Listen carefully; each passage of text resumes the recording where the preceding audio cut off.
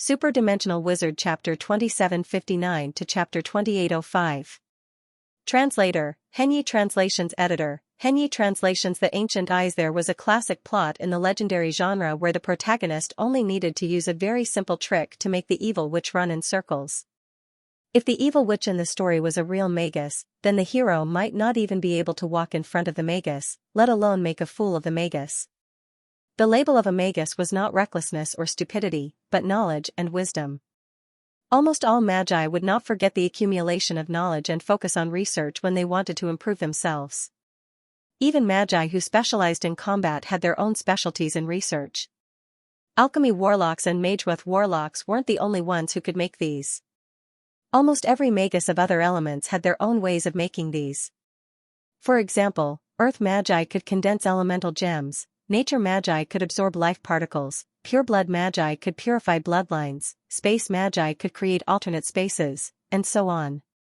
Among them, magi who specialized in modification were best at creating ownerless organs. Masterless organs could be understood from the literal meaning. They were masterless organs that could be sealed for a long period of time. When using them, one could directly fuse the organ into one's body. After the fusion, one would immediately obtain the talent and ability boost brought by the organ. From the perspective of usage and effects, it was very convenient. However, it wasn't perfect. It had many flaws, but there were two main ones. First, it could not be like the organs modified by modification magi, which could be maintained in peak condition for a long period of time. From the moment the seal was opened, it would enter a period of decline until the effects disappeared. Second, fusing with masterless organs for a long period of time would subtly affect the host's personality. These two were the most critical flaws of masterless organs, and they were very difficult to fix. Unless one was very lucky and bought a masterless organ that was compatible with one's body. If that was the case, the masterless organ could be transplanted into one's body and these two flaws could be avoided. Other than this method that required heaven-defying luck, modification magi were also constantly optimizing masterless organs. One of them believed that since the flaws could not be avoided, then they might as well eliminate the flaws from the roots. As for how to eliminate them? Their method was very simple and crude. They directly made the ownerless weapon into a single-use item. Once it was used, it would be scrapped. Wouldn't that perfectly eliminate all the flaws? Although this theory sounded like a joke at first, this kind of one-time consumable ownerless organ was now mainstream. It was a one-time consumption, so there was no need to worry about the consequences. He could maximize the enhancement of all the ownerless organs to the maximum. This way, he would be able to deal the most damage in a short period of time. Just like the planar passageway, it was the last resort of the wizards. However, the planar passageway was to escape, while the ownerless organs were to fight with their backs against the wall. Because of this, when the golem took out the ownerless organ, Dorcas' expression immediately changed. After all, the magical elephant was only an apprentice.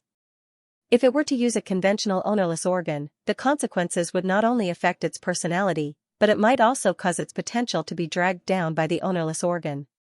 Therefore, there was a high probability that the demonic elephant was using an ownerless organ. Ownerless organs could only be created by alteration wizards. In other words, ownerless organs were basically wizard-level tools. A one-time ownerless organ, on the other hand, would eliminate the possibility of using it again and increase the damage output. This kind of damage output could even rival that of a Truthfinder wizard. Of course, the golem could not fully utilize the power of the ownerless organ due to its limited strength. At best, it could deal damage that could reach the level of a wizard-level attack. Even so, this kind of damage was not something an apprentice like Wai could take. Dorcas looked at the woman in the distance with a grim expression. There was no way the golem would have an ownerless organ. It must have been given to it by someone else. And that someone must be the woman who could create ownerless organs herself. How cruel, Dorcas gritted his teeth. Using an ownerless organ to deal with an apprentice? Angor also gave them some other tricks, but they were all mainly for defense. At best, they could put the opponent in an invincible position, but they could not hurt the opponent directly. Of course, speed could hurt the opponent. However, speed did not do anything last time, so Dorcas simply ignored it.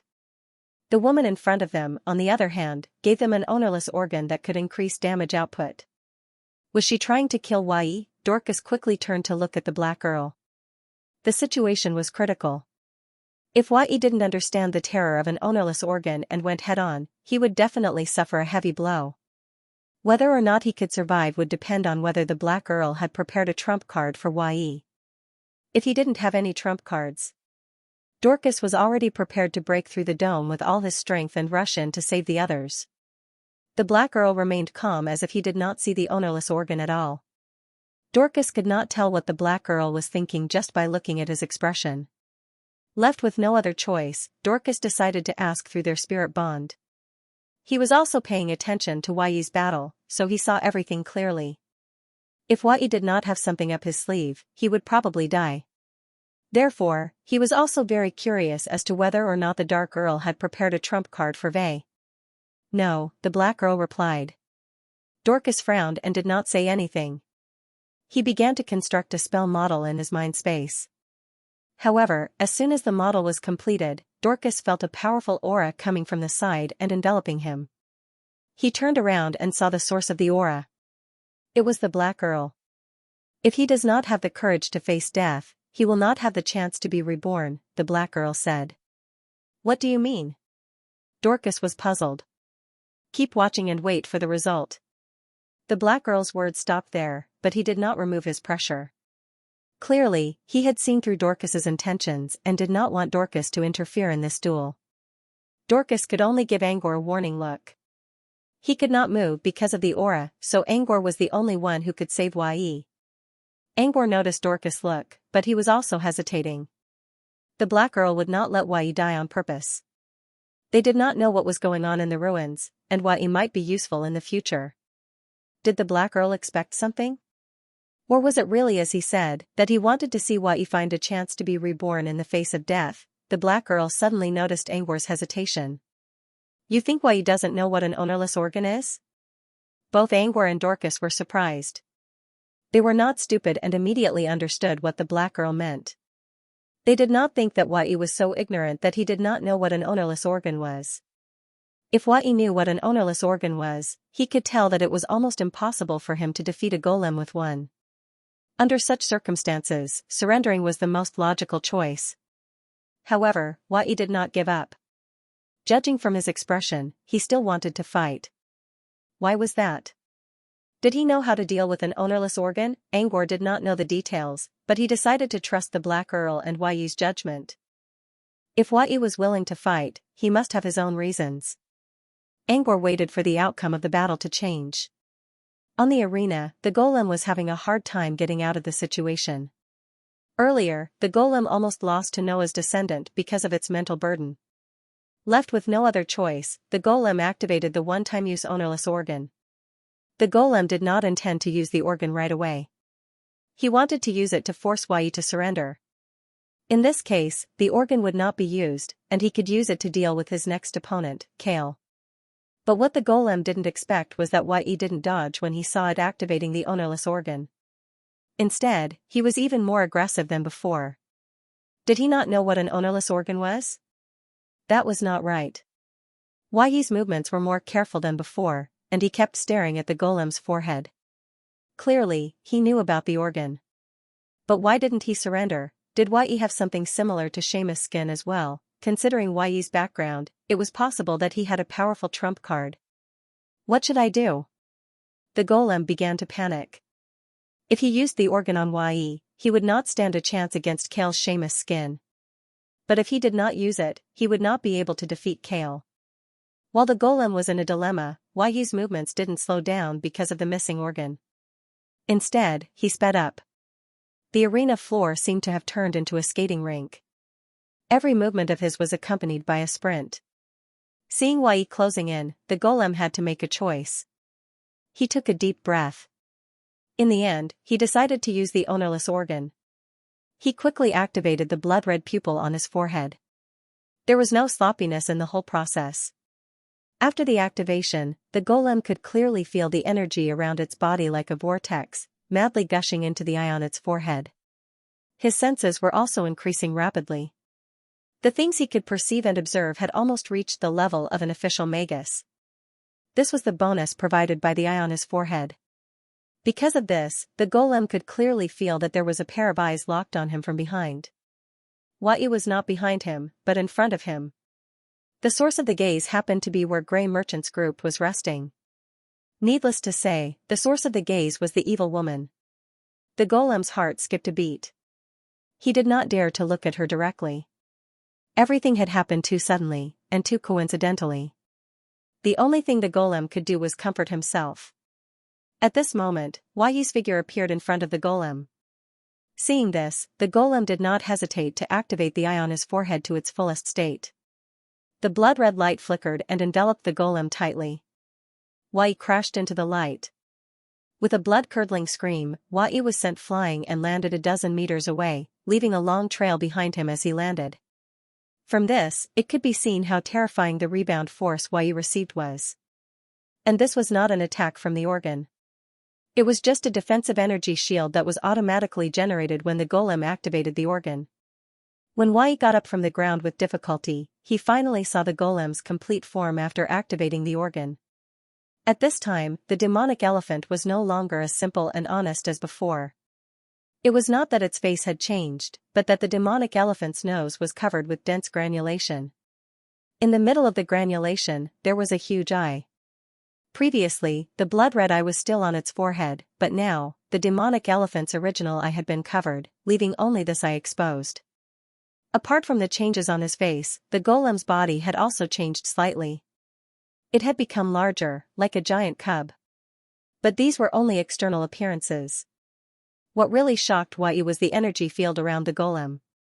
It was distant and terrifying, as if the energy was bottomless, constantly flowing out from the golem's body. This was not a power that an ordinary apprentice could control. The energy was accumulating, and even the naked eye could see the energy ripples around the golem's body. The golem did not know how to deal with this sudden power. Fortunately, the organ seemed to have its own consciousness. With a thought, the golem felt that he had gained control of all the energy.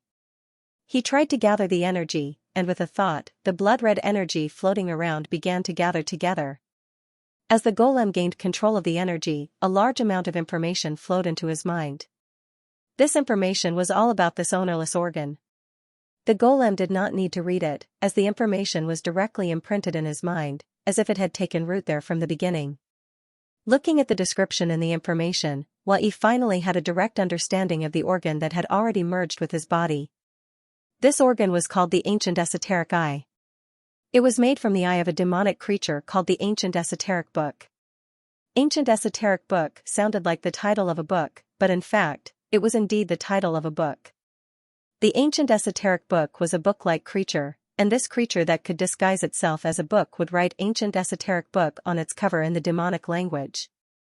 As for whether there was a book called Ancient Esoteric Book, no one knew. But there was definitely a creature called Ancient Esoteric Book. Ancient esoteric books were often found in the ruins of the abyss. They would disguise themselves as books to attract outsiders. When people came, they would flip open the pages, revealing a ferocious, bloody mouth, which would chew and swallow people alive. According to the descriptions of some half-blooded demons in the abyss, ancient esoteric books were all believers of the Scholar of Cruelty, and it was very likely that they were created by the Scholar of Cruelty. Ancient esoteric books had very powerful energy control abilities. They could instantly mobilize all the energy around them, as well as within their bodies, and turn it into a mimicry that would pour out in torrents. For example, ancient esoteric books would often turn all their energy into a beam of light and store it in their eyes. When the eyes opened, the beam of light would be released, and those who were swept by the beam of light would be few and far between. Hence, the ancient esoteric eye was often called the Eye of Deathlight or Eye of Death. Due to the ancient esoteric book's ability to control energy, they could cause terrifying damage in a short period of time. This also made them very suitable to be refined into an ownerless organ that could only be used once. Almost all of the modified magi that went to the abyss would make finding ancient esoteric books one of their goals. The ancient esoteric eyes made from ancient esoteric books were completely comparable to mid-grade and high-grade magic scrolls. Unfortunately, ancient esoteric books were not commonly seen. Hence, ancient esoteric eyes were usually only possessed by modified magi, and they were treated as treasures at the bottom of their chests. This time, the vile woman had given the ancient esoteric eyes to the demon elephant. It could be said that she had really put in a lot of effort. End of chapter. Once the golem understood the ancient eyes, it slowly closed its eyes and tried to use its spiritual force to control the boundless energy around it. There were no obstructions, and all the energy was perfectly controlled by the golem. This was the first time the golem had been able to control so much energy that it had reached the level of an official magus.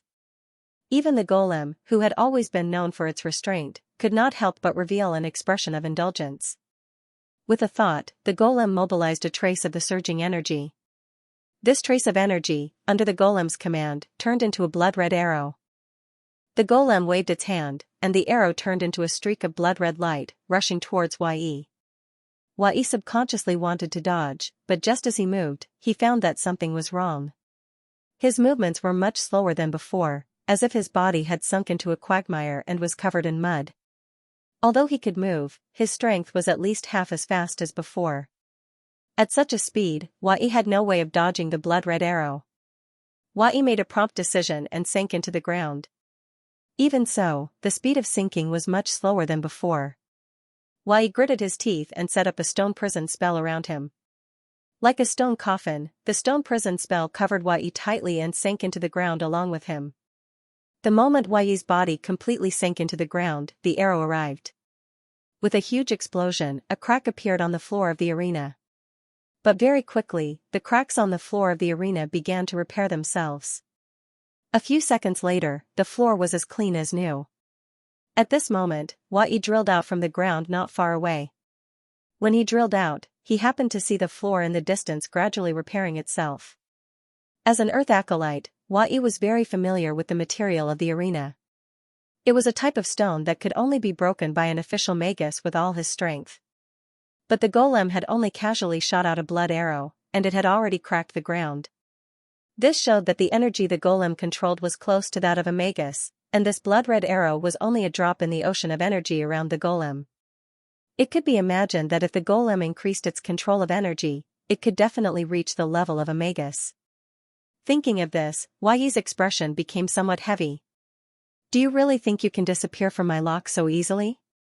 This is just a warning. The voice of the demonic elephant came from afar. What the golem meant was that Yi's successful escape was actually due to his leniency. That wasn't a lie.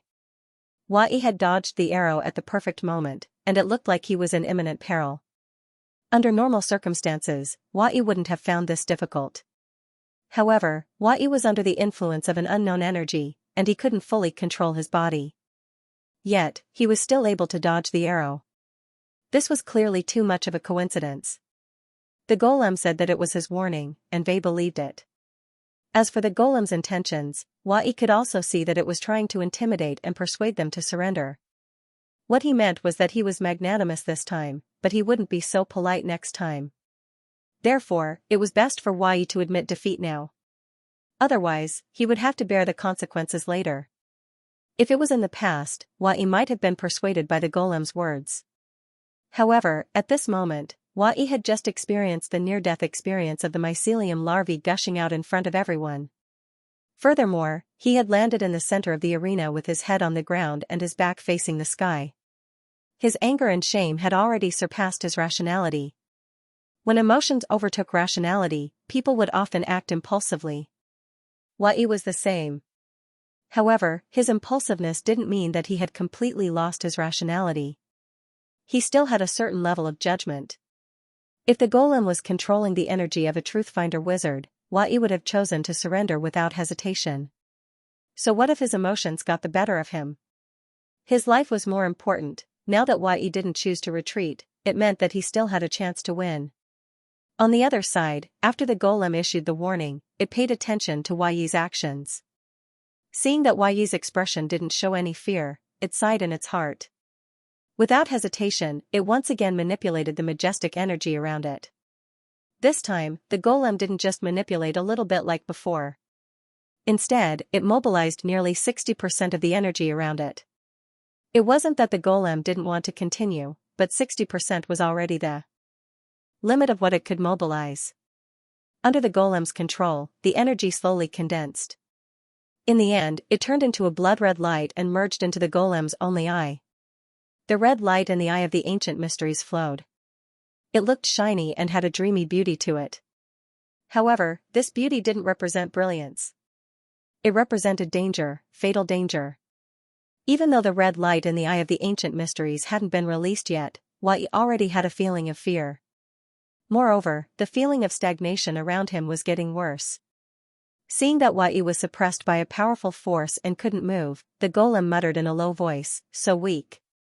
Don't you think it's a pity to die here?" Wai could speak, but he didn't say anything. He also didn't have any intention of retreating. Instead, he continued to stare at the golem. The golem said, "Since you insist on dying, then feel the grace of the death ray."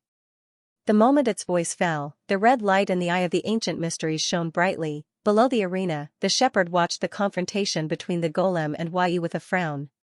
For some reason, the shepherd felt that there was something wrong with the atmosphere on the arena.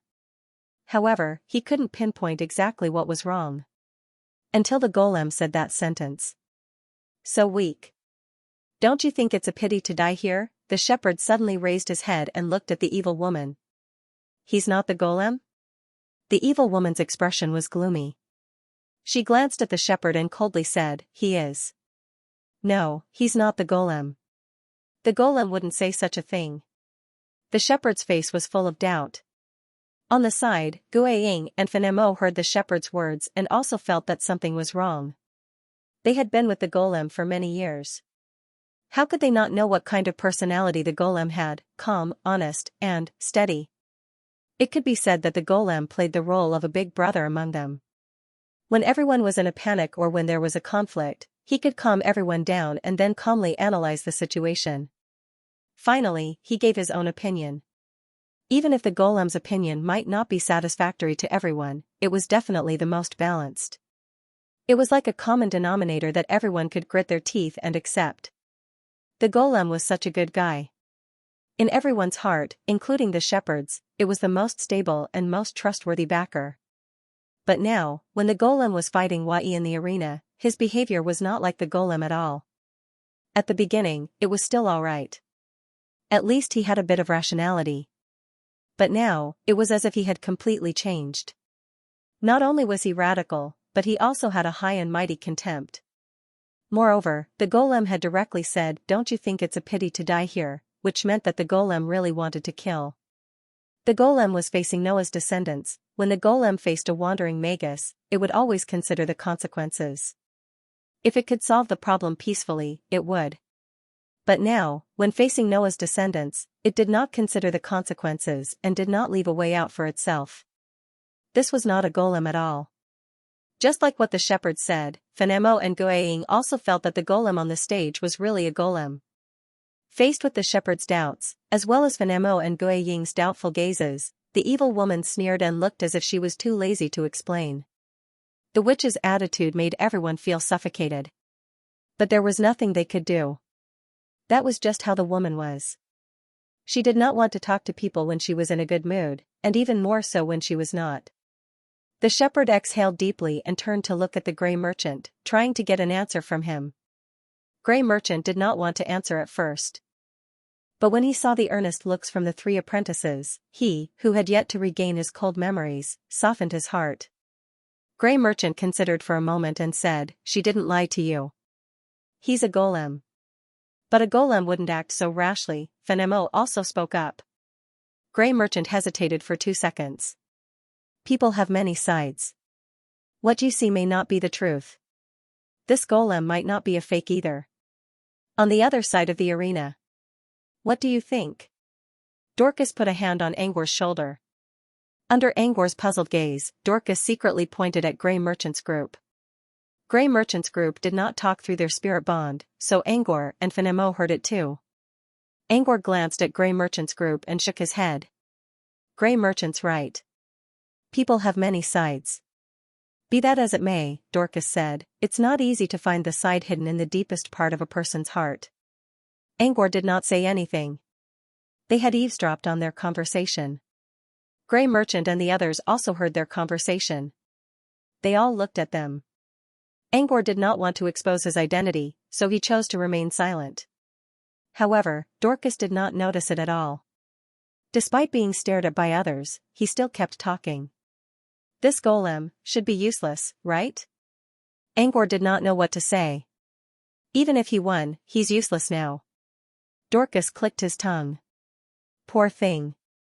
He got tricked by his own wizard. Dorcas's words made the evil woman raise her head abruptly and glare at Dorcas fiercely. Dorcas did not care. He kept talking to himself. Children who don't know how valuable a treasure is can be.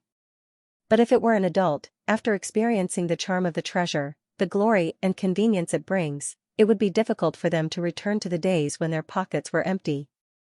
Adults like that are probably useless now. Although Dorcas didn't directly mention the name, he didn't beat around the bush either. He directly pointed out a simple principle. The shepherd was still wondering why the golem did not look like one anymore. Now, he understood what was going on. Imagine an apprentice who could control wizard-level energy with a spirit as tiny as a grain of sand. Such a huge contrast could easily make an apprentice with poor self-control lose his or her sense of power. Outsiders would not be able to understand such a feeling. It was just an early consumption voucher. Why did the apprentice get confused? The answer was simple enough. The longer an apprentice took to become a wizard, the harder it would be for him or her to become a wizard. Time would not only erode his or her lifespan, but it would also fill his or her mind with complicated thoughts. It could be said that before becoming an official sorcerer, every day, every step, every choice, and every battle was an obstacle to becoming an official sorcerer. Once you overcome them, you would return to your pure heart and never become complicated again. But if you could not overcome them, your potential would be exhausted and you would turn into a pile of bones. The golem experienced the powerful control of the eyes of ancient mysteries. Then, his heart was corroded by a poison called I was once incomparably powerful. It was not easy to get rid of such a poison. Losing one's sense of power, or in other words, being confused about power, was the biggest barrier to becoming a wizard. If one wanted to break through it, one had to have great willpower or experience wizard-level power every day to normalize it. Only then would it be possible to not get lost and walk down the wrong path. However, these two methods were not easy to achieve. The latter was ruled out. The only way was to train one's willpower. But training one's willpower was also difficult for the golem. The wizard-level power used by the golem did not come from the outside world, not from magic scrolls, not from magic arrays, and not from potions without side effects. It came from his own body. It was the ownerless organ that gave the golem such an experience. Even if the ownerless organ could only be used once, it could be integrated into the golem's body.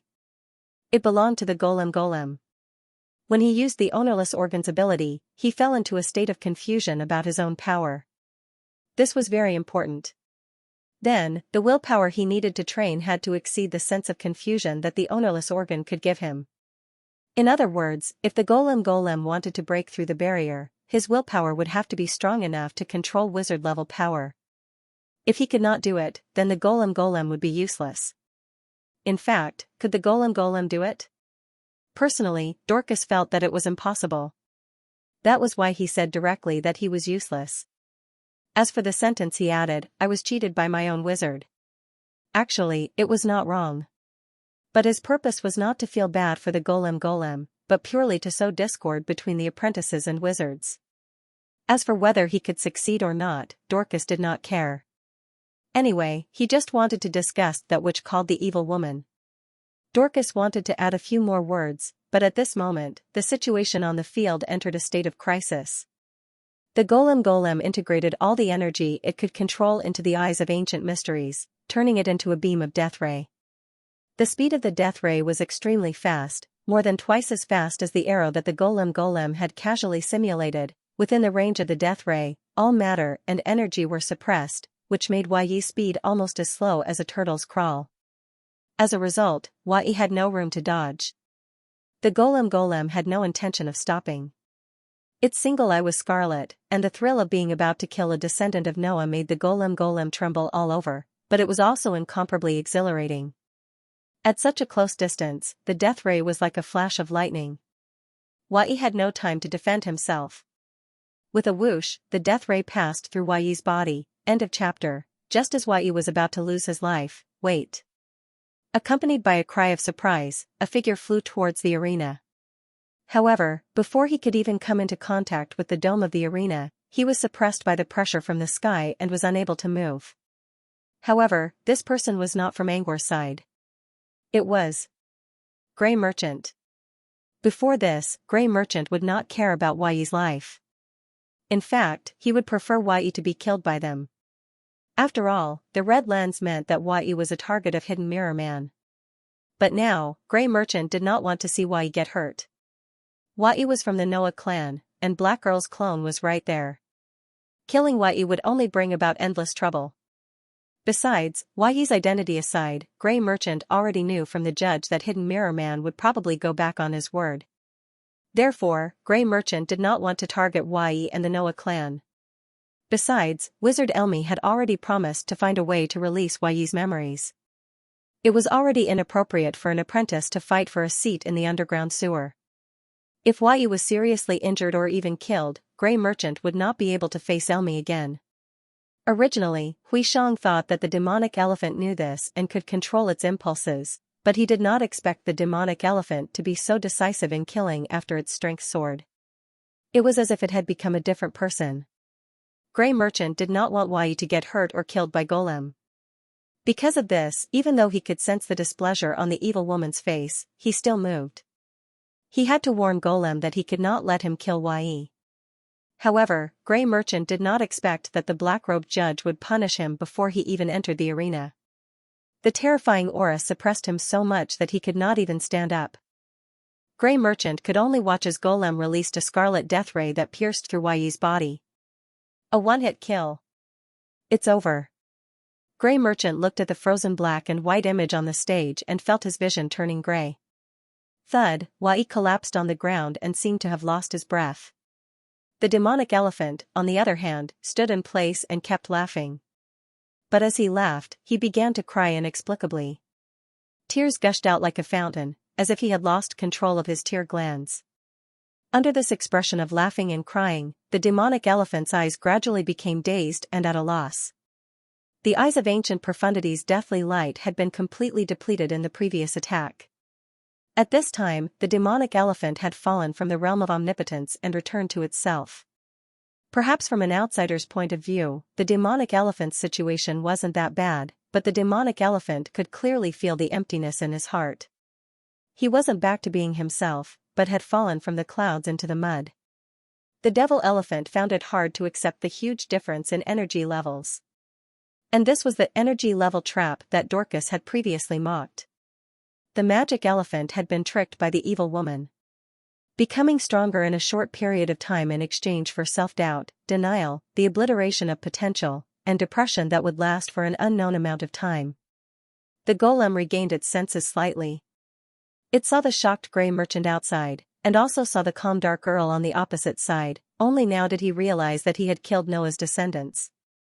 When it had killed Wade, the demonic elephant had been both excited and fearful at the same time. The trembling had been stimulating, an uncontrollable pleasure. But now, the trembling was no longer there, but there was no excitement or stimulation. All that was left was fear and regret. The demonic elephant was now like a lost child. Standing on the arena, it didn't know what to do next. It remembered that the evil woman wanted it to snatch the spoils of war and get the skin of Seamus. But this descendant of Noah didn't have the skin of Seamus. So what should it do? Wait for the next match with Kale? Get the skin of Seamus from Kale, but it had already used the trump card that the evil woman had given it. How could it defeat Kale? The demonic elephant felt like it was shrouded in emotions. Its mind was a mess. It could only think of a single problem. The slightest deviation would cause it to fall into a state of confusion. Because of this, the demonic elephant didn't even know what it should do next. While the demonic elephant was at a loss, it didn't notice that the sage in the air hadn't called for the match to stop. This meant that the match wasn't over yet. The demonic elephant couldn't see the situation clearly due to its demonic state. However, the spectators could clearly see the changes in the arena. Yi, who had been hit by the Eyes of Antiquity's death ray, should have been dead. But what was surprising was that he didn't seem to be dead. His fingers twitched. Then, under the watchful eyes of the crowd, he raised his head slightly. At this moment, Yi's face was no longer recognizable. It was a mess of flesh and blood. One could even faintly see pieces of white bone. From Yi's disfigured face, it was clear that he wasn't in a good state. But compared to the demonic elephant, Yi was still rational. Yi didn't move. He couldn't move. All he could do was look at the demonic elephant, who was crying and laughing at the same time. Then, he mobilized what little magic power he had left and aimed it at the demonic elephant. The demonic elephant was completely immersed in its own world. It didn't feel the energy fluctuations around it at all. It wasn't until a huge impact of energy, wrapped in a strong wind, hit the demonic elephant from behind that it came back to its senses. However, even when the demonic elephant came back to its senses, it still didn't react when it turned its head and saw a palm made of stone. Or rather, its reaction was sluggish. The palm hit the demonic elephant's back hard. The huge force sent the demonic elephant flying. When the demonic elephant was in the air, it suddenly realized that it had been hit by Yi. But, wasn't Yi already dead? At this moment, the demonic elephant was still thinking about why Yi wasn't dead. It didn't think about how it should deal with the situation now. This was also the backlash of using energy that didn't belong to it. Its thoughts were stretched and dulled. It lost its sense of crisis, and its ability to deal with crises was reduced to the level of an ordinary person. This state wouldn't last long. With the demonic elephant's strong physique, it would probably recover quickly. But, the depletion of potential and the psychological trauma couldn't be recovered in a short period of time. It could be said that Dorcas was right. This time, the evil woman really tricked the demonic elephant. Most importantly, the evil woman hadn't gotten what she wanted yet. In the end, the golem was slapped out of the arena in its sluggish state of mind. It was only after Grey Merchant rescued it from the void monster's greenish eyes that it realized what had happened. "I lost?" it asked in hindsight. Looking at the demonic elephant's dazed expression, the rage that had surged to the pit of the Grey Merchant's stomach couldn't be vented. He only pulled the demonic elephant back to their side of the arena. After the Grey Merchant returned, he glared fiercely at the evil woman. The evil woman subconsciously wanted to say something, but when she saw the Grey Merchant's gloomy face, she shut her mouth. The evil woman had seen the Grey Merchant's gloomy and cold expression many times in the past, so she wasn't afraid. That was because the Grey Merchant's personality had always been like this. However, ever since a part of his memory was taken away by the hidden mirror person, the Grey Merchant's personality had undergone a 360-degree change. He was more inclined to the refined and gentle person from a long time ago. This kind of ugly expression almost never appeared on the Grey Merchant's face. Now, the Grey Merchant directly showed such an expression to the evil woman, which was enough to show the anger in his heart. That was because the evil woman had lied to him. The evil woman didn't even tell him that she would give the demonic elephant the Eyes of Antiquity. This was an ownerless organ that could be used as a trump card by bloodline adepts. Obviously, the evil woman could tell that the spatial apprentice opposite her didn't have much to do with the Noah clan. Judging from the other's attitudes and various details, the demonic elephant seemed to have some connection with Red Sword Dorcas. He probably didn't have any powerful background and was probably just a wandering apprentice. Perhaps even the Seamus hide was lent to him by Dorcas. After confirming that the opponent might have no background, the evil woman's attitude changed. Not only did she want to get the Seamus hide, she also wanted to use the demonic elephant to kill the opponent. In the evil woman's eyes, an apprentice without a background was dead.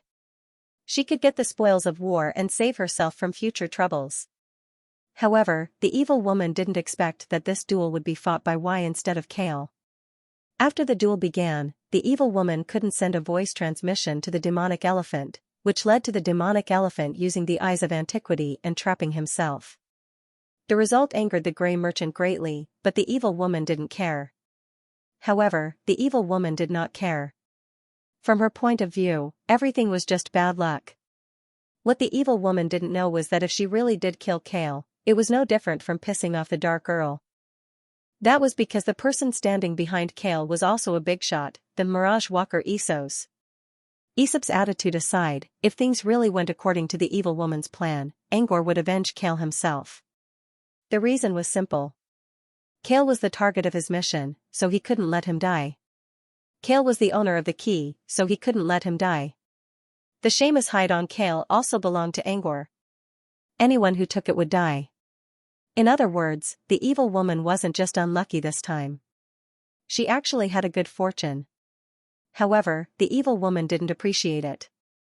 Her mind was filled with one thought: Noah's descendant isn't dead anyway, and I even lost an ownerless organ.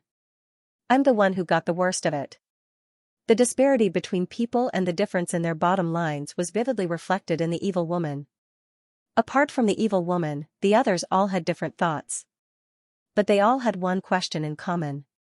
How did Noah's descendants survive the Eye of Ancient Mystery? Angor and Dorcas were also curious about the same thing. So the reason why my lord didn't panic was because he gave Yi a trump card. TSK, Yi used to look alright, but now he's in such a miserable state. His entire body is covered in rotten flesh, and he'll probably have to live with an ugly face for the rest of his life. Dorcas carried Yi off the stage and placed him on the ground. Dorcas joked as he healed Vale. However, after a while, Dorcas realized that his treatment didn't work at all. Vale's body was shriveling up at a speed visible to the naked eye. His eyes were losing their luster as if they would lose all their luster at any moment. Dorcas was still laughing at Vale, but now he couldn't bring himself to laugh anymore. He quickly turned around and looked at the Dark Earl. What's going on? Dorcas's expression was one of fear and anxiety, and he even stuttered as he spoke. The Dark Earl ignored Dorcas and looked down at Vale, who still had one last thought left in him. Since you've already used it, does that mean you've made up your mind? Black Earl's words had no cause or effect, so everyone was confused and didn't understand what he was talking about. But Yi seemed to understand the meaning behind Earl Black's words. After a moment of silence, he softly said, "My lord, did Sister Ella die because she reached this step? If you have time to worry about Ella, why don't you pay more attention to yourself? You don't have much time left to make a choice." Angor was a little confused. Who was this Ella that Vale mentioned? Why would Vale care about Ella and not her at this time? Before he could figure out what was going on, Dorcas mouthed something to him. Ella was Vale's older sister. And she was Vale's biological sister. What did Yi mean by saying that Ella was dead at this time? Did he think Ella's death was the same as Angor's? She died in a duel? It couldn't be that coincidental, could it? The Dark Earl continued. If it wasn't for its protection, you wouldn't have survived the Eye of Arcana. Now, it's your turn to make a choice. Vale's eyes became wet. He didn't look at the Dark Earl anymore. Instead, he looked at Dorcas. Vale's mouth moved slightly as if he wanted to say something. Dorcas thought Vale had some last words to say, so he quickly moved closer. However, when Dorcas moved his ear closer, Yi spat at him fiercely. While Dorcas was still in shock, Vale shouted with all his might, "So it's my bad luck to run into you. I've been hiding for so many years, and now I'm forced to go to the ruin to find you. I'm done for. I'm going to end up like Sister Ella. I can't even say a word. I'm going to be turned into a walking dead for no reason. Damn it. Damn it." After shouting and cursing, Dorcas was completely dumbfounded. Only then did Yi turn his head to look at the Black Earl, as if admitting defeat. "Come, I don't have any other choice. So what if I'm a puppet? At least my physical body is still alive. Dorcas, I won't be myself from now on. Are you happy now?" The wetness in Vale's eyes finally turned into tears and slowly slid down his cheeks. Vale closed his eyes and tried to look as if he was going to die. However, his eyelids were already gone, and he couldn't close them. He could only watch as his master fell off the stone slab and slowly flew toward him. Yi's sadness was not an act. Angor could clearly feel the man's sadness and despair. He really believed that he was going to die here. However, it was worth mentioning that even though Yi was cursing Dorcas at the last moment, his heart was filled with reluctance. He didn't really blame Dorcas. To Yi, cursing was just another way to say goodbye. Perhaps from Vale's point of view, this kind of pompous farewell, or rather, farewell was more of an act and less sad. Wise emotions told Angor that something was going to happen. And judging from the details, this something should be a secret of the Noah clan. Since it's a secret, should I leave? Angor hesitated. He wanted to ask Dorcas for his opinion, but the man was only looking at Y without saying anything. His expression was calm, but Angor could sense the confusion in Dorcas' mind. It was as if Dorcas still did not know what was going on. However, the confusion did not last long. When he realized what was going to happen, his calm mind began to ripple. One circle after another. Every ripple seemed to carry a different emotion. Surprise, confusion, grief, disbelief. These emotions were constantly stacked on top of each other as the ripples spread out. The saddest emotions didn't come in waves. Instead, they accumulated bit by bit, stacking on top of each other so that one could clearly feel that sadness was also an existence that could be touched. Emotions that erupted like a volcano were usually just a way to vent. Angor looked at Dorcas' changing expression and decided not to say anything. Since the Dark Girl did not ask them to leave or create a mist to block their vision, did that mean they were allowed to watch? Angor stepped back silently. He did not know what the Dark Girl was going to do, but as a spectator, keeping a low profile was the only thing he could do. As for Y's last words, Angor had his reservations. Y believed that he was going to die, but Angor believed that the Dark Earl would not leave him in the lurch. Angor did not think so because of the Dark Earl's kindness. Instead, he made a reasonable judgment based on the situation and some other details. Both Angor and Dorcas had expressed their willingness to help Faywin many times, but Dark Earl refused. Even when Y was in danger, the Dark Earl still went to stop Dorcas and said that only by facing death can one be reborn. That was already too much. The Dark Earl might have some expectations for Y, but those expectations had to be based on his own strength. The ownerless organ of a golem was already beyond Y's ability to handle. Even so, the Dark Earl still did not want to help. He even stopped them from helping Y, which was even more too much. The Dark Earl might not care about Dorcas' opinion, but he should care about Angor's. He wasn't being arrogant. It was just that he already noticed that Dark Count cared more about his own opinion than anything else. Perhaps it was because he held the key to the remains, or perhaps it was because of his personal value. Either way, it was certain that the Dark Earl valued Angor. So why would he do something like killing Y in front of Angor? Or even cause Y's death by stopping Angor and Dorcas? If Y really did die because of this, Angor's opinion of the Dark Earl would be greatly lowered. Even if Angor was overconfident that the Dark Earl did not care about his opinion, would the Dark Earl care about the Wise Lord's opinion? Or maybe the Dark Earl cared about the opinion of the one in the dark. Did the Dark Earl really have the right to enter the abandoned site by tricking his own descendant in front of so many powerful figures? This was just his own speculation.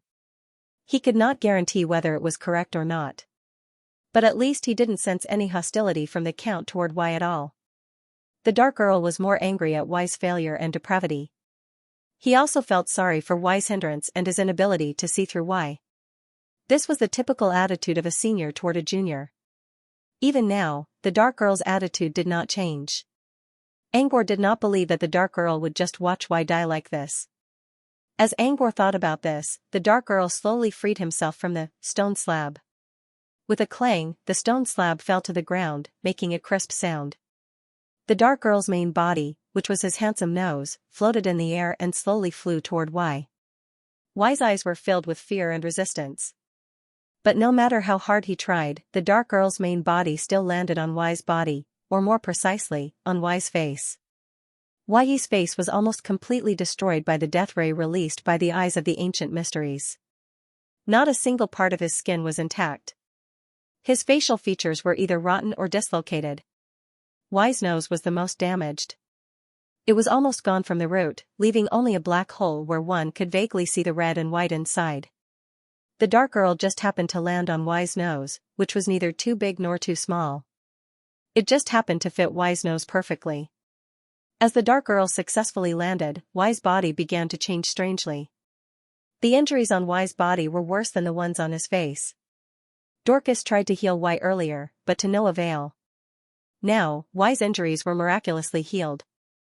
Broken blood vessels were reconnected, broken bones were mended, muscles were rebuilt, and damaged organs were regenerating at a speed visible to the naked eye. The most obvious change was the recovery of Y's skin. In just 1 minute, Y's rotten skin was restored to normal. And it was even fairer and smoother than before. It could be said that the current Y seemed to have gone back in time and had completely recovered the past. However, Angor, Dorcas, and Kale all noticed something different about Y. It was a change in temperament. Y did not open his eyes yet, but his aura was already overwhelming. "This aura doesn't belong to him," Dorcas muttered. Angor also noticed that Y never had such an aura before. In the past, Y's aura was almost non-existent. But now, Y's aura had an obvious sharpness to it. It was like a broken blunt sword had turned into a sharp blade in the blink of an eye. Dorcas looked up at Angor in confusion. Did he really disappear? Angor knew what Dorcas meant. Y's disappearance did not refer to the disappearance of his body, but the disappearance of his soul and consciousness. Considering Y's words and the change in his aura, Dorcas believed that Y was no longer Y. He was now the Dark Earl. The Black Earl's nose had found its home, and similarly, his consciousness had taken over Y's high ground. As far as Dorcas was concerned, they were facing the Dark Earl, not his dear friend. As soon as Dorcas finished speaking, Y, who was lying on the ground, suddenly opened his eyes. Y's gaze was harmless before. But now, Y's eyes were filled with sharpness. Even Kale could sense the sharpness in them. His eyes are different too, Dorcas said. They're really gone. Dorcas looked around blankly. He was at a loss right now. His dear friend was right beside him one moment, and the next, he was completely gone.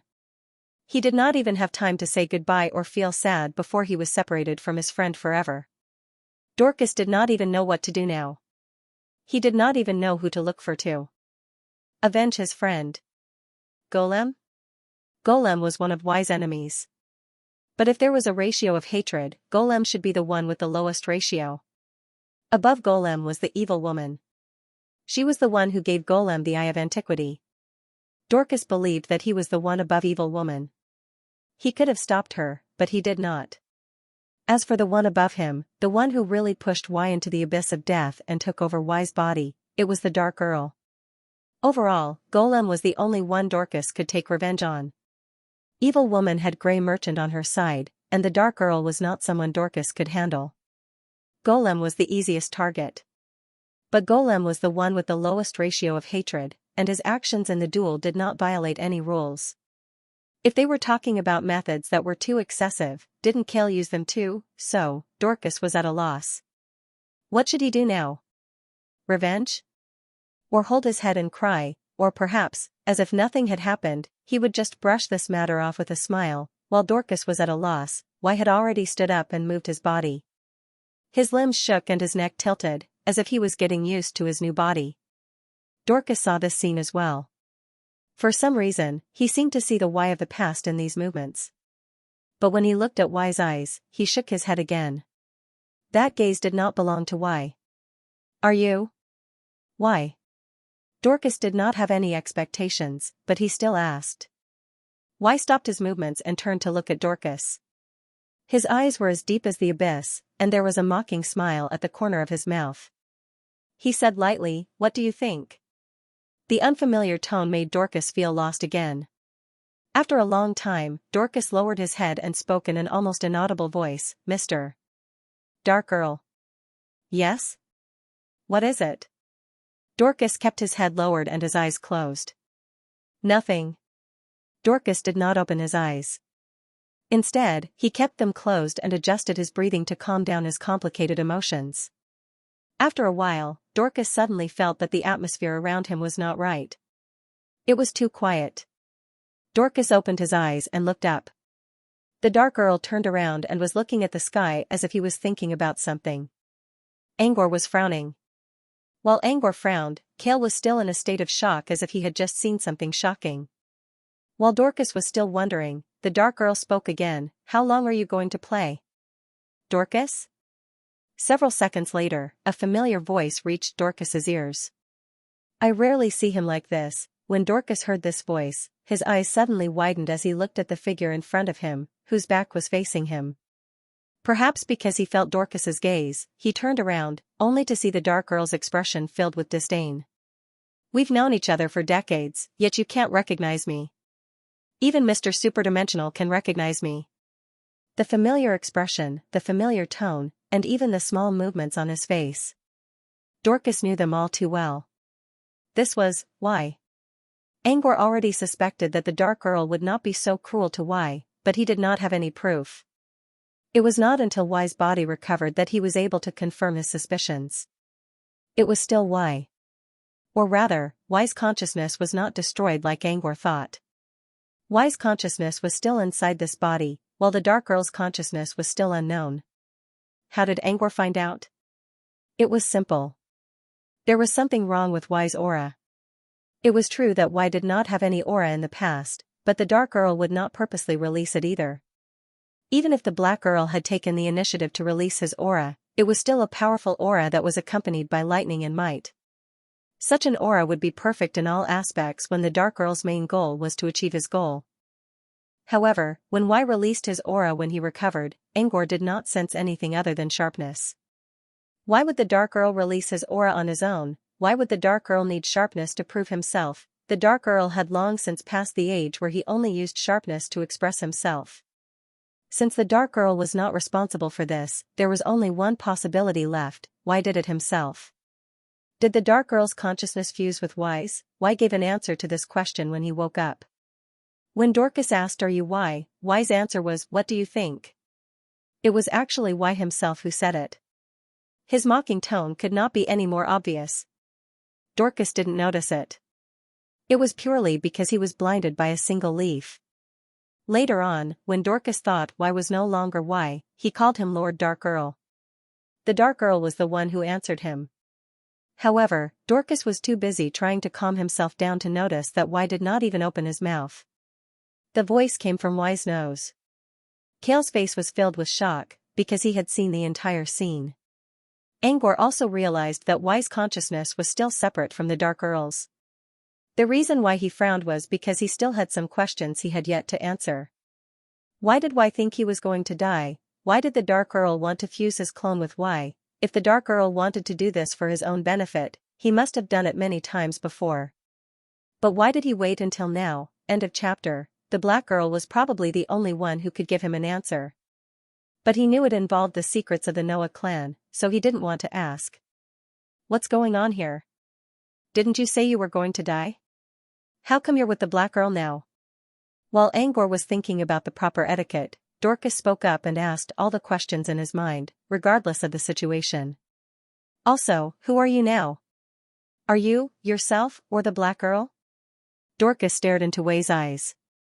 Wei was going to mock Dorcas a bit more, or maybe even boast like he always did. But when he saw the complicated emotions in Dorcas' eyes, he swallowed his words. "I'm still me, of course. I thought I was going to die, but didn't you see it? His lordship saved me."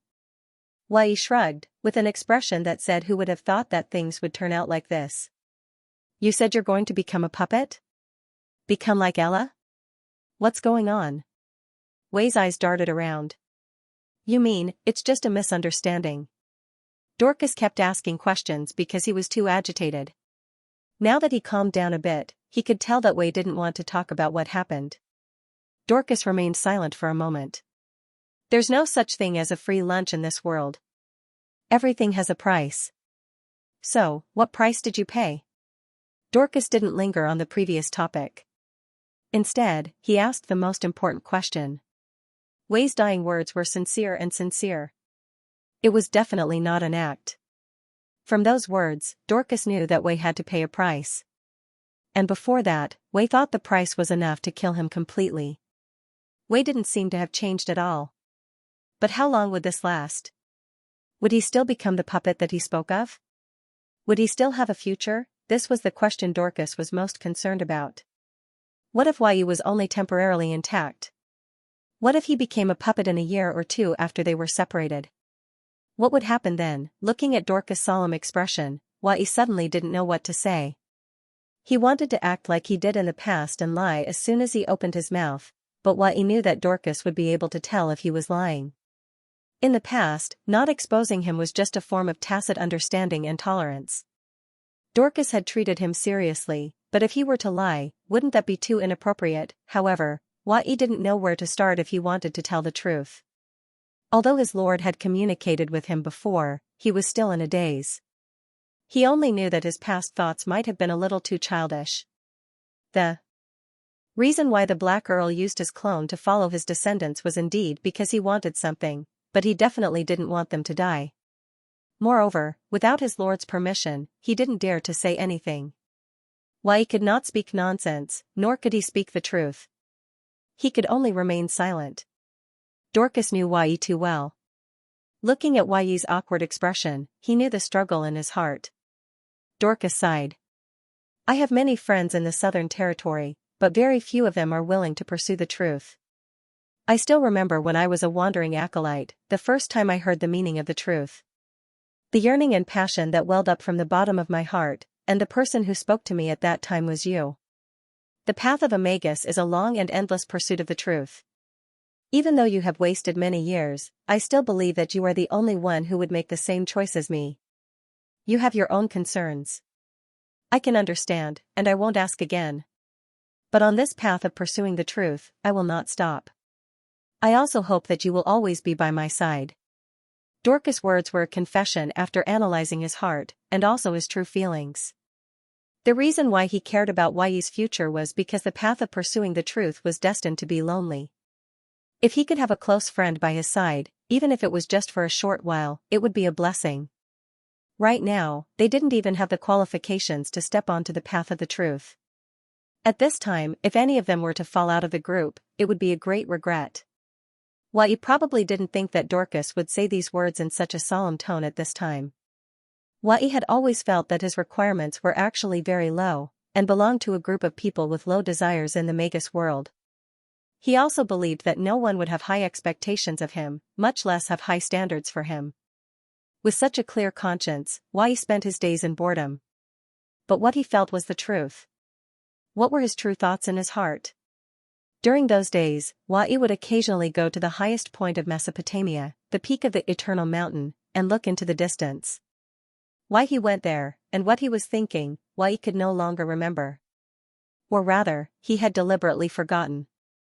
But at this moment, hearing Dorcas' words, he seemed to vaguely see those forgotten memories. At the peak of the Eternal Mountain, he didn't think about the fortune-telling shop, nor did he think about the gossip magazines. He only thought about himself.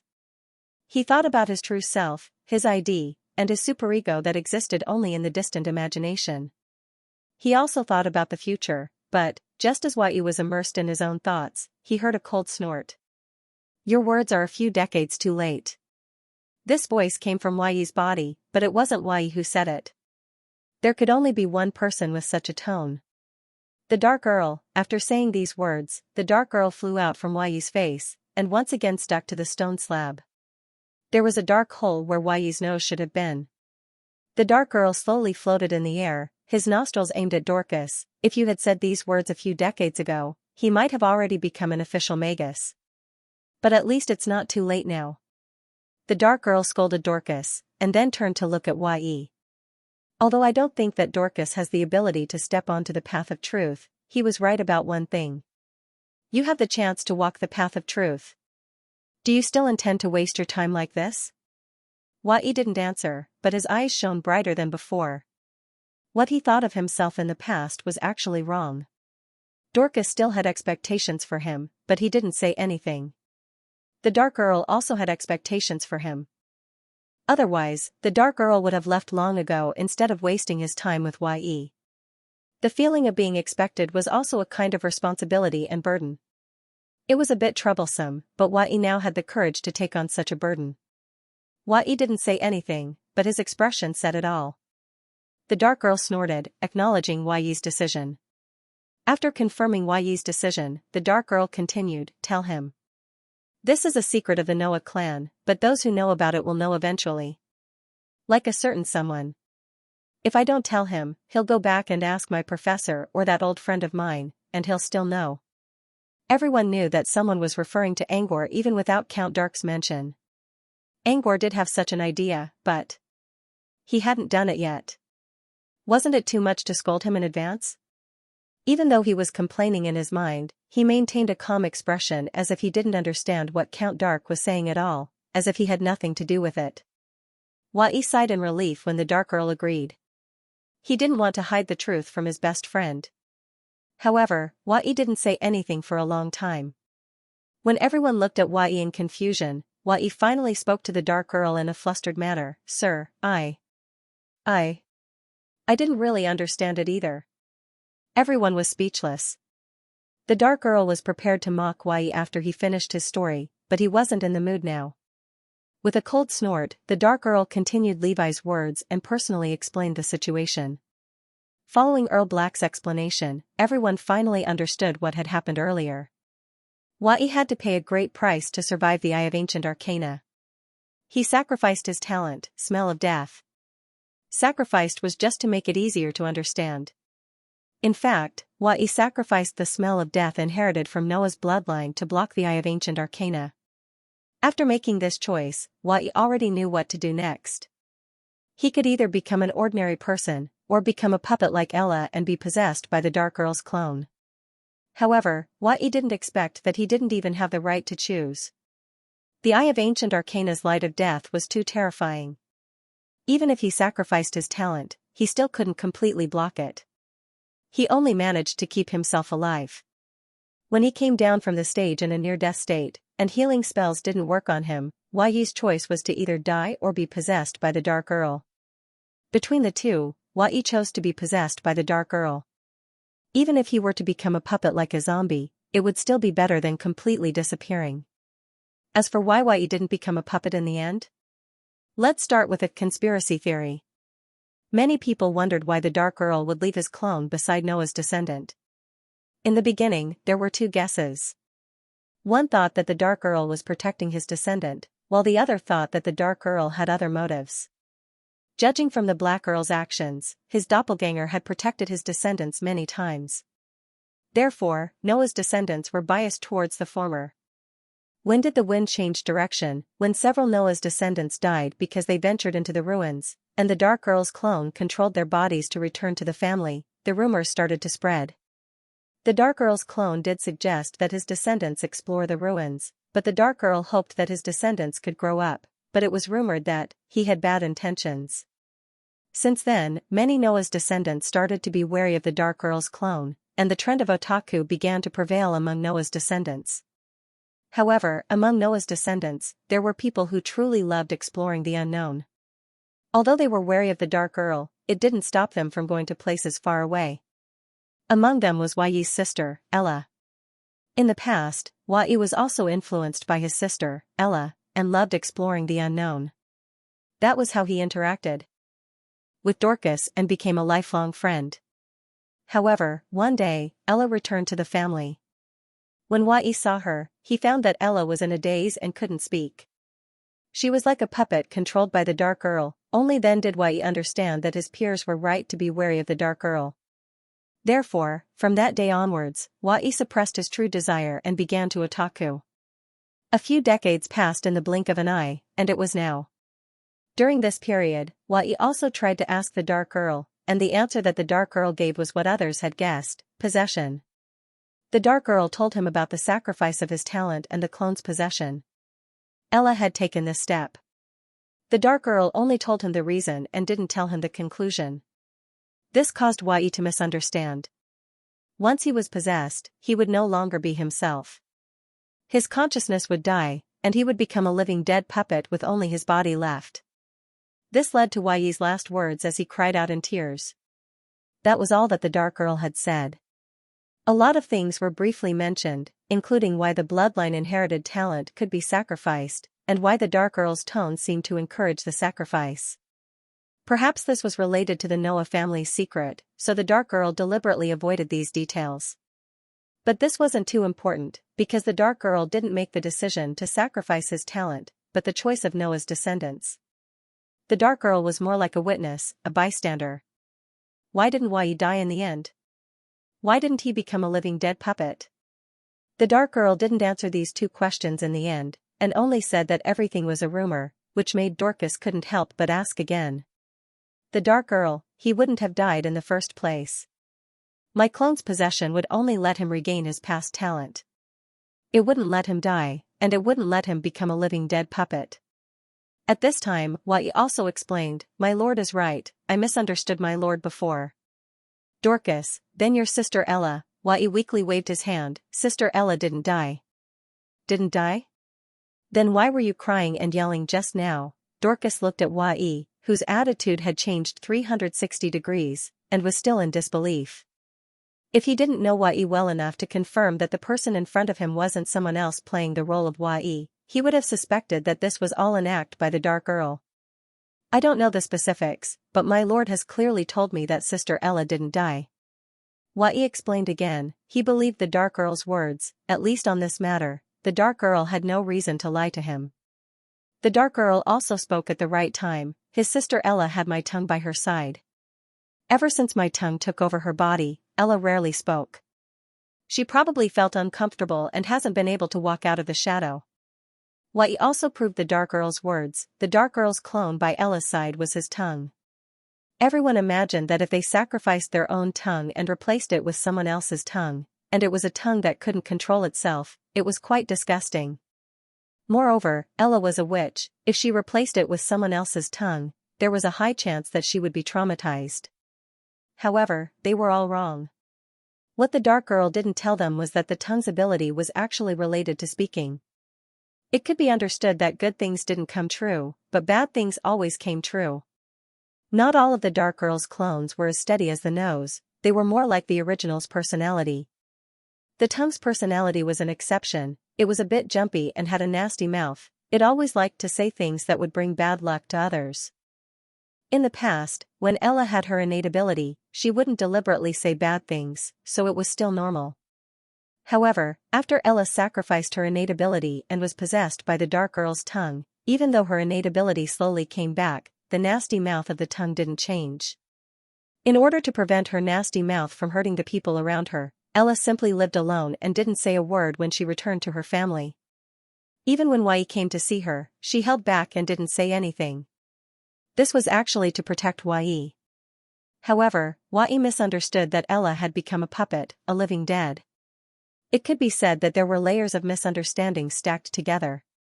Regarding this, the dark Earl was actually well aware, but he didn't do anything to interfere, nor did he explain.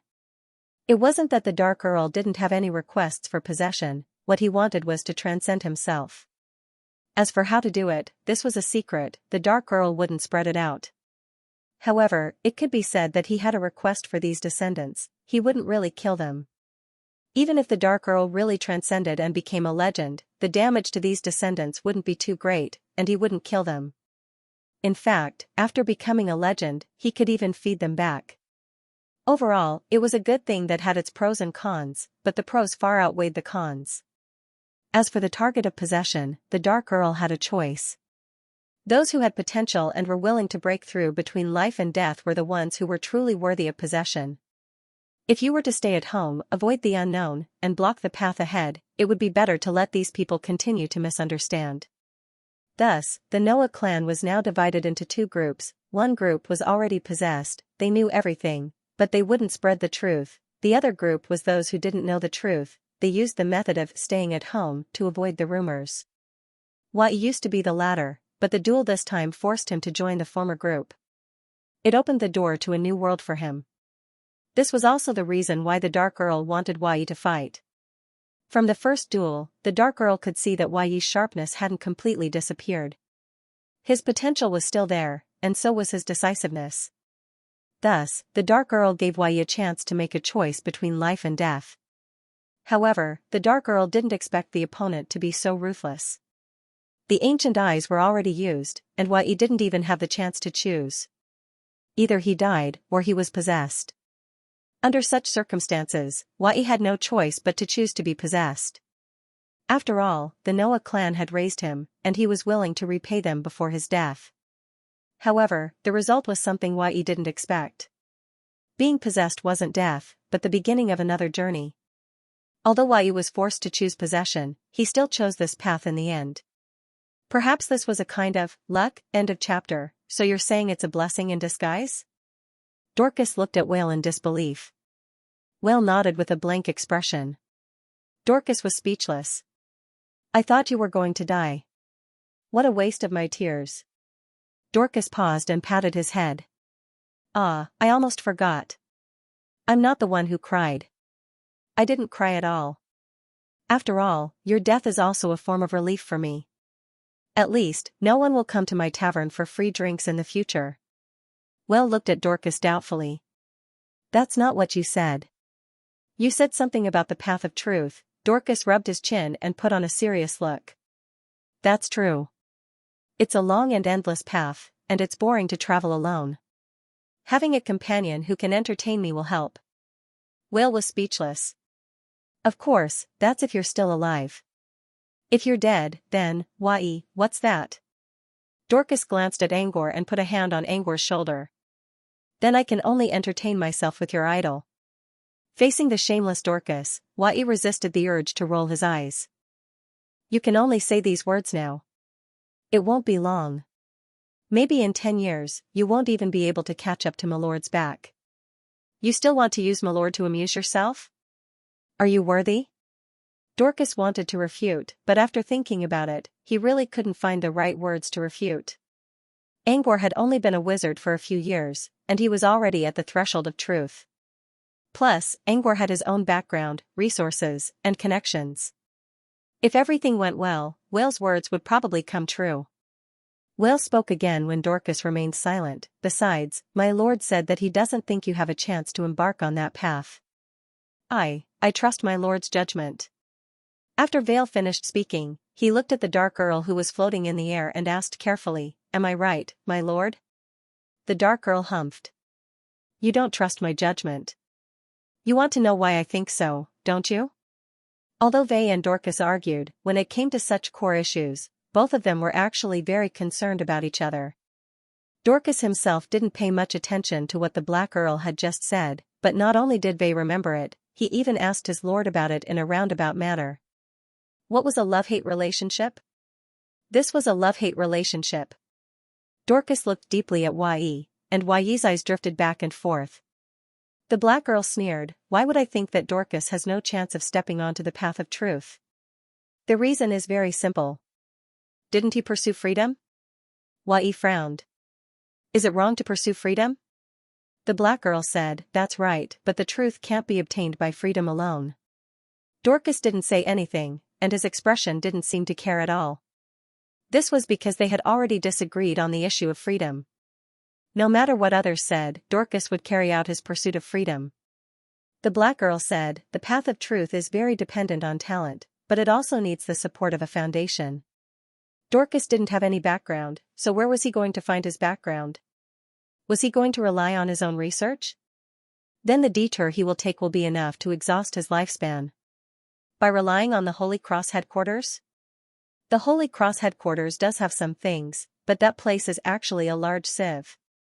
It's called the headquarters of the Wandering Magi, but it's actually a training ground for the various large Magi organizations. There is a foundation there, but compared to the truly large organizations, it's still lacking. Even if the Holy Cross headquarters opened up all their foundations for him to see, he might not be able to use it to step onto the path of truth. Wai said. So it's still because he's a wandering magus? The Black Earl said, Yes, at least in the southern region. After a pause, the Black Earl continued, If it's in the origin world, then there might be some possibility. But if he wants to pursue freedom in the southern region, then forget it. He might as well give up on the pursuit of truth. Dorcas, who had been silent since the topic started to discuss freedom, finally couldn't help but speak up. Why do you say that it's still possible in the origin world? The Black Earl said, There are wandering magi in the origin world, but wandering magi in the origin world can join some organizations, or work for some organizations. As for the remuneration, as long as you have enough ability, it's not impossible to obtain an inheritance. This is also why I said that the wandering magi in the origin world still have a chance. Dorcas frowned. Join an organization? Sell their lives for an organization? Are they still considered wandering magi? The black girl said, why not? The way these organizations do things is actually no different from the Holy Cross headquarters you speak of. They accept missions and obtain benefits. However, the organizations in the origin world are much purer than the Holy Cross headquarters. As for why the organizations in the origin world were purer than the Holy Cross headquarters, the reason was actually very simple. The two were fundamentally different. There were roughly two main types of organizations in the origin world that could allow wandering magi to join. One was a union established under the same ideology. For example, Order Guild, Greenwald Spell Research Institute, Trudy Bloodline Research Institute, Deleste Alchemy Guild, etc. These were organizations that had joined forces because of similar ideologies. Most of these organizations were free to come and go, and wouldn't forbid you from joining other organizations. It didn't even matter if you had the titles of several organizations at the same time. The other type was an organization that relied on their own strength to establish a central city. It was like the City of Truth, with the central city as the core, and the followers established the satellite cities as the boundaries. The most representative of these were Illusion Tower, Forest Night City, Coco's Milk Spring Village. This type could also allow wandering magi to accept missions and give rewards, but there would be some rigid requirements. For example, there was a rigid rule in Milk Spring Village: all wandering magi in name in Milk Spring Village were not allowed to give any direct or indirect help to the Dark Gourmet. If they violated this rule, they would definitely suffer from the backlash of the oath. No matter if it was the Union or the Central City, they all had powerful magi overseeing them. There might even be miracle magi standing behind them. Under such circumstances, they were only responsible for their own organization, and definitely wouldn't let other organizations interfere. This was why they were pure. The Holy Cross headquarters was a sieve full of loopholes. You and I both said that we were wandering magi, but the real wandering magi might only make up a small portion. Most of them were sent in by various magi organizations. They invaded the Holy Cross headquarters mostly because they wanted to get a share of the wandering magi's profits. How could this be pure? After the Black Earl finished his explanation, he coldly sneered, "In the origin world, there is no such thing as the absolute freedom you seek. I don't know who told you to seek this kind of absolute freedom, but the person who taught you definitely didn't tell you that absolute freedom means absolute chaos. Is this the kind of freedom you seek?"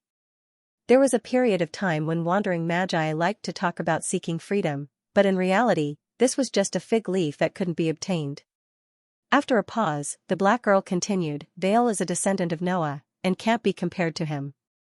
Why don't you ask this little guy next to you, what does he think of the freedom you seek?" The Black Earl pointed at Corell. Corell was also a wandering acolyte. What would he think of Dorcas' so-called freedom? Dorcas turned to look at Corell. Corell was silent for a moment, and then scratched his head. I don't actually have any opinions, just respect." The Black Girl didn't comment on Carol's answer, but anyone could tell that Carol's answer was already very tactful. The so-called wandering acolytes all sought freedom, which was wrong in itself. Seeing that there was something wrong with Dorcas' expression, Wade hurriedly coughed twice to break the awkward atmosphere. "Aren't we talking about the truth? Why are we talking about freedom?" The Black Girl snorted.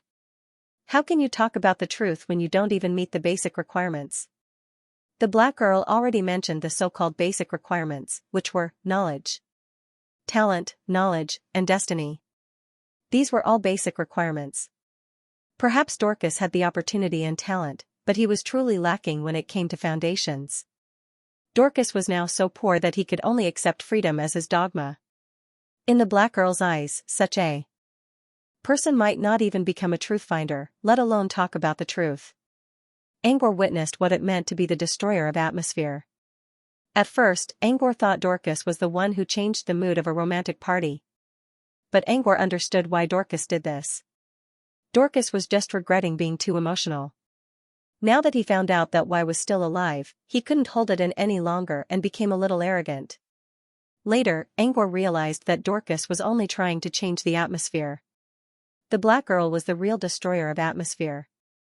The Black Girl directly ruined the good atmosphere, causing the atmosphere to become even more awkward.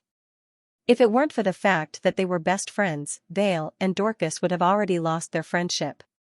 Angor sighed in his mind and broke the silence. Let's talk about the future in the future. He then looked at Vale. You said your talent can be recovered?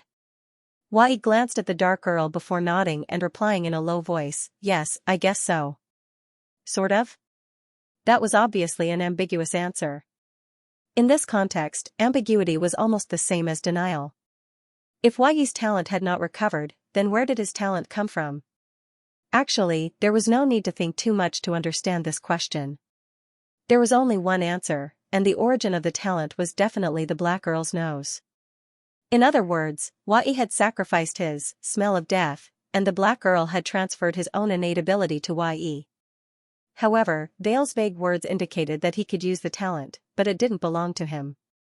In that case, was the black girl's actions completely unnecessary? No. The black girl wouldn't do something for nothing. He must have another purpose. Based on what Wai had mentioned earlier, his sister Ella was in the same situation. Did that mean that the reason why the black girl sent his clone to the side of his descendant was because he wanted to transfer his talent to his descendant, but he didn't know why the dark girl would do something like this? It was hard to figure it out by guessing. Well, since we won the duel, we're all happy, Angor said. Let's put everything else aside for now. What we should focus on now is the test she is going to give us. Angor paused and glanced to the side. As well as them. Everyone followed Angor's gaze and saw Grey Merchant's group walking toward them. Clearly, Grey Merchant still had something to say. However, before Grey Merchant and his group could reach them, they heard a loud voice. The duel is over. We will return soon. It was the wise ruler. However, even though he said that he was about to return, he didn't give the crowd any time to react. He directly landed on the arena and touched the surface of the stage with both hands. In an instant, the arena was like a rotating disc, rapidly shrinking in a counterclockwise direction.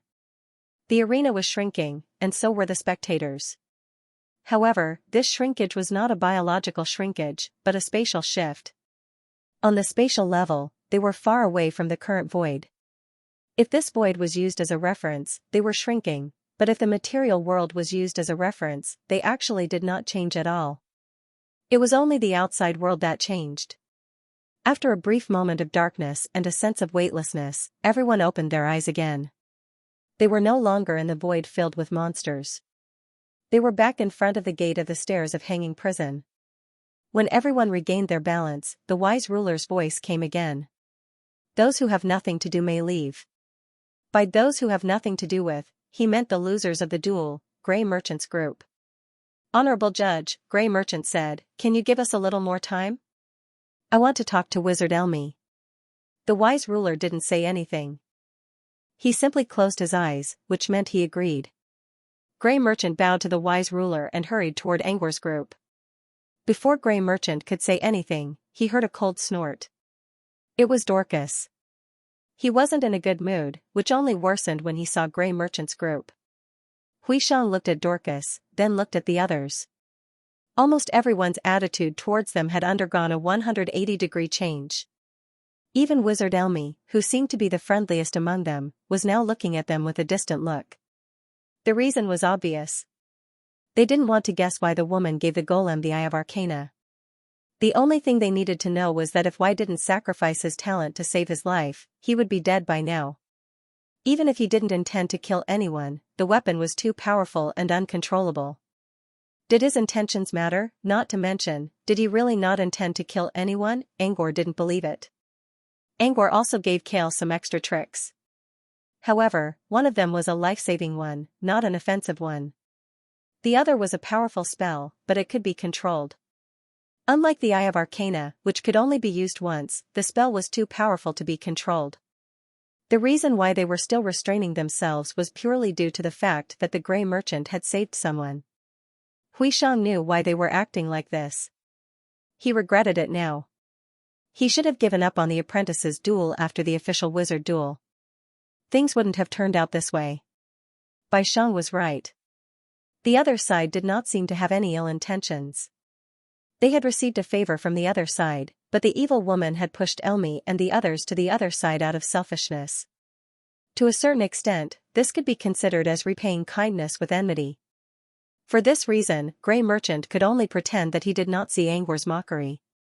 Angor and the others did not speak. They all looked at Grey Merchant with cold eyes, waiting for him to speak first. Grey Merchant sighed in his mind and took out a space capsule from his pocket and handed it to Vey. They did not take it. Instead, he gave Grey Merchant a puzzled look. This is an apology. Huisheng's expression was sincere as he said apologetically, the demonic elephant used the eyes of ancient mysteries in order to win. As a teacher, this is a mistake in my teaching.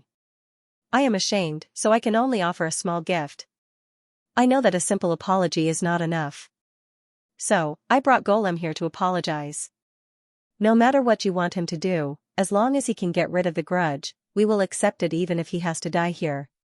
With that, Grey Merchant dragged Golem out from behind him and pressed his head down, telling him to apologize to Vey. Golem did as he was told.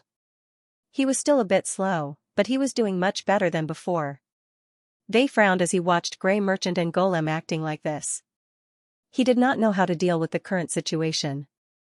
Instinctively, he wanted to ask Dark Earl for help. But when he looked back, he saw that both Dark Earl and Angor had retreated to the side of the sage. They seemed to be whispering to each other and did not pay any attention to what was going on. Dorcas, on the other hand, kept throwing glances at Vey, as if he wanted to try something. Why he understood Dorcas too well. Just by looking at Dorcas's eyes, he knew that Dorcas was hinting at him to take the single-use space capsule and see if there was anything good inside. Dorcas was not someone who would abandon his principles for profit, but he was always greedy for money. Vey did not pay attention to Dorcas' hint. He was more concerned about how to deal with the current situation. His master and Mr. Superdimensional were not here, and Dorcas was an unreliable person. While Vey was hesitating, he heard Kal-El's voice from the spirit bond. Master said that you can make your own decision. No matter what you decide, they will support you. Vey was surprised. Master said that? No. Mr. Dark Earl did not say anything before he left. Mr. Superdimensional was the one who said that. Dark Earl did not say anything in the spirit bond, which meant that he meant it. In other words, it was up to him to decide how to deal with the demonic elephant. Thinking of this, Wai felt a little strange and puzzled.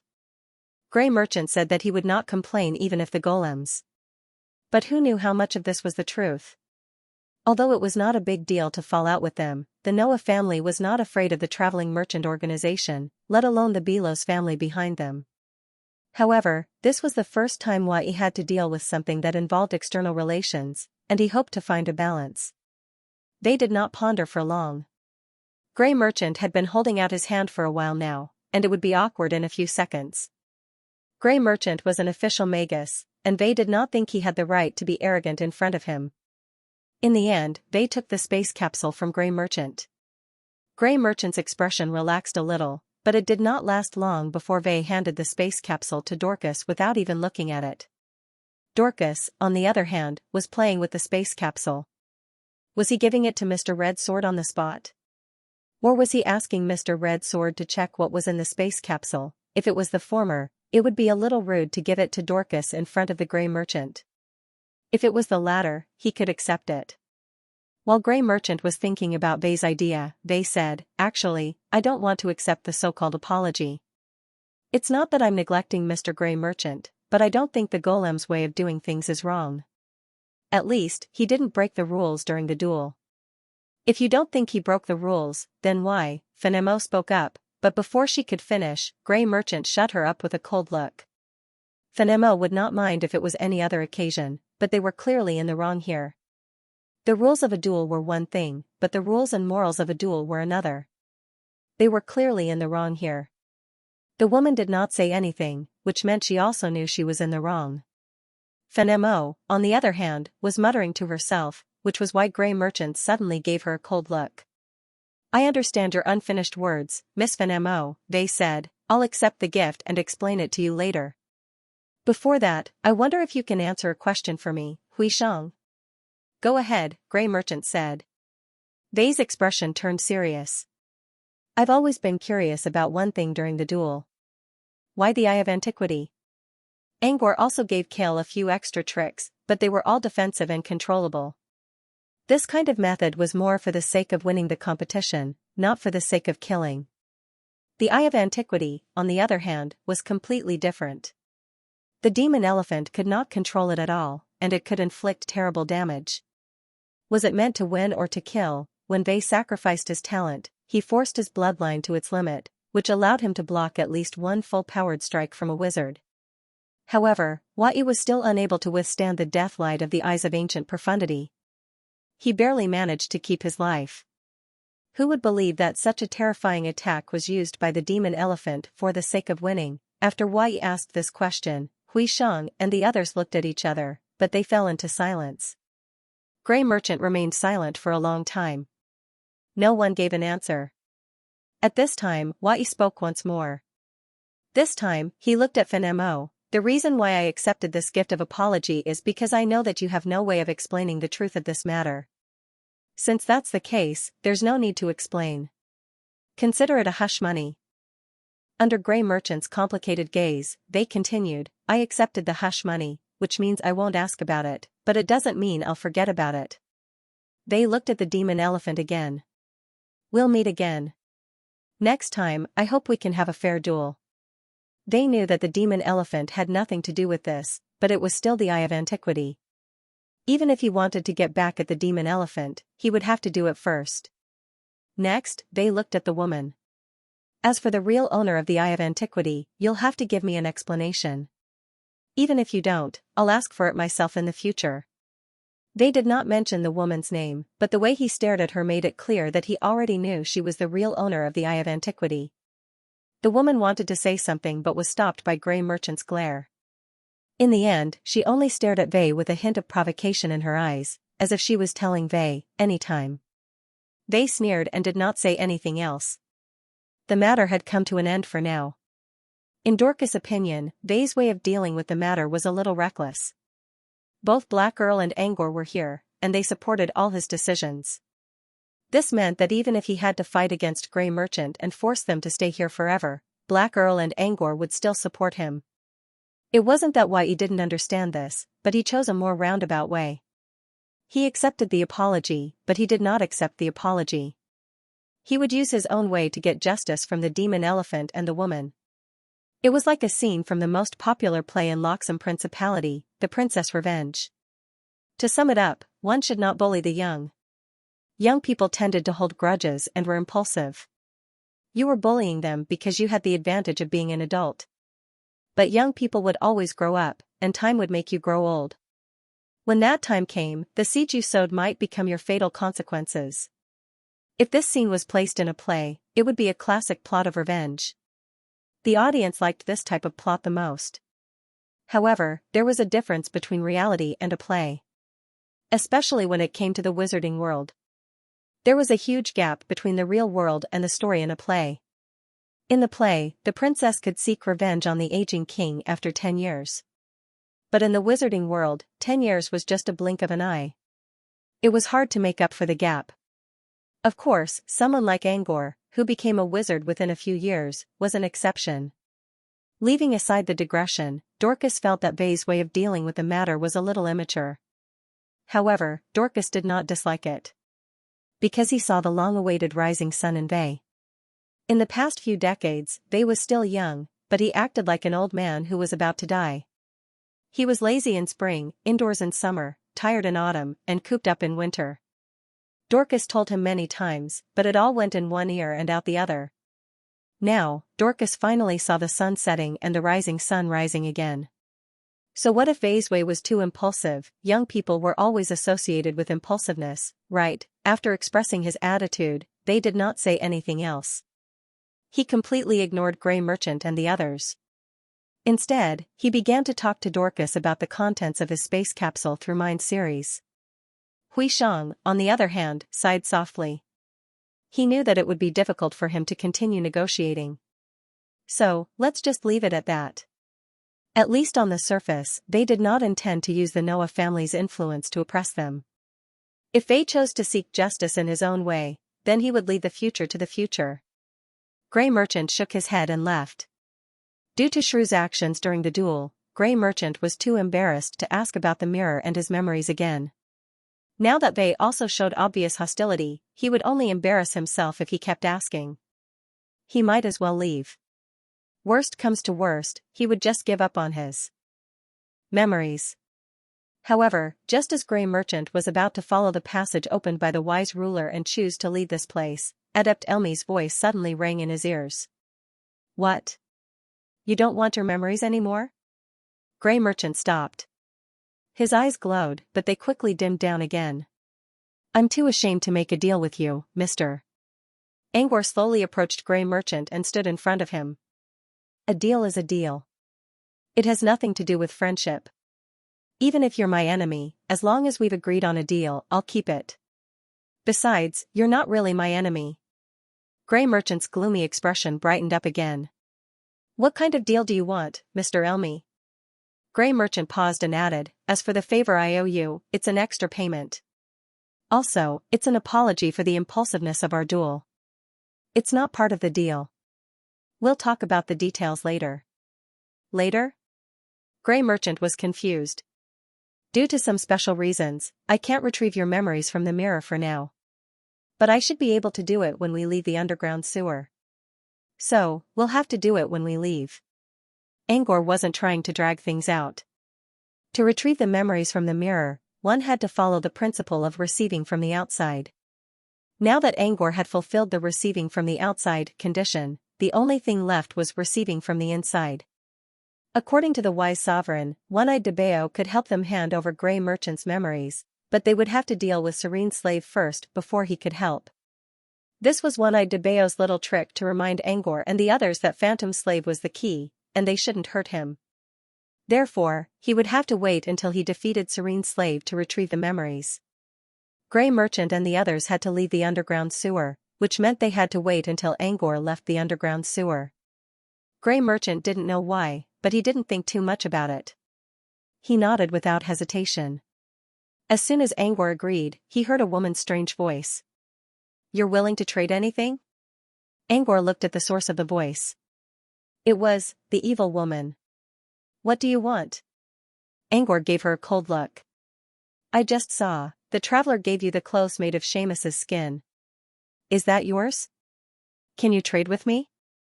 Did the woman want Seamus' skin? Angor narrowed his eyes as a thought came to his mind. She didn't give the Eye of Antiquity to the elephant just so she could steal Seamus' skin during the duel, did she? Angor thought it was just a random guess. However, the woman never looked at him in the eyes. Maybe it was because she felt guilty or something else. Angor grew even more suspicious. Did he get it right? Angor considered the possibility further.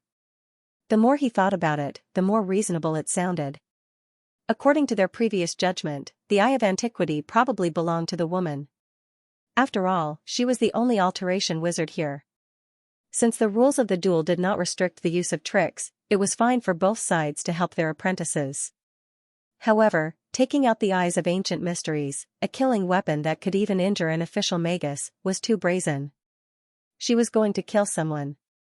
Even if the duel was not against the rules, it was the same as declaring war on them. The woman already knew that the Black Earl's clone was here, but she still made such a decision. It was strange. Was she not afraid of offending the Black Earl? Angor did not understand this before. But now, considering the woman's request, he began to understand.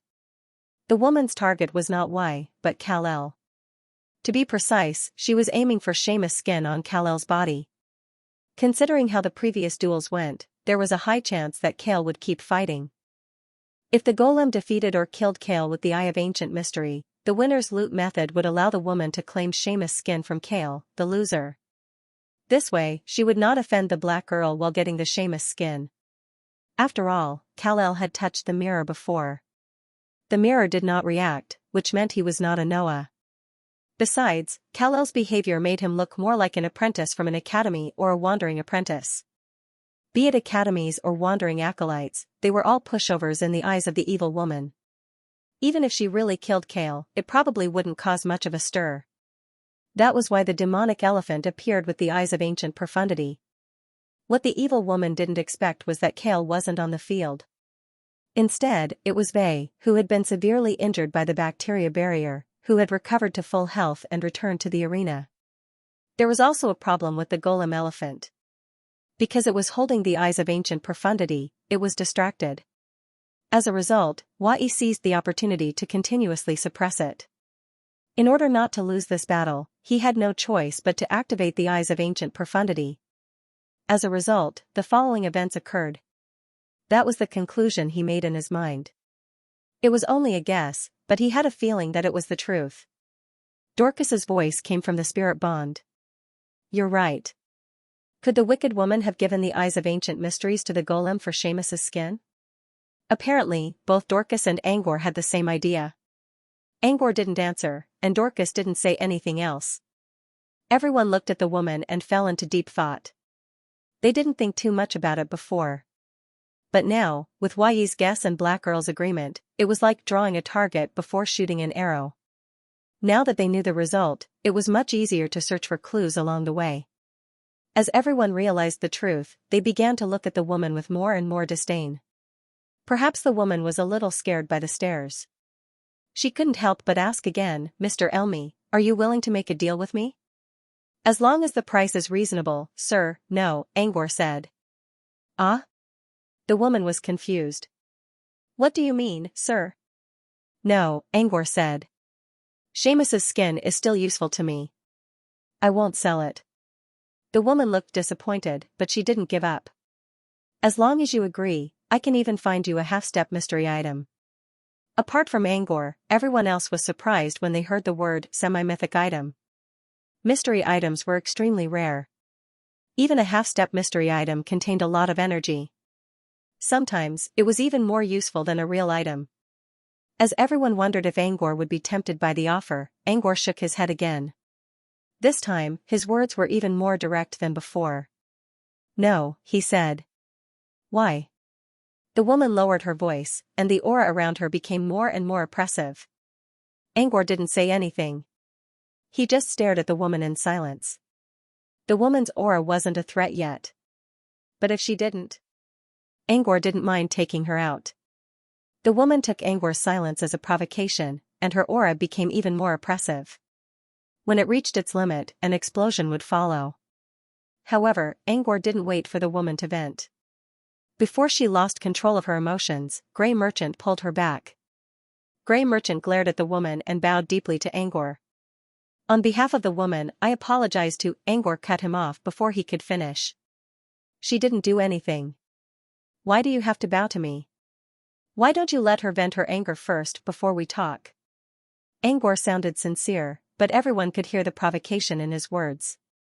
Of course, the woman noticed it too. However, maybe because Grey Merchant helped her before, she controlled her emotions and lowered her head, pretending that she didn't hear Angor's provocation. Angor stepped onto the stage, but the woman didn't perform, which disappointed him greatly. He didn't even want to talk to Grey Merchant on the surface. Grey Merchant also noticed Angor's impatience. I'll wait outside for Mr. Elmi's return. As soon as he finished speaking, Hui Sheng led everyone into the spatial passageway at the side and disappeared completely. The tunnel was created by the wise ruler for Grey Merchant's group. It didn't lead them to the outside world. Instead, it led them to the stairs of Hanging Prison's working area, which was where the witch's eyes gathered. The wise ruler didn't teleport them out directly because there were still some traveling merchants fighting against the 2 wizard-level witches' eyes in the area. Through the magic array, the wise ruler already noticed that the situation wasn't good. If Grey Merchant's group didn't go to them now, those who stayed behind would suffer great casualties. The sovereign of the wise had a rather favorable impression of the traveling merchants, especially the Grey Merchants and their subordinates. Over the years, they had helped the sovereign of the wise recover the dark energy in the underground sewers, saving him a great deal of energy. This time, the sovereign of the wise was paying them back. After Grey Merchant's group disappeared, Dorcas spoke again. My intuition tells me I guessed right. So? Dorcas saw Angor's nonchalant expression and couldn't help but ask, aren't you angry? She wanted to steal Seamus' skin. But she didn't do it. Dorcas was about to say something, but Angor added, besides, even if the woman wants to take Seamus' skin by force, what's wrong with that? Someone wants to get it for free too, right? As soon as he finished, he heard Wai giggling. Without a doubt, the certain people here referred to Dorcas. Dorcas understood Angwar's meaning, but he didn't feel embarrassed at all. He even shamelessly said, "We're different." Angwar raised an eyebrow. "I'm not related to you." Dorcas moved closer and tried to flatter Angwar. "Let's not talk about now. You'll be my employer in the future, right?" Both Y and Angwar were surprised by Dorcas' words. Angwar did give Dorcas a hint before, but Dorcas was obviously against it. Even when he accepted it in the end, Dorcas said it was because of his intuition. But now, Dorcas seemed to be a completely different person. Not only did he not reject it, but he also took the initiative to express his attitude. Angwar was still surprised by this. Still, Angwar didn't really care whether Dorcas expressed his attitude or not. The only difference was whether Dorcas would choose to work for him at Crossbar or Brute Cavern in the future. Besides, we're at least close friends now, right? There's no such thing as besides. You only have one true friend, V. Even if we're not close friends, we're good friends. Otherwise, why didn't you agree to the woman's deal, but to mine? Dorcas wasn't asking Angwar. He was just stating his opinion, so Angwar didn't pay attention to him. However, Dorcas was right about this. Even if Count Black came to him to trade for Seamus' skin, Angwar would still refuse, let alone the woman. The only one who didn't was Dorcas. The reason was as Dorcas said. It was a matter of closeness. Angwar was willing to part with his treasure because Dorcas still owed him something. Dorcas would probably have to use his own labor as collateral. This was also Angwar's original intention. He already planned to recruit Dorcas into his circle. If the deal worked out, giving the skin to Dorcas would mean giving it to one of his own, which would increase the strength of his circle. Of course, Angwar was willing to do so. But if it was an outsider, Angwar didn't think it was necessary. He didn't really care about Seamus' skin because he could use Wolf's intelligence network to find Seamus. However, there was a problem: he couldn't hunt Seamus alone. If he really wanted to hunt Seamus, he would need help from others. Sunders might not be enough. It would be better to ask Rain or Iron Granny to help. Even if they wouldn't refuse Angwar's request, Angwar would still feel embarrassed. There was no need to do this when he couldn't get anything good out of it. To put it bluntly, Dorcas and the others just happened to stand on the cross line between I'm willing and I'm not willing in Angwar's mind. Dorcas could barely accept it, but the others, including the woman and Count Black, could barely accept it. But even if Dorcas was right, Angwar wasn't going to admit it. Ignoring Dorcas, Angwar walked toward the Ruler of Wisdom. When the others saw this, they immediately followed. Dorcas kept muttering to himself, but he didn't stop talking. Count Black had been talking to the Ruler of Wisdom about the Mirror World, Serene Slave, and the Solitary Eye clan. Count Black only stopped when the others arrived. "Congratulations on your victory." The Ruler of Wisdom took off his hood. His voice was no longer as cold as when he was acting as a judge. "If you sounded more sincere, why, Kale, and I would have played along and looked flattered, Your Majesty," Dorcas said. The Ruler of Wisdom already knew Dorcas' personality. He knew that the man loved to bicker and complain. However, the Ruler of Wisdom wasn't Angwar. Angwar could ignore Dorcas' complaints, but the Ruler of Wisdom wouldn't. "Half." The Ruler of Wisdom looked at Dorcas with a smile. "Half? What do you mean?" Dorcas was puzzled. "The wise sovereign, 1/3. Dorcas, huh? The wise ruler, if you open your mouth again, it will become a quarter." Hearing this, Dorcas's pupils suddenly shrank. "CCC can't be talking about my reward, right?" The Ruler of Wisdom nodded. "Yes. You used the light sanctuary to get your reward." "Oh, right. Only 1/4 now." Dorcas was shocked. He wanted to argue, but when he saw the Ruler of Wisdom's smiling face, he held himself back. He was afraid that if he spoke again, the reward would be reduced to 1/5. Dorcas didn't say anything. Only then did the Sovereign of Wisdom turn his head and say to the others, "The duel was very exciting, but this is only the first trial, which isn't even worth mentioning. You still need to pass Yunu's trial before you can truly pass.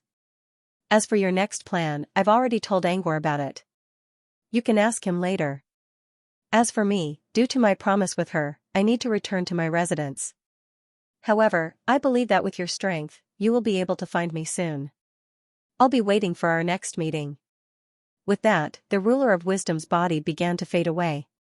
Only then did everyone realize that the ruler of wisdom had already left. It was only an illusion. Seeing that the wise sovereign was about to disappear, Dorcas couldn't help but say, "My 1/5." The sovereign of wisdom didn't even turn his head as he delivered a critical blow. Dorcas clutched his chest that had broken his defense and stumbled.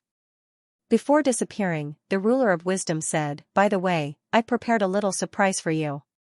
I hope you'll like it." "That's it?" Dorcas asked. "I still have a lot of questions to ask." "I think there's still a lot of money left," Y muttered. Dorcas said, "Don't joke around. I was just acting." "You think I'm scared?" As soon as he finished speaking, Dorcas heard the wise sovereign's voice by his ear. 60%, Dorcas almost reflexively bowed 90 degrees in the direction of the voice, then humbly said, "I was wrong. Lord Ruler, please let me go. I'll shut up. I promise I won't say another word in the future." After Dorcas rambled on for a long time, he suddenly realized that his surroundings were abnormally quiet. The sovereign of wisdom didn't say anything else. After a few seconds, it was Wai who burst out laughing. Dorcas's eyelids twitched as if he had realized something. He looked up. There was no wise man in front of him. There was only Angor leaning lazily against the puppet, who was looking at him with a kind smile. Angor cleared his throat and spoke in a serious tone, "It's good that you know you're wrong. But you don't have to keep quiet all the time. If someone asks you something, you can answer them." Dorcas straightened his back and made a humph with a complicated expression. It wasn't clear whether he was glad or speechless at Angor's teasing. After straightening out his slightly wrinkled clothes and using this to alleviate some of the awkwardness, Dorcas put on a cold face. "I promise that after this, I definitely won't answer your questions." "Is that so?" "Of course." Dorcas humphed. Then he saw Angor's kind expression again. Dorcas finally realized that he had answered Angor's question again. Dorcas walked to Y with a frustrated look. He didn't want to talk to Angor anymore. Angor was done with his teasing as well. His relaxed expression slowly turned serious. Along with the change of expression, the aura in the air became more and more tense. Clearly, Angor was using his aura to remind everyone that he had something important to say. At first, everyone thought Angor was going to talk about something related to the wise man. Even Count Black thought so. However, when Angor took out a magic array board and created a private space around them, they began to pay more attention to it. Was he worried that the sovereign of the wise would spy on them? If that was the case, what Angor said might not be what they thought. As expected, everyone was surprised when they heard Angor's words. "Adonis. That's her name." Angor did not mention who she was, but everyone knew that there was only one she in the underground sewer, the blonde woman hiding behind the mirror. Before this, no one knew her name. They only knew that she was in the ruins and might be related to Noah's ancestors. She was the female half of the mirror demon god. He had no other information. Even the wise overseer never mentioned her name. How did he know about her? They were sure that Angor knew nothing about the hidden mirror man before the duel. How did he learn about the hidden mirror man so quickly? "Did the wise ruler tell you this?" Dorcas asked. After hearing Dorcas' question, Angor's serious expression quickly turned into a loving one. He gave Dorcas a meaningful look. Angor did not say anything, but Dorcas felt like he was being insulted. "The wise ruler never mentioned it," Count Black said. He paused and looked at Angor again. "How did you know?" Angor did not answer right away. Instead, he pondered with a serious look on his face. It looked like he was sorting out his words. But in fact, Angor was thinking about Count Black's question. From the Black Earl's question, it was clear that the consciousness that possessed the whale-shaped monster in the void had not contacted the Black Earl. This was strange. Angor thought that the consciousness might have contacted Count Black first. After all, Count Black was the true descendant of Noah. But now it seemed that the answer was the same. The consciousness only contacted him. Why would it contact him instead of the true descendant of Noah? Angor observed everyone's expressions while thinking. Not only Count Black, but the others also did not receive any information from him. If this was the nightmare realm, Angor would understand. But this was just an underground waterway in the real world. Angor did not think that he was special here. If he was, he would not use Iron Granny as his trump card. There had to be something else going on. Did he have something on him that caught the consciousness' attention? Was it a key? He did not have enough information to make an accurate judgment. He would have to ask when they met again. Since the consciousness did not contact Count Black, Angor did not know if it was because of some other reason. It was obvious that the consciousness did not want to contact Noah's descendant. Since that was the case, Angor decided to keep it a secret for now. Besides, the consciousness did not tell him who it was. I'm sorry, but I can't tell you where the information came from. I need more evidence to make sure it's true. Angor's words implied two things. First, he did not know whether the information was true or not. Second, he knew something else apart from her name. But there was also a third piece of information hidden in the darkness. He must have gotten the information not long ago. In other words, it was very likely that he got it during the duel. As for how Angor got the information, no one asked since he did not want to tell them. They had not known Angor for a long time, but they all trusted him. He must have his reasons for doing so. Even the Dark Earl didn't continue asking. Instead, he asked, "Is there any other information?" Angor nodded. As far as I know, there are two pieces of information. The first one is about the source of the information. I'll tell you more about it after I confirm it. The second one is that we might run into a powerful otherworldly monster on our way to the ruins after passing through the Sage Hall. Monster from another world? Even the Black Earl was surprised when he heard this. One had to know that even if it was a void demon, the Black Earl would not be too surprised. Void monsters did not rely on the ground. They preferred to roam and live in the void. Because of this, the wizards would not care about them as long as they did not wreak havoc in the southern wizarding region. In any case, it wouldn't take long for them to leave. Even the Supreme Cult did not want to spend too much effort to deal with them.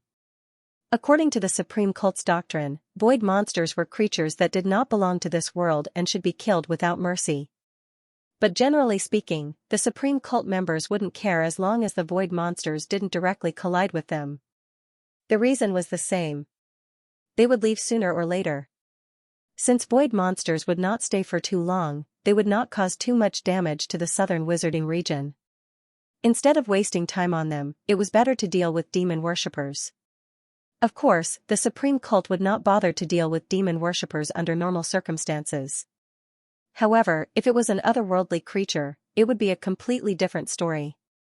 Otherworldly creatures, whether they were sentient creatures, plants, or monsters, could cause devastating damage to the native world's ecosystem. The Supreme Cult prioritized dealing with such cases the most. For example, glowing velvet grass was an otherworldly magical plant, which was also the main ingredient of glowing velvet potion. It would not cause too much damage to the world. However, if the Supreme Cult found out where glowing velvet grass could be planted, they would rush to destroy it. This was much more effective than dealing with demon worshippers or void monsters.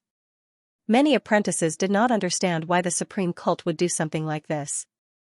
In John's words, it was like using a sledgehammer to kill a chicken. But Angor understood why the Supreme Cult would do something like this. Any foreign creature would destroy the local ecosystem, and if any part of the ecosystem was affected, it would affect the whole ecosystem. The foreign species here were not creatures from another world. Different continents had their own unique ecological chains, and the chances of problems arising were extremely high. However, no matter how bad the ecosystem was, it was still based on the natural laws of the world. The problem would only last for a while.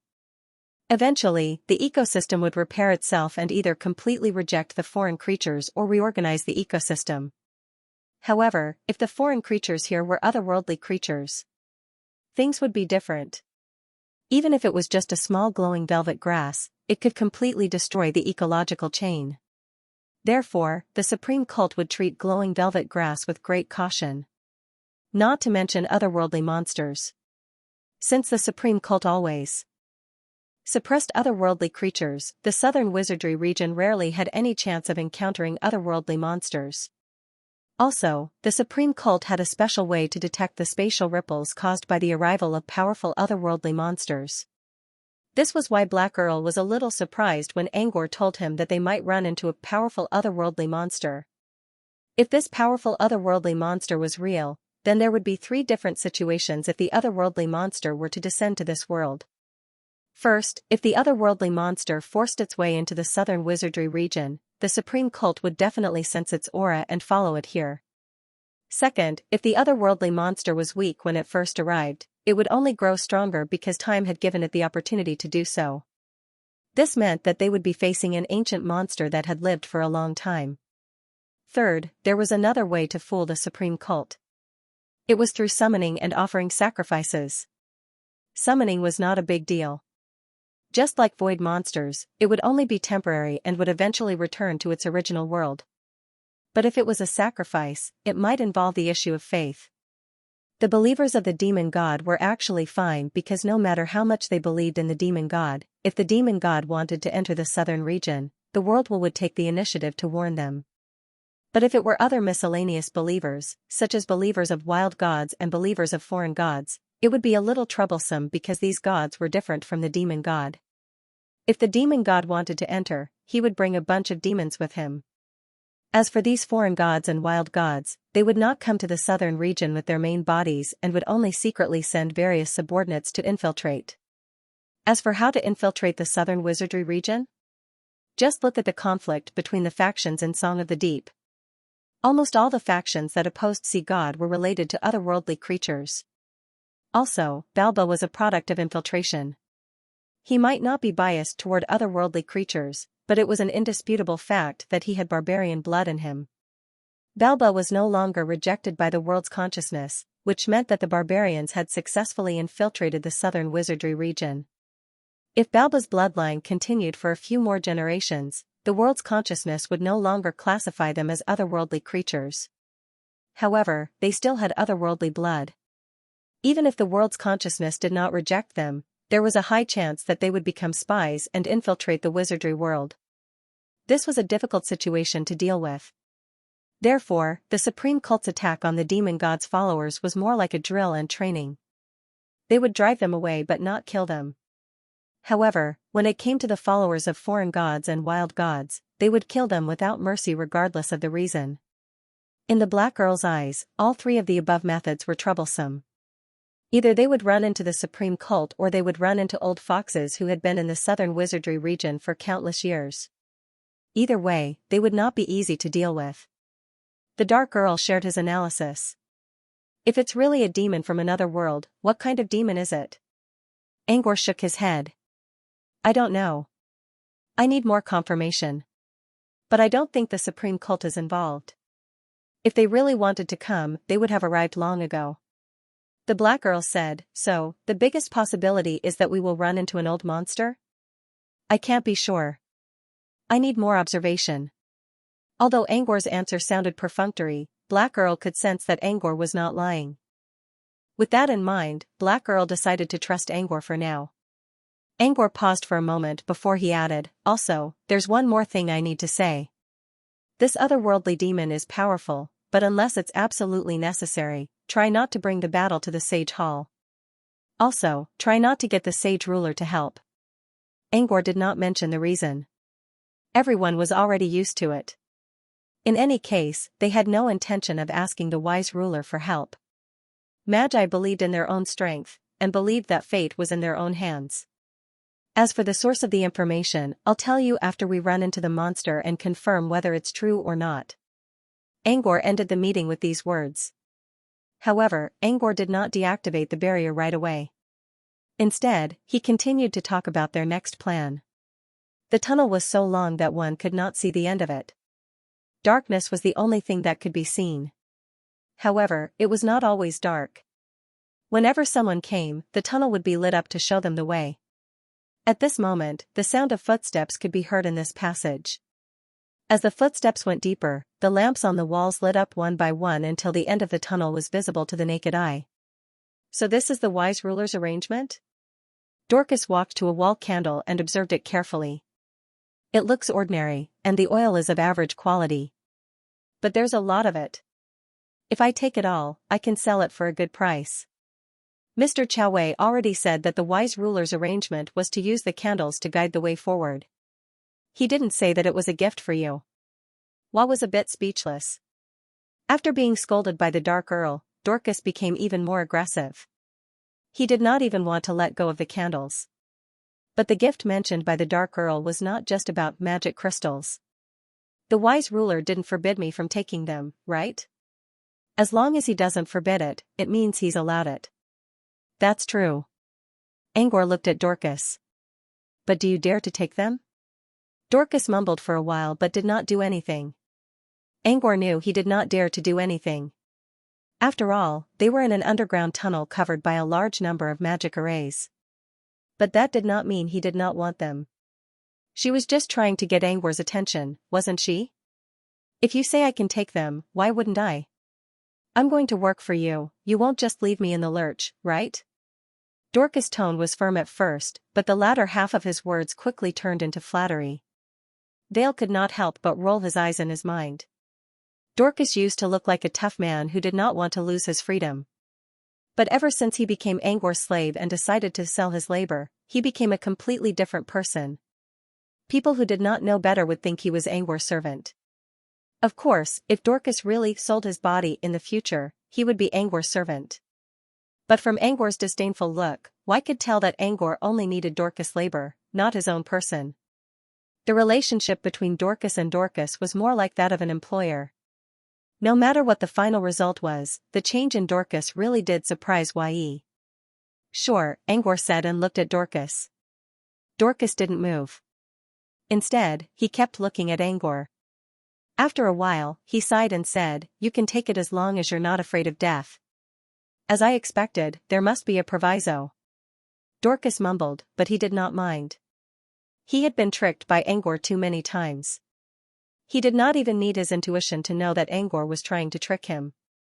In other words, the calmer and more obedient Angor was, the more untrustworthy Dorcas was. The reason why he was obedient was probably because he was up to no good. The candles are connected to the magic array, but the connection is weak. While speaking, Angor walked to one of the candles. He casually cut off a few energy streams and took the candle down. Nothing happened. Angor tossed the candle to Dorcas. "Since you want it so much, I'll give it to you as a souvenir. I'm sure the wise lord won't be reluctant to part with them." "I don't want just one." "If it's that simple, why don't you take all of them?" Before Dorcas could finish, Angor's smile turned into a kind one. Dorcas quickly shut his mouth. Whenever Angor showed that kind of smile, nothing good would come out of it.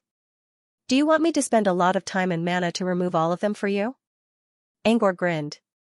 I'm just saying if you have time." Angor continued, "With the same amount of time and mana, I should be able to make an alchemy item worth at least 10 times the total cost of these candles." Dorcas. Listen, is this something a human would say?" Although Dorcas was forcefully suppressing the emotions in his heart, the envy that was inadvertently revealed in his eyes exposed his thoughts. He politely rejected Dorcas' suggestion and kept moving forward. Dorcas hurriedly followed. "Since these aren't for us, what is the surprise that the wise sovereign spoke of?" "You're asking me? Who am I supposed to ask?" Angor and Count Black did talk to the wise lord for a while, but they only talked about the upcoming itinerary. There was no mention of a surprise at all. The wise lord suddenly told Angor that he left a surprise for them, which confused Angor as well.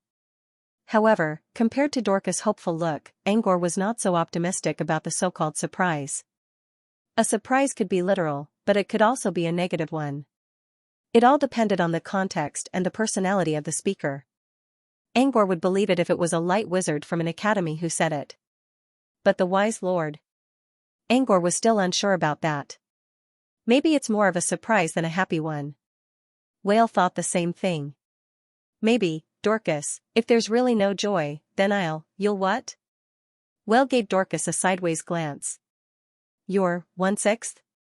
When he heard the words 1/6, Dorcas became listless again. He lowered his head and sighed. Even his footsteps became weak. But Dorcas had only taken a few steps when he heard a bang. His head had directly hit the iron sheet. Dorcas held his head and stepped back while cursing. After reaching a safe distance, he raised his head and discovered that he hadn't bumped into any iron sheet, but rather a puppet. It was the same alchemy puppet that was possessed by Su Lin. Angor had never asked Su Lin to leave the puppet ever since it was possessed. When Dorcas asked Angor why, Angor's answer was that Su Lin didn't want to come out. Perhaps it was because Su Lin had always been in an energy state, and this was the first time he gained a body. It was only a steel body, but it was still a wonderful experience for him.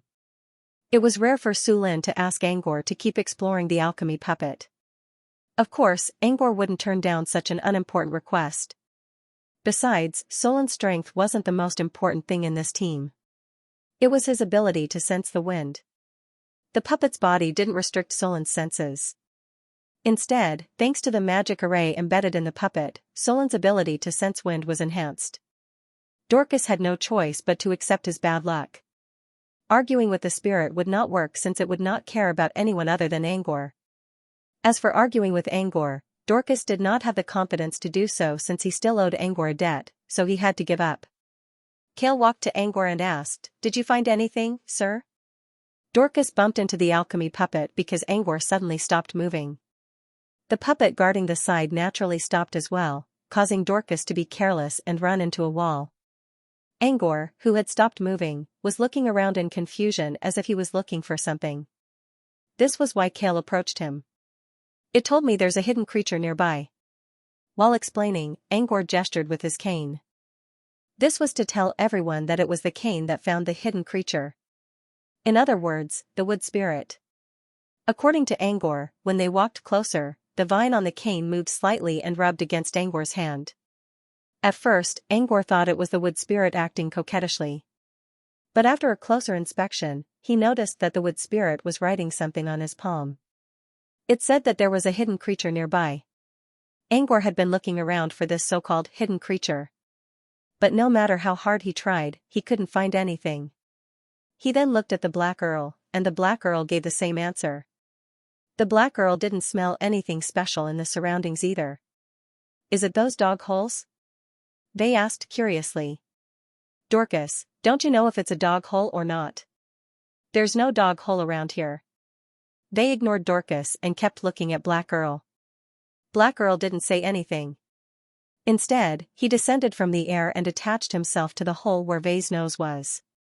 After fusing back into one, Wai could smell the aura around him. "There's no smell," Vei sighed. If even Black Earl couldn't smell anything, how did the wood spirit know there was a hidden creature nearby? Everyone looked at Angor curiously. If they looked at the wood spirit directly, the creature would get scared, so it had to use Angor as a messenger. Angor didn't answer right away because the wood spirit's writing was too slow. Angor tried to ask it to speak, but the wood spirit wouldn't listen. After a long while, Angor finally finished reading the message. That's because the concealment method used by that creature is the same as that of the wood spirits. That's why the wood spirit could sense it. As for why a creature with the same ability as the wood spirit, it must have something to do with the wise ruler. When the wise ruler taught the wood spirit, he also studied the wood spirit's abilities and took away the wood spirit's spawn. The wood spirit didn't care about the wise ruler's spawn. After all, the wise ruler was the wood spirit's teacher. As for the wood spirit, it could smell that the aura of the hidden creature contained the scent of its derivative. In other words, the hidden creatures were the work of the wise sovereign? It can't be that this is the pleasant surprise that the chief sovereign of the wise was talking about, right? Dorcas wondered. Yes or no, we need to find it first. If the wood spirit can sense it, we can just ask it to find it. Angor was thinking the same thing, but the hidden creature keeps moving. The wood spirit's writing speed won't make it in time. Earlier, the wood spirit mentioned that the creature was right in front of him. But after a while, it changed its mind and said that it was on the right. More importantly, the wood spirit seemed to have OCD. It insisted on writing the prefix. It could just use the vines to indicate the location, but the wood spirit didn't want it. Every time, the wood spirit would write something like "it's at so and so." The prefix was unnecessary, but the wood spirit kept writing it over and over again. This meant that the wood spirit's writing speed couldn't keep up with the creature's movement speed. Under such circumstances, it was difficult to rely on the wood spirit to find the hidden creature. What should we do then? Dorcas asked. Angor considered for a moment and looked at the long corridor in front of him. Surround and hunt. Surround and hunt was a term used by hunters to limit the movement range of their prey so that they could surround and eliminate it. Angor didn't really mean surround and hunt. He wanted to surround and hunt. Since they couldn't find the creature, they might as well limit the range. As long as they kept reducing the range, they would eventually be able to trap the creature. Of course, if the creature really wanted to run away, it could. However, the creature had the scent of a wood spirit, and it might be related to the wise ruler. Although Angor said he wasn't sure, he still believed that. This was the surprise the wise ruler mentioned. Since it was a surprise, whether it was a surprise or not, Angor had to make contact with the creature to find out. If the creature wanted to make contact with Angor, it wouldn't just focus on running away. As long as they set up a circle and slowly reduced the creature's movement range, they would be able to find it sooner or later. It was a stupid idea, but it was a good one in this situation. They all knew how strong the wood spirit's stealth ability was. Angor only met the creature by luck. But now, another creature with the same stealth ability as the wood spirit showed up. Since they couldn't find any more tricks, they had to rely on the stupid one. If the stupid one didn't work, and the creature still didn't want to show up, then, forget it. As Angor said, he wasn't expecting any surprises. It was good to be surprised, but it wasn't bad to be unsurprised either. Since they were in a long corridor with a ceiling and walls on both sides, it was easy to surround and hunt. Angor used his feet as the boundary and connected the left and right walls to mark out half of the area. As for the other half, Angor used Speed Spirit to move forward and find a place where he could overtake the creature. If Speed Spirit tried to overtake the creature would surely notice him. If the creature ran away, Angor would forget about it and pretend nothing happened. If the creature didn't run away, the hunt would be half done. The hunt had officially begun. Angor easily set up a boundary while Delaine controlled the alchemy puppet to move forward as fast as he could. A few seconds later, the wood spirit rode on Angor's palm, overtaken. Angor waited for a few more seconds to make sure the wood spirit didn't intend to change the boundary. Then he asked Speed Spirit to set up the boundary on the other side. Very soon, a hunting corridor about 200 meters long was separated by them. Angor checked with the wood spirit again to see if the creature was still in the hunting range. The answer he finally got was, yes.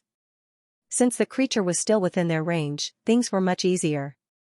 As long as they kept narrowing the hunting area, they would be able to restrict the creature's movement space. Eventually, the creature would be forced to reveal itself. In order to lower the creature's guard, Angor told Speed Spirit to stay still while they moved forward at the same pace. At first, the creature didn't notice the defensive net behind them, so it was still moving slowly. However, as Angor and the others moved faster, the creature realized something was wrong and began to move faster. At the same time, the wood spirit wrote something on Angor's palm using a small vine. It's running. While the wood spirit was writing, Angor felt something bumping into the defensive net behind them. He looked back but saw nothing. At this time, after the wood spirit had written the previous set of words, it began to write a new set of words. It bumped into it and ran back. Seeing this, Angor was sure that the defensive net did hit the hidden creature. However, he didn't react in time. As for waiting for the wood spirit's judgment? Of course not. When the wood spirit finished writing, several seconds had passed since Angor felt the defensive net being bumped. Therefore, the wood spirit's words could only be used as a reference. It couldn't be used as a live commentary. Since the enemy already knew something was wrong, Angor didn't let Speed Spirit stay where it was. Instead, he let the bird move forward using a defensive net made of wind. This way, Angor and Speed Spirit moved in opposite directions, which helped to reduce the creature's range of movement faster. 10 seconds later, Angor and Speed Spirit were less than 20 meters apart. And these 20 meters were the final circle of the hunting range. Angor stopped and signaled Speed Spirit to stop moving as well. It wasn't that Angor was afraid.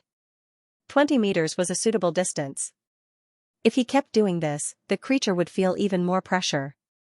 If the creature was really a surprise from the wise ruler, it would be a form of respect to give it some leeway. As for whether the creature would accept it or not, Angor would know by looking at its reaction. Angor stopped and waited for the creature to react. However, before the other party could react, Dorcas' countdown came first. 10, 9, 8, Angor glanced at Dorcas, who gave him a no-problem gesture and kept counting down. He knew what Dorcas meant. This was the final warning to the hidden creature. Obviously, Dorcas knew why Angor stopped. However, he didn't want to give Angor an unlimited amount of leeway. Therefore, he took the initiative to add in the countdown. Through the rhythm of the countdown, he continued to exert a sense of psychological urgency. Angor didn't try to stop Dorcas since he couldn't anyway. He just let Dorcas count down. When Dorcas was counting down from 5, his rhythm was slow and regular, but when he reached the last 5, he suddenly changed his pace and sped up his chanting. This method of changing the rhythm was also a common psychological method. However, the common here referred to social interactions. Where did Dorcas learn something like this? Was it because someone had taught him a lesson, and he learned from his shame? Or could it be that he wanted to use this method on others? No matter what the answer was, Angor believed that if Dorcas followed him in the future, it would be better to keep women away from him. While Angor's mind was racing, Dorcas' countdown reached the last 3. But before Dorcas could count to 3, everyone heard an unfamiliar voice. "Treasure hunter, your countdown puzzles me. Do you wish to witness my arrival with your own eyes?" The voice had a clear accent. Like a poet's. It seemed the speaker was intentionally learning how to sing. Judging from the tone of the voice, it sounded like a young man's voice. Treasure hunter, plus the key information of countdown, basically confirmed that the speaker was talking to Dorcas. However, Dorcas showed a confused expression. "Huh? Treasure hunter, I will fulfill your wish. But can you pay the price for it?" Dorcas was about to say, "My wish isn't to witness your arrival." However, before he could say anything, a figure appeared in front of everyone.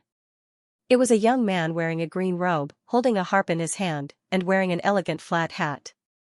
At first glance, he was dressed like a bard.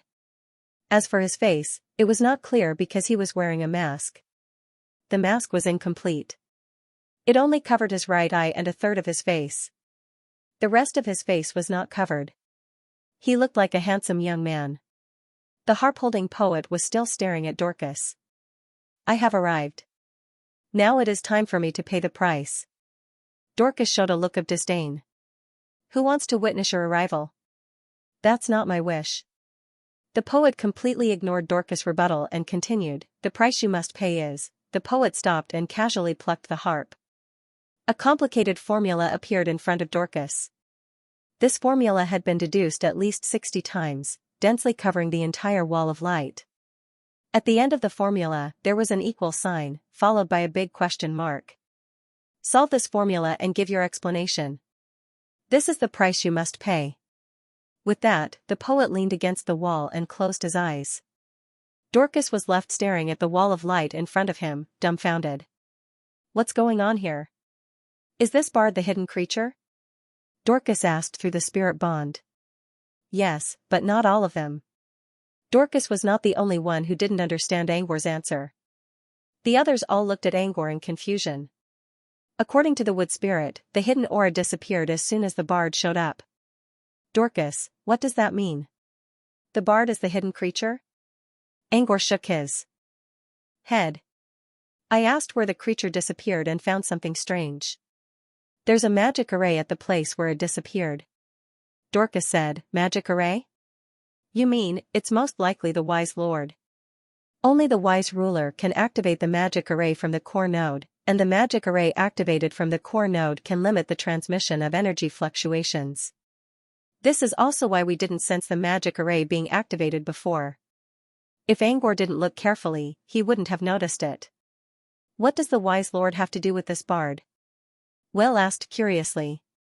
"The wise lord did activate the magic array, but we can't teleport from where the hidden creature disappeared. It's very likely that the creature is still nearby," Angor said.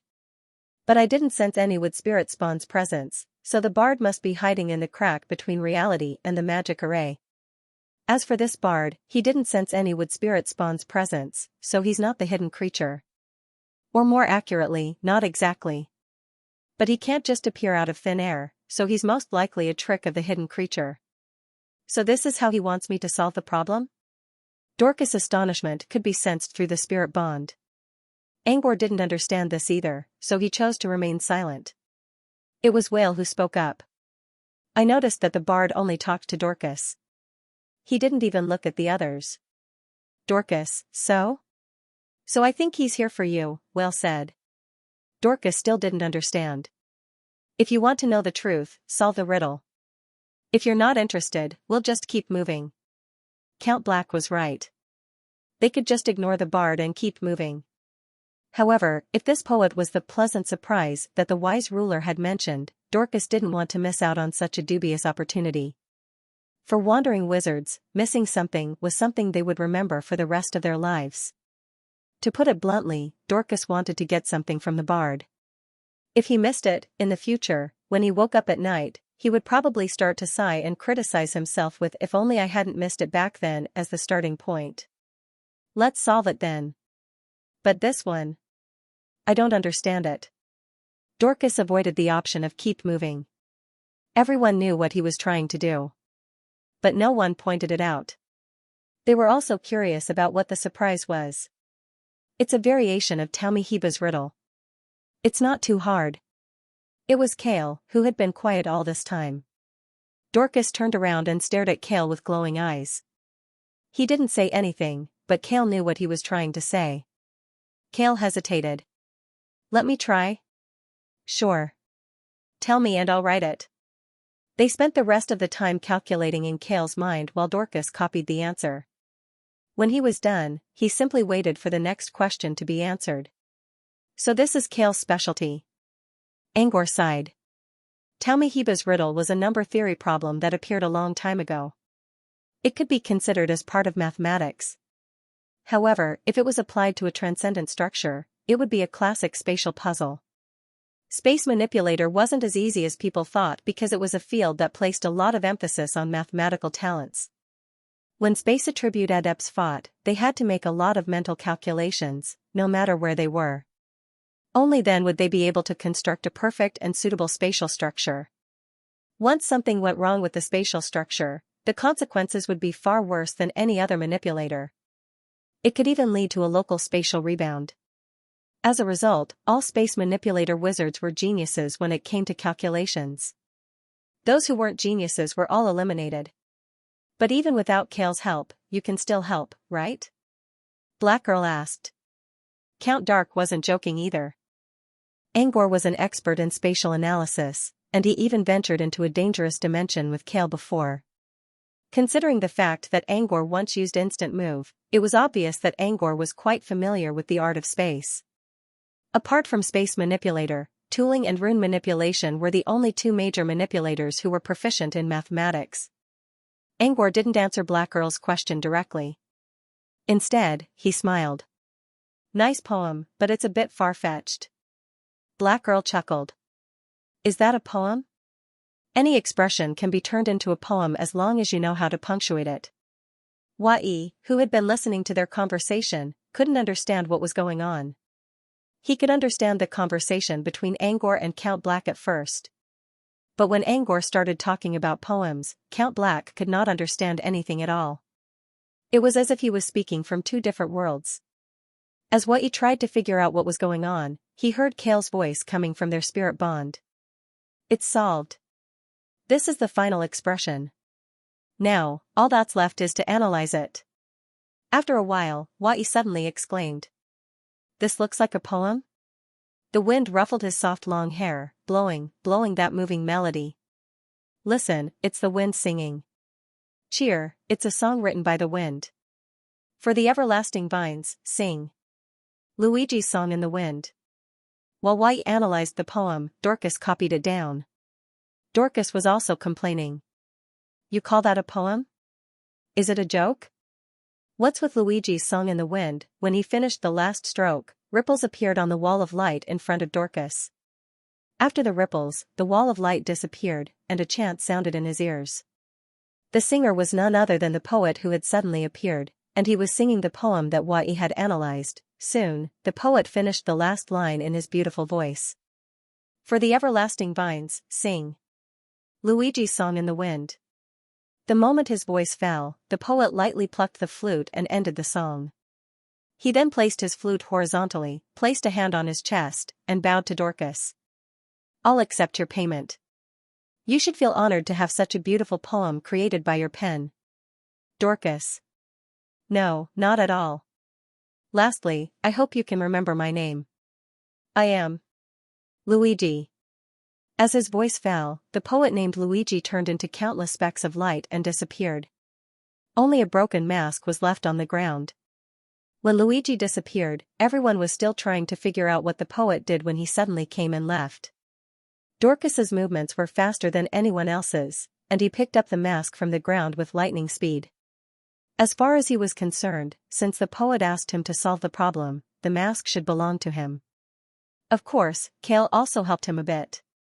Well, he could make up for it by giving him some help when they returned to the market.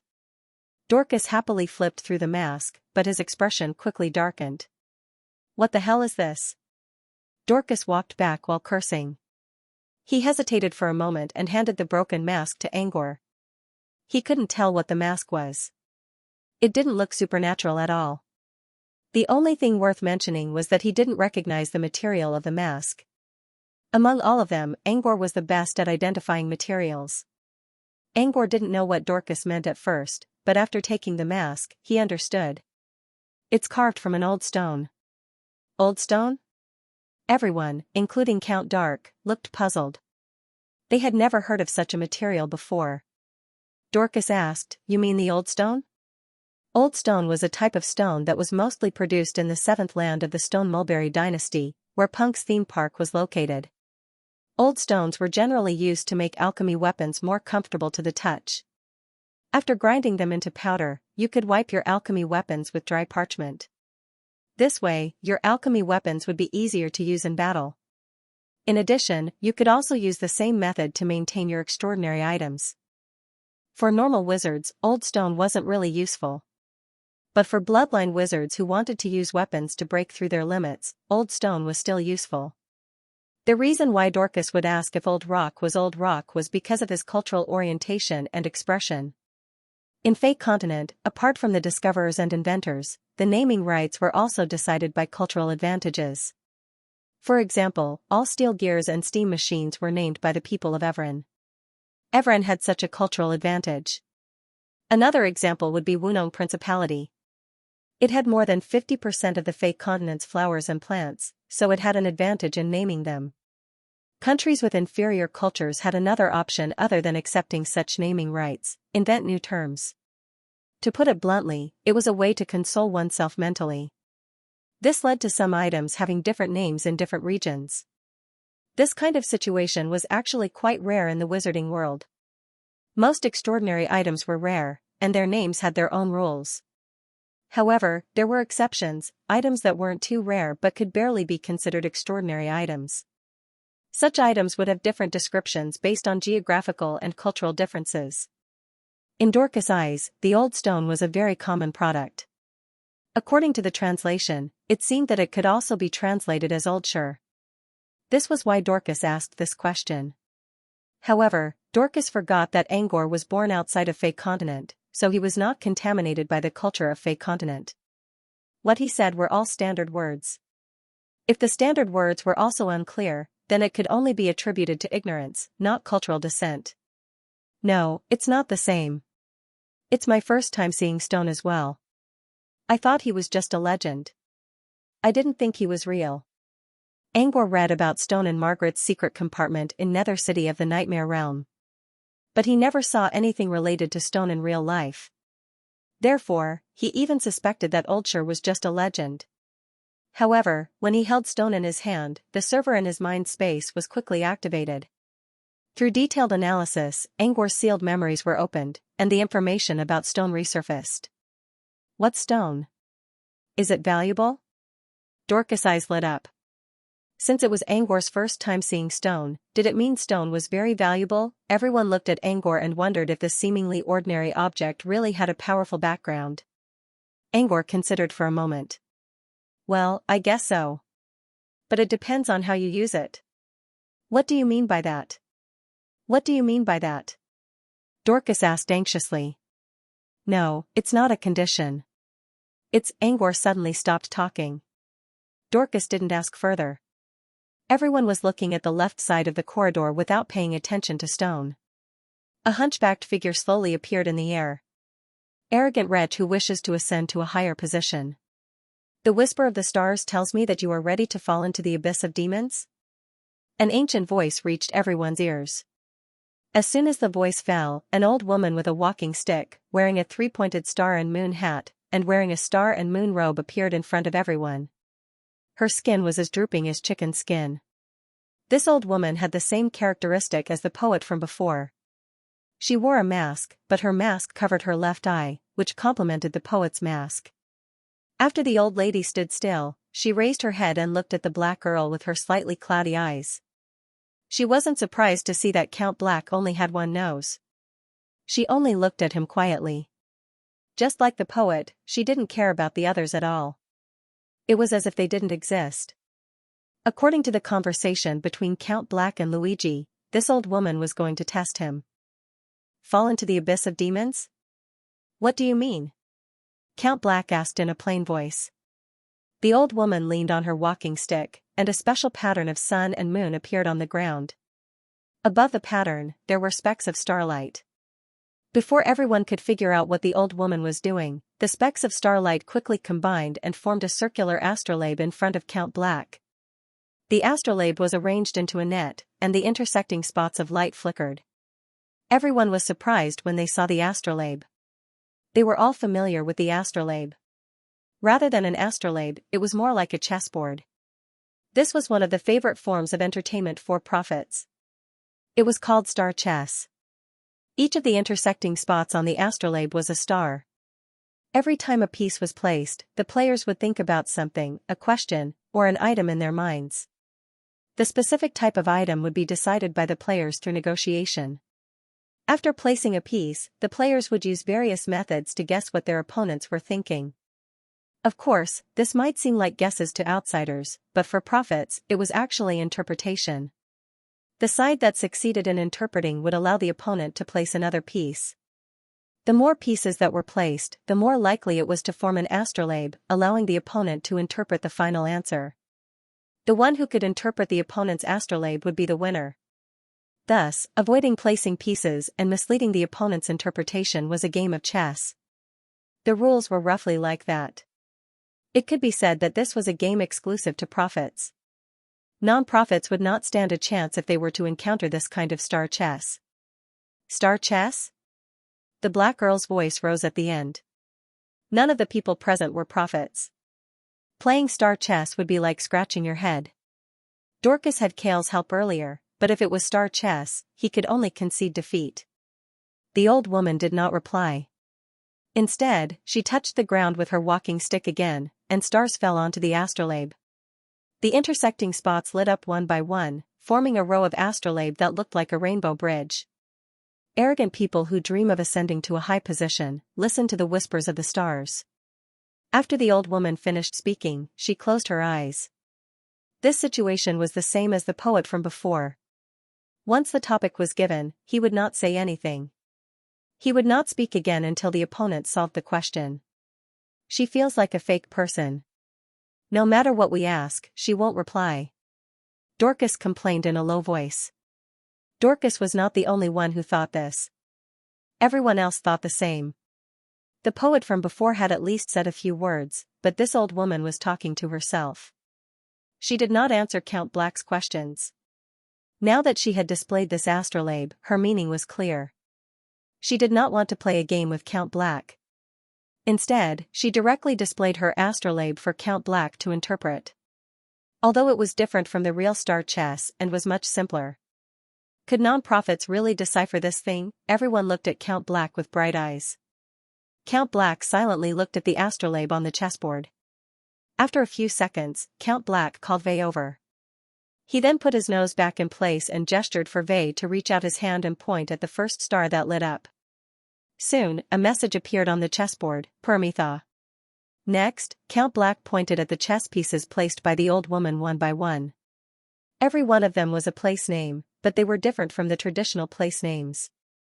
For example, Permitha, horizon, starry sky, where the sun sets, sea illuminated by the moon. Normally, Count Black would decipher these names one by one.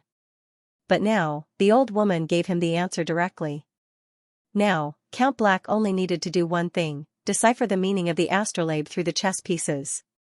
Count Black remained calm throughout the whole process, which gave everyone some confidence. Maybe Count Black could really decipher the astrolabe. However, not long after, everyone heard Wai ask through the spirit bond, "Dorcas, has your spiritual perception been triggered? Come take a look. What do you think?" It was Vei who spoke, but there was no doubt that Count Black asked Vei to do this. Dorcas wanted to say that he could not decipher it either. But he knew this was Count Black's order, not Vei's. So, he had no choice but to do it. Time slowly passed. Dorcas kept scratching his head while Vei kept sighing. He knew that this astrolabe was going to be difficult to decipher. Actually, Angor had a way to decipher it. He could just go to the dream wasteland and ask for help. If he asked for help, the answer would not be wrong. However, it was difficult for him to explain how he had managed to decipher it. He could not tell Count Black that he had learned divination spells before. So, Angor could only watch from the side. He really wanted to know what would happen if he could not decipher the astrolabe. Angor glanced at the old woman who kept her eyes closed. Maybe she would never open her eyes again. No matter what happened to the old woman, Angor was sure that he would miss the surprise mentioned by the wise ruler if he could not decipher the astrolabe. Did the wise ruler not know that they did not have any prophets among them? Why would he arrange a celestial chess test? While Angor was waiting for Count Black to give up, he saw an opportunity. The black girl sighed softly. Forget it. Angor thought Count Black was going to give up, but Count Black's next words surprised him. The astrolabe means abyss of evil. Just as Black Girl finished speaking, the old lady opened her eyes. Correct interpretation. Since you have interpreted the evil god devil abyss, you should understand what I mean. This is my message to you. With that, the old woman slowly stepped back and disappeared from sight. Everyone heard the old woman's final words. You who dream of ascending to a higher position, remember my name, Astrologer Gleipnir. The old woman disappeared, leaving behind only the broken mask she was wearing. Wai walked to the old woman, picked up the mask, and returned to the group. Wai did not say anything during the whole process. Everyone was puzzled, but they were not puzzled as to why the black girl suddenly knew the answer to the astrology. The black girl had used prophecy before, and although he said that he borrowed the ability of others and had used it up, who knew if it was true or not? What they were puzzled about was what Gleipnir meant by sending a message to the Black Girl. Why was Abyss of Evil a message for Count Black? Judging from Count Black's silence, the message seemed to have really touched Count Black's heart.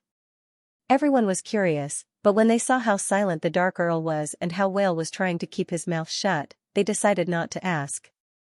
Instead, they looked at Angor again. Angor was holding one half of the mask in his left hand and the other half in his right. The masks represented his left eye and right eye respectively. He tried to put the two masks together.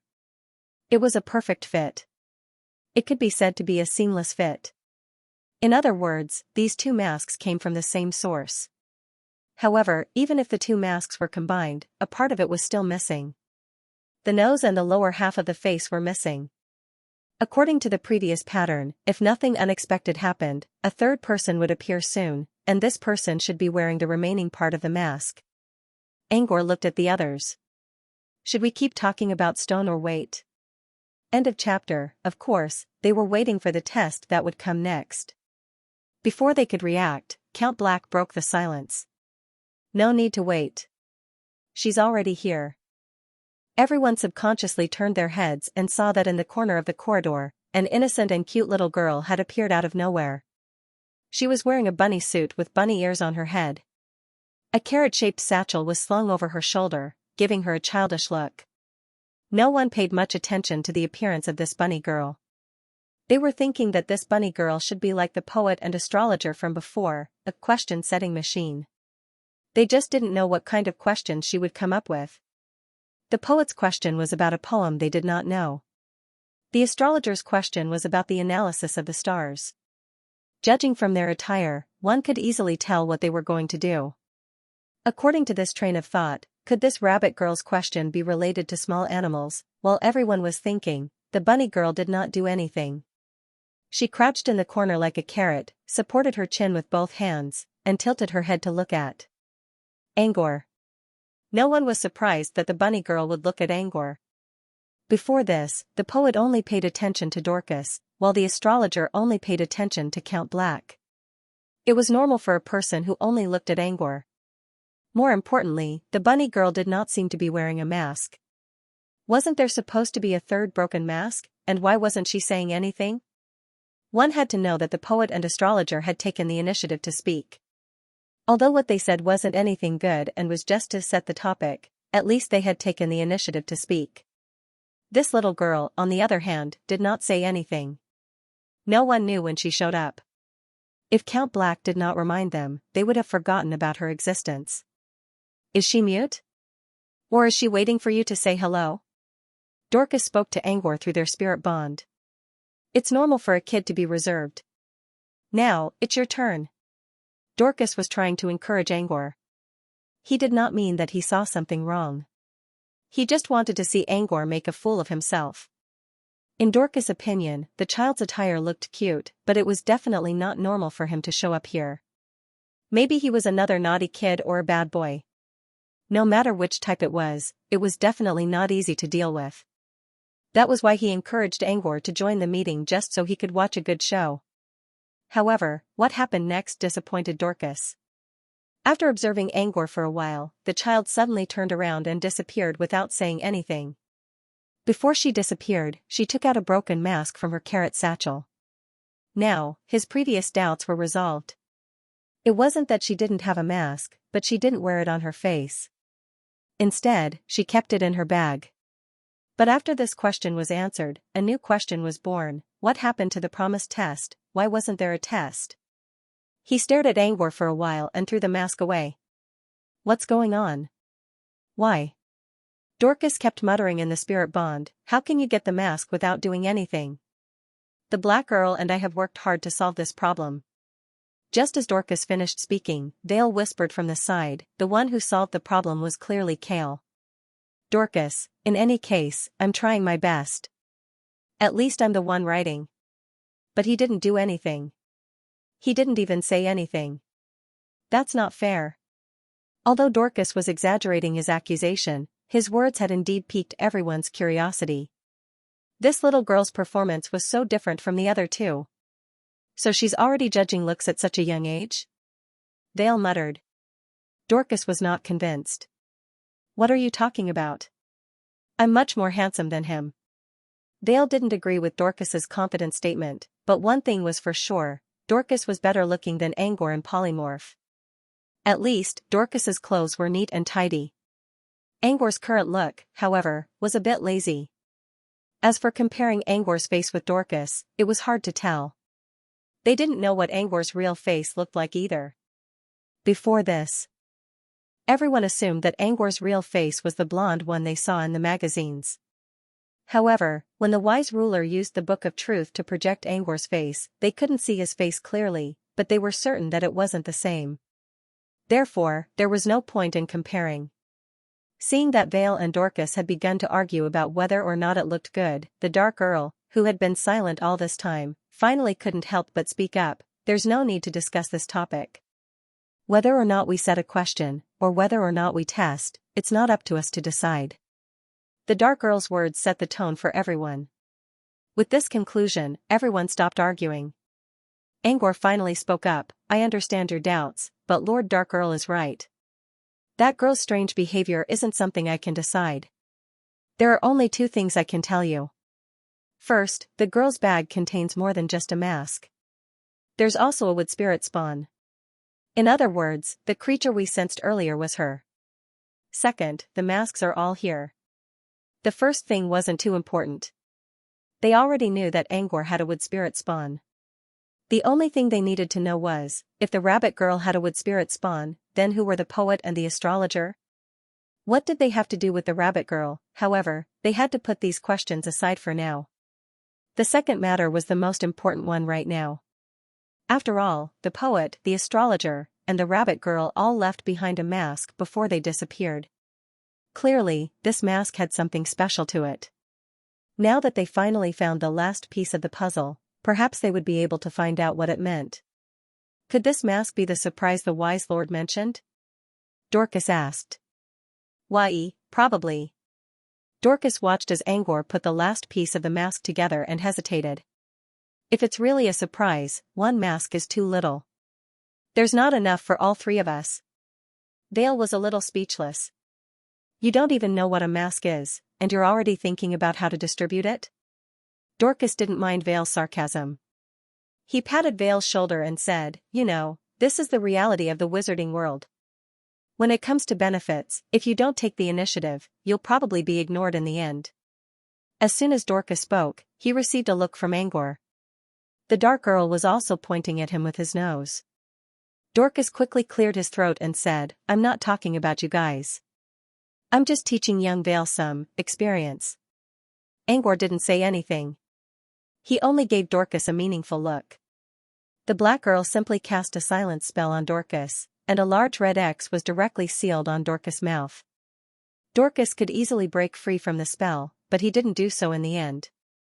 He only gave Vale a look of protest before he retreated to Vale's side. Several seconds later, Angor finally put the mask together. When the three pieces of the mask were put together, they began to merge with each other as if they had a mind of their own. In the blink of an eye, the cracks disappeared, and a complete mask appeared in front of everyone's eyes. The mask looked ordinary. At least, it wasn't as beautiful as the masks of Grey Merchant and his men. In fact, one could even call it an inverted human face. The mask was grayish-white, and its size was normal. Its facial features were well-defined without any special features. There were no holes for the eyes, mouth, or nose. This was something unique in the wizarding world. Someone who didn't need to breathe, eat, or see with his or her eyes was already the standard feature of a mature supernatural. Therefore, the mask was made without any special features. Angor's right eye, on the other hand, was an anomaly. "Sir, does this mask have any special effects?" Vale asked curiously. Before this, everyone thought the mask was just an ordinary object apart from its material. However, they just witnessed the mask fusing with itself. The fact that it could fuse with itself meant that the mask was something special. Angor shrugged. "I don't know. You can only see it after you put it on." Next, Angor looked at Dorcas. "Do you want to try it?" Dorcas' eyes brightened up, but he quickly regained his vigilance. There were so many people here, and Angor could try it on himself. But Dorcas kept looking at him. Something's wrong. Something's wrong. As far as Dorcas knew about Angor, something must be wrong. Dorcas was curious about the mask's effect, but he still made a no gesture. Angor narrowed his eyes and didn't say anything. However, this kind of carefree attitude made Dorcas feel even more certain that he had made the right choice. "You said this mask is made by stone?" Dark Earl asked. Angor nodded. "Yes. The mask was made by stone. So, the mask must have inherited some of stone's effects. But stone is a special material. Its properties are determined by the user." "What do you mean?" "Let's start with stone's effects. According to the information I read, stone is a living stone material. It can prolong one's life." "Living stone material? Like stone spirit?" Dark Earl was confused. Angor shook his head. "No. If it was something like a stone spirit, Angor would simply say that it was a living stone, or a rock-like creature. However, old rock was different from this kind of stone-like creature. It had no life, but it had memories. Its memories came from its owner. The most basic effect of stone spirit was to prolong one's life. As long as you carried stone spirit with you, your life, time, and everything else would be frozen the moment you carried stone spirit with you. After that, as long as you carried stone spirit with you, your life would always be frozen and you would never grow old. The concept of aging, which was formed by time and experience, was replaced by stone spirit.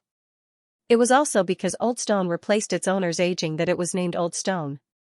The owner would never grow old because of stone spirit. However, there were still side effects. Stone Spirit recorded everything the owner saw and learned. In other words, Stone Spirit's memories.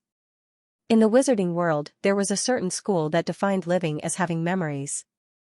They believed that memories were the essence of all living beings. As long as one's memories could be expanded, one would be considered alive. Being alive meant having life. Therefore, according to this faction's definition, when Shizhikong regained his memories, he was, in a way, a living version of himself. Whether this was correct or not was not certain. However, Stone Spirit did experience some changes after gaining its memories. Stone Spirit's original effect was only to prolong one's life. However, once the memories were stored in Stone Spirit, they could be considered alive or become a source of power. The power of the memories came from the owner. Therefore, when Stone Spirit displayed special effects other than life extension, it was difficult to determine what they were. One had to consider what the owner had experienced. I see. Wai nodded. So Stone Spirit can be used as a medium to pass on knowledge? A wizard's experience was also the process of digesting and accumulating knowledge. If Stone Spirit recorded these memories, wouldn't it be a different kind of inheritance? That depends on how much Stone Spirit recorded. Huh? What do you mean? Angor chuckled but did not say anything. On the other hand, the Black Earl said, if the owner holds onto the stone for 10,000 years, what will happen when others hold onto the stone? Probably, they'll be washed away by the torrent of memories. Dorcas widened his eyes and pointed at Angor with a trembling finger. He did not say anything, but the accusation was obvious. Angor grinned. If it's not 10,000 years, but decades, or even centuries, as long as your brain can handle it, the inheritance Wai mentioned is not impossible. So, this is a great opportunity. Wai rolled his eyes and turned his head to sulk. If someone has been wearing Stone Spirit's mask for 10,000 years, does that mean we can't wear it as well? Wai asked. Wearing a mask for 10,000 years is just one of the examples given by the Dark Earl, and I'm just following the example. But I didn't say that it can be worn for 10,000 years. Stone Spirit's lifespan can't be extended indefinitely. It depends on the quality and size of the mask. The quality and size of the mask are good, but I don't think it can be worn for 10,000 years. Angor paused. Maybe 1,000 years? Dorcas' eyes glowed again. If the memory in the stone was less than 1,000 years old, then the torrent of memories shouldn't be too strong.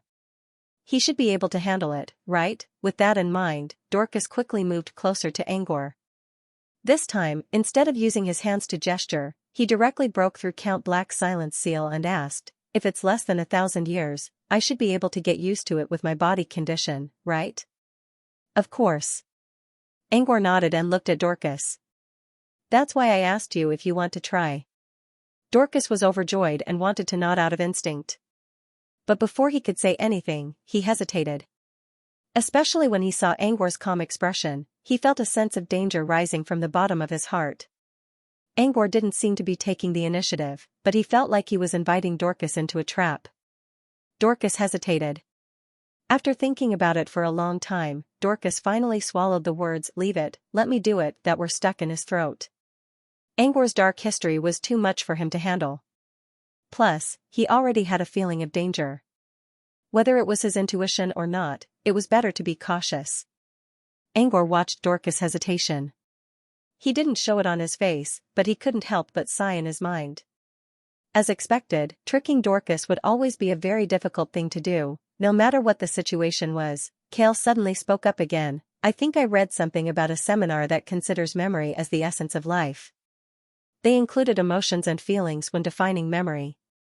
According to this definition, if memories can be recorded, then the emotions contained in them should also be considered as memories, right? If that's the case, if the memories recorded in the stone are not beautiful, and they may even be dominated by extreme emotions, will the owner of the stone be affected by such negative emotions? Kale's question instantly attracted everyone's attention. If what Kale said was true, then Shizhikong's memories were problematic. Angor gave Kale a thoughtful look. Stone's living trait contains the theories of that school. You're right. It will affect him to a certain extent. Not only would it affect one's mind, but it would also cause one's mind to be in a mess if a large amount of memories were recorded in a short period of time.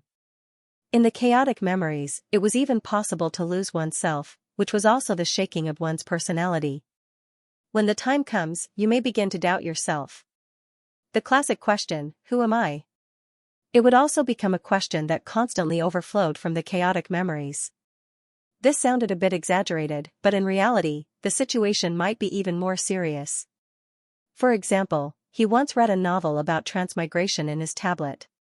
Whenever someone transmigrated into another person's body, the memories of the original owner and the transmigrator would merge. This kind of plot was always brushed aside in the novel. From the perspective of a transmigrator, the novel encompassed all the memories. But could there be another possibility? The transmigrator actually died during the process, and his memories without a personality flowed to another world and merged with the original owner's body? The original owner was still the original owner. The original owner had a completely independent personality and was only affected by the transmigrator's memories and mistook himself as a transmigrator. In fact, his personality did not change at all. It was just an illusion caused by the memories. It was only a guess. However, if there were too many memories in Xianxia's mind, and they contained too many emotions, it could cause a person to lose their sense of self. This was the biggest drawback of Xianxia's memory. It would affect one's outlook on life and values to a certain extent. But Angor didn't expect Kale to be the first one to notice Xianxia's problem. Kale didn't come up with this idea out of nowhere. Before this, everyone who had signed the Book of Truth with the wise sovereign had revealed their true appearance. However, behind Kale's true appearance, a strange silhouette had suddenly appeared. Everyone, including the wise ruler, believed that this wasn't a big problem, and that it was most likely just a remnant soul that had unconsciously attached itself to Kale's body. However, they were looking at the problem from an outsider's point of view, so they had to be more objective. Kale, on the other hand, was not as calm as they thought. He was quite concerned about the strange silhouette. What Dorcas had said made sense as well. Kale's personality and behavior were a little strange. He was clearly an academic who loved to do research, so he should have been an otaku like Y. Yet, while he loved to do research, he also loved to explore all kinds of ruins. The two hobbies ran parallel to each other, and the nature of the two hobbies were polar opposites. In Dorcas' opinion, this was a bit strange. Maybe he was influenced by the remnant soul behind Kale's back. Kale didn't think much about it before. But after hearing Dorcas' words, he realized that he had indeed spent too much time exploring ruins. The cost was completely out of proportion to what he gained. But he still wanted to explore ruins. And no matter what kind of ruins it was, as long as he heard about it, his heart would itch to explore it. This time, when he learned that there was an unexplored ruin under the Garden of Labyrinth, Kale couldn't be more excited. It was as if there was some kind of magic that compelled Kale to do this. This was not normal at all. Because of this, Kale had been thinking about whether his personality and actions were really affected by the memories of the remnant soul. When Kale heard about Xianxia's effects, he immediately thought of himself. The first thing he did was to think about the connection between Xianxia's memories, emotions, and personality. That was why he asked Kale the question. Dorcas let out a long sigh of relief when Kale pointed out Olivier's hidden dangers. Thankfully, he hadn't been impulsive enough to try it out. If Olivier's memories really did cause his personality to change, then he would have suffered a huge loss. With that in mind, Dorcas glared at Angor angrily. As expected, Dorcas was always up to no good. He was a typical black-hearted person who only knew how to scheme.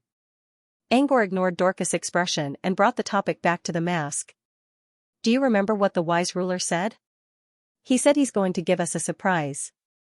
If this mask isn't used yet, it'll be a big surprise.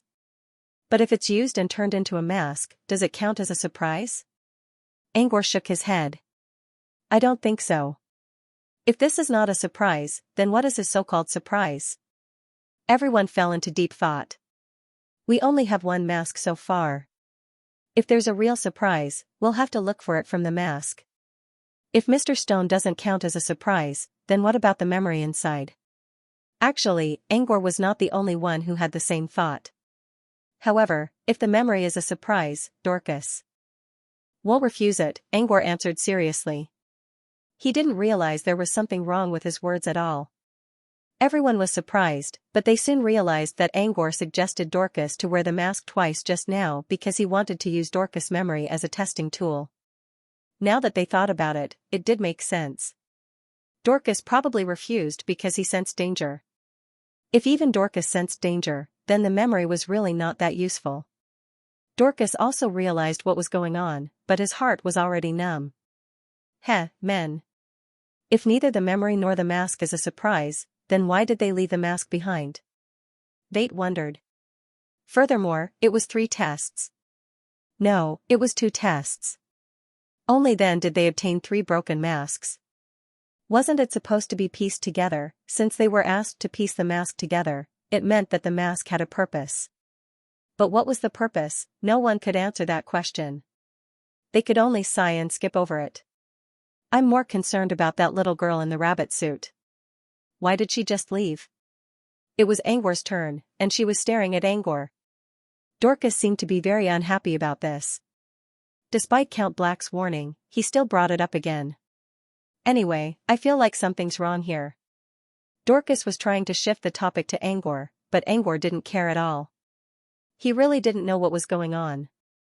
Even Angor himself wanted an answer, not to mention Dorcas. There's no point thinking about it now. Since we got the mask, let's just treat it as a surprise. We'll know when we meet the wise lord, Angor said as he tossed the mask to Dorcas. However, Dorcas moved away and dodged the mask.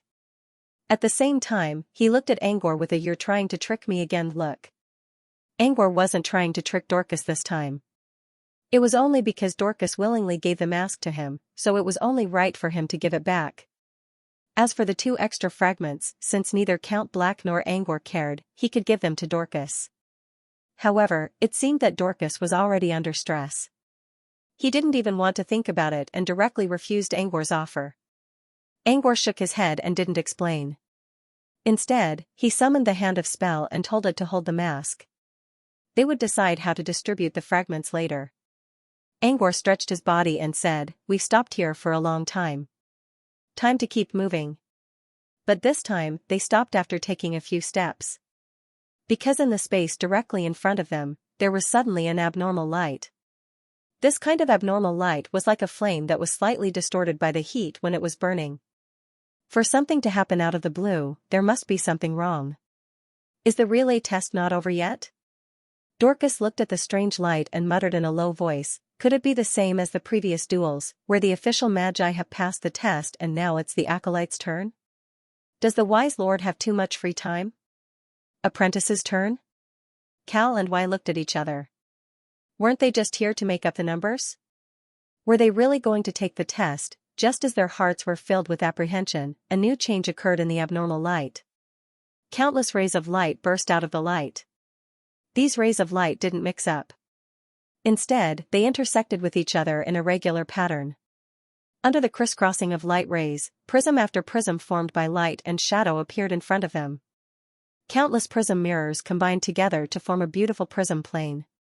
The moment the surface of the prism appeared, everyone could vaguely see a pattern spreading across it.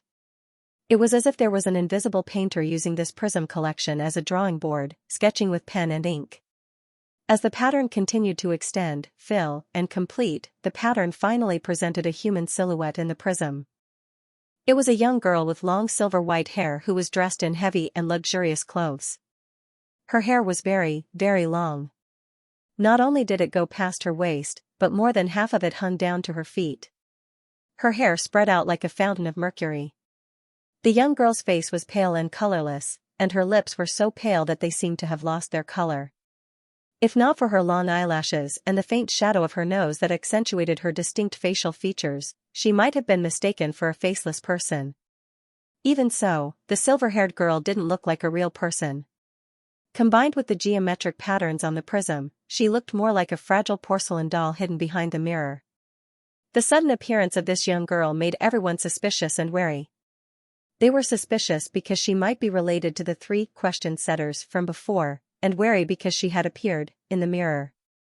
Ever since they learned the truth about the mirror demon, they had maintained a high level of vigilance towards all the mirrors in the sewers. Even the mirror of light in the air was no exception. Under everyone's gazes, the young girl opened her eyes. It was worth mentioning that her pupils were of an extremely rare heterochromatic color. On one side were dark green eyes, while on the other were clear yellow eyes.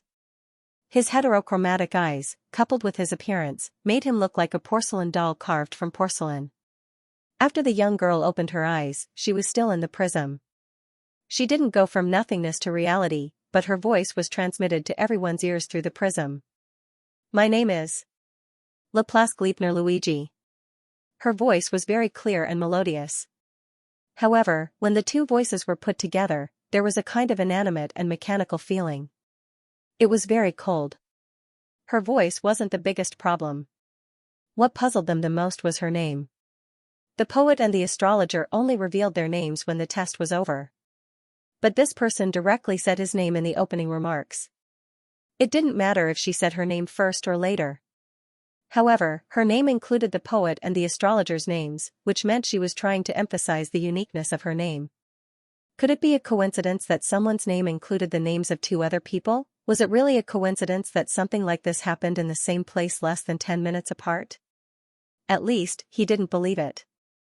Also, the name Laplace. Could it be the name of the rabbit girl he met earlier? This woman's name probably included all the names of the 3 people who showed up earlier. Dear guests from afar, please forgive me for not being able to meet you in person. My true body is still sleeping at the sea far away. I can only use 3 of my body parts to talk to you in my place. Body parts? Dorcas noticed something he didn't know. The versions of myself that are condensed at different times are the time bodies, the silver-haired girl said calmly. Bodies created at different times? Dorcas asked in their spirit bond, have you ever heard of such an ability, Lord Dark Earl? The Dark Earl was best at creating clones. He could transfer his organs to his descendants, which was also a kind of cloning ability. Dorcas' first thought was to ask the Dark Earl about it. However, the Dark Earl twitched his nose and said, I've never heard of body parts before.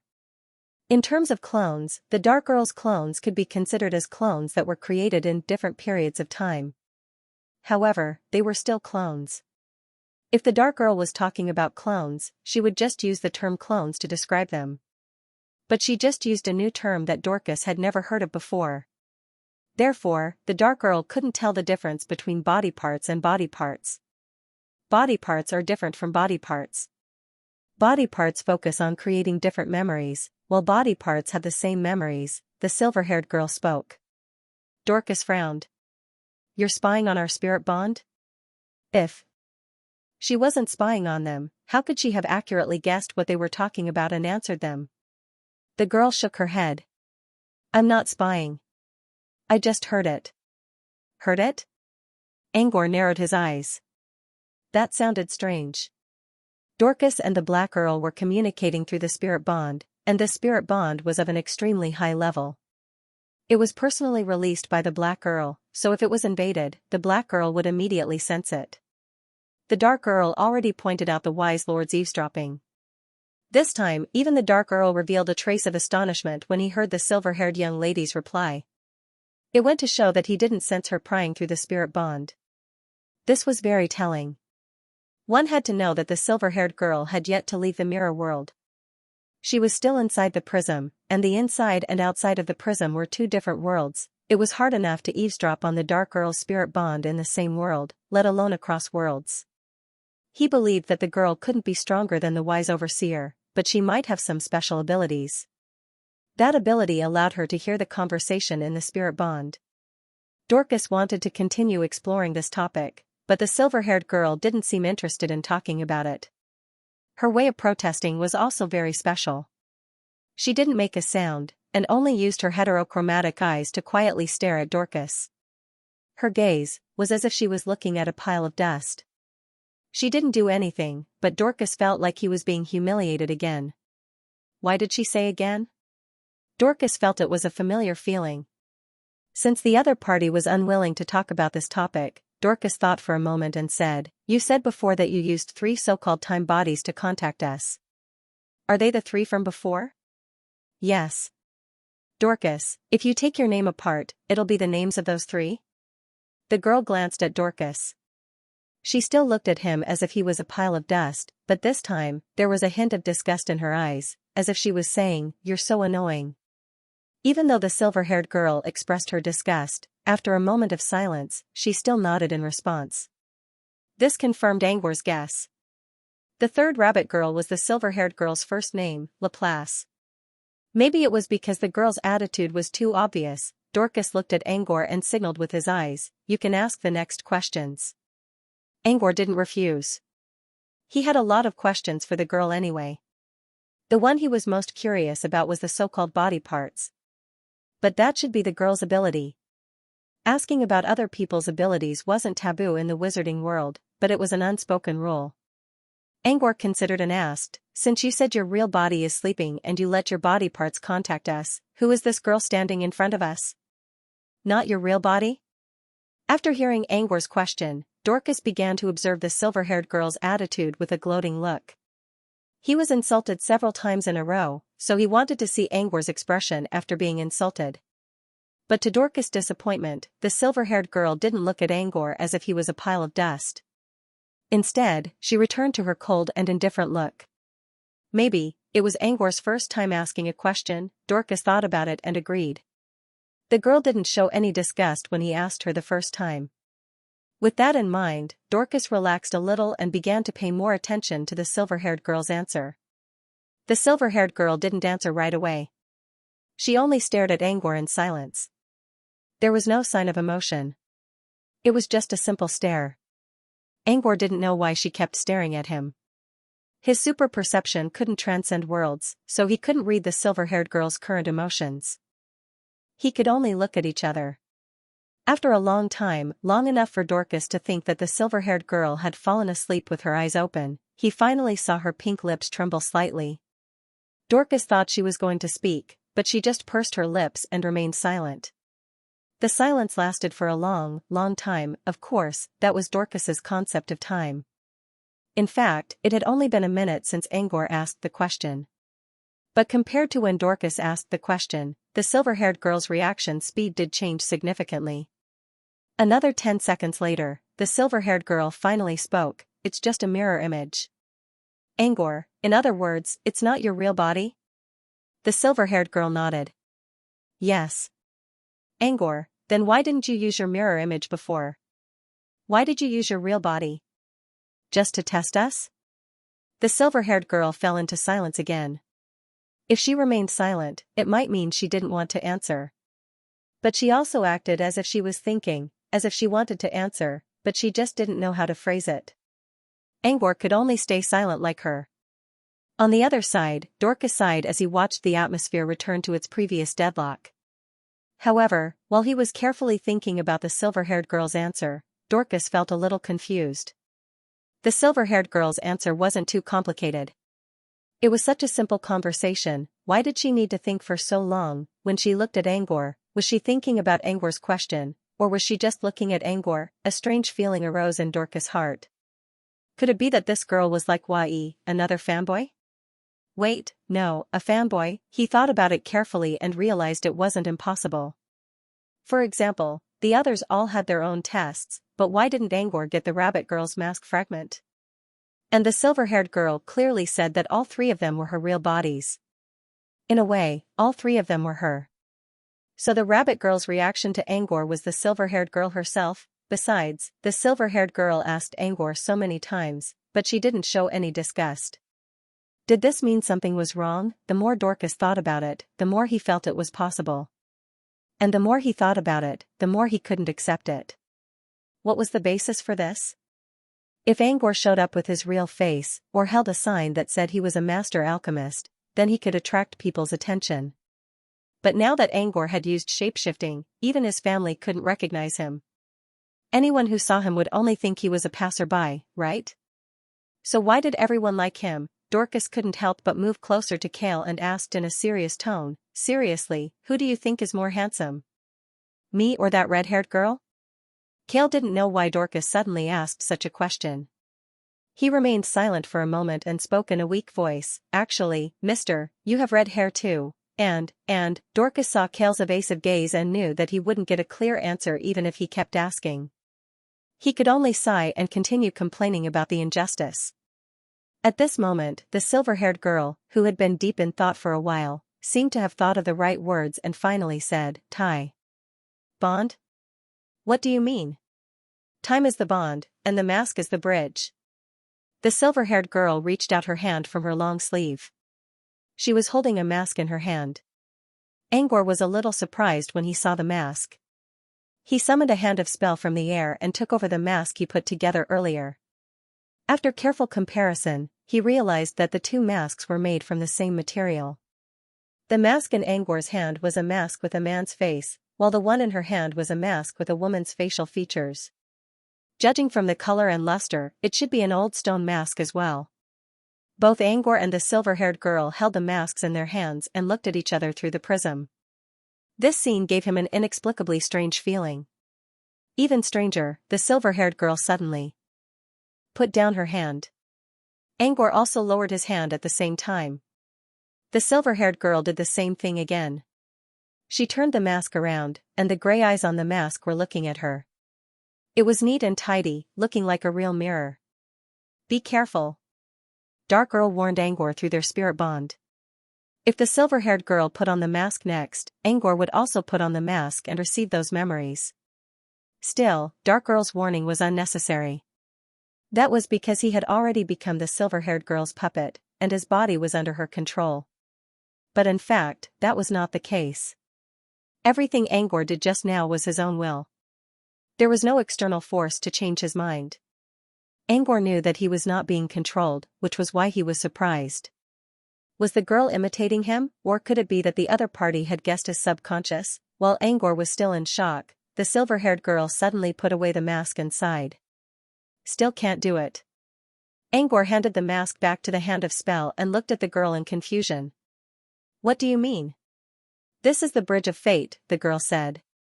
Angor felt like he could understand every word she said. But when put together, he did not understand at all. What bridge of fate? What bond? And why was she imitating him? The silver-haired girl did not answer Angor's question. Instead, she turned around and looked at Wai, who was suddenly stared at, was at a loss. Wasn't she talking to Mr. Superdimensional? "Why am I here? Could it be, there really was an apprentice's test?" While Wa's mind was in a mess, the silver-haired girl said faintly, "A loner hiding in the crowd must shed the protection of the night and set foot on the long road again. Only then will he not be abandoned by his old friends and drowned by the stardust." Wai was puzzled. What did that mean? A word of advice. The girl paused and added, which was rare of her, "The wise one asked me to do it. To return the favor, I agreed." But now, the silver-haired girl didn't continue speaking, as if there was some secret hidden within. However, from the literal meaning alone, they roughly understood the current situation. They thought the surprise the wise one mentioned was the mask, but that was not the case. The mask was not a surprise. The so-called surprise should be a prophecy given by the wise one to the silver-haired girl. But what did the prophecy mean? Or was it a prophecy? Wai carefully asked. "The prophecy means," the girl looked at Wai as if she was looking at a speck of dust. "I'm only responsible for the prophecy." With that, she turned around and looked at Dorcas, who was standing beside Wai. Dorcas was still trying to figure out what the silver-haired girl meant when she suddenly turned around and looked at him. Dorcas looked around and pointed at his nose. His action meant, "Ah, it's my turn?" The silver-haired girl did not mind Dorcas's act. She spoke in a plain voice, "A hunter who pursues treasure. Will he fall into the trap of the treasure, or be abandoned outside the starfield? Why don't you always look back?" Dorcas no longer doubted her words. Without a doubt, it was his turn this time. Luigi's previous title for Dorcas was Treasure Hunter. Now that the silver-haired girl had used this title again, she was definitely referring to Dorcas. However, Dorcas did hear what she said clearly, but the content was too vague. She kept going back and forth. She seemed to have reached the main point, but she quickly stopped. This way of speaking was exactly the same as those prophets. So the so-called gift was a prophecy, right? Right, after all, the silver-haired girl had a master who was an astrologer. This must have something to do with prophecies. While Dorcas was thinking, Angor was also listening to the silver-haired girl's message. Angor did not know if it was a prophecy or not. Even if it was, he did not care. He had a great prophet behind him. The prophet was not fully grown yet, but his prophecy ability was already showing its potential. With such a reliable support, why would he care about other people's prophecies? Besides, even Witch Maya said that he should not pay too much attention to prophecies. They were only possibilities, not absolutes. So, he did not mind listening. What Angor cared more about was the way the silver-haired girl addressed them. Earlier, he noticed that both lunatic poet Luigi and astrologer Gleipnir referred to Dorcas and the Dark Count in general terms instead of simply calling them by their names. However, the bunny girl did not give him any definition, so Angor ignored this point. Now, the silver-haired girl not only defined wizards, but also apprentices. This caught Angor's attention again. Dorcas's title was Treasure Hunter. Angor thought about it carefully. It sounded right, but not completely right. Dorcas was indeed after treasures, but he wasn't the kind of treasure hunter who would do anything for treasures. Just like in Empress Town, after Dorcas learned about some of the secrets of the Goman Kingdom, he showed that he wanted to get involved and make a profit. However, when he saw the undercurrent in the Goman Kingdom, he knew his place and backed out. This wasn't an attitude a treasure hunter should have. Moreover, if Dorcas truly wanted to be a treasure hunter, he wouldn't have run a tavern in the sandworm market for decades. Therefore, the way the silver-haired girl addressed Dorcas could only be said to be one-sided. This summed up one side of Dorcas, but there were many more sides to Dorcas. If what she summarized was the most important aspect, then it could barely be considered a summary of Dorcas. But Angor did not think Dorcas' most important goal was to find treasure. Perhaps free-spirited brainiac was a better description of Dorcas. Next was astrologer Gleipnir's title for the Black Earl, arrogant overseer who desires to reach higher positions. This was actually a neutral and derogatory description. It depended on the speaker's tone and attitude to determine whether it was meant to be sarcastic or just a statement. When astrologer Gleipnir mentioned this title, he sounded more calm than sarcastic. Considering the current atmosphere, he could not say that he was mocking the Black Earl. At the same time, the acceptance of this title also depended on the attitude of the person involved. The Black Earl did not refute the title. He did not agree with the content of the title, but at least he did not object. The meaning of the title was simple. It meant that the Black Earl was looking for a higher position. From the Black Earl's perspective, the so-called higher position referred to the legendary level. As one of the few level 3 Truthfinder wizards who stood at the top of the pyramid in the southern wizarding region, it was only natural that he wanted to break through the great barrier of the legendary level. His Excellency Mon Chi had spent a large amount of resources and even used the Moonfrost Union's influence in the Abyss to request the cooperation of various organizations to capture the descendants of the demon gods. Wasn't this also to break through to the legendary level? It could be said that as long as one stood in that position, who would not desire to advance further, overseer who? No, this was a form of self-transcendence. There was no one looking down from above, only those who sought to improve themselves tirelessly. However, just from the title alone, it could be considered a summary of the Black Earl's characteristics. Most importantly, just this title alone had exposed the Black Earl's identity. The Black Earl's clone had at most the strength of a truthfinder. Before this, the wise ruler had already guessed it, but did not expose it. But now, the astrologer's words had almost completely exposed the Black Earl's identity. Arrogant overseer who desires to reach higher positions was not something an ordinary person could accept. If the wise ruler did not tell the silver-haired girl about the Black Earl, and purely based on her own conclusions, then it could be seen that the silver-haired girl had some ability. Apart from the Black Earl and Dorcas, the third person to be defined was Y. A loner who hides in the crowd. This title was a simple and straightforward description. Crowds represented liveliness, and solitude represented solitude. In other words, it was a loner who hides in the crowd. At first glance, it sounded like a narcissistic narcissist. But when combined with Y's actual situation, it was not wrong.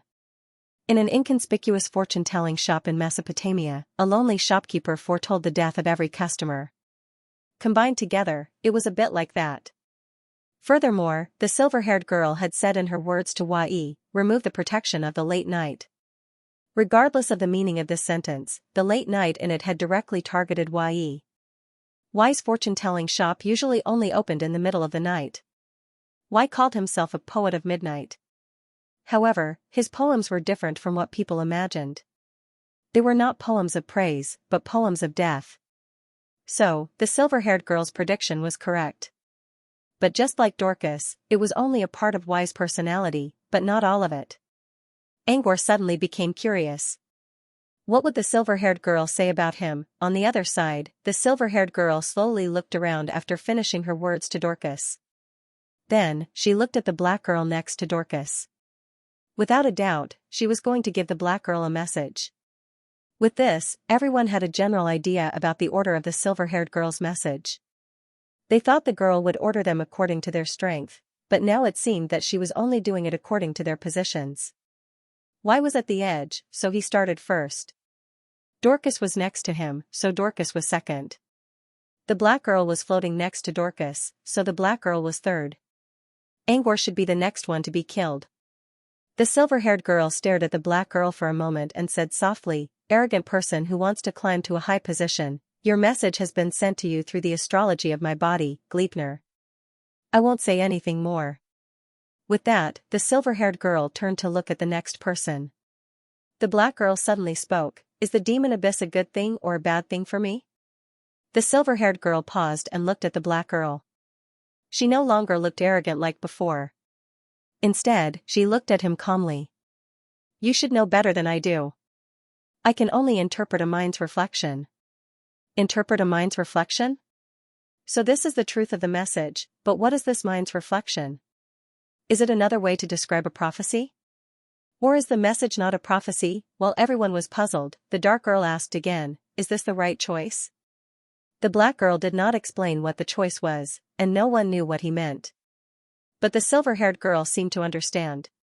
She thought for a moment and said, you already know the answer. Don't ask me. She paused and added, maybe the origin world has the answer you're looking for. The cost of going to the origin world is too high, the black girl said directly. By cost, the black girl was not talking about resources. He was talking about time. There was no shortcut. The only way to go to the origin world was through the void, which would take hundreds of years. During this process, the black girl could not afford to do anything else. Space rifts, space collapses, and even space storms could appear at any time. Even if there were no natural disasters, there was always the possibility of encountering a space monster. If the monster was too powerful, the time needed to take a detour would be another cost. Besides, the black girl was the clan leader of the Noah clan, which had enemies. He could not go too far away from the southern wizardry region before he found a successor who could shoulder the responsibility. Therefore, even if the origin world was an option, he would not consider it as a priority. The silver-haired girl did not comment on the black girl's words. It was the black girl's own choice, not hers. Since the black girl did not ask any more questions, the silver-haired girl looked at the next black girl. Yep, that's right, it's Kale. The silver-haired girl skipped over Angor and looked at Kale on the other side. It was as if Angor did not exist. Angor was a little confused, and so were the others. They all knew that the silver-haired girl was going according to the order of the participants. Why did she skip Angor all of a sudden? She's not letting Angor go last, is she? Oi oi, this is so unfair. Dorcas' voice was already heard in the spirit bond. But no one paid him any attention. The silver-haired girl had already begun her message to Kale. As for why she skipped Angor, there would be an explanation later. There was no need to rush. The silver-haired girl's message to Kale was the simplest one among all the participants. It was even shorter than the black girl's, who already received a message from an astrologer. Search for the tracer of the past. This is not your home. Kale did not know what to say. What did that mean? Kale wasn't the only one who was stunned. Everyone else was stunned as well. That was it? Wasn't she telling Kale to leave? Angor only wanted to know what Kale's name was. To his surprise, the silver-haired girl did not even need to explain the second half of her sentence. Everyone was curious about what she was going to say, let alone Angor. Search for the tracer of the past? How did that match Kale's name? Angor considered the question carefully. Kale was interested in all kinds of ruins, and he was studying them from different eras. But this was only archaeology, not searching for the past. How old was Kale? What was he looking for? Kale was also confused. I'm not looking for the past. Maybe it was the girl's strange gaze, but Kale's mind was a little confused. He did not know what to say. The silver-haired girl replied, you don't, but your obsession does. My obsession? Kale was stunned for a moment before he seemed to have thought of something. My obsession is that remnant soul in my body? Kale's words reminded everyone of the silhouette they saw behind Kale's back in the Book of Truth. Kale was not the one looking for the past, but this remnant soul, the silver-haired girl said, yes. The underground waterway where the wise man resides is not the place he's looking for. It was rare for the silver-haired girl to explain the message directly. She made it clear that Kale's remnant soul was an obsession, and his obsession had influenced Kale's intense search for ruins. At the same time, she also told Kale that the underground sewer wasn't the ruin the remnant soul was looking for.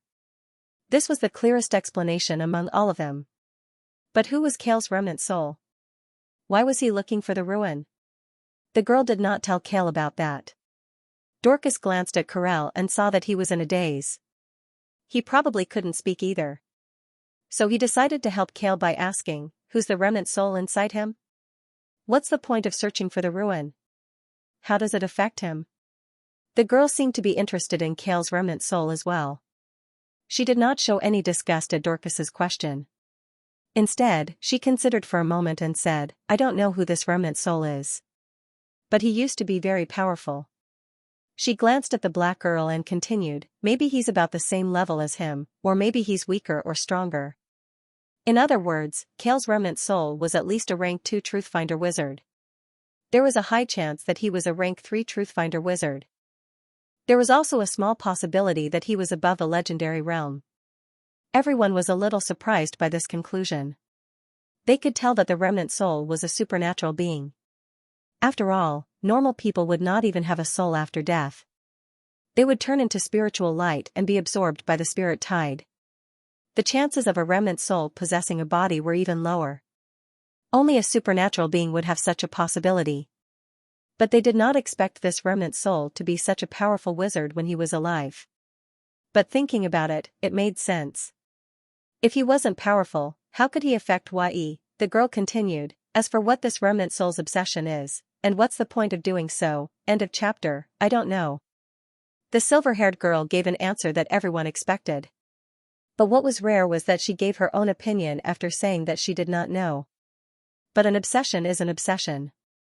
The purpose of a remnant soul is to fulfill that obsession.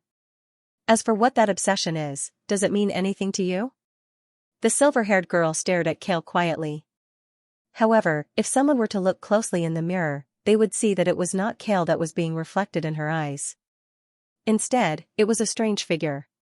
The figure was clinging to Kale with his eyes closed, as if he was sleeping. His face was full of holes, from which pure soul energy poured out and flowed towards Kale. Heh. That's a strong obsession. The silver-haired girl lowered her head and frowned, sighing softly in her heart. Only then did she speak again, compared to all this, you should be more concerned about your future choices. Do you want to fulfill his obsession, or suppress the impulse in your heart and defy your obsession? After the silver-haired girl finished speaking, her gaze was still fixed on Kale. She had spent more time on Kale than anyone else, except for Angor, for now.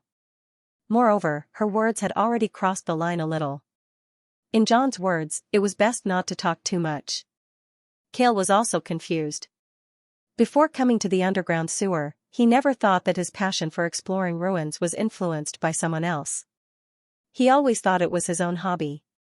The soul fragment from the Book of Truth did make him suspicious, but he could not confirm his suspicions. However, the silver-haired girl's words pulled Kale out of his fantasy bubble and back to reality.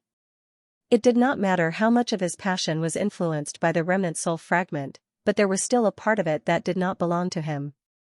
Under such circumstances, Was he still going to continue his exploration of the ruins? Should he start as a traveler and end as a traveler? Cale did not know what to do. He looked at Dorcas in confusion.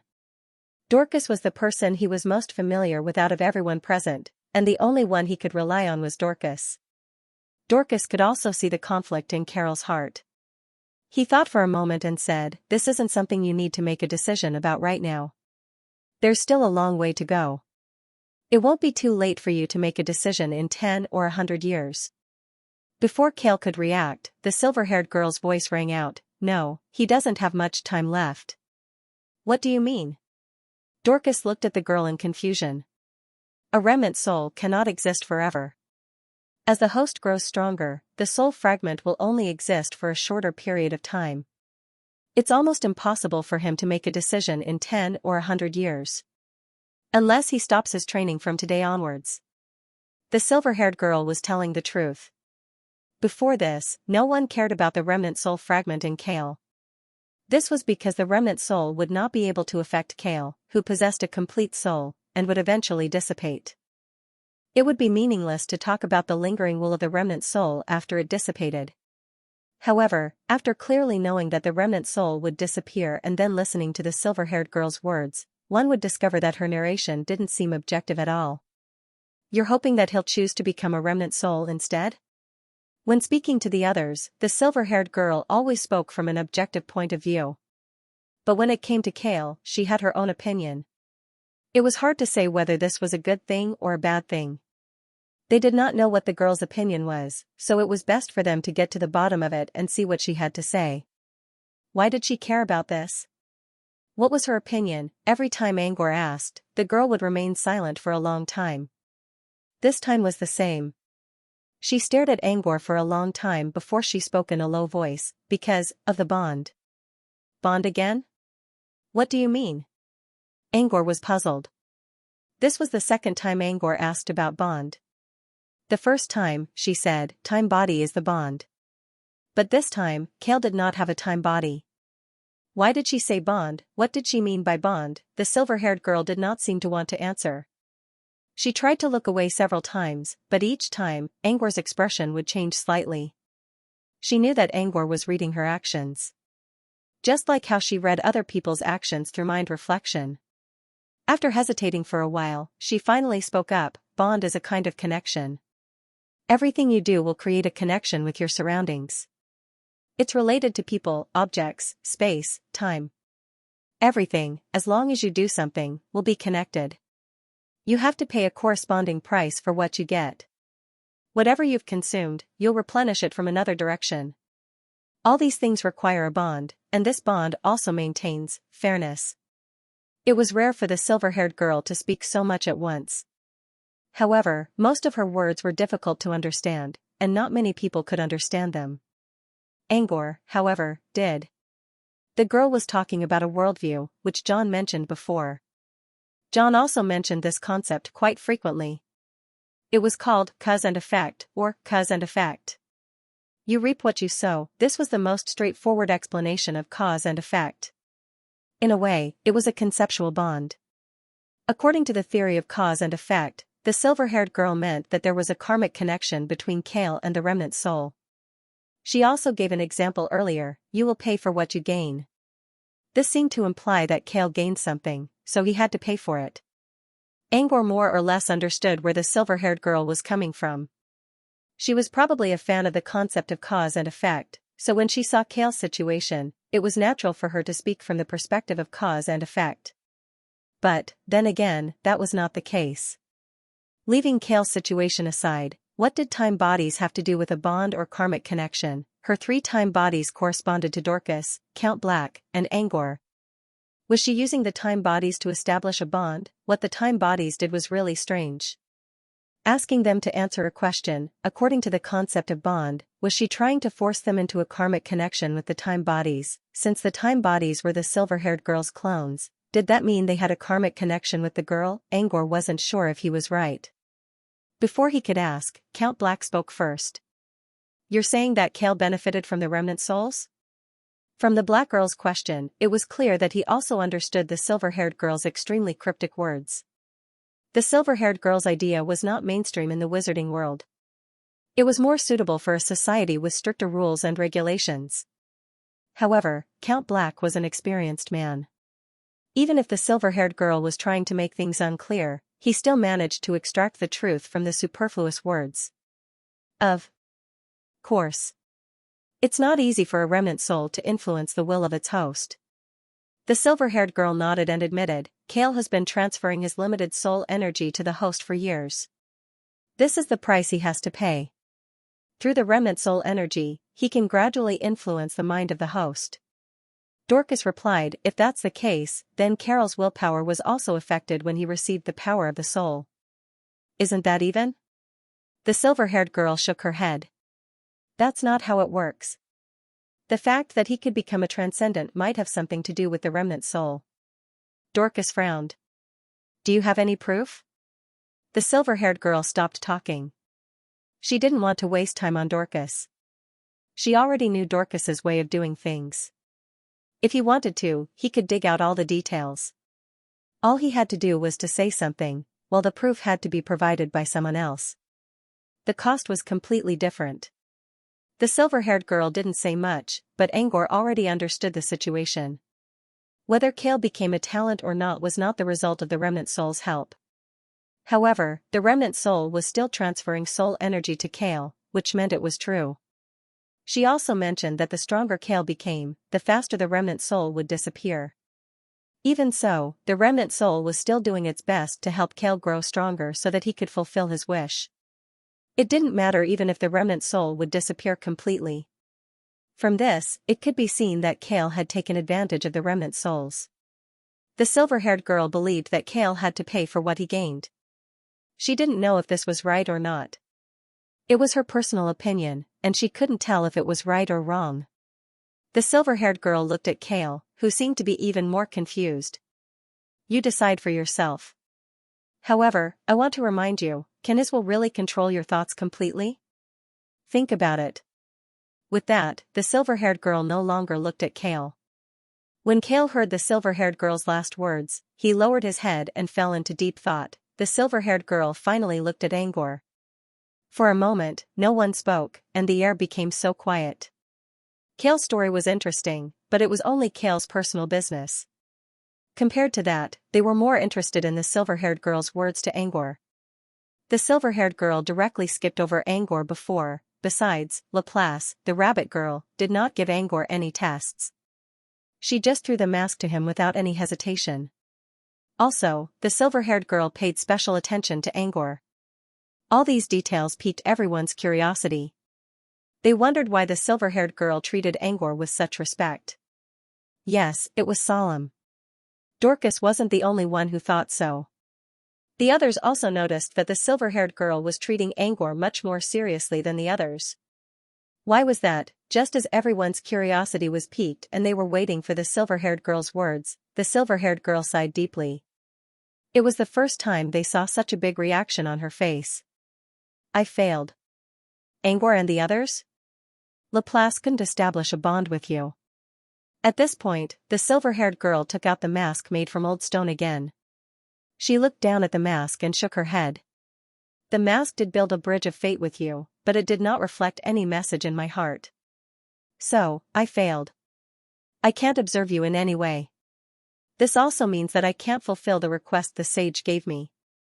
Everyone now understood why she kept skipping over Angor. It wasn't that she didn't want to analyze Angor, but that she couldn't. It was like a gourmet recipe that suddenly popped up in a book full of mageweths. You could understand the surface, but you couldn't understand the essence. The girl looked up at Angor. So, can you tell me why? Angor didn't answer right away. He was still digesting what the girl said. Couldn't establish a bond? Which meant he couldn't establish a bond. Did he have such a talent? According to the girl, even the Dark Count could establish a bond. Why couldn't he do it? Angor didn't think it was because of the green pattern. Did he really have such a talent? Or could it be that there was something on him that concealed the bond that the other party was talking about? He thought for a while and came up with several possibilities. He listed them in order from the lowest to the highest. First, the green pattern. After all, the green pattern had its irreplaceable uniqueness. However, he never sensed anything from the green runes, so he believed it was the least likely possibility. Then there was the origin flame. The origin flame was special, so there was a small possibility. But if it was because of the origin flame, then all the origin worshippers couldn't see the bond. Once the origin flame was ignited, all origin worshippers would be able to sense it and receive its protection. There were too many things related to origin worshippers in the underground sewers. If the origin flame really had something to do with it, the girl should be able to sense it. Apart from the origin flame, Angor also thought about the Blood Knight shield. It was a cloak that could prevent prophecies. Also, it contained a gift from the Time Thief, which could block the gaze of legendary wizards. It was a one-time use item, but it still gave the Blood Knight shield an unprecedented level of anti-prying ability. The Blood Knight shield was also a possibility. Of course, the girl's mind reflection ability had something to do with prophecies. Next was the Dream Wasteland. The core authority of the Dream Wasteland was in his mind space. In a way, he was the master of a small realm. With this identity, perhaps he could resist the connection of the bond. That was Angor's general idea. Apart from these possibilities, Angor also thought of something else, the alien eye. However, the alien eye was too low-key. Apart from showing its uniqueness during the plane fusion, it was basically an ordinary item. Therefore, the alien eye was his only option. If he could find something to resist the bond, he would have to start with the green pattern, the origin flame, the Blood Knight shield, and the Dream Wasteland. Angor remained silent for a while, so the girl considered and said, "My question might be a little rude. How about this? I'll give you a message for free." Before Angor could say anything, Dorcas already spoke up. "You said you couldn't see the bond and didn't give me a message. Now you're giving me a message for free?" The silver-haired girl originally didn't want to pay attention to Dorcas's voice, but Dorcas's words did indeed arouse the curiosity of the others. They all looked towards the silver-haired girl. "I can't form a bond with you, but there are many things about you that I can see." She considered for a moment before speaking again. Huh? Huh? The one who spoke was still Dorcas. His voice went from a high pitch to a low pitch, and his eyes slowly turned from shock to wretchedness.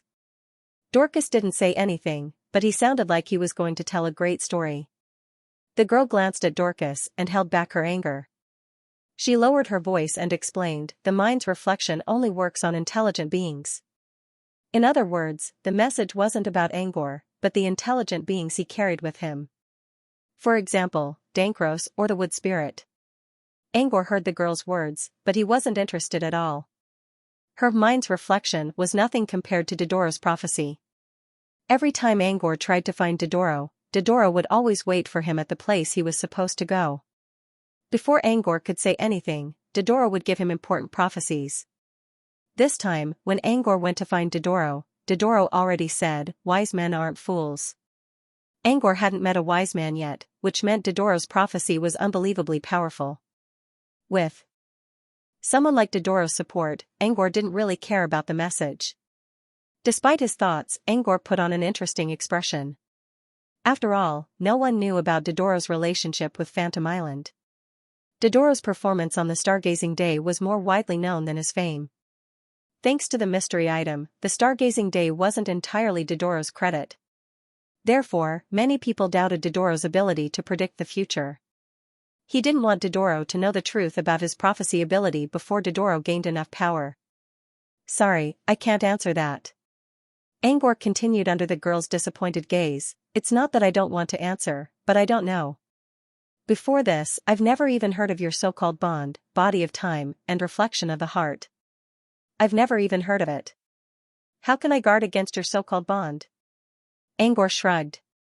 "You're not the only one who's curious. I'm curious too." Angor's words were frank, and the others nodded in agreement.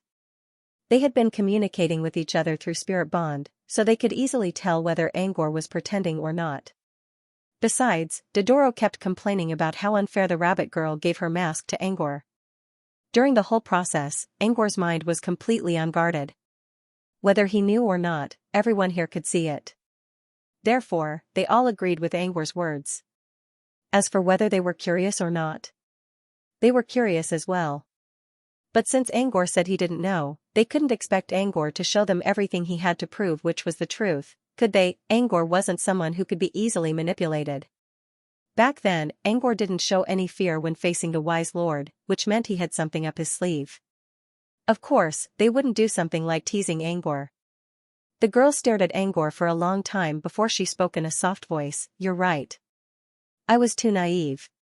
I spent too much time drifting in that distant sea. Too many complicated memories made me forget that everything in reality needs to follow logic. Asking questions without logic won't yield any results. The silver-haired girl's words were very vague, but the meaning was nothing more than, I know you must have a conclusion in your heart, but I can't prove it because I don't have enough evidence. Logic doesn't allow me to infer this conclusion. So, you win. Angor understood what she meant. He didn't mind the self-mockery in her words. Instead, he was curious about the girl's opinion. Why do you think I have an answer? I can't. Because I can't come up with a logical answer that can convince you, the girl said. What a shameless answer. Angor sighed in his mind. However, he didn't show it on his face. Fine. I don't need a convincing answer from you. Purely in terms of results, you think I must have an answer, don't you? Yes. She answered without hesitation. Angor chuckled. Before this, I'm sure I don't have an answer. You can walk out of the mirror and use your word of truth spell to see if I'm lying. But after hearing your answer, I'm starting to have an idea. If the silver-haired girl's judgment was absolutely correct, then he was sure that one of his previous guesses was correct. The green pattern, the origin flame, the blood night protection, the dream wilderness, and the alien eye. One of them was definitely the correct answer. But he couldn't be sure which one it was. I do have several answers in mind. If you're right, the answer you're looking for should be one of them. Angor did not try to hide anything from Sunders. The silver-haired girl's eyes lit up as she looked at Angor. Angor shrugged. But the answers I've come up with are all secrets. Angor narrowed his eyes. So, what makes you think you have the right to make me tell you my secret? Angor's words didn't contain any emotion, but they were filled with hostility. However, the silver-haired girl did not get angry. Instead, she considered the question carefully. After a while, she asked hesitantly, what about the gift I just gave? Can't it work? Do you think these intelligent beings on my body will understand your words? Angor paused and pointed at the others. Do you think they'll be grateful to you for your words? You're using your so-called bond to forcefully connect the karma.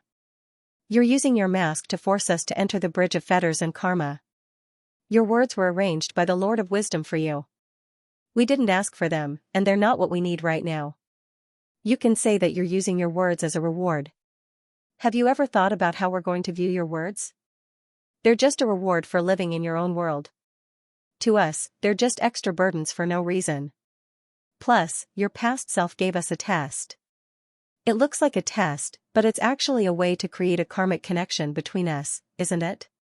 We didn't ask for any of that. We were even tricked into joining your bond. What makes you think we're going to be so grateful? Angor's previous words were just a little provocative. But now, he was ready to fire the fuse. However, what he said really made the others stunned for a moment. They didn't think about this before. They were only wondering why Angor would test them for different reasons. Now, Angor had a clear idea of what was going on. Everything she did was to create a karmic connection. The mask was also a product of karma. Since they had obtained the effect of the mask fragment, the cause of this effect would naturally be connected. Angor also suspected that the silver-haired girl wouldn't have been able to appear in front of them at all without the karmic connection between her and her past selves. The silver-haired girl already told them that her true body was still hidden in the distant sea, so she could only use her past selves to contact them. Back then, Angor asked what was in front of them if the main body was still in the distant sea. Her answer was, a mirror image. In other words, it was a shadow. According to this situation, she could have used her shadow to meet them from the beginning, but she did not do so. Instead, she let the Shirshin come into contact with them in advance. That meant that before the Shirshin came into contact with them and established a karmic bond, she could not even appear in front of them. It could be said that everything had been arranged by her. They were kept in the dark while she led them through a series of things. She created the bond, took off the mask, and turned the karmic connection into karma. After doing all this, she didn't think she did anything wrong. She even thought that giving them a message was already a reward. Wasn't he looking down on them a little too much? They were looking forward to the surprise from the wise ruler, but it didn't mean they could accept such a surprise that they had no right to know. Just a few words and he was dismissed? What about the karmic connection? If the karmic connection could allow the silver-haired girl to see the so-called reflection of her heart, couldn't she use it to do something else? Prophets often used their pheromones and karmic connections to make predictions or even curse others. The three major schools of prophecy even had special words for it: pluck the strings of world, draw the river of fate, and disturb the wheel of time. In the silver-haired girl's words, these were bonds and karmic bridges. Prophets could curse others, but what about the girl's bonds? Did they not have any offensive power? Wasn't it a trick to create a bond between them without them knowing it? A message was enough to get rid of them, because Angor learned the truth about the bonds and karmic bridges from her. He felt that the girl was simply brainless. If she didn't ask for anything, Angor could just keep it to himself. However, the girl still wanted to find out more after learning that Angor's answer was a secret. She even thought that she could get Angor's secret by giving him a message. This was why Angor ignited the powder keg. Of course, Angor wasn't as angry as he appeared to be. He did this because he wanted to observe the girl, as well as find out her personality, ability, background, and bottom line. Dark Earl was probably the only one who could see through Angor's plan. Dorcas and his two apprentices, on the other hand, had completely fallen into Angor's victim background. The more they thought about Angor's words, the more they felt the same way. They glared at the silver-haired girl. The girl didn't expect Angor to suddenly attack her. Moreover, what he said really stirred up everyone's emotions. She wasn't a self-centered person. She tried to understand Angor's anger. In her opinion, everything was to repay the kindness of the sage. She didn't have any other thoughts. But that was only from her perspective. If she stood in Angor's shoes, she might feel all the negative emotions Angor mentioned. Because of this difference in understanding, she had seen countless cases of betrayal and isolation in the distant sea filled with all kinds of broken memories. Through these memories, she began to understand why Angor was so angry. She hesitated for a moment and slowly reached out a hand. Her slender and fair fingers pointed at the crowd through the prism. Dorcas immediately pulled Wai and Kale behind him. At the same time, Elmi crawled out from the shadows. Soren stood beside Elmi, shielding him from the front. While they were on guard, the silver-haired girl tapped the prism lightly. The surface of the mirror rippled like the surface of a lake. As soon as the ripples appeared, several figures walked out of the mirror. It wasn't the silver-haired girl. It was her three avatars, the bard, the astrologer, and the bunny girl. After they appeared, the bard and the astrologer opened their palms respectively. Streaks of light rippled out from their palms. These streaks of light didn't contain any offensive energy. Instead, they showed various images of Black Earl, Dorcas, and the other apprentices when they were answering questions. The images turned into a ray of light and merged into the stone mask in the hand of spell. When the light disappeared, the bunny girl took out a mask from her carrot pouch and placed it in front of everyone. It was the same mask that the silver-haired girl was holding. It was the same mask that depicted a woman's face. With that done, all three avatars disappeared at the same time. The silver-haired girl's voice echoed in everyone's ears. The bond and bridge of fate aren't very useful to me since I'm just a mirror image. They'll only sink into the mirror abyss in the end. But since you care about them, I'll return them to you. The bond has been restored. The bridge of fate has been severed. The shepherd god's double face is my compensation for my rudeness. Hearing the silver-haired girl's words, everyone understood that she was not going to attack them. She was going to clear up the misunderstanding. This action was even more confusing than attacking them directly. Angor's words were already so harsh, yet she did not get angry. Instead, she took a step back. This was very different from what they expected. Before this, the silver-haired girl showed indifference, impatience, and disregard for everything.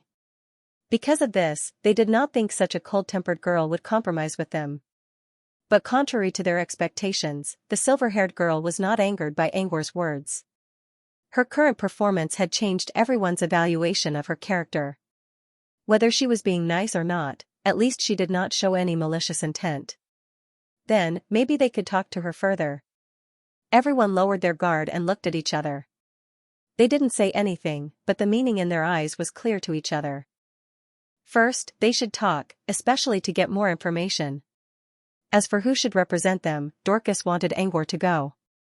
Dorcas's idea was simple. How did the silver-haired girl treat him before? Everyone could see it. The silver-haired girl was not happy to see him. She looked at him as if he was a piece of trash. Therefore, Dorcas definitely couldn't go. As for the others, the 2 apprentices were not considered yet. They might not be able to think of everything. The best option was for Black Earl to talk to Angor. If Black Earl wanted to go, he would have already spoken. Since he did not say anything, it meant he supported Angor as the link. Angor actually wanted to refuse. His previous words were too harsh. He believed he had no way out. But when he looked up, he saw the silver-haired girl still staring at him. It was as if the others did not exist in her eyes. Seeing this, Angor knew he could not avoid it. He sighed in his mind and said, "Well, since the link is broken, let's call it even. What do you think?" To call it even, both parties must have harmed or benefited each other. Angor's words were not appropriate here. However, the silver-haired girl in the mirror was not someone who would dig into words. She nodded slightly. All right. Angor was a little embarrassed when he spoke. He did not know what to say, but he quickly found his rhythm. So, you still want to get the so-called answer from me? Miss Laplace Gleipner Luigi? The silver-haired girl said, "You can call me Laplace." Oh? Angor narrowed his eyes. Why did she only tell them to call him Laplace? There were still 2 hours left, right? Laplace's body is created from my memories, while the other 2 bodies are part of my floating memories from the Sea of Eternity. Angor frowned. That's right. They are me, and also not me. The silver-haired girl, or Laplace, her words sounded confusing, but they revealed some interesting information. According to her, this time body was condensed from memories from different periods of time. However, according to this explanation, there was a problem. The problem lay with the bard, Luigi.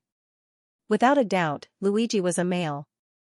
If Luigi was condensed at a certain stage of her life, did that mean that she had different genders at different times? It was not a big question, but it was still something they were curious about.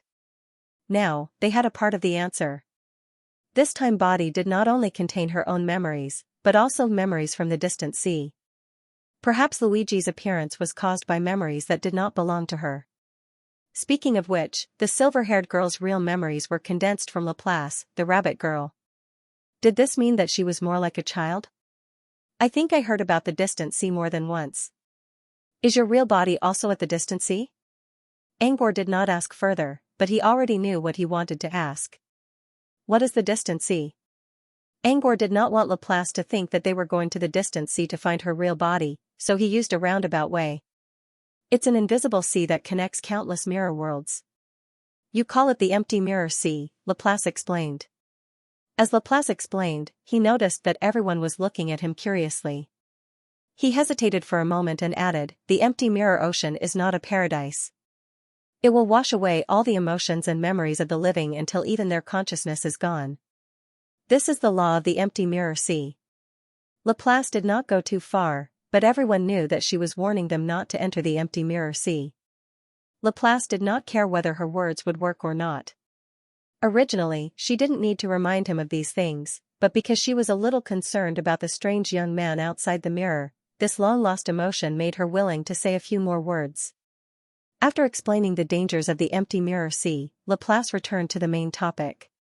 My answer to your question remains the same. I want to know the answer. Angor looked at Laplace's serious expression and considered. So, you can only give me a message? Laplace looked down. My real body is still asleep. The only thing I can do is to analyze the mental reflections projected into my mind. It was a roundabout way of saying that Laplace had nothing but a message. Angor pondered for a moment. If that's all you want, I don't want to do it. Laplace's eyes dimmed a little. However, Angor's next words made her eyes brighten up again. If you can answer a few of my questions, I'll choose an answer to tell you. But I don't know if it's the real answer. You'll have to decide for yourself. I can only say that I'm already considering it. Angor emphasized the word answer. Among the many possibilities he had just thought of, there was indeed one that could be said. Angor believed he would not lose anything if he used it to trade for information. Laplace wanted to know all the answers, but she also knew that it was unrealistic to ask Angor to reveal all his cards to her. Laplace considered and nodded. Okay. You don't care about the scope of my questions? Laplace said indifferently, what you wish to know will not exceed your understanding. What she meant was that Angor's knowledge was different from hers. It was like a child asking a question to an adult. The child's question could not escape from the framework of what he had seen and heard, which could not exceed the scope of an adult's knowledge. Even if Laplace did not mean anything else, she was still mocking Angor on the basis of knowledge. Angor heard Dorcas chuckling behind Laplace's back. To think that you would have a day like this. Dorcas not only snickered, but he also mocked him in the spirit bond. Angor remained silent for a moment and replied, I was going to see what you want me to ask. But I think I'll do it myself. Ignoring Dorcas whining, Angor continued, I'll go first? Sure, Laplace said. What are you? Angor considered for a moment before asking his first question. It sounded simple, but it actually covered a wide range of topics. There was also a lot of room to maneuver. If you want to know my race, I'm afraid I'll have to disappoint you, Laplace said. I don't belong to any race like you humans think. If you want to generalize, you can say that I'm a creature born in a mirror, just like the wise ones. This proved that Laplace was not a human. Her human form was probably just a projection she used to communicate with others. Creatures born in mirrors don't belong to any race? Even Phantom Slave? Laplace considered. I'm an exception. Seeing Angor raising an eyebrow, Laplace knew what Angor wanted to ask. An exception doesn't mean you're special. The creatures inside the mirror live differently from the outside world. The creatures inside the mirror?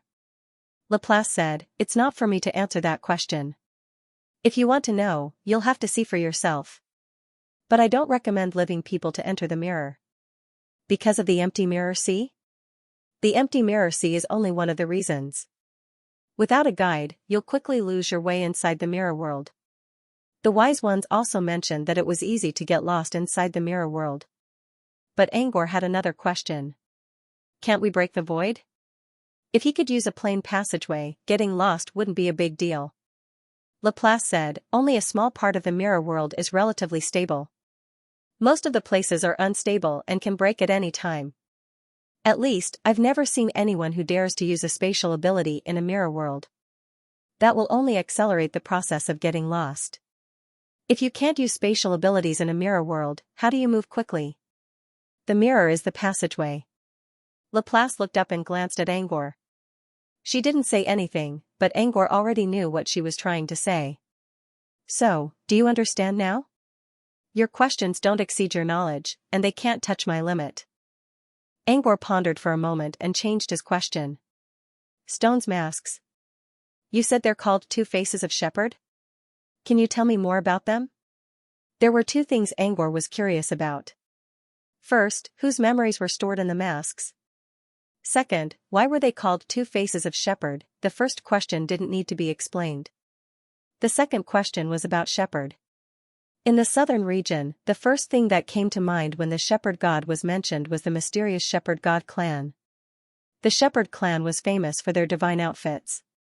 Carveline, the girl in divine outfits Angor met in the purification garden, came from the shepherd clan, and her outfit was the famous shepherd outfits. Carveline could assume many different forms with the shepherd outfits, such as battle, defense, and attack. Each of them had a corresponding outfit, and there were more than one. For example, Angor saw several offensive outfits, such as the Reaper's outfit, the Time Witch's outfit, the Valkyrie's armor, the Wasp Queen's outfit, and so on. Each of these outfits had a special ability. Judging from the current situation, these abilities were already incomparably powerful. Once Carveline became an official wizard, the effect of these clothes would become even more powerful. In fact, once Carveline became a wizard, she would become the most versatile wizard under Truthfinder. Some of her abilities were even better than Truthfinder's. The shepherd outfits were only one of Shepherd God's divine outfits. However, it was said that only the shepherd outfits remained in the southern wizardry region. The other parts were all taken to the origin world by the shepherd god. Regardless of whether the other parts were still in the southern wizardry region, Carveline's outfits were already shocking enough. This was why Angor paid attention to the shepherd god's divine outfits. When Laplace mentioned that the masks were called two faces of shepherd god, Angor's first thought was whether they were part of shepherd god's divine outfits. Everyone here knew about shepherd god's divine outfits, let alone Angor. Everyone pricked up their ears when they heard Angor's question. Dorcas, in particular, was the one who paid the most attention. If these were really part of shepherd god's divine outfits, they would be incredibly valuable. However, as Laplace explained, Dorcas's eyes slowly dimmed down. According to Laplace, she found the two masks in the empty mirror sea. When she found the masks, most of the memories contained in them were washed away. After reading the few remaining memories, she learned that they were called two faces of shepherd god. The memories inside the masks were fragments that Laplace randomly poured into them from the empty mirror sea. As for why she poured memories into the mask, it was because she found a very stubborn shadow in the depths of the mask. These shadows seemed to be memories, but they were not affected by the sea of empty mirrors. At the same time, Laplace could not read these shadows. She wanted to uncover the secrets of the shadows, so she used various methods. Pouring memories into them was one of them. She wanted to use this method to remove the shadow from the masks. As long as the shadows floated in the empty mirror sea, she could find a way to read them. However, nothing happened. Apart from pouring memories into the masks, she also tried to break them. Laplace was the one who broke the male mask. Still, nothing worked.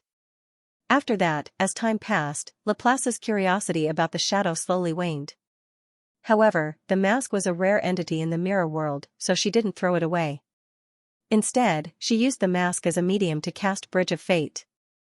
And that was all. End of chapter. He didn't know if they were part of the shepherd god's outfit. He also didn't know whose memories they belonged to. Since they were fragments of memories Laplace found in the sea of mirrors, they might contain the memories of countless creatures. Dorcas' legacy was basically out of the question. These two masks, in terms of their effects, were basically useless at the moment. The only thing useful about them was that they could be reused. But even if they were only used as magic materials, they would still be useful. Angor had never seen stone anywhere else. This was the first time he saw the mask. While everyone was sighing in disappointment, Black Earl suddenly spoke through their spirit bond. The shepherd god's outfit does have masks. And as far as I know, there are two of them. You mean? Dorcas' eyes glowed. Nothing. I'm just stating a fact. I've seen the masks before, but I've never seen them in their original form. I can't be sure if these two masks are from the shepherd god's outfit. Just like how Carveline could change her outfit at will while wearing the shepherd god's outfit, the shepherd god's mask could also change its appearance at will. Black Earl saw the shepherd god's outfit with his own eyes, but he only saw different poses when the shepherd god put it on. He never saw the real shepherd god's outfit. Angor felt the same way about it. He had seen Carveline's shepherd god robe before, but he wasn't sure if the armor she wore was the original form of the shepherd god robe. But the Black Earl suddenly said these words. Even though he said that he wasn't sure, his heart should be leaning towards it. Judging from Black Earl's words and the masks themselves, Angor believed that the two masks belonged to the shepherd god. According to Laplace's memories, the masks they were wearing were called two faces of the shepherd god. It was hard to believe that this was a coincidence. Moreover, the shepherd god's double face was made of old stone, a mystical material that even the Dark Count had never heard of. There was no doubt that the mask used to be something extraordinary. At present, the shepherd god's divine armor was probably the only item that could be considered worthy of its name. Apart from that, he also had another idea. If this is really the mask of the shepherd god, what is the stubborn shadow in the mask that Laplace mentioned? Angor's question was already a predetermined answer. When Count Black heard this, he guessed what he meant. You want to talk about that rumor? Yes. Angor nodded. When I was in the research and development department, I once heard Dean Muse mention this rumor, but even the dean didn't know if it was true or not. However, he did say that the Shepherd God clan was one of the masterminds behind the demonic god calamity of the Shortgrave Plain. The Dark Earl shook the slate up and down. Indeed, the demonic god tribulation has something to do with the shepherds. The shadow in the mask, the Black Earl pondered for a moment. Anything is possible. Both Angor and Black Earl understood each other's intentions. However, the listeners were completely dumbfounded. What do you mean? Why are you being so secretive? Dorcas' voice came.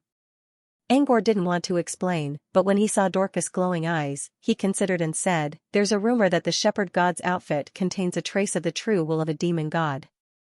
But this rumor has been going around for a long time, and no one has ever confirmed it. Only the Shepherd God clan can tell us if it's true or not. Dorcas pondered for a moment and realized something. So, the shadow in the mask you mentioned, might be the true will of a demon god? You can't tell if it's true will or not. Angor scoffed. Dorcas said honestly, I really can't sense it. I've never seen a demon god before. Angor was speechless. That was true. No ordinary wizard had ever seen a real demon god before. As for the demon god's true intent, it was the source of the demon god's power. Normally, it would only appear faintly when the demon god used his ability. There were only a handful of wizards in the southern wizardry region who had seen more than one demon god and fought against them. Angor thought it was common knowledge, but it was something completely unknown to Dorcas. Angor cleared his throat and tried to change the topic. Just know that even if the mask is one of the Shepherd God's outfits, it doesn't contain the true will of a demon god. That's right.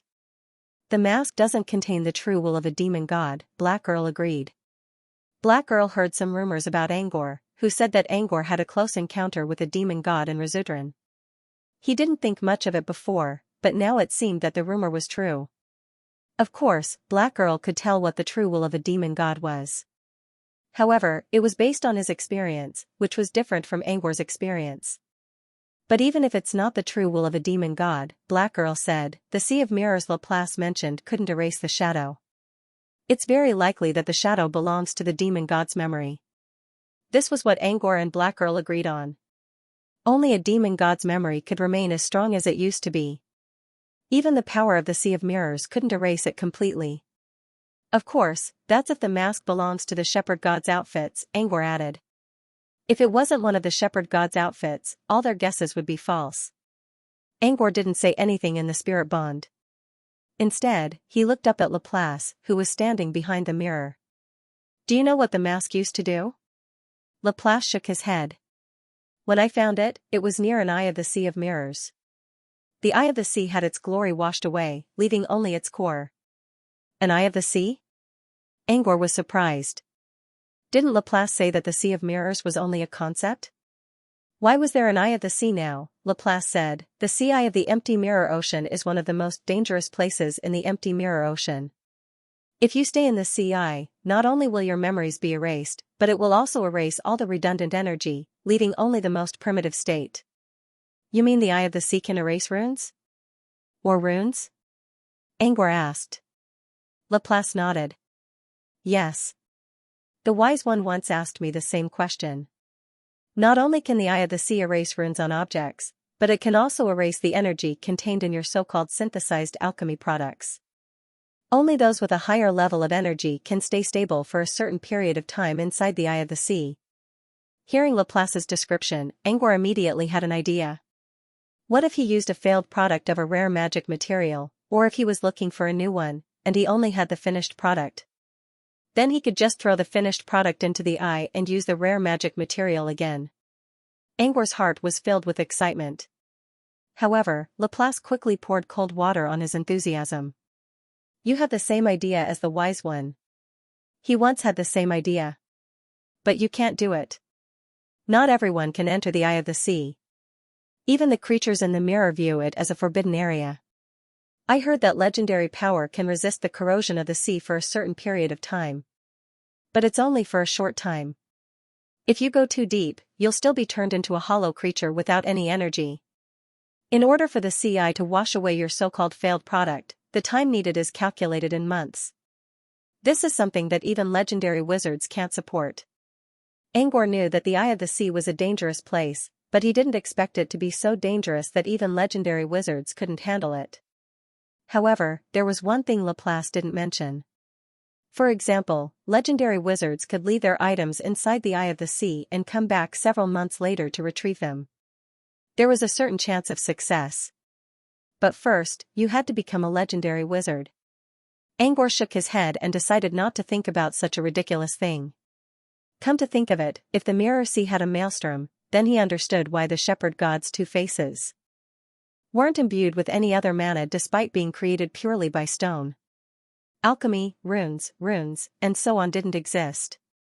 There was only something that could extend one's life and absorb memories. It was probably because of the Eye of the Sea. If the shepherd god's two faces wasn't sucked into the Eye of the Sea, we can still tell if it's shepherd god's armor or not. Dorcas sighed. If the shepherd god's two faces really belonged to the shepherd god clan, did the shepherd god enter the Sea of Mirrors? Or did something happen to her? Otherwise, why would the mask be left behind in the Sea of Mirrors? No one answered Dorcas' question. Both Angor and Black Earl had the same thought. They just didn't say it out loud. The shepherd god was someone who dared to scheme against a demon god and even benefited from the demon god's tribulation. The fact that the shepherd god clan was still protected by her shadow proved how powerful she was. Whether or not the shepherd god met with misfortune wasn't something they should discuss right now. Moreover, many experts were sensitive to their own names. If someone mentioned their name with ill intentions, they might be able to sense it. Therefore, they shouldn't talk about it if possible. Let's not talk about other things for now. Anyway, the shepherd god's two faces is only valuable in terms of materials. We'll talk about how to distribute them later. With that, Angor put an end to the topic of the mask. Next, he asked Laplace a new question. Do you know Phantom Slave's weakness? They were about to face Phantom Slave, and Phantom Slave was a mirror creature. The wise overseer already told them something about Phantom Slave, but Angor still wanted to ask about it just in case. Unfortunately, Laplace shook his head. I don't know about its weakness. I'm not interested in fighting. Then do you know anything about Phantom Slave? Angor didn't give up. Laplace considered. I don't pay much attention to the Sea of Mirrors. Phantom Slave won't enter the Sea of Mirrors. But I remember the wise overseer mentioned that Phantom Slave also created a time clone. It's just that it doesn't have any external memories. Phantom Slave has a time clone ? Angor was surprised. Laplace nodded. As I recall, Phantom Slave's time clones are Childlike Heart, Maiden Heart, and Mother Heart. They correspond to the different personalities of Phantom Slave. If you're going to fight Phantom Slave, Childlike Heart is the easiest one to deal with. Then there's Mother Heart. If you capture its children, Mother Heart will surrender. As for Maiden Heart, I think it's the most difficult one. Hearing Laplace's words, everyone felt a headache coming on. Phantom Slave had 3 other clones? They didn't even want to think about capturing its children to threaten Mother Heart. According to the wise overseer, Phantom Slave's 3 children might be even more dangerous than Phantom Slave itself. That's a headache. Dorcas shook his head. The wise overseer didn't tell us, we're not going to attack Phantom Slave. If we're just going to take a detour, it doesn't matter. At least we have more information now. Angor calmed everyone down and continued asking questions about Phantom Slave's time clone. He also wanted to know how to determine Phantom Slave's time clone so that he could find a way to deal with it. However, Laplace didn't know much. He only said that the childish Serenity Slave was more reckless, the teenage Serenity Slave was slightly more normal but occasionally impulsive, and the motherly Serenity Slave was mature and extreme. Laplace didn't know anything about Phantom Slave either. Angor had to ask a new question. Do you know anything about the person behind Hidden Slave? Angor hesitated for a moment before he decided to ask another question. For the first time, Laplace didn't answer right away. Instead, he gave Angor a puzzled look. Angor also felt a little uncomfortable under Laplace's stare. What's wrong with that? Why do you suddenly ask about her? Laplace asked. Because we're going to face her soon. Laplace remained silent for a moment. The wise overseer asked me to give you a message. Does that mean he's on your side? The wise overseer is probably the only one who knows his position. Do you really care about that? Laplace shook his head. I don't care about the outside world. It's just that the wise overseer has been waiting for a long time, and I thought he would keep waiting. I didn't think he would change his mind because of you. After pausing for a moment, Laplace continued, as for the person behind Hidden Slave, her position in the mirror realm is somewhat special. Mirror domain? You can think of it as the mirror area around here, Laplace explained. But don't compare it to the real world. For us, it might be a nearby area, but for you, it might be several different worlds. Angor nodded.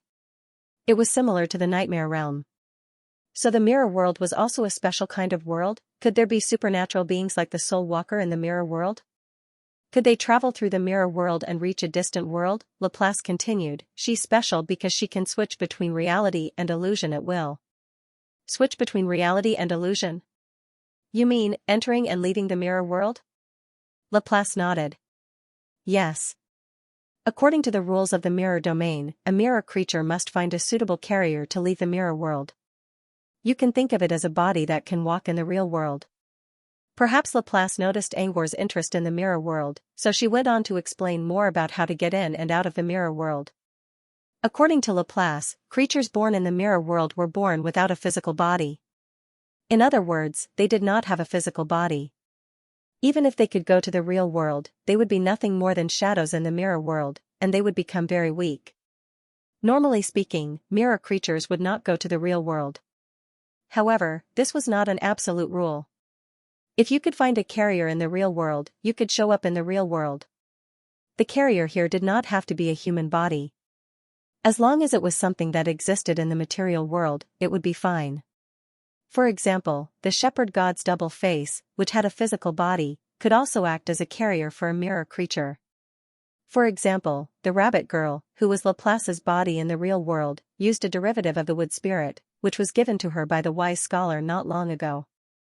It was worth mentioning that even if a mirror creature had a carrier, its strength would be greatly reduced once it entered the real world. For safety reasons, mirror creatures would either not go to the real world, or send their bodies there. Laplace finished explaining the difficulties and details of how a mirror creature could leave the real world. After everyone had a general idea, she returned to Angor's original question. As for the one behind Phantom Slave, she's very special. She doesn't need a carrier to enter and leave the mirror world at any time. Moreover, she can give the creatures in the mirror domain the same ability as her. In other words, Adonis had her own body in the real world. When she entered the mirror world, she could follow the rules of the mirror and turn into the shadow of the creature in the mirror. In other words, whether it was the real world or the mirror world, it was her home ground. She would not be rejected by the world, nor would there be any barriers in the rules. What was even scarier was that Adonis could give this ability to other mirror creatures. This made Adonis' status in the mirror realm special. Although not all the creatures in the mirror wanted to go to the real world, there were elemental creatures like Salmato and Aguado in the tidal realm who loved to travel, as well as natural-born adventurers like the traveling frog who wanted to see the world. Similarly, there were creatures in the mirror world who yearned to go to the outside world. This kind of mirror creature naturally became Adonis's ally. So, if you want to go against her, you can only defeat her in real life. Once you enter the mirror world, you will be torn apart by her allies, Laplace said in a serious tone. This was a typical home ground advantage. For example, if the germinal believers wanted to attack Angor in Brute Cavern, they would not have to face Angor first. Instead, they would have to face the wizards led by Rain. Angor was not stupid. He did not plan to enter the mirror world for the time being. If he really wanted to, he would use the mirror space created by Mirror's grudge to isolate him from the outside world. At this point, Laplace's tone suddenly changed. But it's strange to say. She can give mirror creatures the ability to enter and leave the mirror domain. But so far, she only gave this ability to Hidden Slave. The other mirror creatures are all in what she called a probation period. According to her, She will only let her allies go to the real world after they pass the probation period. But so far, no one has passed the probation period. Maybe there's a limit to her ability? I don't know. But the mirror creatures aren't idiots. They can tell whether it's real or fake. Laplace was right. Lying to one or two mirror creatures could be considered a trick. But how could Adonis fool the entire mirror domain? There shouldn't be too many restrictions on Adonis' abilities.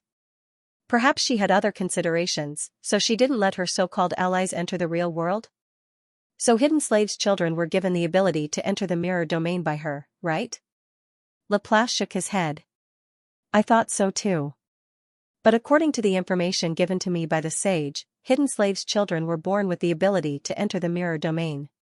She did not give them the ability. Maybe because Hidden Slave's children were born in the real world, they were born with a body in the real world and did not have to worry about other mirror creatures. But that's not necessarily a good thing.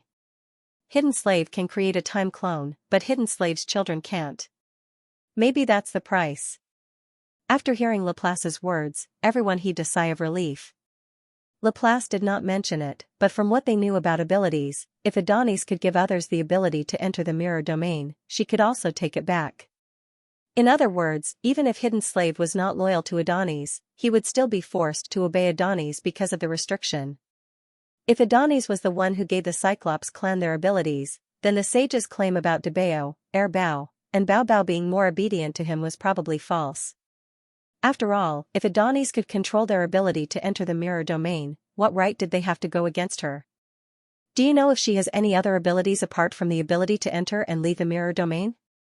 Laplace shook his head. I know you want to know about her attacks. But I'm afraid you'll be disappointed. She won't use any destructive abilities in the mirror domain. Once she does, the other mirror creatures will attack her. The reason was simple. The mirror domain was not sturdy enough. As Laplace said, most areas in the mirror world were unstable. There were very few stable spaces, which was why most of the mirror creatures could only stay in a limited space. If Adonis dared to use any destructive abilities in the mirror world, it would weaken the stability of the mirror world even if it did not destroy the property of the space. Therefore, Adonis would not do that. Not only would it harm others without benefiting herself, but it would also reduce the space she could stay in the mirror world in the future. Of course, there were still places where destructive abilities could be used. The Mirror Sea was a good example. The space there was relatively stable. However, there were very few mirror creatures who dared to enter the Mirror Sea. Moreover, Adonis would not normally go there. Laplace did not have the chance to witness Adonis's attack. After listening to Laplace's explanation, Angor's curiosity about Adonis lessened a little. Instead, he became more curious about Laplace. The empty Mirror Sea was a place that even mirror creatures didn't dare to enter. Yet, Laplace could stay there for a long time. She could even sleep there and meet them from a long distance away. Did this mean that Laplace's true strength was actually quite powerful? Furthermore, Laplace had clearly said that the sea eye of the empty Mirror Sea was extremely terrifying, yet she had gone to the vicinity of the sea eye herself. Laplace also mentioned that the Mirror Sea could erase memories very quickly. Even items like the shepherd god's double face, which only stored memories, could have their memories erased. The only thing that could not be erased was the shadow memory. According to their speculations, the shadow memory might have something to do with the demon god. However, Laplace did not mention Angor at all. She had been in the Mirror Sea for a long time, and her memories were still there. Did this mean her memories were as strong as the memories of a demon god? All signs pointed to Laplace's extraordinary background.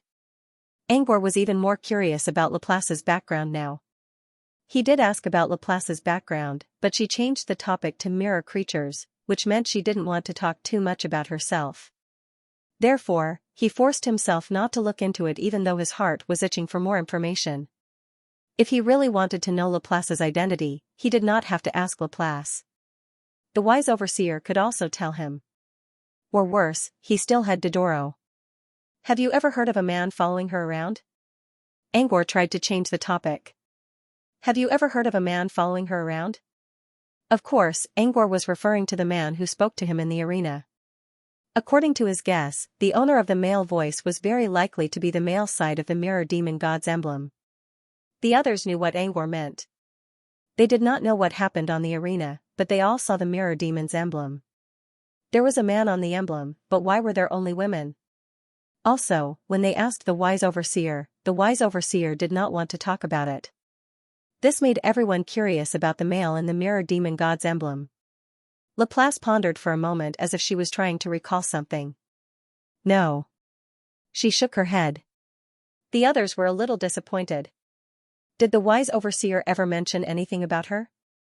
Or, should I say, do you have any special behavior when you talk about her? Laplace gave Angor a thoughtful look. You're not on the same side as the wise overseer, are you? Angor did not give a direct answer. The wise overseer did not send you here out of kindness. Laplace's words, to a certain extent, could be considered as probing into their actual situation. From this perspective, it was possible that the wise sovereign was still trying to test them out. Laplace remained silent for a moment. Creatures from the outside world are always so complicated. Complicated? It's just a way of living, Angor said. The broken memories in the sea of mirrors should be more complicated than this, right? You're very similar to the wise overseer, Laplace said. You both like to look at things from the perspective of your own self or humanity. There were indeed many memories in the empty mirror sea, but there were very few human memories in the empty mirror sea. Humans are just one of the many living beings in the universe. In your own words, can you find your own kind in other worlds apart from the wizarding world? Angor was not the only one who had the same problem. Most of the people here had the same question. Laplace continued, the memories in the sea of mirrors come from different worlds, and they reflect different races. As you said, some of them are complicated memories of intelligent beings. But most of them are pure memories. They are simply records of what you feel, think, hear, and know, without any emotions or opinions. That's what the sea of mirrors looks like. Laplace was observing the world and the universe from the perspective of the creature in the mirror. In terms of structure, the mirror creatures were much more sophisticated than ordinary humans who viewed things from the perspective of their own selves. However, this kind of thing that rose to the level of values was not something that everyone would calmly accept and reflect on. After hearing Laplace's words, Dorcas's first reaction was not to lament the difference in perspective, but to say in a very firm tone in the spirit bond, I was wondering why she was always as cold as a puppet. It turns out that it's because she has seen too many memories of plants and stones. That's why she doesn't have any feelings at all. Dorcas' perspective was much clearer. In a way, he was also someone who didn't view things from the perspective of his own self. But he was more annoying.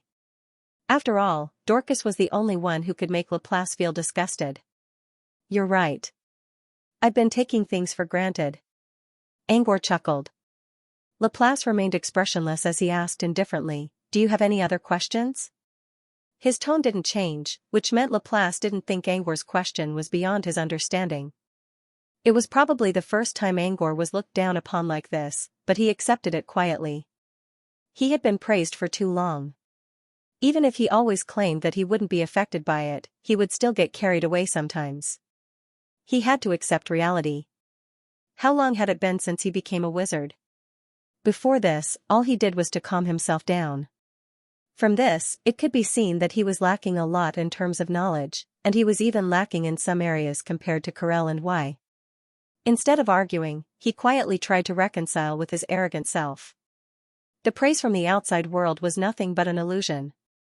Only by recognizing reality and oneself could one truly calm down. Angor's mentality was slowly changing, which was probably a relatively important turning point in his life. However, it was an internal change that couldn't be noticed by outsiders. As for the changes in his mentality and spirit, they did exist. However, internal changes took time. They couldn't be changed overnight. Angor was the only one who knew about the change in his mentality. The others were still waiting to see what he would ask next. I have one last question. It's more of a personal request than a question. A request? Laplace looked at Angor. You mentioned that living people would lose their way if they enter the mirror world without a guide, said Angor. Yes, I did. Laplace nodded. I'm quite interested in the mirror world. Maybe I'll do some research on it in the future. I wonder if I can invite Laplace to be my guide? If Laplace agreed, this could be considered as a request as well. Then, he would tell Laplace the second answer. The first one was the Crimson Shelter, and the second one was the Dream Wasteland. Laplace didn't look like someone with a complicated mind. Besides, Laplace was isolated from the rest of the world, which made her a perfect candidate to enter the Dream Wasteland.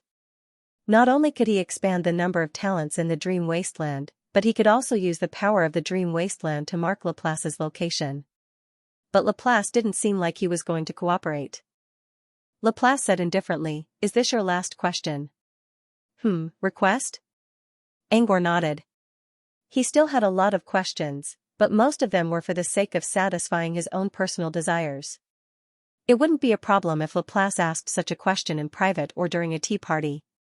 But now, he didn't want to waste everyone's time just to satisfy his own curiosity. No. Laplace shook his head. Laplace did not hesitate at all and directly refused. But when he saw Laplace's cold stare, he had no choice but to swallow the words he was about to say. "All right, I have no more questions. Now, it's my turn, right? Do you want to hear it now?" Angor forced himself to change the topic when the atmosphere was getting tense.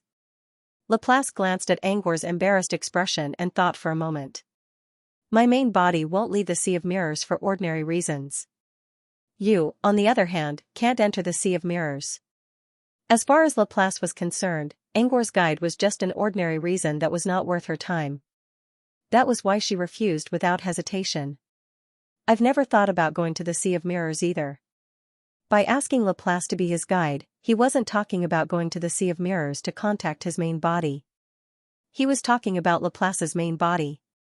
Previously, in order to give them a pleasant surprise, the Sovereign of Wisdom had contacted Laplace.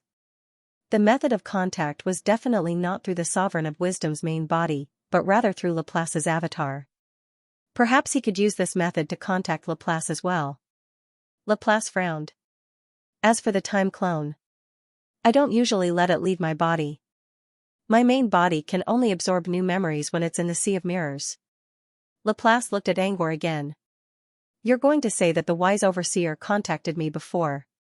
But do you know how the wise ones contacted me? A phantom slave? The One-Eye Clan?" Laplace nodded. "You're not stupid. The One-Eye and Erbao came to find me," Laplace said. "They came to the empty mirror sea and communicated with me." At this point, Laplace added, "Compared to Debao and Xiaobao, Erbao is more mysterious. It said that it can only stay above the Sea of Mirrors and can't go inside. But I know it's lying. Erbao can become a medium for the wise overseer to contact me. But do you have it?" Angor didn't have it. Or rather, he didn't know if he had it. Angor had two choices in mind. One was Mirror Grudge, and the other was the Void Traveler, Hidland. However, Mirror Grudge had harmed too many people. Angor couldn't just let it go. As for Hidland, it seemed to be a good choice. Since Hidland didn't have any memories, the Sea of Mirrors wouldn't affect it too much. But since Hidland didn't have many memories, Angor couldn't give it complex orders. He could only use it as a tool to contact Woof. If Hidland wasn't affected by the Sea of Mirrors, Angor could use Woof to manipulate it. However, there were too many uncertainties in the process. Especially since the Hydra would be entering an unfamiliar world alone, its safety had to be taken into consideration. Even if Hidland had a high chance of becoming a real being, Angor still had to consider it carefully. Laplace saw Angor's silence and knew the answer. She didn't mock Angor. "I remember the shadow memory in the mask. If you can find a way to reach the Sea of Mirrors with the mask, I'll use my main body to find you." Laplace didn't ask for anything else. She didn't ask for anything because she didn't think Angor would be able to reach the mirror hollow in one piece. If Angor really came to the Sea of Mirrors, the waves everywhere would erase all his memories and turn him into a hollow being. Laplace would send Angor back to reality for the sake of what happened today. However, Angor would have to learn how to be a decent human being from scratch. Laplace was not optimistic about Angor's chances, but he still gave Angor a way out, so Angor still thanked the old man with a serious expression. Next, he prepared to tell Laplace his answer. However, Laplace beat him to it. Now that you've asked your question, it's my turn to fulfill my promise, Laplace said. Angor was a little surprised. He quickly realized that Laplace was talking about a gift. Angor really wanted to say it doesn't matter, but he decided against it. Laplace first looked at Angor's shoulder, where Dankros was standing in the shape of a fist. He was not flaunting his prowess by turning into a fist. According to Dankros, this was cultivation. However, in Angor's opinion, when Dankros clenched his fist, his face would be tightly wrapped by his fingers. It was more like wearing a blindfold for sleeping. Of course, Angor was only joking. He couldn't sleep, but he could be lazy. It's changing its mind, Laplace pointed at Dankros. Is that a gift? Angor wasn't the only one who was confused. Laplace's gift was a bunch of complicated words. Why was it so straightforward now? Laplace remained silent for a moment. It's related to you. I can't tell you much. Everyone realized that Dankros' gift was related to Angor, so Laplace could only see a limited part of it. Of course, he could not give a long explanation or a general definition. Angor didn't know how to respond. He tried his best and only managed to come up with, just try your best. Perhaps Angor's comfort was too hurtful. Laplace's body trembled a little, and his chest heaved up and down. A moment later, Laplace finally calmed down and looked at the second living thing on Angor's body, the wood spirit. It has made a choice that it believes to be correct. Laplace was silent for a long time before he finally managed to say these words to the wood spirit. Just like Dankros' gift, the gift was simple. It only described the wood spirit's thoughts. Most likely, it had something to do with Angor, so he could only give an excuse since he could not find anything. Angor didn't trust Laplace's gift at all. This gift was even worse than White Bear's speech. Still, Angor didn't show it on his face. After Laplace finished speaking, Angor nodded and pretended to understand something. Laplace then looked at the last living thing on Angor's body, Elmi. As for Elmi, Laplace had also observed him very carefully. However, no one was looking forward to it. They even started chatting in the spirit bond while Laplace was observing Elmi. Her so-called reflection of the heart, is it a prophecy? White asked curiously. I feel like she was really talking about me. What? You really think you're alone or hiding in the crowd, now? Dorcas raised his eyebrows and said, you're just making up excuses. Don't forget, when we first met, how many love poems did you write for that person? How many days and nights did you mourn? I still remember you crying and coming to me in the middle of the night to complain. Don't you feel embarrassed now? Those two things have nothing to do with each other, okay? Vey said. Vey narrowed his eyes. You just want to talk about it, don't you? It had to be said that Vey and Dorcas were indeed close friends for many years. With just a thought, he was right. However, Dorcas didn't feel the slightest bit of shame from having his thoughts exposed. Instead, he said in a carefree manner, I remember that a customer in my tavern once told me a theory. Awkwardness can be covered up by awkwardness. Didn't you get attacked by the bacteria? How awkward is that? If I tell you an even more embarrassing story now, won't I be able to cover up my previous embarrassment? They already tried his best to forget about it. Now that Dorcas mentioned it, he felt an arrow piercing his chest. What kind of awkwardness could be covered up? That wasn't right at all. It was double the awkwardness. That's a fallacy. Dorcas said, twisted logic? What do you think, Angor? That's nonsense. If Angor answered yes, he would be supporting Vey, but he would also be admitting that Vey had a hard time removing the bacteria from his body. If he answered no, it would make it seem like he supported Dorcas' argument too. It didn't matter if he answered yes or no. Either way, he wouldn't get anything out of it. Dorcas had purposely asked him a question that didn't please either side, clearly wanting to drag him into the water as well. Angor chose to, instead of arguing about this, let's talk about your future plans. Do you want to follow me back to Brute Cavern or Phantom Island? Angor stared at Dorcas with a serious look. Don't forget, you still owe me something. Dorcas froze on the spot as if he was struck by lightning. Brute Cavern and Phantom Island. What the hell was the difference between that place and Brute Cavern? Previously, if Wai had been hit by a critical hit, Dorcas would have had his defense broken. They was slowly recovering from his shock. He even had time to laugh at Dorcas. Dorcas, on the other hand, was still frozen on the spot. When Angor put an end to the debate about the spirit bond, Laplace also came back to his senses. She thought for a moment and spoke in a soft voice, "Demons who try to awaken again. Their past is gone. Their protection is destroyed. Their past is reduced to ashes. Only in the chaos of the black flame, they may see a tiny chance of rebirth." This time, Laplace returned to her usual style of giving advice.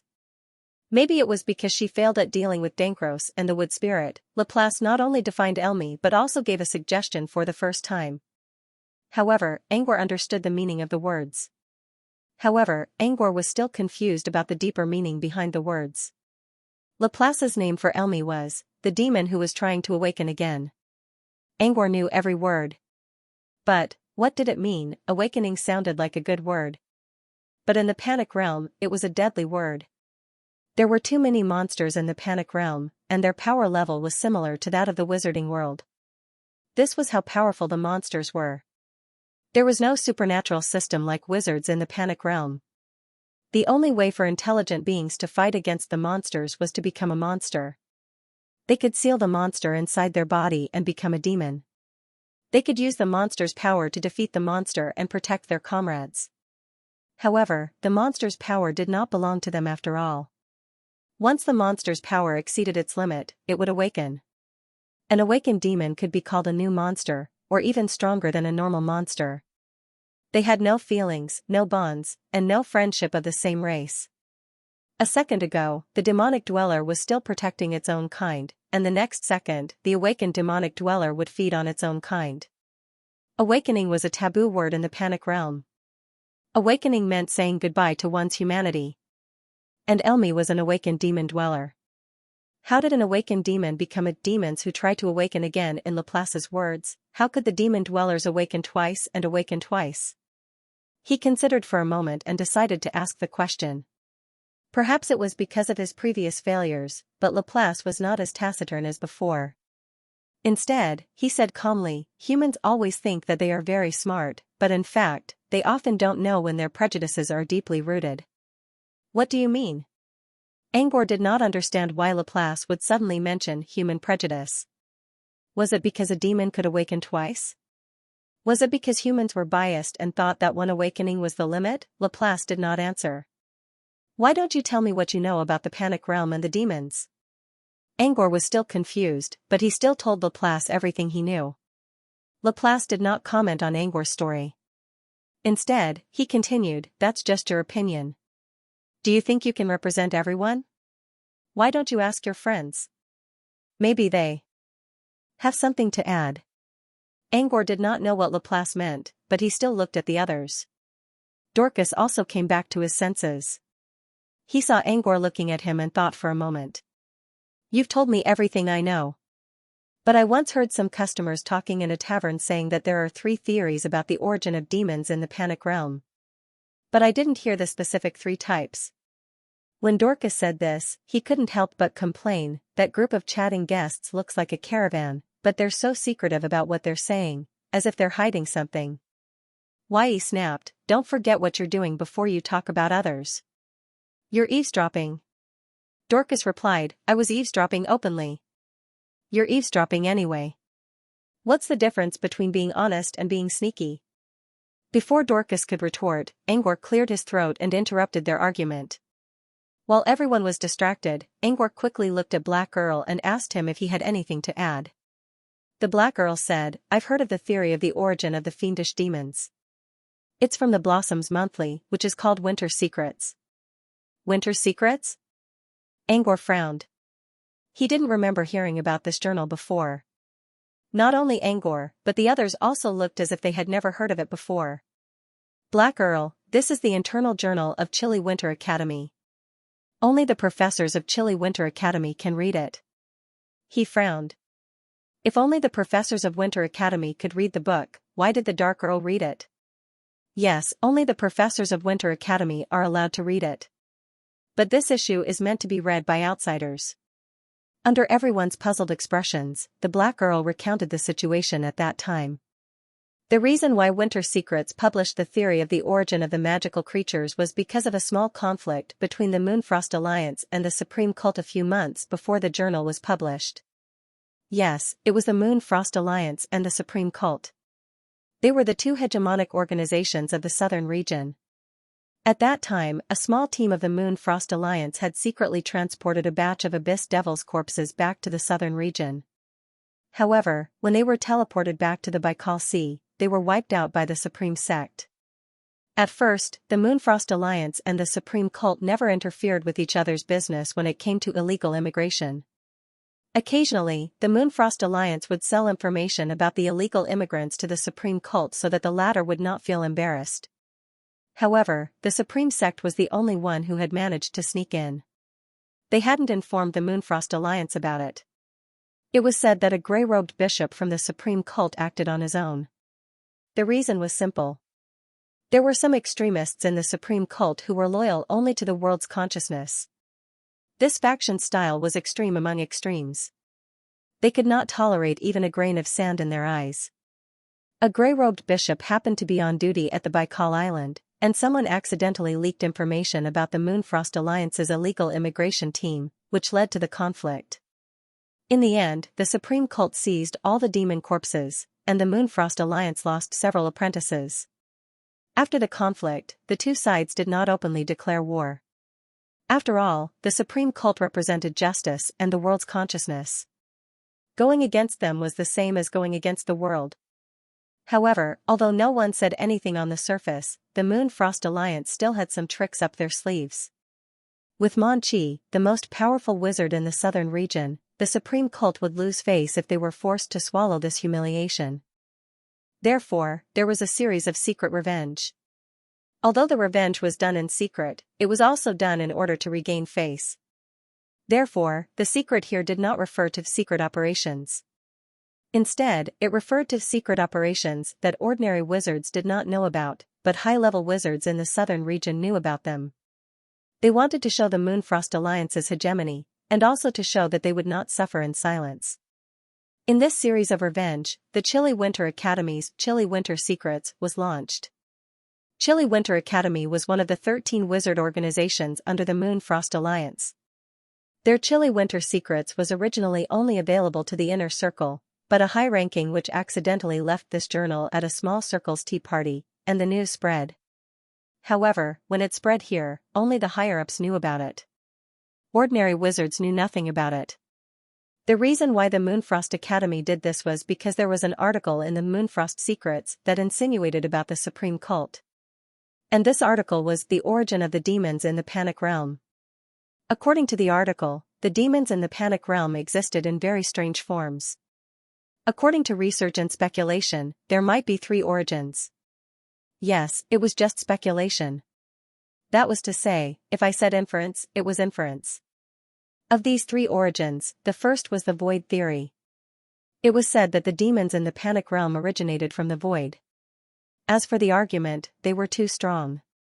Compared to the intelligent life forms of the Panic Realm, these demons were so powerful that they were not on the same level. How could such a powerful existence be a native creature? After all, the Panic Realm was so barren that it could not raise powerful demons. Therefore, they might have come from the void. The second possibility was the overlapping theory. It meant that the Panic Realm was an overlapping of multiple worlds. Just like a fairy tale world, there was a surface world and an inner world. The demons mainly came from the inner world. The argument was still the same. The Panic Realm was too barren to raise powerful demons, so there must be other sources. Then the surface and inner worlds were one possibility. The third possibility was the world will support theory. The barrenness of the Panic Realm might be because it was devoured by otherworldly creatures. The Panic Realm was a breeding ground for some powerful worlds. In order to prevent the Panic Realm from continuing to fall, the world will supported a kind of creature. This kind of creature was a demon. Through powerful demons, they expelled otherworldly creatures and maintained the balance of the Panic Realm. As for the argument, there was no argument. It was a complete guess. The world will of the Panic Realm was so tolerant of the demons because they carried the banner of justice of the Panic Realm. Just like the supreme cult, carrying the banner of justice of the southern region wizard world. The above were the three origins of the Panic Realm's demons. They were all guesses and there was no evidence. The first and second were basically written to make up the numbers. The reason why the Moonfrost Academy placed this article in the Moonfrost Secrets was the third possibility. The third origin theory was completely alluding to the supreme cult. In fact, anyone who had a basic understanding of the situation in the southern region would be able to tell that he was mocking the supreme cult. How could the Moonfrost Academy allow such an article to be spread only internally? They wrote it for the sake of spreading it outside. However, they couldn't say that it was spread outside, so they used the Moonfrost Secrets to create a drama of accidentally leaking. After the supreme cult saw it, even if they wanted to cause trouble for the Moonfrost Academy, there was no legitimate reason. Only the people of the Moonfrost Academy could see the Moonfrost Secrets. How could the supreme cult see it? Was there a spy, as for deliberately leaking the secret? The Moonfrost Academy naturally wouldn't admit it. This was an open scheme. They used some small tricks to annoy the supreme cult and take revenge. And this was only the most inconspicuous revenge in a series of revenge. Other than that, there were some even more blatant actions. Therefore, this article wasn't too important. It was only spread among the higher-ups of the southern region wizard world. As the clan leader of the Noah clan and one of the most powerful wizards in the southern region, the Moonfrost Academy wouldn't forget about him. Even if the Black Earl didn't want to read the article, the Moonfrost Academy would use all kinds of methods to leak it to him. It might seem like a secret, but it was only because you weren't strong enough. Once you gained enough influence, the information would naturally be presented to you. No one was surprised by Black Earl's story. It was normal for organizations and alliances in the southern region to have something like this happen. The open strife and covert struggles continued day after day, and the mutual deception never ceased. This was the wizarding world. It was a world where one would either scheme against another. Laplace, on the other hand, sneered after hearing the story. Heh, humans. Laplace didn't say anything else, but everyone could sense the disdain in his voice. Angor noticed the tense atmosphere, so he tried to ease the tension. This origin theory has no proof. It's hard to say it's true, right? Black Earl, that's right. But the beginning of the article is correct. The demons in the Panic Realm exist in a strange way. The strong ones have legendary abilities. But the Panic Realm is too barren to support such powerful beings. So, we don't need to study this article too much. We can use it as a reference. Do you have any other information about the Panic Plane, sir? Angor nodded. That's right. Black Earl considered and said, I have an old friend who wanted to go to the Panic Realm to study the demons. But he didn't succeed in the end. Defeated by the demons? Dorcas was puzzled. No. Black Earl. Before he reached the Panic Realm, he was led to a place of void disaster by a path leading to the Panic Realm. According to him, if you want to go to the Panic Realm, the closest path is through this void disaster. However, the void disaster fluctuates periodically. Without detailed data, it is difficult to find a way to pass through the void disaster. If he took a detour, he would enter a collapsed area. He didn't know how long it would take him. Hundreds of years passed in the blink of an eye. In the end, he chose to return. After listening to Black Earl's story, everyone was a little confused because there wasn't much information about this matter. The connection with the Panic Realm was also very weak. If they had to say something, they encountered a disaster halfway to the Panic Realm and were forced to retreat. They didn't reach the Panic Realm, and they're still very far away from it. Does this count as information about the Panic Realm? Dorcas directly pointed out everyone's thoughts. Black Earl, it doesn't matter. However, the path to the Panic Realm was recorded by Moonfrost Union in planar expedition records. Moonfrost Union didn't say that this path would lead to a void disaster halfway. Sir, are you saying that Moonfrost Union used this path to trick people? Angor asked. Black Earl shook his head. I don't know. I'm just telling you this story to tell you that the Panic Realm is a contradictory world full of mysteries. It's best to treat it dialectically and don't trust information from the outside world. Angor remained silent for a moment and nodded. Black Earl was basically saying that Moonfrost Union's records about the Panic Realm might not be accurate. Most of what Angor told Angor about the Panic Realm and the demons were from Expedition into Plains, which was compiled by Moonfrost Union. In that case, this information could be false? I read something about the Realm of Terror in a ruin. I don't know if it's true. Kale suddenly raised his hand and said, but I'm not sure if it's true. It doesn't matter. Just tell me. Kale nodded and began to tell Angor what he saw. Judging from Kale's smooth speech, Angor could tell that he was prepared for this. Perhaps Kale already prepared his words when Laplace asked Angor to ask his friends about the Panic Realm. Angor could tell that Kale cared a lot about this information. It was probably something he couldn't forget. The ruin is located near the Sandworm Market, Kale said. Mr. Red Sword, I'm sure you know that I like to buy cipher maps. I once bought several from you. Dorcas nodded. In the beginning, when he saw Kale buy the cipher diagrams, he thought that he had a fetish for deciphering codes. It was only later that he found out that Kale only wanted to see if there was any hidden information hidden in the ancient cipher diagrams. A few years ago, I found an old cipher map in the Sandworm Market.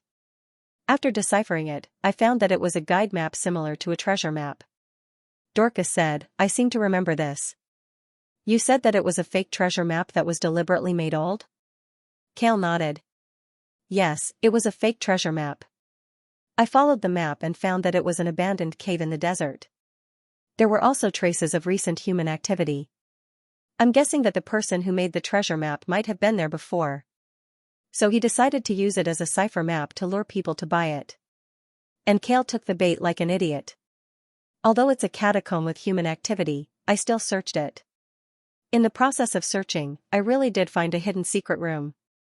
It was an unopened secret room. I didn't know about it at the time, so I thought someone had already entered it. So, after deciphering the mechanism, I pushed the door open and went inside. When the air from the outside world entered the secret room, all the colors in the room faded almost instantly.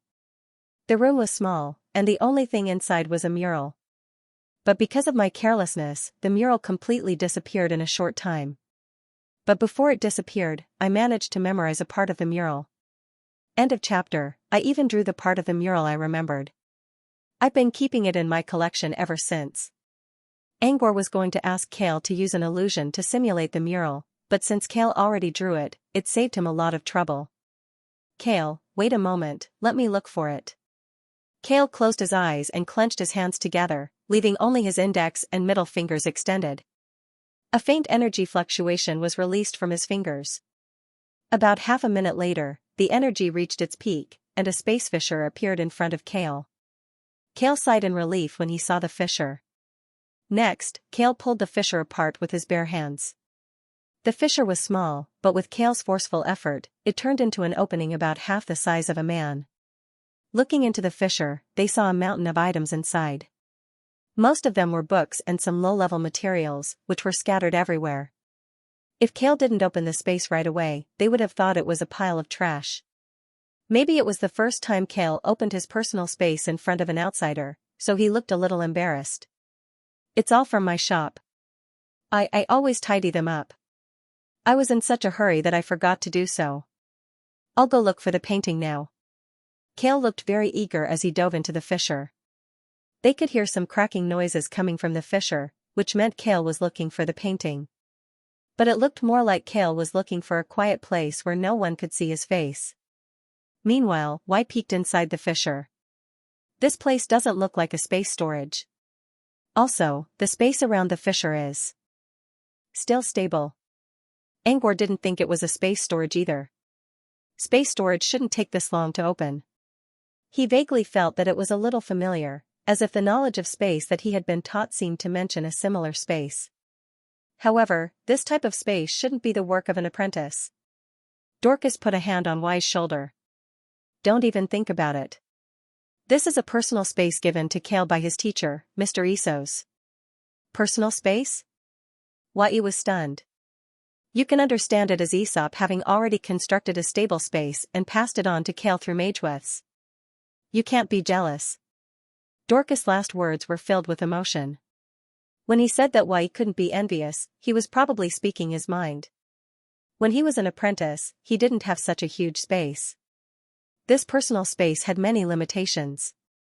For example, it took a long time to open, and because of the original owner's mental power, he couldn't use his own mental power to search for things. If he wanted to search for things, he would have to stick his body inside like Kale was doing right now and search through everything. It could only be used as a large warehouse. Even so, Dorcas was still envious of such a large portable warehouse. Although he had a spatial tool, the space inside was too small. If he could, he would really like to change to this kind of private space with its drawbacks.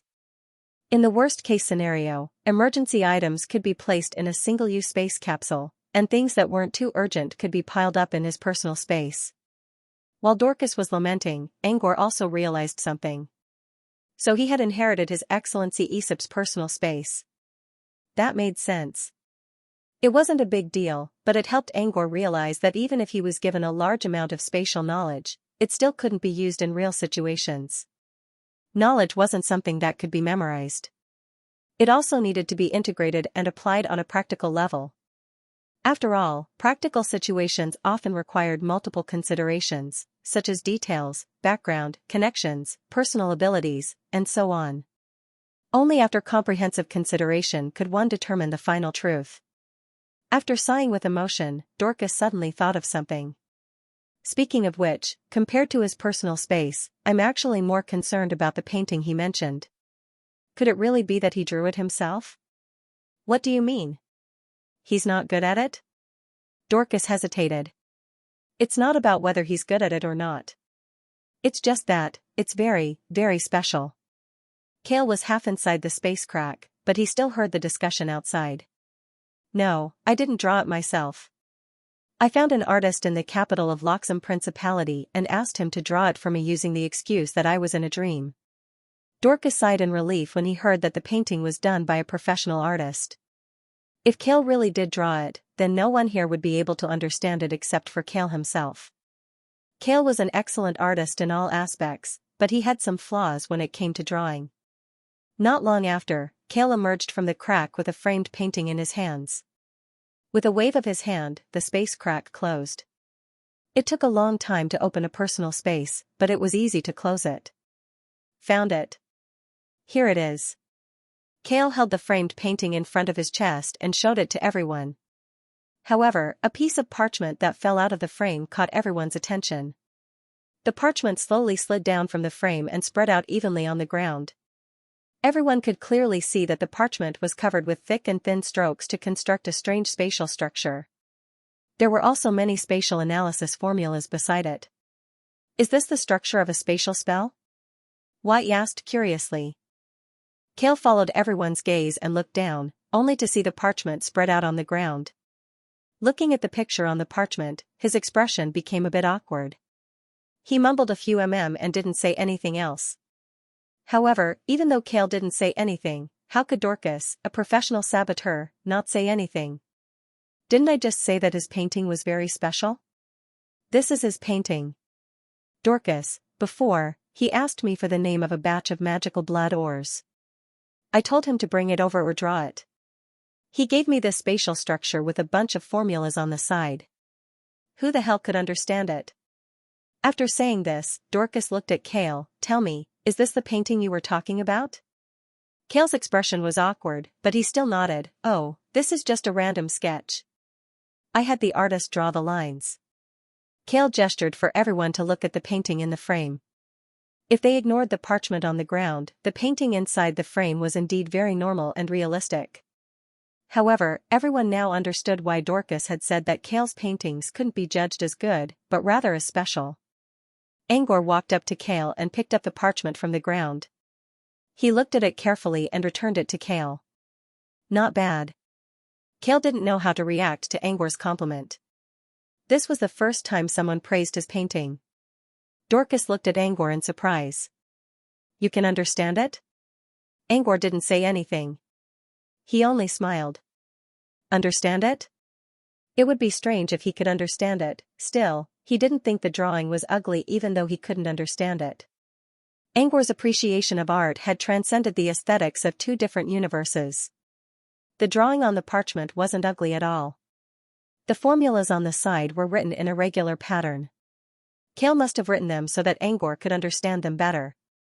Just like how Kale liked to code diagrams, Kale's painting was actually a code diagram that belonged only to him. Angor couldn't say whether the painting was good or bad, but it was definitely top-notch in terms of privacy and security. A painting didn't need privacy or security, but being top-notch in this area meant that there was something special about it. Besides, the painting wasn't ugly at all. Angor praised it out of sincerity. He had read many inspirational stories on the holographic tablet. Those maverick painters were reviled in one era, but in another era, they were hailed as gods. Angor knew that this was just a chicken soup story.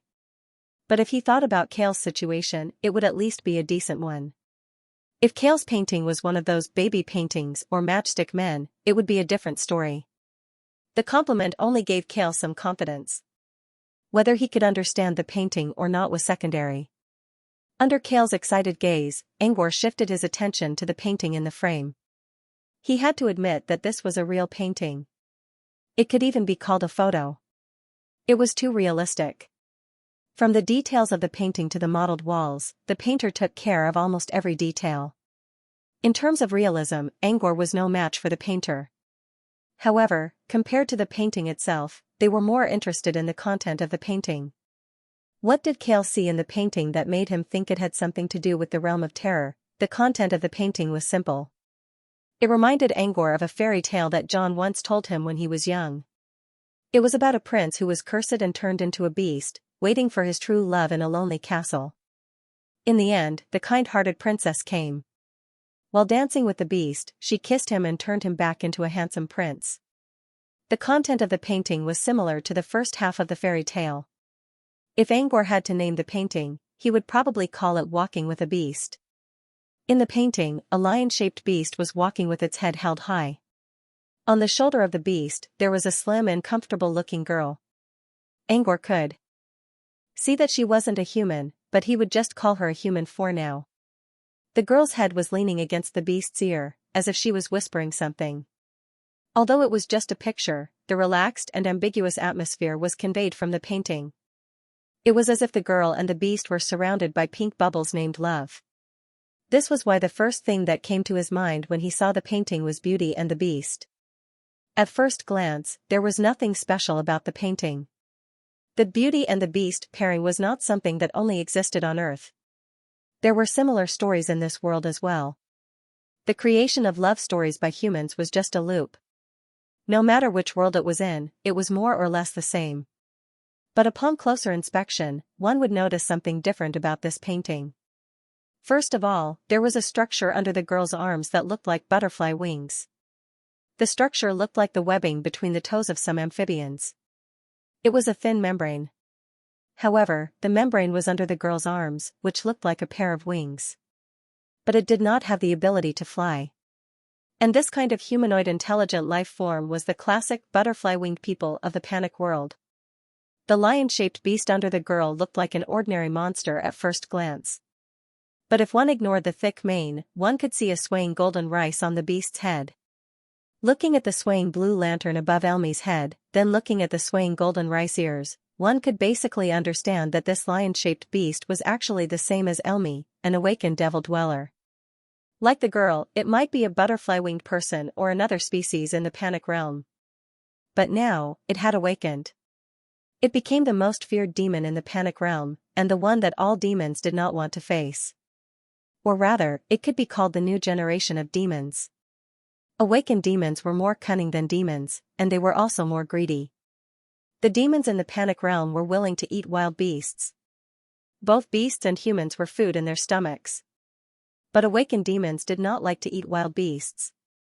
It was probably because they used to be demons and often ate wild beasts. They were tired of eating wild beasts and preferred to eat humans. So, awakened demons were more of a threat to the natives of the Panic realm than demons. It could be said that awakened demons and natives were natural enemies. But now, this mural depicted a completely different scene. Awakened demons and natives were living harmoniously, and they might even be in love. How was that possible? Are you sure this mural is real? It's not a figment of your imagination? Dorcas asked.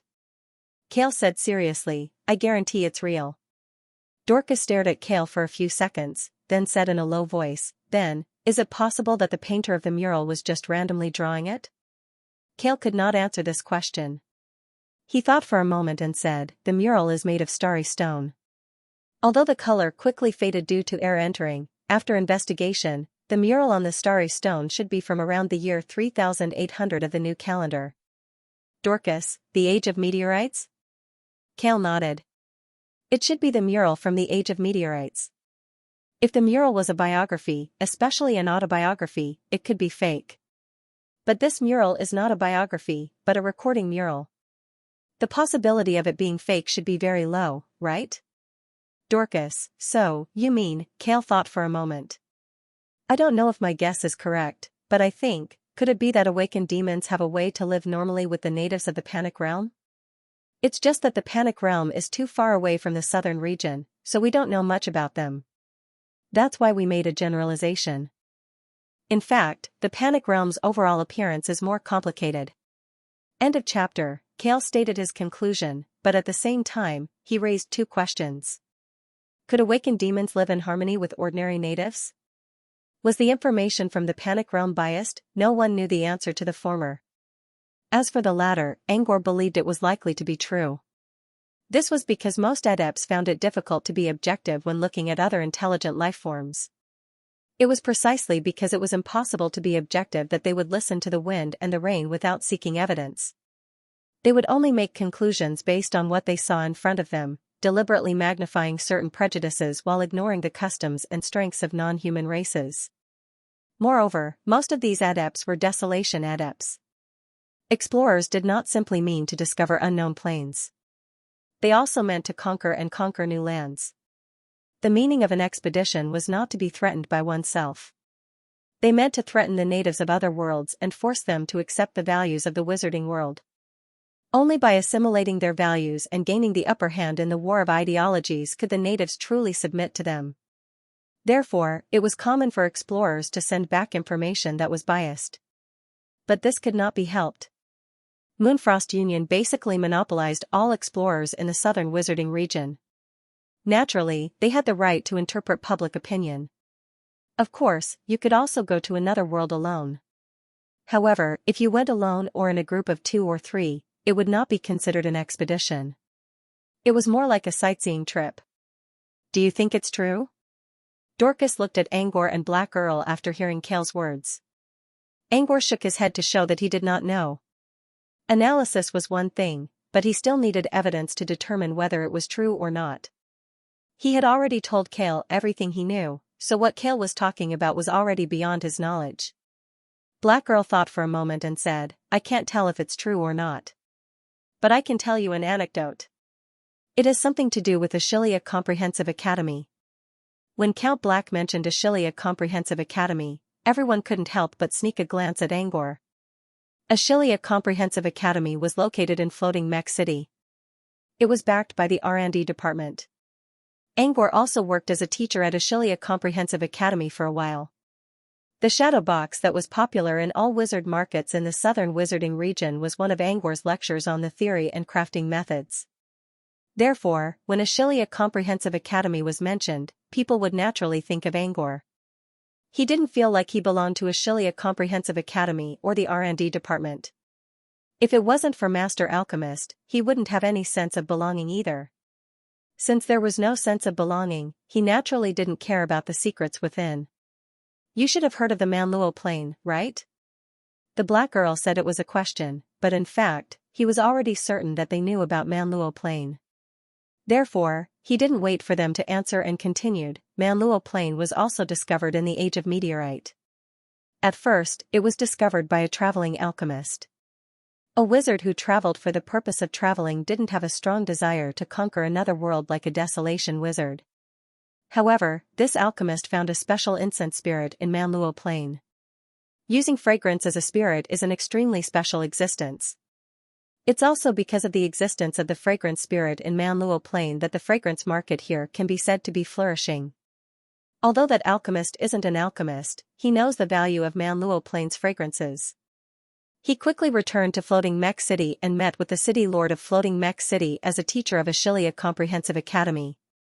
After that, Floating Mech City began to send a large number of wizards to Manluo Plain as pioneers to develop Manluo Plain on a large scale.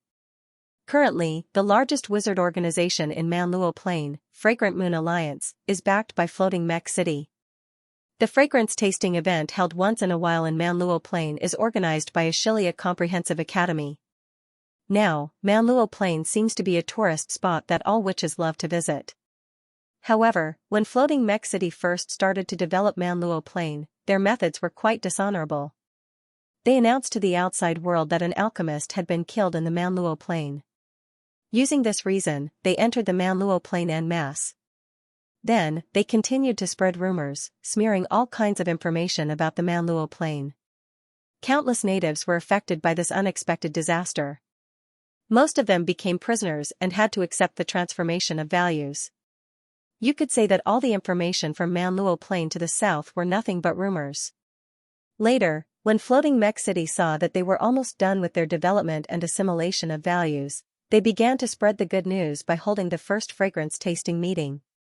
Witches who attended the meeting would spread the real news about Manda Plain. Witches' tea parties were a good way to spread the news. In just a dozen years, Manluo Plain went from a world of darkness and violence to a beautiful world full of flowers and birds. Is this the end of the story? No. So many years have passed. Is your understanding of Manluo Plain limited to the Fragrant Moon Alliance and its beautiful side? Those dark surges, those bloody times caused by the fragrance spirit, they never existed. This is the story written by the victors. And this story will continue to be written for many years, until the dark times completely disappear. At this point, the Black Earl finally finished his little story. I always thought the Floating Mech City was a holy temple of knowledge. Who would have thought they had such a dark history? Whale was the only one who looked angry. I'm not talking about Sir. I'm talking about the Floating Mech City. Dee suddenly realized something and turned to Angor. Sir, I'm not talking about Floating Mech City. Angor chuckled. I don't care if you're talking about Floating Mech City now. I don't know why you think Floating Mech City is a holy temple of knowledge. Think about the Purification Garden incident a few years ago. Floating Mech City has never changed. Purification Garden incident? Wai was confused. What happened in the Purification Garden? I only heard that the garden leveled up. You don't know? It had only been a short while since the Purification Garden was opened. How could Wai not remember anything about it? Whale shook his head. Angor looked at the others. Kale was also puzzled, but Dorcas didn't seem to know anything. So only the apprentices didn't know? What's going on? It was only a short time ago, and countless apprentices died. Floating Mech City's magazines were all over the place. Angor thought the whole world was condemning Floating Mech City's actions. But it seemed that only a few people knew about it. Count Dark noticed Angor's confusion. Apart from alchemy, Floating Mech City's biggest industry is communication. You can think of it as a magazine. There are quite a number of magazine publishers with official backing. They publish so many magazines to the public. Isn't it normal to say that black is white? Why do you think the Moonfrost Union went through so much trouble to create Planar Expedition Record? Apart from recruiting new explorers, it's also to gain the right to speak. As long as he had the right to speak, whether it was spring or autumn, whether it was black or white, it was all up to him. You have an official magazine too, right? I remember Rain showed it to me. It's called Mirror. Count Dark shook his head. After reading it, I only have one thought. Huh? It doesn't have any fighting power. Mirror is mainly for our own people. Besides, it's mostly about research. Black Earl, so? While exporting knowledge, there were quite a few magazines that secretly carried a bit of value for private goods. Mirror, on the other hand, only has a pure research point of view. Most importantly, there aren't many points of view that are interesting. Angor couldn't refute that. He knew how poor the content of the Mirror was. Mirror even reported about him acting as a judge in the Rising Star competition. It took up more than half of the magazine's page, which made Angor feel really embarrassed. Rain also spent a lot of effort to increase Mirror's influence. Rain strongly suggested that Angor should write a book called A Study on the Transformation of Undead and Souls on Mirror. Angor, who knew a little about magazine politics, agreed without any hesitation. But now, Angor would have agreed too. There were other influential magazines in the southern region, but Angor didn't think he was qualified to be published in one. It was better to help Mirror in its hour of need than to add flowers to the brocade of other magazines. Dorcas considered for a moment and said, "Sir, you're not blaming Floating Mech City. You're saying that public opinion has been manipulated, and what we know might not be the truth. Also, what Angor said about the Panic Realm might not be true. Maybe it's just something made up by Moonfrost Union?" The black girl said, "Not necessarily. Most of it is true, and only a small part is false. But I don't know which part this small part is." Dorcas hesitated for a moment, then nodded and stopped asking. He knew that if Count Black knew which part was false, he would have told Angor about it already. Since Dorcas didn't say anything, it meant Count Black didn't know about it either. Dorcas looked back at the mural Kale showed him. Dorcas looked at the peaceful scene in the painting and said, "You and Elmi look just like in the painting. You're getting along with each other." "No." Angor shook his head. Elmi was under the influence of the distorted seed, which was why it obeyed him. Suddenly, an idea came to him. According to Laplace, Elmi could only see a small chance of being reborn in the chaotic black flame. Chaotic black flame reminded Angor of the source of chaos and the power furnace. Did it have something to do with those? Did that mean that he had to go to Boiling Gentleman again to get the answer? Dorcas continued, "How about you ask Elmi to come out and take a look? Maybe he knows the lion with the ears of wheat on its head." Why couldn't help but roll his eyes at Dorcas' words. Dorcas' words were like saying you had a foreign friend in your own country, and you happened to see a foreigner from that country. You immediately approached him and asked if he knew his foreign friend. The chances were like looking for a needle in a haystack. Both Y and Angor didn't know what to say. He didn't think Elmi would know the awakened demon in the mural. But when he saw Dorcas' eagerness, he thought of his inspiration. If this was the work of inspiration, it wasn't completely impossible. No matter how small the probability was, even if it was 0.001%, there was still a chance. With that in mind, Angor summoned Elmi from his shadow. Then he pointed at the painting in the frame and asked Elmi to recognize it. A moment later, as expected, Elmi showed a confused look. It was obvious that Elmi didn't know the awakened demon in the painting. Angor asked Elmi to return to his shadow and spoke to Dorcas again. "See? You don't know him." Dorcas sighed dejectedly and muttered, "I thought that awakened demons would be able to sense each other. What do you mean by think?" "Who the hell are you?" Y retorted without holding back.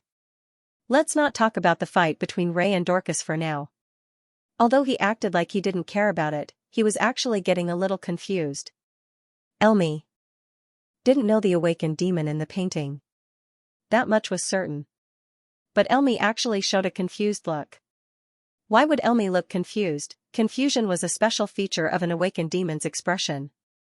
Elmi was just a puppet under someone's control. How could it show emotions that shouldn't appear on a puppet? This wasn't the first time. Angor remembered that Elmi began to show some changes after leaving the tidal realm. It wasn't so obvious back then. Later on, in Princess Town, and now in the underground waterway, Elmi began to show emotions. This was definitely not normal. Could it be that this was the demon that Laplace mentioned in his words, the demon that was trying to awaken again? Laplace was probably the only one who could answer this question. Angor suppressed his curiosity and looked at Y. "What about you? Do you have any information about the Panic Realm?" Angor didn't plan to ask Y. But since Kale brought him such a shocking piece of information, maybe Y had his own information network, but Angor was overthinking it. Kale spent a lot of time in the ruins to decipher the information. Y was a homebody who never left his house, so he only knew about the Panic Realm from the magazines. Not long ago, Count Black warned them that the magazines might manipulate public opinion, so they shouldn't trust them so easily. Therefore, Y was eliminated. Now that he had the information from Kale, Dorcas, and Count Black, Angor once again looked at Laplace, who was hiding behind the mirror. "I'm sure you heard our conversation. What do you think about this?" Everyone stopped talking and looked at Laplace in silence, waiting for her explanation. Why did she ask Angor to ask them about the Panic Realm?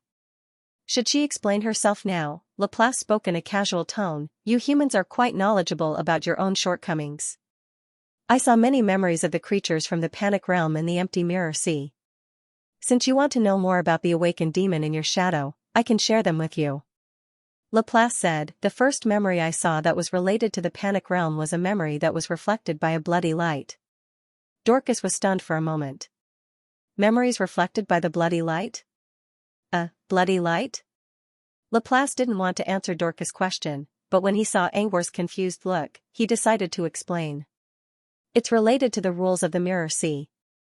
The law of the empty mirror sea could be divided into two categories, life and death. Life represented all the memories reflected by the mirrors. As long as there was a mirror in the general planes or countless worlds, the images recorded in it could be transferred to the empty mirror sea as a form of memory. These mirrors could be water, glazed surfaces, or even distorted surfaces reflected by fire. As long as they could be reflected, the empty mirror sea could contain them.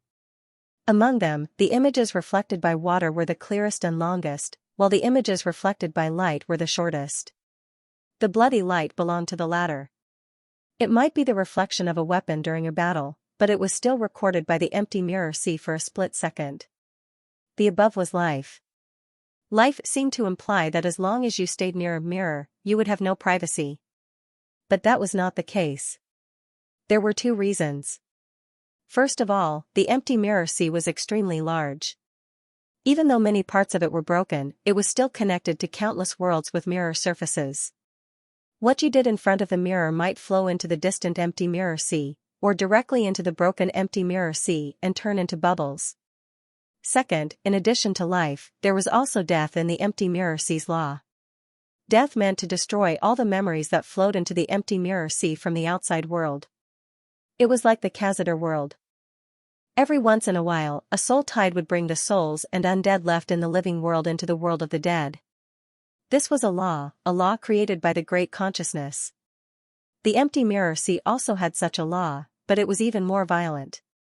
The tide of spirits, at least it would give the other spirits a choice, they could go to the Khazadar world, or they could stay in the world of the living. But the empty mirror sea could not. The waves and tides it created would directly destroy all the memories within the range. As for the empty mirror ocean's tides, they were everywhere at all times. In other words, many of the memories that flowed into the empty mirror sea from the outside world might not even last for a second before disappearing. Therefore, there was no need to worry about privacy at all. Even if you flirted in front of the mirror, the empty mirror ocean would treat you the same. Besides, if a living person entered the sea of empty mirrors, they would only become hollow people who had no memories. If they accidentally saw some memories, they would forget them after a while. Not many of the mirror creatures in the empty mirror sea were interested in the memories of human beings. Laplace could be said to be an exception. However, if one really wanted to look into it, Laplace wasn't interested in human memories. She looked at whatever memories she had. She wasn't sad about them, nor was she happy about them. The only thing she was slightly concerned about was the shadow memories in the shepherd god's two-faced body. But even if she was a little concerned, she still did as she said. From this, it could be seen that she did not care about gains and losses. Since the empty mirror sea's memories were not limited to what was in front of the mirror, the blood light she mentioned could still record images, even if it was only for a split second. The image recorded by the blood light flowed into the empty mirror sea and was captured by Laplace before it was washed away by the tides. That was the cause and effect of everything. After explaining, Laplace continued, "The blood light shows a young girl kneeling on top of a mountain of corpses." As Laplace spoke, he stretched out his fair finger and tapped the mirror in front of him.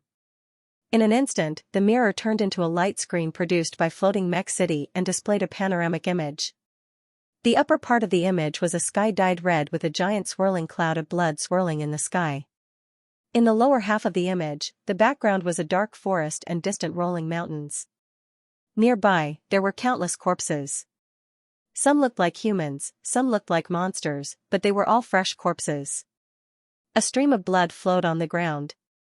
At the center of the pile of corpses was a small mountain made of corpses. At the top of the mountain, a young girl was kneeling on top of a corpse and looking around in a daze. Next to her was a blood-stained greatsword that was stuck in a corpse. The girl was crying. Her face was filled with great sorrow as if she had gone through the most painful thing in the world. Above the girl was the swirling cloud of blood. This was a very story-like scene. Although it was impossible to tell what the story was, and no one knew who had died, everyone could feel the strong sadness that was transmitted from the scene. Is she a demon? An awakened demon? Or a beekeeper? Dorcas asked. This was also a question that everyone was wondering about. Among the dead people in the image, there were butterfly-winged beekeepers, cicada-winged beekeepers, as well as demons and awakened demons. But this living girl was different. She had the obvious characteristics of a beekeeper, thin, transparent wings under her arms. But she also had the characteristics of an awakened demon. There was a small red flower in her messy black hair. 5 small red petals with a golden stamen in the center. The green stalk extended all the way to her head. The red flower was the most obvious characteristic of an awakened demon. But awakened demons would never maintain their human form. They were cruel, evil, and bloodthirsty. They would never show such a sad expression. Therefore, this young girl had a very strange feeling of contrast. Especially when the little red flower swayed in the wind, and she cried silently, this contrast was extreme. A rational awakened demon? Angor pondered for a moment. Dorcas asked, do awakened demons have any rationality? How come I've never heard of it? We just saw a picture of a butterfly-winged beekeeper and an awakened demon living in harmony. Now there's a rational awakened demon. Isn't that logical? But the murals didn't show a rational awakened demon, did they? Maybe the butterfly-winged beekeeper is using some method to control the awakened demon, just like how Angor controlled Elmi. When Wai heard this, it seemed to make some sense. For a moment, he didn't know how to refute. So this is the awakened demon? Angor looked at Laplace through the mirror. Laplace didn't answer. Instead, he reached out his hand and tapped the mirror again. The image changed again. The background remained the same, but the corpses on the ground were gone. Instead, there were many living people around them. If one looked closely, they would realize that these people were the corpses from before. In other words, the current scene was actually a scene of them when they were alive. These people who were about to die were angry, fearful, desperate, and desperate. All of their emotions were directed at one direction. A pure white demon under the blood cloud vortex. This demon had a flawless, pure white shell. Its streamlined body was both beautiful and had an unconcealable sense of power. It stood tall and had a pair of snow-white wings on its back. It looked like the legendary snow dragon, but much more elegant and flawless. However, the face of such a flawless body was filled with malevolence and brutality. Even the faint golden eyes were filled with brutality. These violent emotions were directed at the living people around it, as well as its own kind, awakened demons. These were just the expressions of the images, but the detail that shocked everyone the most was the little red flower on top of the pure white demon's head. It was the same red flower as the one in the previous image. Due to the difference in size, this little red flower appeared even more petite and inconspicuous. But it was this inconspicuous little red flower that caused everyone's expression to change. Is that the girl from before? Angor asked. Laplace nodded. Yes. The demon form is in front, and the human form is behind it. In other words, she was an awakened demon 1 second ago, but in the next second, she turned back into a wasp-winged woman. It was not right to say that she was a pure wasp-winged woman. She still retained the characteristics of an awakened demon. However, she might have regained her memories and sanity. Otherwise, she would not be crying like this. Awakened demons can wake up one day? Dorcas mumbled in a low voice. He had yet to recover from the shock. Maybe? Wai spoke up beside him. Dorcas let out a long sigh. That is truly a tragedy. Yes, a tragedy. Even if they were not from the panic realm and were only spectators, they could still imagine how tragic it was. Since ancient times, humans in the panic realm, or humans for now, were always shrouded in the dark clouds of demons. They were like wild beasts in the forest who could only tremble in fear and pray that the demons would let them go once they were full. Days like this passed, year after year, day after day. Finally, one day, someone who could resist the demons appeared. However, while this person who fought against the demons was receiving everyone's cheers and glory, he didn't know that he had already opened Pandora's box. He taught humans how to use the demon's flesh to gain the demon's power and become a wasp-winged woman. In order to defeat the demons, batches of wasp-winged women were born. At first, it worked. However, when the first wasp-winged woman used too much energy and became an awakened wasp-winged woman, things began to spiral out of control. Awakened wasp-winged women were even more terrifying than the demons. They lost all human emotions and became a new generation of demons. They were ruthless, murderous, and did not like to eat animals. They only fed on humans. From this day on, wasp-winged women continued to be the protectors of every city. However, they were also shackled. From a hero that everyone admired, he had become a monster that everyone avoided and couldn't reach. However, in order to prevent more humans from dying under the attacks of the demons, wasp-winged women continued to fight at the front lines. They were lonely protectors, and they were also lone fighters. Every day, they would fight against the demons to find a trace of inner peace, until they awakened or died. Awakened wasp-winged woman was the most terrifying outcome, but it was also the fate of wasp-winged woman.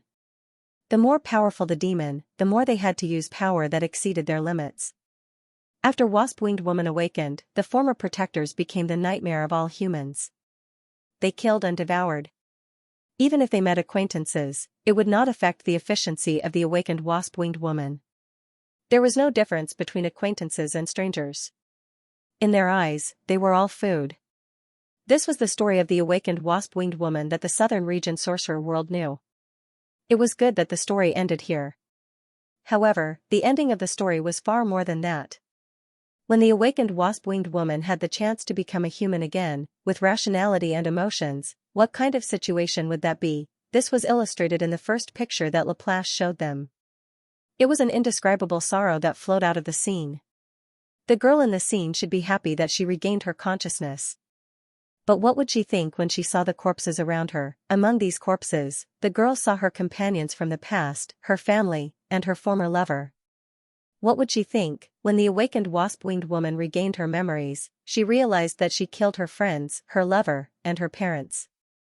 What would she think? No one knew, and they could not sympathize with her. The only thing they could do was to sigh as a bystander. This is a tragedy. The atmosphere was gloomy for a long time. In the end, it was Laplace who broke the silence. Laplace was still looking at Angor. You're right. This is the second awakening of a wasp-winged woman. The second awakening can help them regain their sanity? Angor asked. The second awakening was not bad, but from a certain perspective, it was not necessarily a good thing. Perhaps it was better to let the wasp-winged woman live in ignorance than to face the cruel truth when they woke up. But Angor did not care about that for now. He sympathized with the wasp-winged woman, but he did not want to worry about her for such a long time. But Elmi was right beside him, and Elmi was already showing some signs of emotion. Angor had to listen carefully to Laplace's explanation. Maybe not, Laplace said. Laplace said, what I saw was only a momentary memory.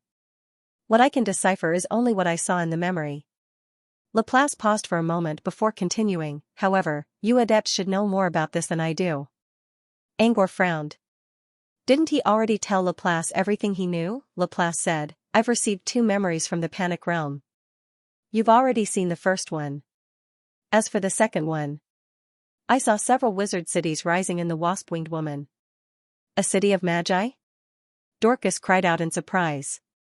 There were only a few wizard cities in the Abyss Plain. Most of them were just outposts. There was a wizard city in the wasp-winged woman's wasp-winged woman. A wizard city means there are wizards stationed there all year round, and they have studied the awakened wasp-winged woman. Angor mumbled, more importantly, it means the wasp-winged woman is not barren. It has resources that wizards need. Before this, everyone believed that the wasp-winged woman was very poor. It was the same for the Black Earl. Even though the Black Earl asked them to look at the problem dialectically and not believe in public opinion, the Black Earl did not deny that the panicked realm was barren. But now it seemed they were all wrong. The wasp-winged woman was not barren. In fact, it was rich in resources, otherwise, wizards would never build a wizard city in the wasp-winged woman. The wasp-winged woman was as powerful as the wizarding world.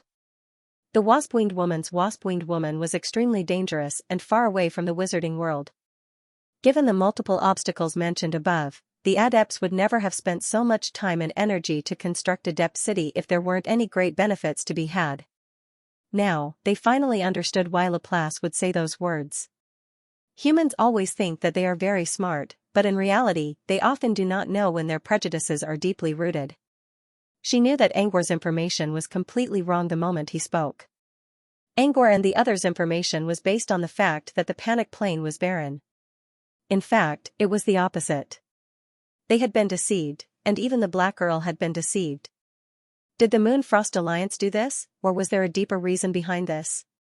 Did someone not want them to know about the panic realm? Angor and Count Black exchanged a glance.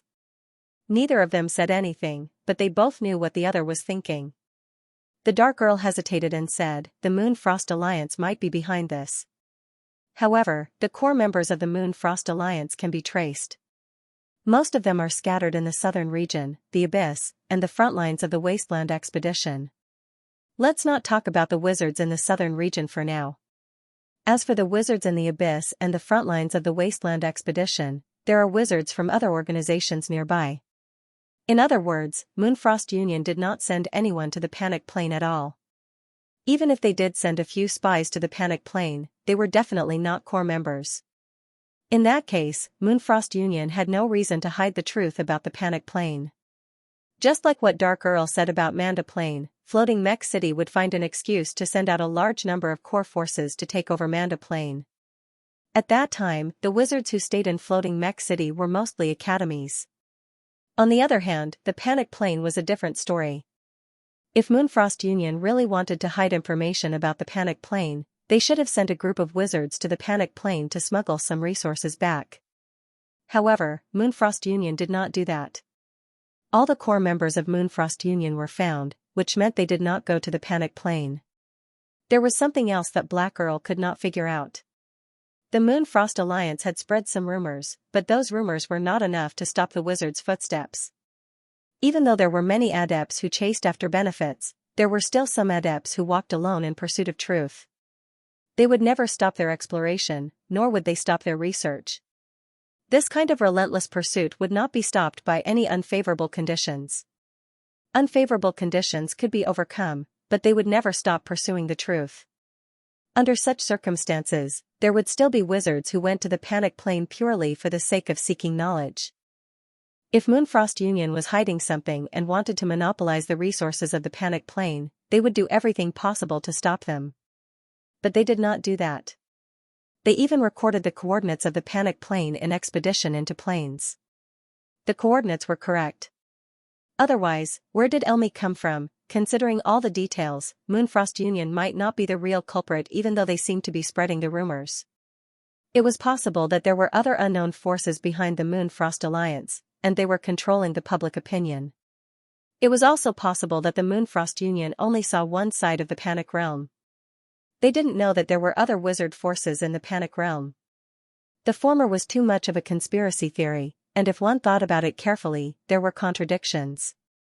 For example, if there were really other forces leading public opinion, why would they allow willing adepts of the southern region to go to the panic world? Also, it was unlikely that he would treat the Moonfrost Union's outpost wizards as unprofessional idiots. Therefore, even the Black Earl was not sure of the exact situation. While they were talking, Dorcas's gaze was still fixed on the mural that Kale had taken out. His eyes were focused and his left hand kept rubbing his chin. He looked like he was thinking about something. "Sir, did you find anything?" Kale had wanted to put the mural away for a long time, but Dorcas was too focused on it, so he couldn't do anything about it. Dorcas said, "Since there's a second awakening, I'm thinking, Could the so-called butterfly-winged girl in the mural have already awakened a second time? That's why she was able to control that stupid lion below. Wa was right next to Dorcas. When he heard this, he couldn't help but say, even if it's a second awakening, doesn't she have flowers and plants on her head? Did you see those things on the butterfly-winged girl's head? You just thought she was pretty and wanted to take a few more looks. Humph. Dorcas didn't reply to Wa and continued to look at the mural. He kept having the feeling that he had overlooked some areas. Whether it was this mural or the two memories that Laplace had listed out. While Dorcas was deep in thought, he suddenly heard Wa and Kale talking in a low voice. Wa said, "You really didn't find anything else in the ruins?" Kale shook his head. "No, there might have been something in the ruins, but from the traces, it was probably taken away a long time ago." Wa was puzzled. "Let's not talk about the ruins outside. Just the secret room that you found was very strange. There was only a mural related to the panic realm, and nothing else? Even if there were traces, it would be fine. It's too strange to build a secret room just for a mural." Kale thought for a moment. There were other things in the secret room. "I saw a small sacrificial instrument that looked like an altar. It should have been an extraordinary instrument, but as time passed and there was no energy to replenish it, it gradually became an ordinary object. Some of the instruments even cracked and broke." "It's been too long." Wa said, "It makes sense when you think about it like that. It's been thousands of years since the age of meteorite. If it was just an ordinary extraordinary object, it would have rotted away long ago. It's normal for it to be empty. At least the underground sewer had a huge magic array, and there was enough energy to allow some extraordinary items to pass through. Even so, most of the items in the sewer had turned to ashes. Moreover, it was just an ordinary ruin without any energy supply." Thinking of this, Wa was relieved. "Right, time. It's time." After listening to Wa and Kale's conversation, Dorcas suddenly shouted. Dorcas's shout attracted everyone's attention. Dorcas had always been very thick-skinned, so he didn't feel uncomfortable being stared at by everyone. Instead, he became even more excited. "Just now, I kept having the feeling that I seemed to have overlooked something. I felt something was missing, but I couldn't figure out what it was. Then I heard them talking, and I thought about it. It's time. Did we forget about time?" Dorcas' excitement didn't affect the others. While Vale and Kale didn't get it, Angor and Black Girl fell into deep thought after hearing Dorcas' words. Angor looked at Laplace, who was behind the prism. "Can you tell how long ago those two images were?" Laplace said, "The memories reflected in the mirror won't last long in the empty mirror. See. When I see the memory, it's most likely that it's when the incident happened." Laplace tapped on the prism, and the image of the girl who awakened for the second time appeared. Using human time, this image is about 5,000 years ago. Forgive me for not being able to tell the exact number. I've seen too many memories. Angor nodded in understanding. If it was 5,000 years ago, then it really happened during the age of meteorites. It was now year 7378 of the new calendar, and the age of meteorites in the southern wizarding region usually referred to year 2300 to year 4100 of the new calendar. That was when the wizarding world of the southern wizarding region was on the rise. It wasn't the most prosperous period of the southern wizarding region, but it still left a great mark in history, which was why it was called the Age of Meteorites. Laplace waved a hand, and a second image appeared on the prism. This one wasn't shown before, but Laplace described it before. It was the image of a wizard city rising in the realm of terror. From the perspective of the image, it looked like a small puddle formed by rainwater. The wizard city was far away from the image. It was at the end of the horizon, but they could clearly see many wizards flying in the sky toward the magnificent city. Because of the magi flying towards the city, the whole scene had an inexplicable sense of solemnity, as if they were on a pilgrimage.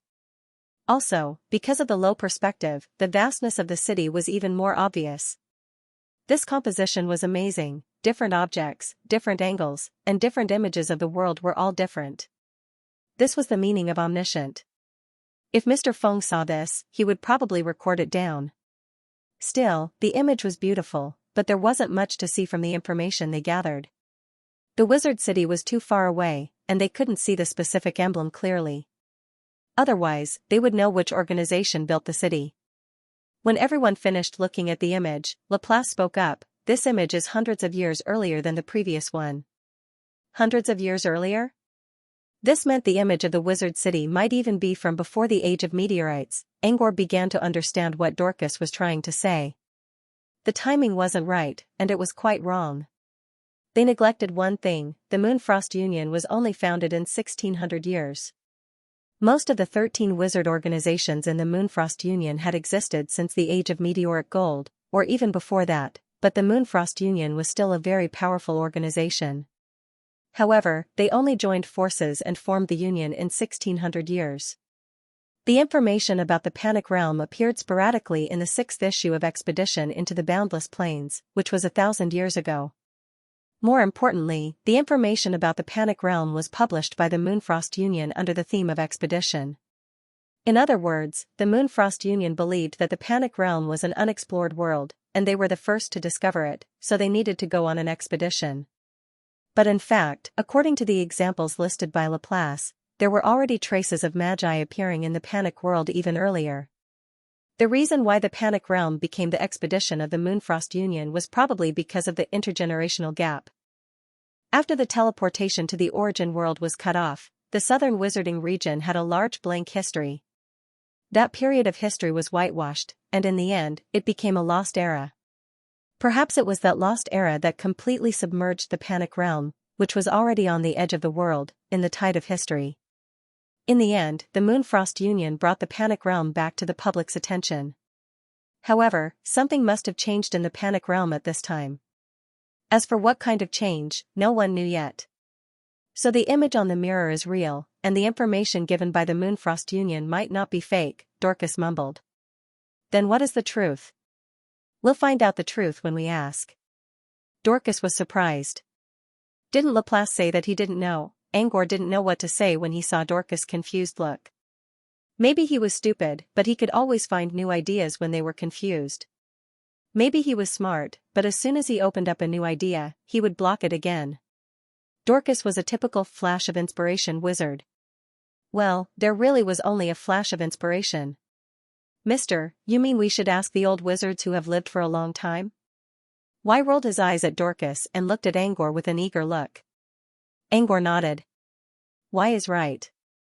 The memory on the mirror is from the age of meteorites. Then, the supernatural beings who lived through the age of meteorites should know something. As for the old monsters who lived from the age of meteorites, the closest one to them was, the wise ones. This was the first thing that came to everyone's mind after hearing Angor's explanation. However, Angor was thinking about other people. The 3 ancestor souls of Brute Cavern all lived for more than 10,000 years. The Elder of Books must know something about them, but he was nowhere to be seen.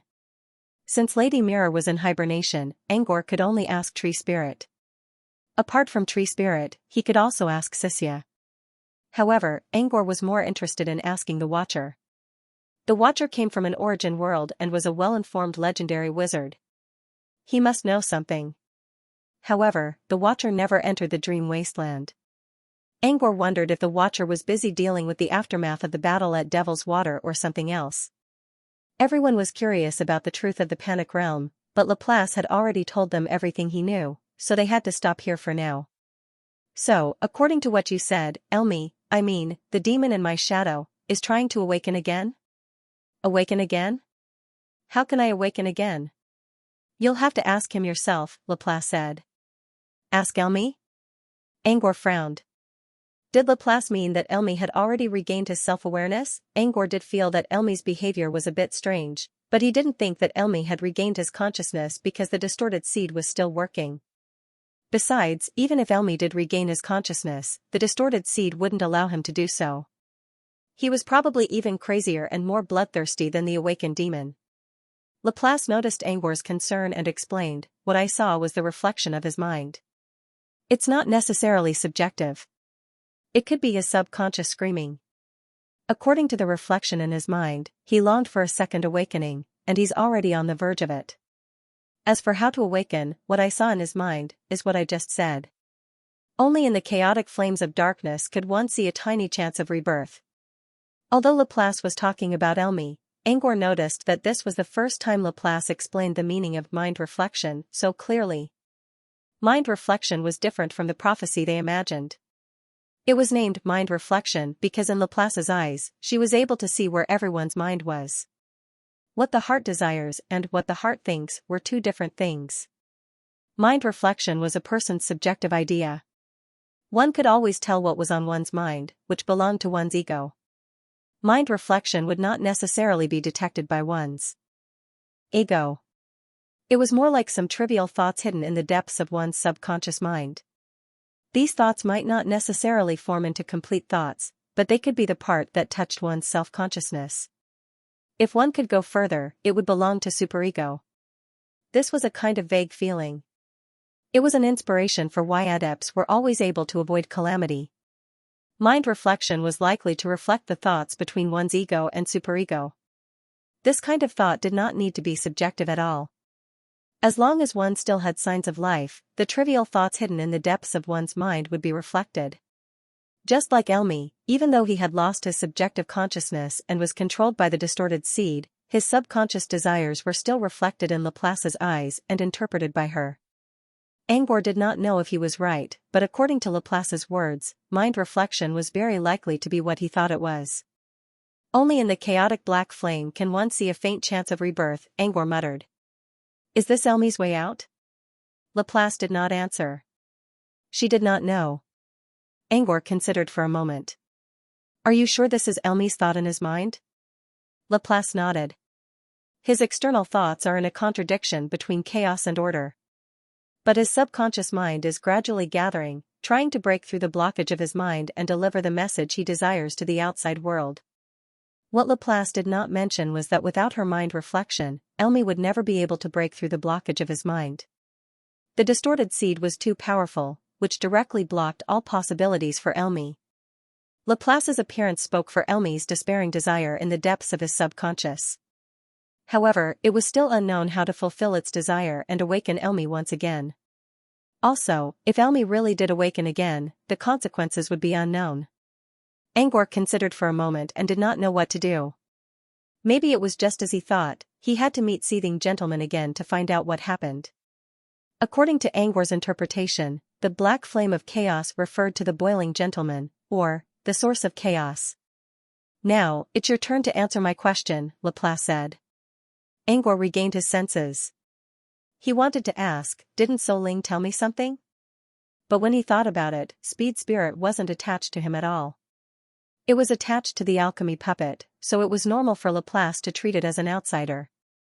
As for Speed Spirit's message, it did not matter. Just like Dankros and Wood Spirit, Speed Spirit did not see any reflection.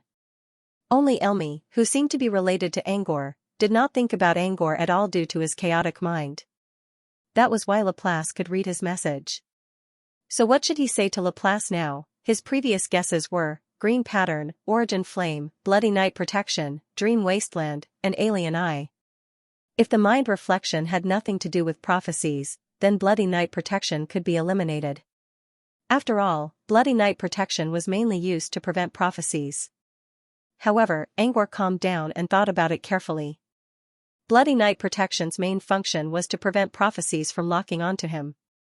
But he also had an anti-prying ability.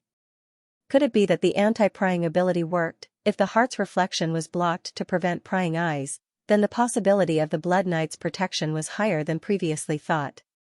Apart from Bloody Night Protection, Origin Flame could be eliminated from the other possibilities. If the mind reflection looked at the thoughts of one's subconscious mind, then Origin Flame would not work. Origin Flame was hidden inside the firebrand in Angor's earlobe. In a way, Origin Flame did not merge with Angor, nor did it become Angor's ability. It did not have any deep connection with Angor either. Origin Flame was completely an external possession. To put it bluntly, Angor was only a container for Origin Flame. Since the mind reflection was related to one's inner thoughts, external objects would not affect Angor. Origin Flame could be eliminated. The Alien Eye should not have any deep connection with Angor either, so it could be eliminated as well. Angor narrowed down the list of possible answers. I have a special alchemy item on me. No one was surprised by Angor's words. Who was Angor? A member of the research department. Wasn't it normal for him to have a special alchemy item? However, what kind of alchemy tool could block Laplace's heart reflection? Laplace also glanced at Angor curiously as if he was trying to figure out what alchemy item Angor was talking about. Angor hesitated for a moment before he reached out his right hand and touched the tear-like blood-colored glass on his left shoulder. As soon as he touched it, the glass melted away like water, revealing a large expanse of darkness inside. At first, it looked like a bottomless abyss. But soon, the darkness expanded and turned into a black cloak that looked like it could move at any time. Black brocade with golden patterns and a red inner lining. The cloak did not look particularly glamorous, but as soon as Angor put it on, his aura began to change. Mister's aura became faintly discernible? Kale asked in a small voice. Kale racked his brain and found the word faintly discernible to be the most suitable word. From Yi's point of view, compared to the faintly discernible presence, I feel as if Sir's presence has disappeared. He's already weaker than the others, and you only noticed it now? Dorcas muttered. Angor's presence had always been weak under the influence of infinite reticence. However, perhaps because Vale always saw Angor as his idol, the effect of infinite reticence did not affect Vale too much. But now, with Crimson Veil, infinite reticence's concealment and alienation was further enhanced. Even Vale, who was just a fan of Angor, would not notice Angor's existence as soon as he looked away. Count Black's voice reached everyone's ears. It's not concealment or concealment. It's more like he has entered a crack in time and space. Count Black paused and considered his words carefully. Or rather, he has entered an aspect left behind by fate. Count Black's words were a bit difficult to understand, and the two apprentices were still puzzled. Laplace, on the other hand, was much more straightforward. Is this an alchemy item to ward off prophecies? Laplace asked. Yes. Angor nodded and glanced at Dankros, who was happily playing with his cloak. He wanted to take it off, but he felt a little guilty since he woke Dankros up from his training when he used Crimson Veil. So, he decided to turn a blind eye to Dankros' naughty behavior. Laplace frowned and showed a displeased look. Like I said, mind's reflection is not a prophecy. Even if you have an item or ability to ward off prophecies, you can't do that. Alchemy items that could ward off prophecies were extremely rare in the outside world. They were priceless treasures. Everyone present understood its value, but Laplace was right. No matter how rare this cloak was, it could only deal with the power of prophecy, so it wasn't the answer Laplace was looking for. Of course, Angor knew what was going on. Everyone looked at Angor and waited for his explanation. Angor looked at Laplace in the eyes. Like I said, I had several possible answers in mind, and I'll tell you one of them. Back then, I couldn't tell if mind's reflection was a prophecy or not. And this cloak is indeed one of the answers I have in mind. Laplace could tell that Angor was not lying, but she still couldn't accept it. You're being unreasonable. Angor didn't look away. I'm just telling you the truth. Angor wanted to see if Laplace would lose her temper again. Unfortunately, Laplace didn't show too much emotion. She only looked at Angor with a more indifferent look. Angor sighed in his mind and went straight to the point. I know what you're trying to say. But I'm still using Crimson Veil because it has a deeper meaning. Well, Crimson Veil is the name I gave to this cloak. Everyone was surprised by Angor's sudden change of topic. Laplace was a little surprised. A deeper meaning? What do you mean? Angor explained, this cloak is an item I crafted a few years ago, and it worked very well. When I engraved the magic array on it, the alchemy omen appeared as expected.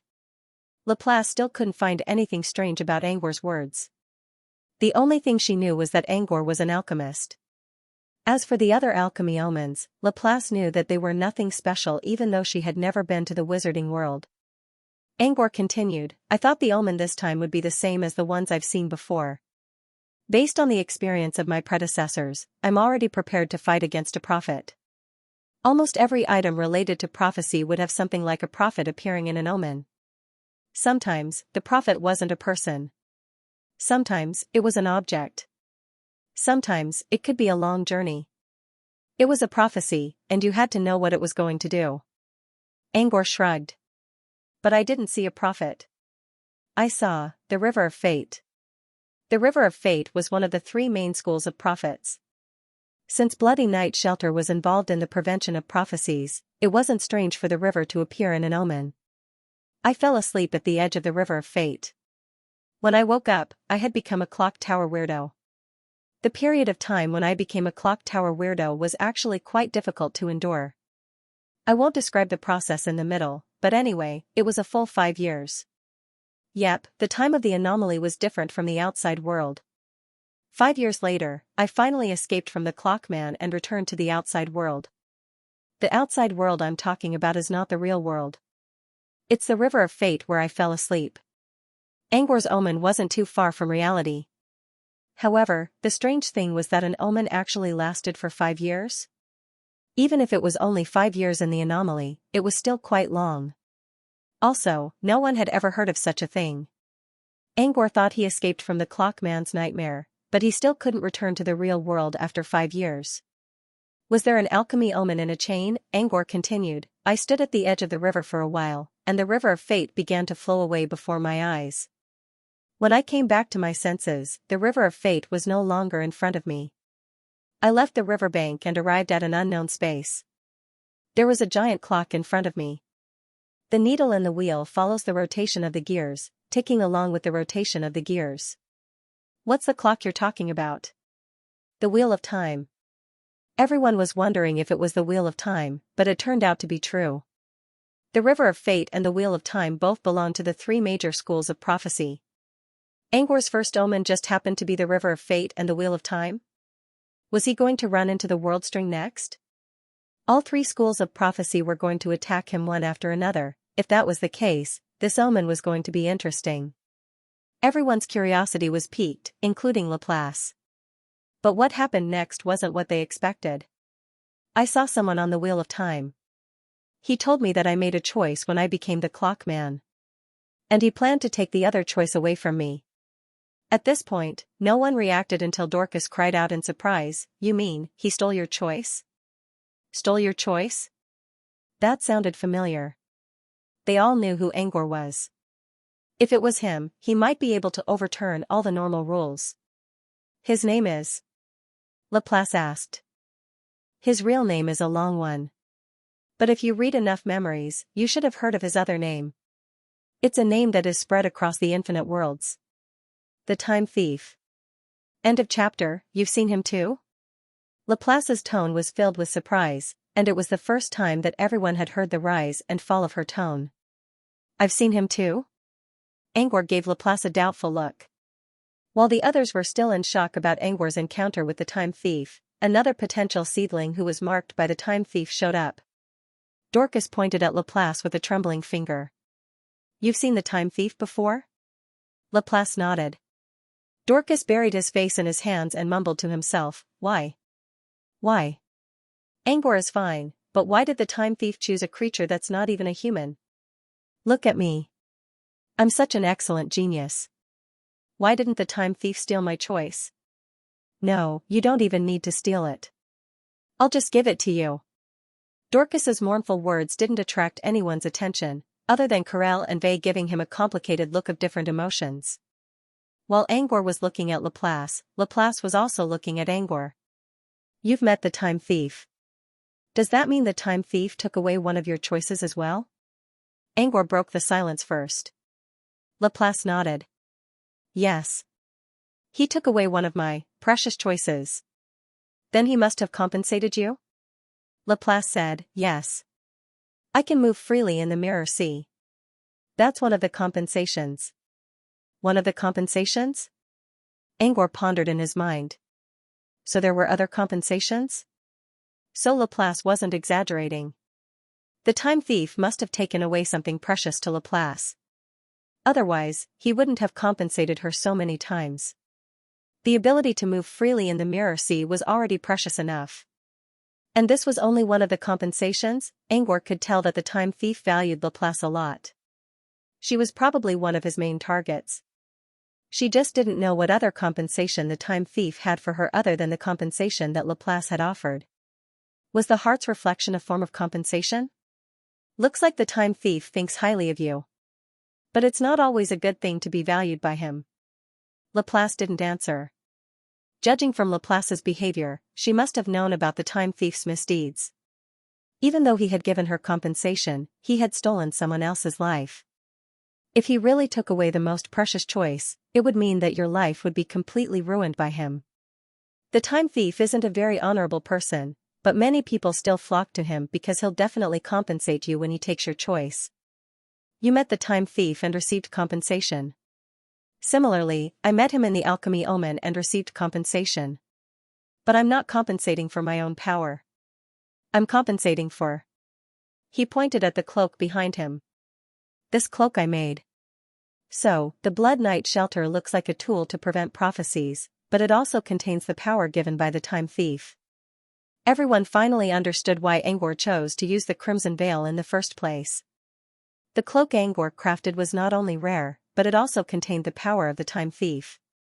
For a powerful existence like the time thief, even if only a little bit of energy leaked from his fingers, it would have the ability to defy the heavens. Besides, the time thief's power was given to the cloak by the time thief himself. Most people looked at the Crimson Sanctuary with envy. But at this moment, even the Black Earl felt a trace of greed. Such a treasure was something that could only be found by chance. However, Count Black's greed only lasted for a moment.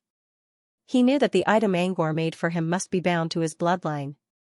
Even if he really did snatch it away, it would probably only invite disaster and not benefit him at all. Inside the mirror, Laplace also understood Angor's intention. The time thief gave this alchemy item more powerful abilities? Angor nodded. There are many kinds of abilities.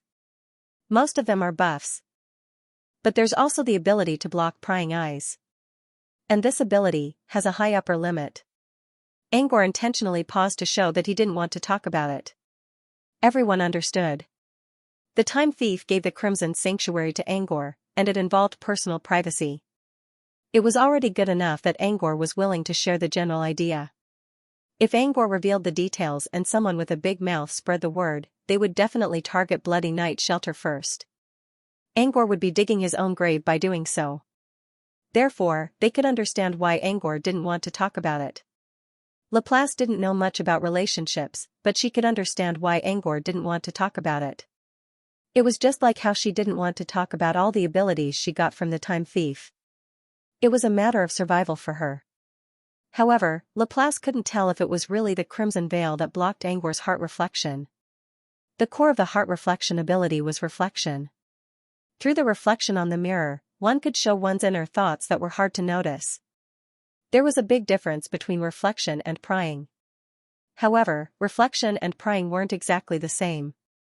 However, if one were to examine it carefully, they would find that reflecting the inner thoughts of others overlapped with prying. Therefore, even though Laplace still felt that the Blood Knight shelter might not be the real answer, she couldn't completely deny that it was impossible. Besides, Laplace already knew that the core of heart reflection was reflection, not prying. That was why she could adjust the scale in her mind. Angor didn't know that. At most, he knew that heart reflection wasn't a prophecy, but it wasn't prying either. He couldn't tell for sure. Laplace put himself in Angor's shoes. Without knowing anything about mind's reflection, Laplace would probably think that mind's reflection was a kind of prying ability. Therefore, Angor's answer with Crimson Sanctuary was a very sincere answer. Angor must have thought about it carefully and chose the most likely answer. If Angor gave a half-hearted answer, Laplace could easily deny it. However, whether Crimson Sanctuary was the real answer or not, Laplace had to accept it. Unless Angor was lying, and Crimson Sanctuary didn't have Time Thief's ability. It was easy to prove whether Angor was lying or not. Laplace looked up and stared at Angor with her emotionless eyes. At first, he didn't notice anything because Laplace had been paying attention to him most of the time since he showed up. Until Crimson Sanctuary suddenly flashed, and Laplace quickly closed her eyes as if she was struck by something. He finally realized that Laplace was trying to test whether the Crimson Veil could protect him from prying eyes. Angor didn't really mind. He would have doubted it too if he were in Laplace's shoes. However, it was a little rude to start the test without any warning at all. Still, when considering Laplace's personality, Angor understood. Laplace was an otaku who spent most of her time in the Sea of Mirrors. She might have seen countless memories, but etiquette wasn't something that could be learned by simply looking at the memories floating in the Sea of Mirrors. Besides, the memories floating in the Sea of Mirrors weren't necessarily about etiquette. They might be more chaotic. Angor didn't say anything. He simply stared at Laplace in silence. After a while, Laplace opened her eyes again. They were a little bloodshot, but she didn't seem to have suffered any serious damage. However, Laplace had also used his actions to prove that the Blood Night shelter was indeed very effective against prying eyes. Even though Laplace was now only a mirror image and not his main body, with the ability of his 3 incarnations and the innate spying bonus of the mirror creature, he could at least reach the level of a wise ruler in terms of spying. However, the seemingly insignificant cloak still managed to block it. Angor didn't seem to be lying. If it wasn't for Time Thief's ability, there was no way an alchemy item that wasn't even a high tier 1 could stop her prying eyes. Angor waited until Laplace opened her eyes. "Are you satisfied with the answer, Laplace?" Laplace considered for a moment and let out a long sigh. "Yes." Not satisfied, but yes. In other words, Laplace still had her doubts. But after careful consideration, she agreed with Angor's answer. Angor also noticed the reluctance in Laplace's voice. However, this was a trade, and nothing could be absolutely fair. As long as both sides agreed, then in his opinion, this transaction would be considered complete. Since the deal is done, my mission is over. It's not perfect, but at least I can answer to the wise ruler. While speaking, Laplace's long hair that covered the ground slowly floated up and wrapped around her body. As the light and shadow intertwined, Laplace's body began to grow blurry, and the beautiful prisms around her began to fade away. "Wait a minute." Angor quickly called out. Half of Laplace's face was already covered by his hair. Only his cold eyes were still peeking at Angor. She didn't say anything, but she looked at Angor with a questioning look. "Do you want to talk to me in private about the Time Thief?" Angor asked. Angor purposely emphasized in private, which meant only the two of them could talk.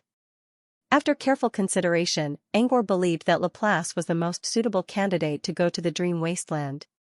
If Laplace agreed to talk in private, he would give her the recorder. As for the Time Thief, it didn't matter. Laplace didn't stop disappearing. Instead, she gave Angor a meaningful look. "As I said, I won't leave the Sea of Mirrors, and I won't go to the real world for meaningless reasons. If you really want to talk, come to the mirror domain. I'll wait for you here." As soon as he finished speaking, Laplace's figure completely disappeared. The slightly heavy atmosphere also returned to its previous relaxed atmosphere. Yo, a young man yearning for love, but he was rejected. "Are you angry? Angry? Do you need to vent?" Dorcas's nonchalant voice sounded from the side. "How about I go to the blissful house and reserve a seat for you?" If you like porcelain dolls, Bliss House has them too." Angor glanced at Dorcas from the corner of his eyes. "Too bad there's no Elysium in Brute Cavern.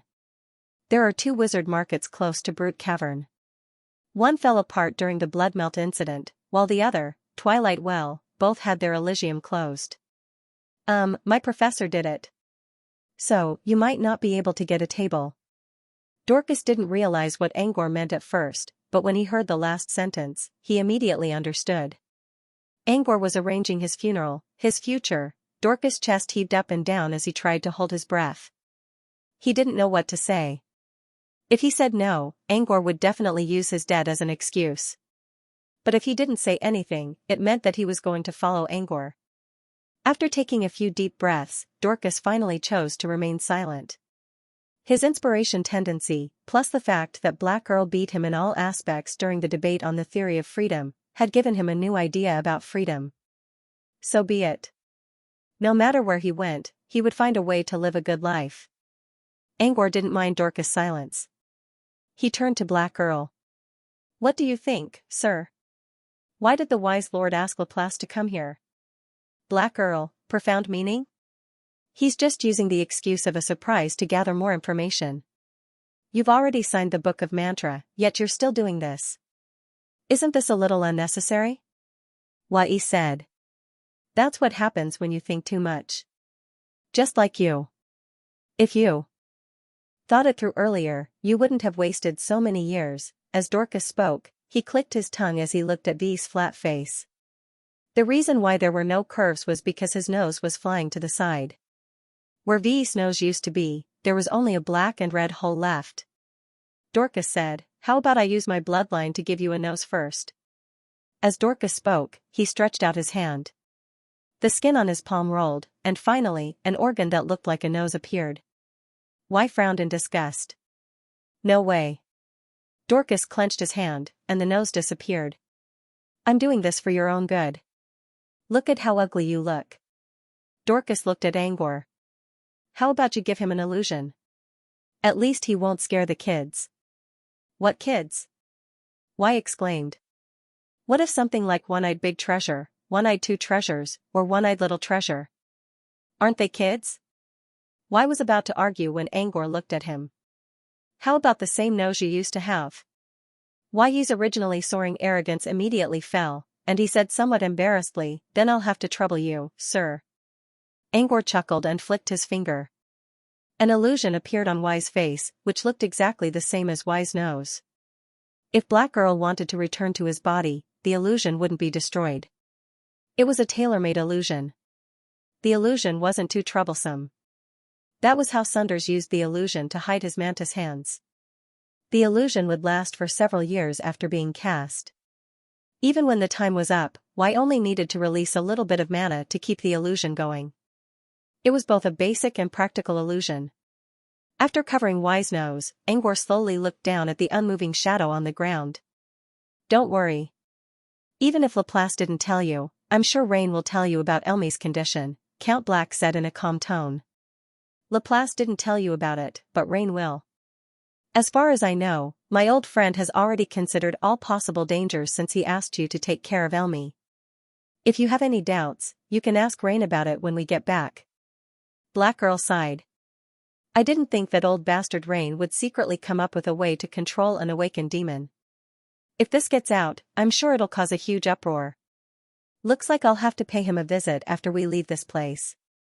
Angor only gave a vague to Count Dark's suggestion. The origin of Elmi was easy to explain, but how to control Elmi was not easy to explain. This was why Angor blamed everything on Rain, which was approved by Rain himself. From Black Earl's point of view, Rain was right. But from Angor's point of view, Rain probably couldn't solve Elmi's problem. If Angor really wanted to solve the problem, he would have to go to Heartsland first. Heartsland, Angor's legs trembled at the thought. Last time, if Dalmatian wasn't with him, Angor wouldn't know how to deal with Nuka's pressurizing aura. Nuka was a powerful being in Heartsland, but as long as Angor could find a way to deal with the pressure, he was confident that he could play Shava for a while.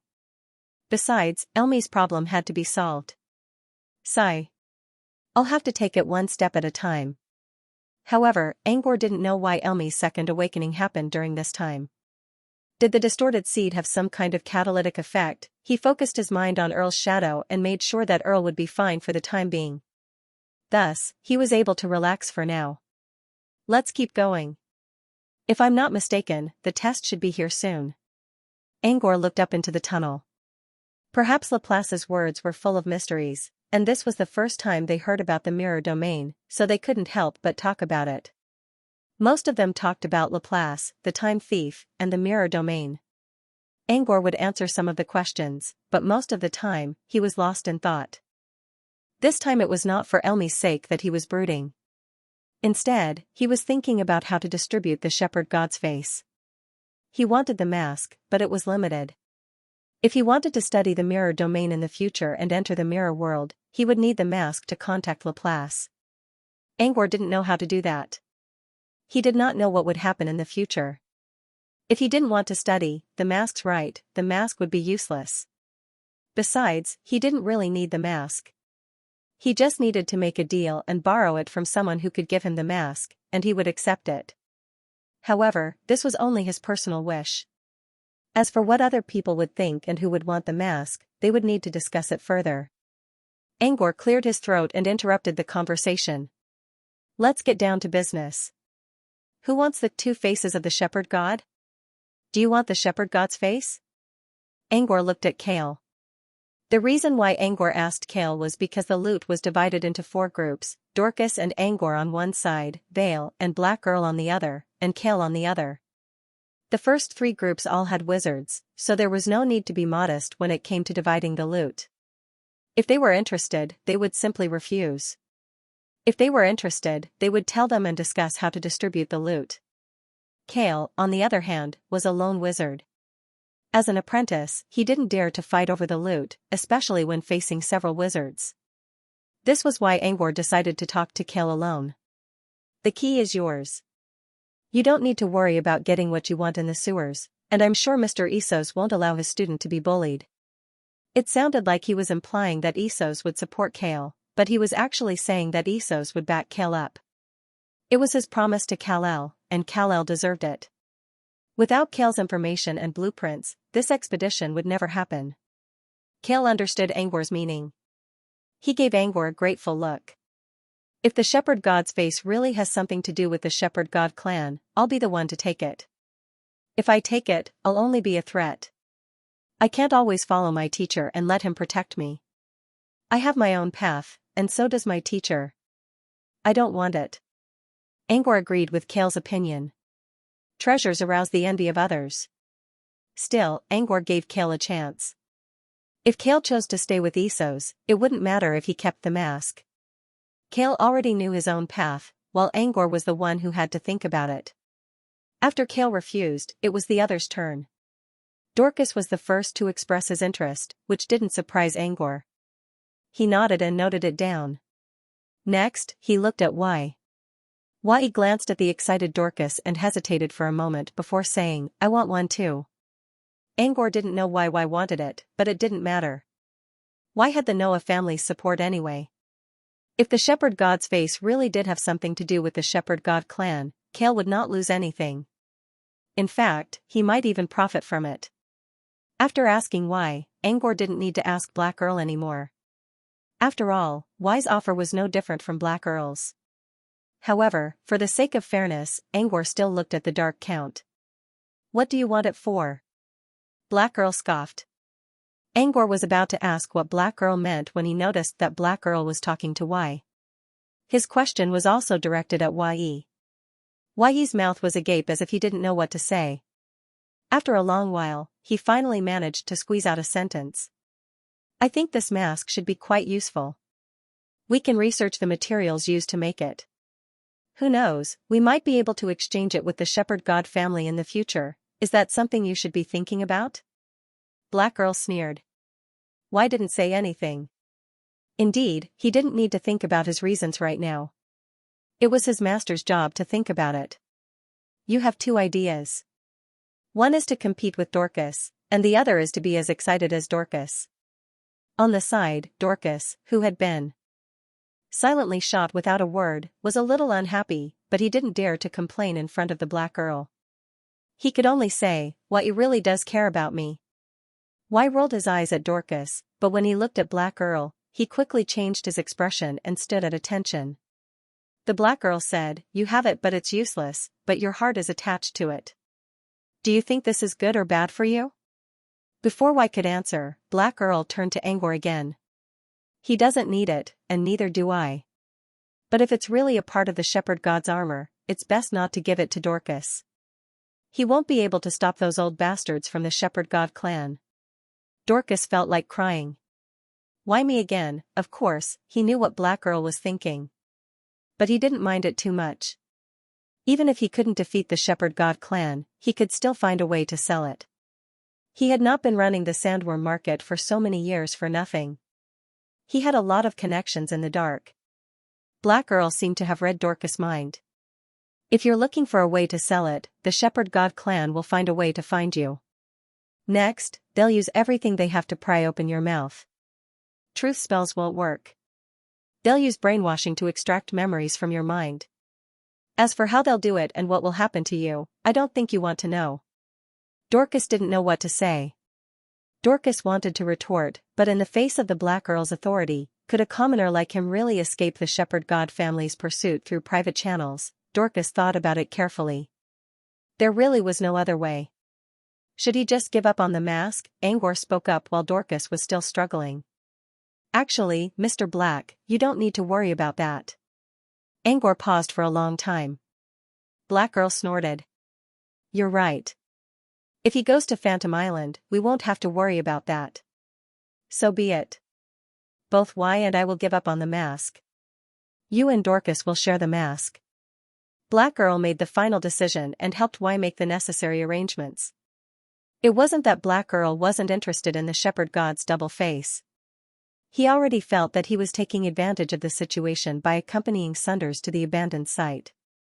If he had to share the other loot with Sunders, he wouldn't be able to keep his dignity.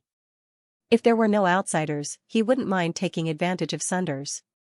But Angor was here with Rain and Sunders behind him.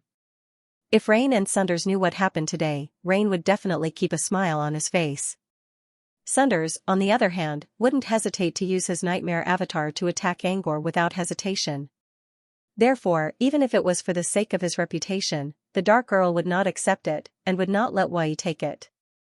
Since everyone else refused, it was up to Angor and Dorcas to decide who would get the mask. Dorcas also heard Black Earl's words. If he had Phantom Island as his backer, he wouldn't have to worry. However, even if he had to follow Angor for a while, he didn't want to stay in Brute Cavern for too long. After all, he still had Cross Tavern. While Dorcas was still hesitating, Angor tossed the mask to him. Dorcas stared blankly for a moment as he looked at the two different boxes in his left and right hands. The thoughts that had been running through his mind suddenly disappeared. You don't want it? I didn't say I don't want it. I'm just leaving my share with you. You heard what I said. If I suddenly want to study Mirror Domain again, I'll have to take it back from you. Then why don't you take one of them now? Angor crossed his arms and smiled. It's a hot potato. Of course it's better for me to keep it to myself. Dorcas didn't know what to say. Wai looked at Dorcas' dumbfounded expression and humphed. You're still as dumb as a blind snake. Dorcas seemed to have muscle memory of Wai's mockery. Blind snakes aren't dumb. Wai snorted. They aren't dumb. But they don't have eyes. They can't see the world clearly, so they'll do something stupid. For example, they'll treat their own tail as an enemy and bite it. You're saying I'm reaping what I sowed? I didn't say that. You said it yourself. Let's see if you have the guts to sell the mask to the market. I'll keep an eye on it. Dorcas didn't know what to say. He really didn't dare to sell the mask to the public. He didn't even dare to show it off to outsiders. He began to understand what Angor meant by hot potato, and what Count Dark meant when he said can't let go of something that you can't get out of your mind, but you can't get it out of your mind. Did he make a profit or a loss? Regardless of whether it was a profit or a loss, Dorcas had a feeling that Angor had tricked him again. But his spirit didn't tell him anything. Was it because it was on Angor's side since the beginning? Dorcas sighed in his mind but didn't say anything in the end. He put the two boxes into his space storage. Even after the shepherd god's two faces were distributed, everyone was still in high spirits. They continued to chat through the spirit bond. However, Dorcas, who was known for being talkative, didn't say anything at all. Perhaps he was still lost in his own thoughts. Actually, I'm quite interested in Laplace's words to Kale. Wai looked at Kale. What are you thinking? Are you still going to help that remnant soul fulfill its wish after knowing the truth? Kale remained silent for a moment. I don't know. I'm more interested in the bond she mentioned. Kale stared blankly into the endless distance and muttered softly, that remnant soul attached to my body, is he really the one who helped me become an extraordinary? The bond she spoke of, is it true? Wai didn't know how to answer this question. As long as you have a clear conscience, don't worry about the bond. Kale hesitated. But if the reason I became a talent is because of him, I will still choose to fulfill his wish. Kale muttered to himself, to be honest, I still don't know if exploring the ruins is his obsession or mine. Did he choose me because he saw my curiosity and longed for the unknown, or did he affect my exploration of the unknown after he chose me? It's a question of which comes first. You don't have to worry about it. After Wai finished speaking, he did not receive a reply from Kale for a long time. Dorcas looked back in confusion. He realized that Kale was no longer behind him. It was as if he evaporated into thin air. Kale's gone. Y turned around and yelled in panic. But Dorcas and Count Black remained silent. Y's yelling didn't attract their attention. Y wanted to ask Angor for help, but when he looked closer, he realized that Kale wasn't the only one missing. Angor was gone as well. Mr. Hyperdimension. Kale. Y took several steps back in shock. Don't look so surprised. I know they're gone. Dorcas finally recovered and spoke to Y. Y was still in a daze. How did they suddenly disappear? What happened? It's nothing. I think Kale accidentally stepped on a dog hole and fell in. Angor saw it and jumped in as well. Y, and then? Dorcas nodded. Nothing. That's all. Y's suppressed anger was ignited in an instant. You call this fine? Tell me, where's the dog hole around here? Towards the end of his clamor, Y's voice suddenly lowered as he muttered to himself, dog hole. You mean dog hole? You mean phantom slave? Don't be so loud. Dorcas scratched his ear. No, not phantom slave. It must be one of the 3 one-eyed treasures. I've thought about it. Since they're phantom slave's children, I don't think they'll kill Angor. Y's expression was not relaxed, and he said solemnly, in any case, I'm not sure.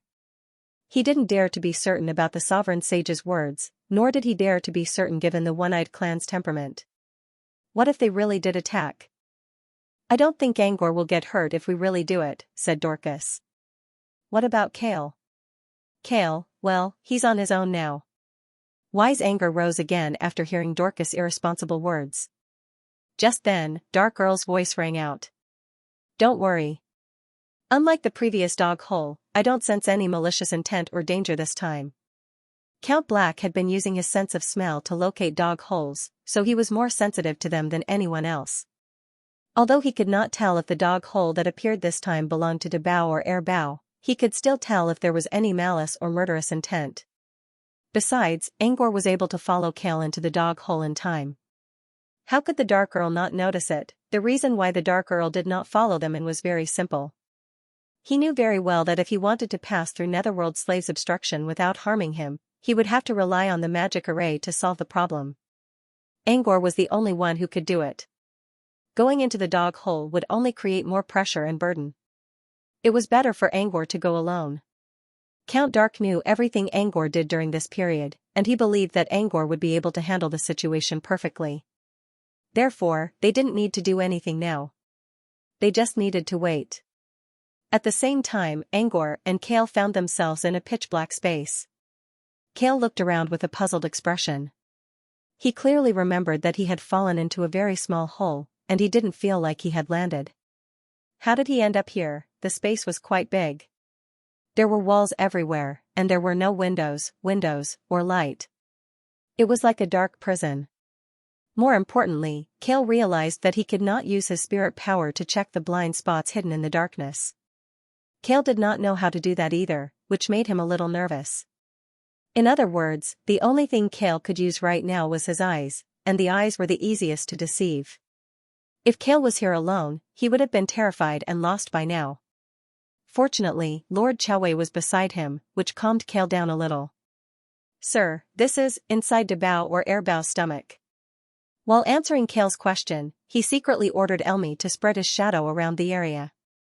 Angor's spirit power was suppressed as well, but there was a limit to the effect. He could still break it by force. However, Angor had to be extra careful in an unknown place. His spirit power was not strong enough, and he would be in a passive position if he was targeted. Therefore, Angor connected his vision with Elmi's. Elmi's vision was pure energy, which allowed him to see everything clearly. In other words, Elmi could completely replace Angor's spirit power. In fact, Elmi was even stronger than Angor's spirit power. If nothing happened to Elmi, Angor would be more relieved. Angor shook his head and put aside the possibility of Elmi regaining consciousness for now. He carefully observed his surroundings. Before, he could only see empty space with his naked eyes. But now, Elmi's vision allowed him to see a cluster of darkness not far away. It was a pure darkness that was constantly expanding and contracting. It looked like a fog sphere that was purposely keeping the fog from spreading out.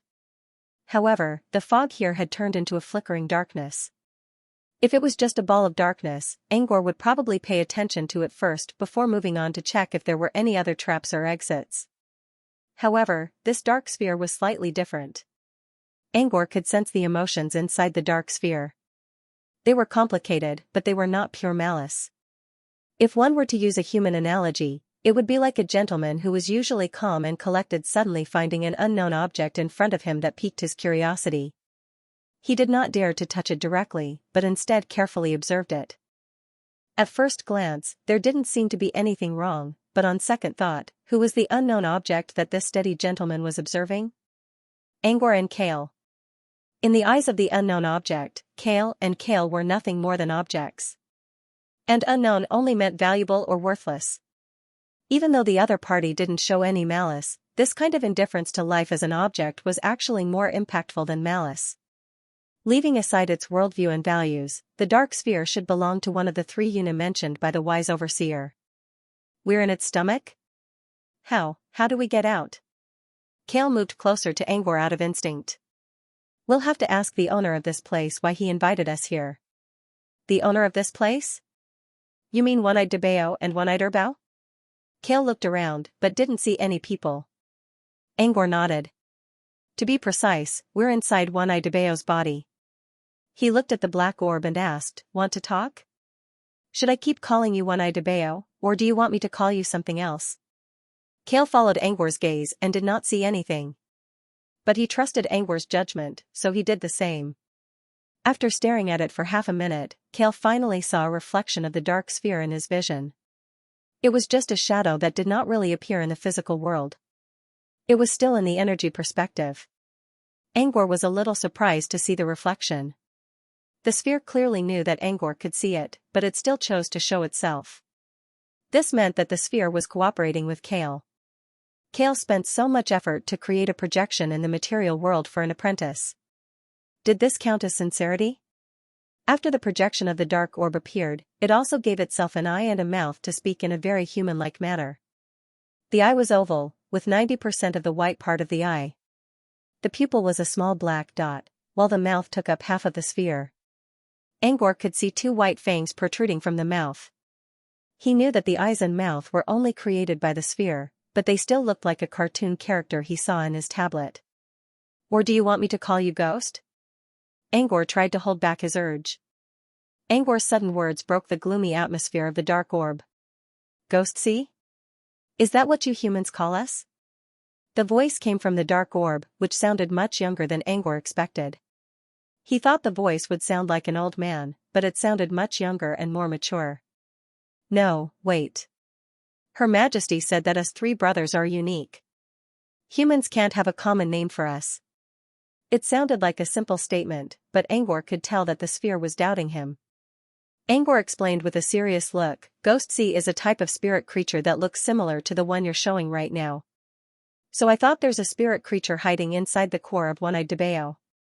The dark sphere narrowed its eyes as if trying to figure out if Angor was telling the truth. Several seconds later, the sphere spoke in a low voice, there's both truth and falsehood. I don't like to guess what's true and what's false. Angor was surprised.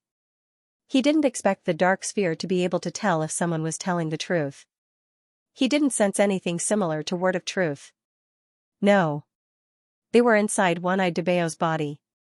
The sphere might not be able to detect them if it wanted to. With this in mind, he became a little more serious.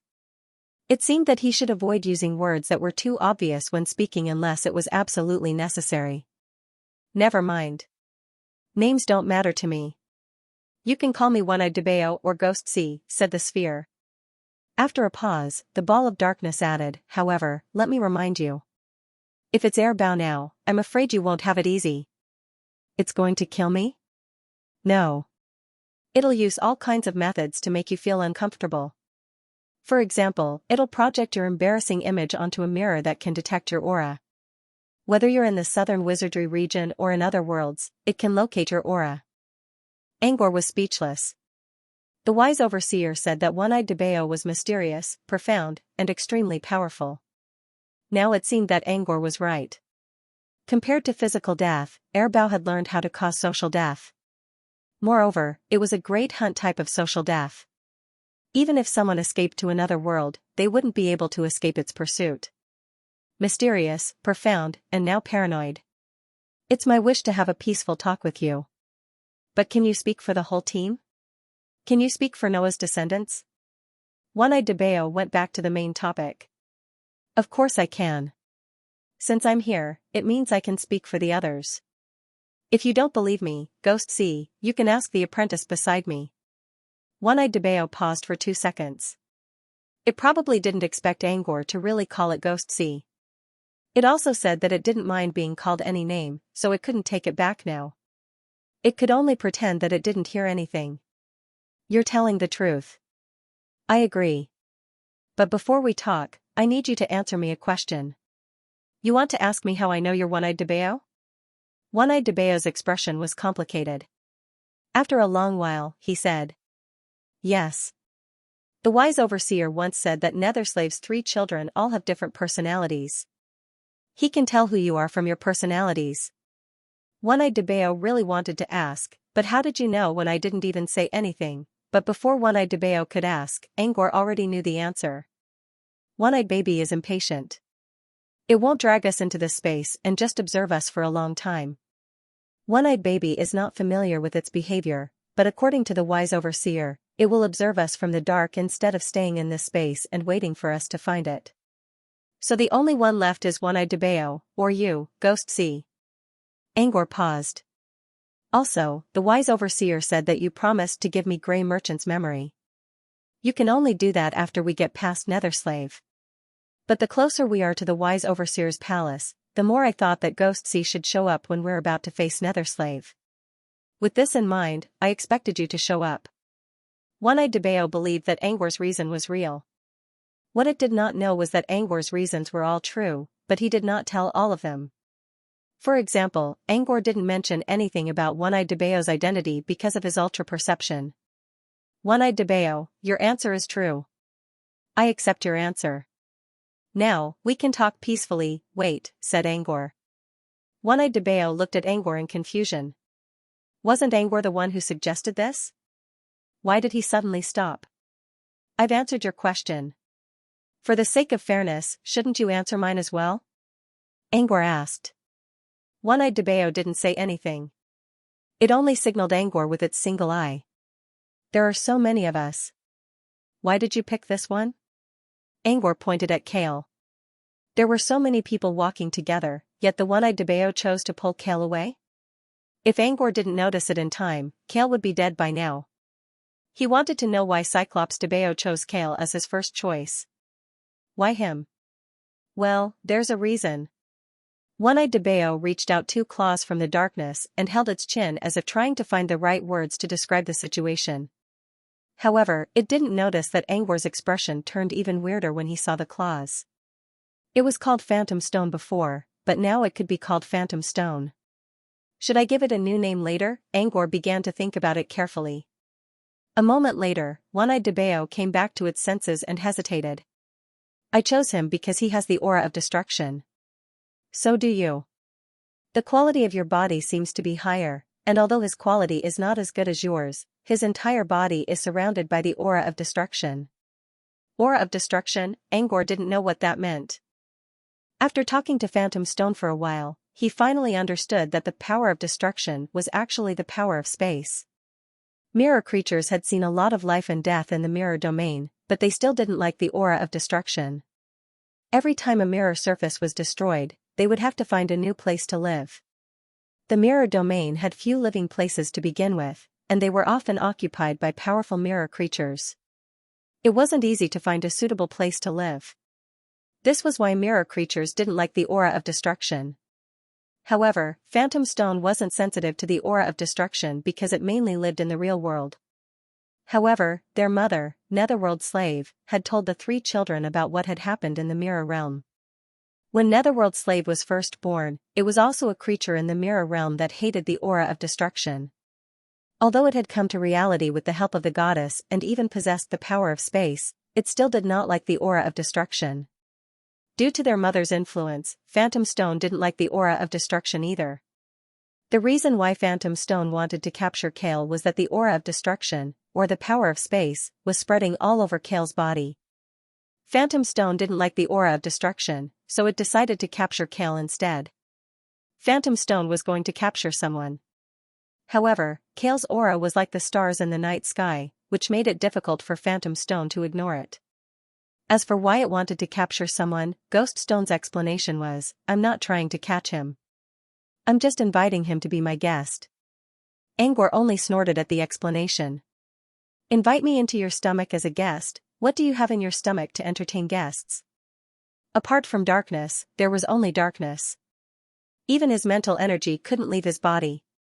Was he inviting Kale here as a guest, or was he trying to give him a taste of what it was like to be locked up in a little black room? To put it bluntly, the invitation was just a dignified name for kidnapping. Phantom Stone was still worried that they would harm his mother when they were dealing with Serene's slave, so he decided to kidnap a hostage and use it as an invitation. With a hostage in hand, Angor and the others would be more careful when dealing with Phantom Slave. According to Phantom Stone's instructions, they could not harm Hidden Slave at all. As long as Hidden Slave was harmed in the slightest, Kale would go from an invited guest to a hostage that would be killed. Earlier, the wise ruler mentioned that the 3 children of Phantom Slave all cared about their mother very much. Angor didn't think much of it back then, but now it seemed that the wise ruler was right. "By the way, why did you call me Ghost Stone again?" One-Eyed Debeo hesitated for a while and asked, "Why did you call me Ghost Stone again? Didn't you say Phantom Stone?" "Because phantoms don't have hands. Those with hands are called Phantom Stones." Angor glanced at One-Eyed Debeo's 2 tiny claws. "Plus, you don't care about names, do you?" One-Eyed Debeo: "I don't care about names, but you can't just keep saying Phantom Stone one second and Phantom Stone the next, right? Those with hands are called Phantom Stones. What about those with legs, necks, and wings? Do they have other names?" Angor nodded, then shook his head. "Phantoms don't have necks and wings.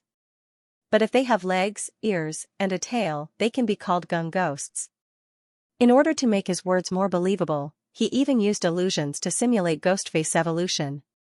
Thanks to the illusions, One-Eyed Debeo didn't realize that Angor was lying. Also, Phantom Stone and Phantom Stone did look exactly like One-Eyed Debeo, except for the fact that Phantom Stone only had one eye. Now it seemed that Angor had a good reason for calling Phantom Stone by its name. As long as Angor wasn't lying, One-Eyed Debeo could accept it. However, One-Eyed Debeo still felt that Gung Ghost was more powerful than Phantom Stone. With this in mind, it grew an ear and 2 legs out of the dark orb. As for its tail, since it wasn't going to turn its back to anyone, it didn't really matter.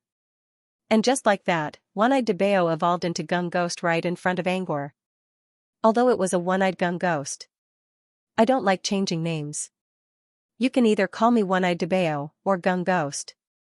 "Yes, Gung Ghost," One-Eyed Debeo declared seriously. Angor looked at Gung Ghost and felt that the creature was a bit silly. How did it accept someone else's name so quickly? The reason was simple. Among Yunu's 3 sons, One-Eyed Debeo was the most level-headed and reasonable one. It might have its own plans, but it wasn't a bad one. Thanks to its understanding, the bird knew that Angor was not joking when he said the name. Angor did not come up with a random name. It was from the bottom of its heart. Therefore, Gung Ghost was willing to listen, adapt, and understand. To put it bluntly, it was because Angor was inside its stomach. Since Angor wasn't lying, Gung Ghost was willing to try and communicate with Angor. Angor considered for a moment and nodded. "Alright, Gung Ghost. Now that we're even, shall we talk?" "Sure, Gung Ghost. I'll allow you to call me Gung Ghost, but you don't have to use that name every time you say it." "I understand, Gung Ghost." Gung Gue was silent for a long time as if he was adjusting his mood. After a long while, he said, "Although your entry was an accident, since you can make the decision on behalf of your team, I don't have to deal with the rest of you. I hope you won't hurt my mother. The wise lord told us about this before, and I already agreed." Gung Ghost knew that Angor wasn't lying, but it wasn't enough. "That's not enough." Angor raised an eyebrow. "Then what else do you want us to do?" Make a contract that won't hurt Yunu? Gung Ghost nodded. That's a good idea. Angor grumbled. Sure, I can make a contract that won't hurt Yunu. But how do I do that? We don't want to hurt Yunu, but Yunu wants to hurt us. So, if you want us to sign a contract, you need to at least tell us how to reach the Hall of the Wise Ones without touching it. I can't promise you that. If you can't, how do you expect us to not hurt Yunu? Gung Gue, if you hurt Mother, all of you will die. But if you can promise not to hurt her, you'll live. I can also help you retrieve Grey Merchant's memory from the mirror domain. That's my guarantee. Angor was speechless. That's not a guarantee. It's a fucking threat. If Angor didn't know about Gung Ghost's personality, he would probably retort something like, "You really think you can kill me?" Then he would use his trump card to stop Gung Ghost. However, Gung Ghost was a simpleton, and Yunu was its weak spot. Angor's decision would only worsen the conflict. Angor planned to talk about Yunu's abilities with Gung Ghost, but he didn't want to do that.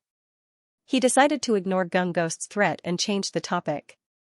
I can sign a contract with you on behalf of my team, but I need to know about Yunu's abilities. You have to at least tell me what Yunu's abilities are, so we can avoid them without hurting her. But, the ability is a secret. Mother told us not to tell anyone. Gung Ghost looked troubled. Angor was right. How could they avoid Yunu's abilities if they didn't know about them? But Mother didn't allow them to tell anyone about the ability. Gung Ghost pondered for a moment and glanced at Kale from the corner of his eye. Oh, right. He has the power of destruction, right? You can use it to go around Mother and reach the hall directly. Angor shrugged. I've thought of something similar, but your boss didn't agree. No matter what Angor said, the wise man would find all kinds of excuses to refuse. It didn't matter if the wise man was just putting on an act or trying to save face for Adonis. Either way, they had to go through Yunu's test. Gung Ghost understood the wise man's concern. After all, the wise man didn't want to offend the goddess directly. Therefore, he had to let Angor and his team pass Yunu's test at least once. However, Mother was a loyal follower of the goddess. She would never play along. She would only do her best to carry out Her Majesty's orders. This was a problem. If she didn't cooperate, how could they reach the Sage Hall without hurting her mother? Gung Ghost thought for a long time but still failed. Should he ask Baby Xiaobao to come with him? If Baby Xiaobao met someone like Angor, who simply refused to listen to reason, he wouldn't have to worry about so much. Gung Ghost was worried about Baby Xiaobao, which meant he really didn't know what to do. Angor saw Gung Ghost's dilemma. He considered and suggested, since Yunu asked you to keep your abilities a secret, does that mean you inherited Yunu's abilities? Gung Ghost nodded. Sort of. I can copy most of Mother's abilities. It's just a matter of how much I can copy. Since you have Yunu's abilities, why don't you take Mother's place and imitate Yunu's mind and ambush us on our way? We can use that to find a way out. Angor asked the wise man to find the Cyclops family because he wanted to use the Cyclops family to imitate Yunu's plan. You should know that this isn't a fair deal, Angor said. Angor considered. But if we can find a way to escape, I'm willing to sign this unreasonable contract with you. This is the last compromise we can make. Gung Ghost considered Angor's offer and nodded. This was indeed a very compromising and compromised solution. Gung Ghost had no reason to keep them in the dark room anymore. He opened the door and let Angor out. Before leaving, Angor also brought Kale back to the outside world. Gung Ghost planned to take Kale as a hostage, but Angor mentioned that they would sign a contract if they could find a way out. A contract was a better option than a hostage. So be it. When Angor and Kale came out of the dog hole, it had only been 5 or 6 minutes since they disappeared. Seeing them return safely, Wai finally breathed a sigh of relief. It's Gung Gue, One-Eyed Debao, Angor answered before anyone could ask. What's Gung Ghost? That's not important. Cyclops Debao and I already agreed that he'll use Yunu's ability to ambush us. I will try my best to find a way to break out of this ambush. Angor briefly explained what happened inside Gung Ghost's body, as well as the details of the contract. After all, the contract involved everyone, not just Angor himself. No one objected to Angor's decision. Although Dorcas complained that Cyclops DeBeo's contract was unfair, he didn't really care about it. Compared to the unfairness of the contract, Dorcas was more concerned about something else. So you're saying he'll ambush us? Only you? Dorcas looked at Angor. You mean you just want to watch the show? Dorcas rubbed his chin. It's not that I can't. It's just a little boring. Let Cale record the whole thing with a shadow stone. It's not perfect either. How about I make another one? Angor chuckled. Of course. Dorcas clapped his hands. Angor chuckled but didn't say anything. Dorcas finally felt the tension in the air. He looked at Angor's sneering face and felt a chill down his spine. I'm kidding. Just kidding. Ha ha ha. Dorcas took a few steps back awkwardly. You're kidding? I'm not kidding. I'll do my best to make this one. I just heard from Gung Ghost that Airbao has some interesting tricks up his sleeve. I think they'll work well. Airbao? Cyclops DeBeo? What kind of tricks? Angor gave Dorcas a meaningful glance. You'll find out soon enough. Dorcas didn't know what to say, but Cale's face was as white as a sheet. Airbao's tricks? Doesn't that mean? Cale gulped. He didn't dare to think any further. End of chapter. Gung Gui's ambush came faster than expected. Angor was planning to keep moving forward so that Gung Gui could ambush them at any time. However, Gung Gui's ambush came while they were still talking.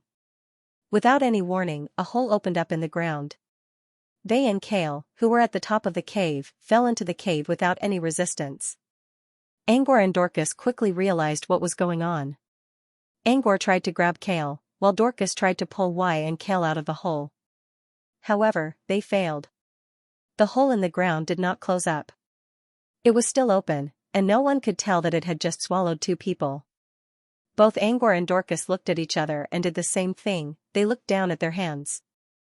They were sure that they were holding Y and Cale, but for some reason, their hands suddenly lost their strength. It felt like they were suffering from anemia after losing too much blood. Even if they clenched their fists, they could not exert any strength. It was because of this that even though they managed to capture Wade and Cale, they couldn't pull them back. But strangely, after Y and Cale fell into the hole, they seemed to have regained their strength. Dorcas spread his hands and clenched his fists to make sure everything was fine. Then he looked at the hole in the ground that was still there. It's not because of this hole, is it? Dorcas turned to Angor and said, try to use your energy to hold me back. I'll go check it out.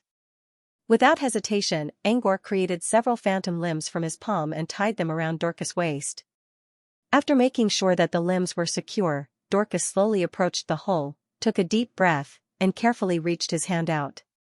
However, before Dorcas could make a preliminary probe, the hole in the ground suddenly expanded without any warning. The expanded range was just enough to surround Dorcas' position. As for Dorcas, he hadn't sensed any abnormal fluctuations at all. When he realized that his feet were already in the air, his entire body began to fall. He tried to use his spirit power, but it did not work. He tried to use mana to keep himself in the air, but it did not work. Dorcas even wanted to activate his bloodline to forcefully break through the shackles, but he could feel that the bloodline in his body couldn't be activated no matter what. It was as if his bloodline had gone into hibernation. Since none of his abilities worked, Dorcas could only rely on the phantom limbs tied around his waist. However, the limbs did not seem to exist at all. They followed Dorcas and fell without any resistance. Dorcas could only watch as he fell further and further away from the hole. In the end, he completely fell into the abyss. When Dorcas fell, the Dark Earl looked at Angor with his nostrils and asked, "Did your abilities get nullified?" Angor considered and shook his head. "I can feel that the limbs are not damaged. But just like my hands, once they are above the hole, they will lose all strength." Angor's words reminded the Earl of the Wise Overseer's description.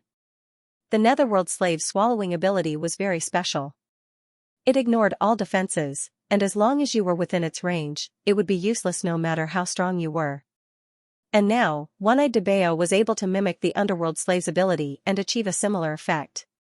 Even Bloodline Magi, who were known as the most powerful Magi of the same rank, had no way of retaliating above the hole. It was a special and powerful ability. But what worried them more was that the hole was expanding without making any sound. No energy was escaping. Gung Gue was obviously going easy on them because the hole was never closed.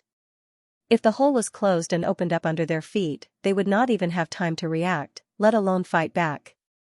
Previously, he had only heard the wise ruler say that Hidden Slave's cave was so powerful that even he didn't dare to step into it. At that time, he didn't really feel it. Now, Hidden Slave's child, Gung Gue, had only imitated Hidden Slave's cave, and they were almost completely wiped out. They finally understood why the wise overseer kept telling them to be careful. However, with such a degree of silence, would it be useful to just be cautious? The Dark Earl looked at the hole on the ground and spoke in a low voice, "I'll try it this time. You keep an eye on the stone slab." With that, the Dark Earl removed his nose from the stone slab, which slowly floated to Angor's hand. Angor did not know what the Dark Earl was trying to do, so he looked at the stone slab in confusion. When he looked closer, he saw energy patterns of various sizes appearing on the stone slab. He looked up at the Dark Earl. "I'm not familiar with magic arrays, but I'm displaying the energy patterns in the ground in real time on the stone slab. It's called Terra Record, which is supported by the power of the earth. It won't disappear just because I'm in trouble. Keep an eye on the stone slab at all times. It's best if you combine it with the magic arrays around you. Don't be discouraged if it doesn't work. We'll think of something else." Perhaps it was because this was related to the ruins, the Dark Earl was much more involved in exploring the ruins than before. The Dark Earl came up with this idea after careful consideration. He could use this method to determine the energy flow of the magic array so that he could find a way to break out of the tunnel. To do this, someone had to touch the hole first. Since the others had already fallen into the hole, the Dark Earl decided to do it himself. "Please wait, Mr." Angor quickly called out when the Dark Earl was about to enter the hole. Without explaining anything, Angor took the stone slab and compared it with the magic arrays around him. Next, he took out a formation plate and placed it on one of the energy nodes. The energy patterns on the stone slab immediately changed. Angor pondered for a moment before he took out an engraving pen and began to draw several guiding runes on the stone slab. He used an external formation plate to guide the runes so that he could observe the changes in the magic array better. At the same time, he wanted to do an experiment. "It's done." Angor spoke to the Dark Earl. The Dark Earl didn't know what Angor did, but he trusted Angor's judgment. The Black Earl didn't ask any more questions. He immediately covered himself with a great earth force field and leaped into the air above the cave. The gravity field set up by the Dark Earl was mainly used to strengthen the traction force. Since the hole was going to drag people down, the gravity field would pull them back to the surface. The Dark Earl's gravity field must be much stronger than ordinary Earth wizards. It was definitely at the level of a truthfinder. Without Elmi's help, Angor would still be suppressed by the gravity field. However, when the Dark Earl arrived above the hole, the gravity field did nothing to stop Angor. Even someone as strong as the Dark Earl fell from the sky. Angor quickly picked up the stone slab and began to observe the energy patterns around him. He frowned as he read the note. The energy of the force field was fluctuating greatly. However, when the Dark Earl, the core of the force field, came to the entrance of the cave, the energy network of the force field suddenly disappeared. It was the patterns that disappeared, not the energy. The energy was still there, but without the patterns, it would fall down like a derailed skybus. Angor frowned when he saw the strange ability of the cave. Without the protection of the earth and force field, the Dark Earl fell into the hole without any surprise. Angor sat on the ground with his legs crossed and carefully observed the energy patterns on the stone slab. From time to time, he would stand up and walk to the external array board to start carving again. Time passed by slowly. About 3 minutes later, Angor stood up and jumped into the hole without hesitation. His vision went dark. And he felt weightless for 2 seconds. When he regained his footing, he was inside Gung Gue's body again. The place was still dark. However, unlike when Angor and Kale were here, this place was much more lively.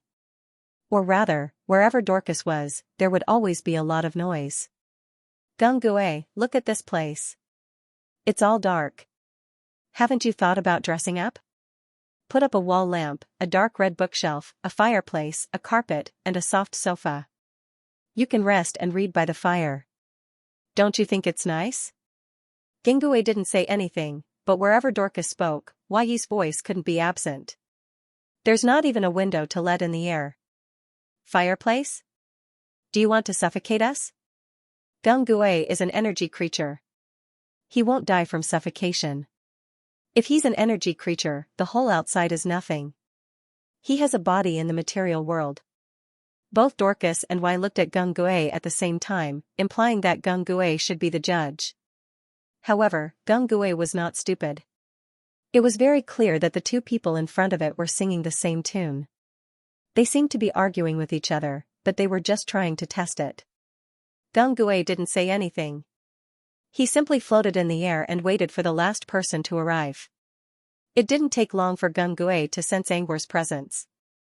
Gingue was waiting for Angor, but he still felt a little disappointed when he sensed Angor's arrival. If Angor also fell into the hole, it meant that all of them were dead. If they couldn't solve the problem, they would have to destroy it. And the last thing Gingue wanted to see was destruction. Gingue believed in his mother's strength, but according to the wise overseer, these people weren't nobodies. If Gingue used all of his trump cards, his mother would be seriously injured. Gingue didn't want to see his mother get hurt. He was already considering whether he should tell them about his mother's ability so that they could analyze it. Or maybe he should just banish them to the mirror realm and let them stay in the mirror sea forever. While Gingue was pondering, everyone saw Angor's arrival. Dorcas subconsciously wanted to tease Gingue, but before he could say anything, Gingue asked, "You failed?" Angor crossed his arms and leaned against the wall. "Well, we're all captured, so it's a failure. But we're not completely clueless." Gingue's eyes lit up. "Oh? You already have a plan?" Angor chuckled but didn't answer. Instead, he looked in another direction. There was no one in the direction he was looking. It was just an empty wall. However, Angor was still looking at the empty wall. "You're Erbao, right? Do you want to meet me?" "Erbao?" Everyone was surprised. "It's here too?" They all looked in the direction Angor was pointing at, but they didn't see anything. Even the Black Earl did not discover anything when he used his energy perspective to look. Was Angor bluffing? But if that was the case, why was he pointing in the same direction? Angor never looked away, which meant he really believed there was something in this direction that no one could see. Erbao. Since they couldn't tell if Angor was telling the truth, everyone looked at Gingue, who was still floating in the air. Gingue didn't say anything, nor did he show any expression. Gingue was talking to Angor just a second ago, but now, he suddenly went silent. Something was wrong about this. After several seconds of silence, a voice even deeper than Gingue's came from the dark space. "You're sharp. I don't care how you found me, but I'm curious why you pointed me out." As the voice spoke, a black sphere appeared in front of the empty wall. Angor almost blurted out, "A new ghost face." But he thought about Gingue's description of Erbao and held back. However, from the first sentence of Erbao's appearance, it could be seen that he was completely different from his elder brother. Angor pointed it out to show that he found Erbao, which was a way to take advantage of the situation. If Erbao asked how Angor found it, Angor would have the right to speak. However, Erbao's question completely ignored Angor's sense of superiority. Instead, Erbao seized the right to speak. Angor looked at Erbao's eyes and sighed in his mind. The wise lord was right. Erbao was the most important person in the One-Eye clan. Erbao's temperament was unfathomable. You should at least ask about a stranger who suddenly showed up in a room where we already know everyone, right? "You said my name," said Erbao. "Does that mean you know who I am?" "So I'm an unknown stranger?" Angor smiled. "Just like when I saw Gingue for the first time, I knew who he was. Similarly, I'm guessing the same for you." "Oh right, Gingue is One-Eye Debao. I named him. Do you want me to name you as well?" Erbao remained silent for a moment. "No need. My name is, very good." Angor didn't show it on his face, but he was laughing in his mind. He knew the three treasures of the One-Eye clan didn't like his name. But since Netherworld Slave agreed to it, they had no choice but to accept it. Because of this, Angor decided to mention it on purpose. As expected, Erbao couldn't control his tone when he said his name was very good. Is that so? I think Erbao is a good name too. Angor smiled. Did Erbao suddenly come here because of the interception mission given by that person? When Erbao lost his mind because of being called Erbao, Angor took back the right to speak. Erbao, on the other hand, no longer cared about the right to speak. He only hoped that Angor would quickly change the topic. End of chapter. I asked Erbao to come. Gung finally spoke up. I can mimic my mother's ability, but it's not my talent. I can't do anything else while I'm mimicking her. If I nullify the energy, I won't be able to expand the hole. If I open and close the hole, I won't be able to nullify the energy. So, I need Erbao's help. Gung words answered some of Angor's questions. When he and Kale fell into the hole, they didn't sense any energy nullification. But when they came out and opened the hole for the second time, the energy above the hole was devoured. It was because Gung could only mimic one type of ability. Previously, Gung had only been opening and closing the hole, so there was no need to nullify the energy. Thus, it alone could solve the problem. Now, Angor needed Erbao's help to expand the hole and nullify the energy above. That was why Erbao was here. As for why Erbao had been hiding in the dark ever since he had arrived. Perhaps it was because of its personality that it preferred to observe in the dark rather than face them head-on. I see. Angor nodded. Erbao doesn't care how you found him, but I'm curious. How did you find him? Gung asked. Angor was inside Erbao's stomach right now. As for Erbao, they were in the outside world. How did Angor find Erbao's location through his own body? Erbao didn't seem to care about Gung question, but he was actually waiting for Angor's answer. Erbao didn't seem to care about Angor's answer, but he was actually a little concerned. About that. Angor hesitated. Angor purposely paused to draw everyone's attention. It's a secret. Erbao snorted coldly after being tricked. However, he did not say anything. Gung on the other hand, was disappointed.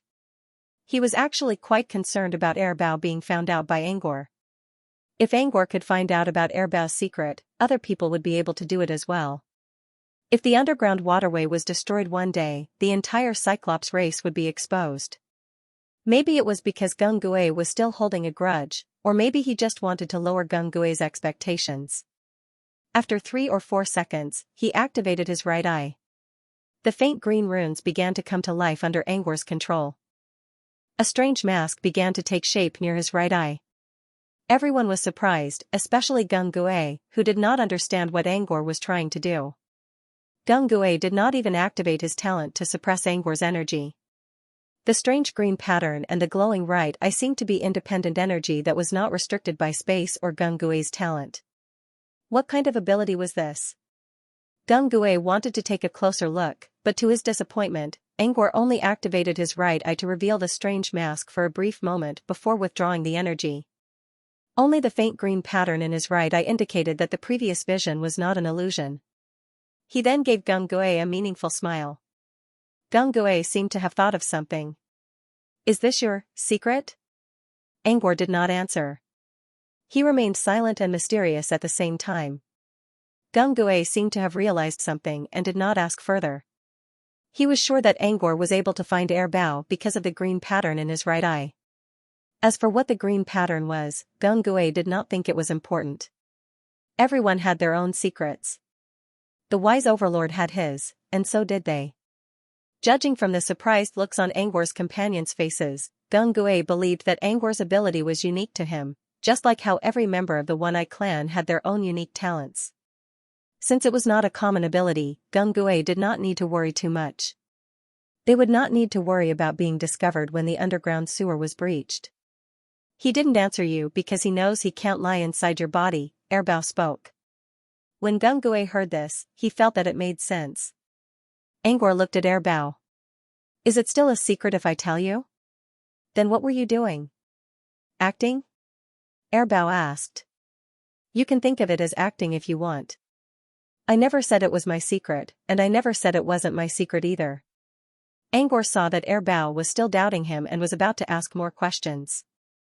believe it or not, it doesn't matter. It's my secret. Angor almost said rude, but he did not say it out loud. Erbao had a feeling that Angor was looking at him as if he was looking at a naughty brat. As an outsider, there was no need to talk about etiquette with a brat.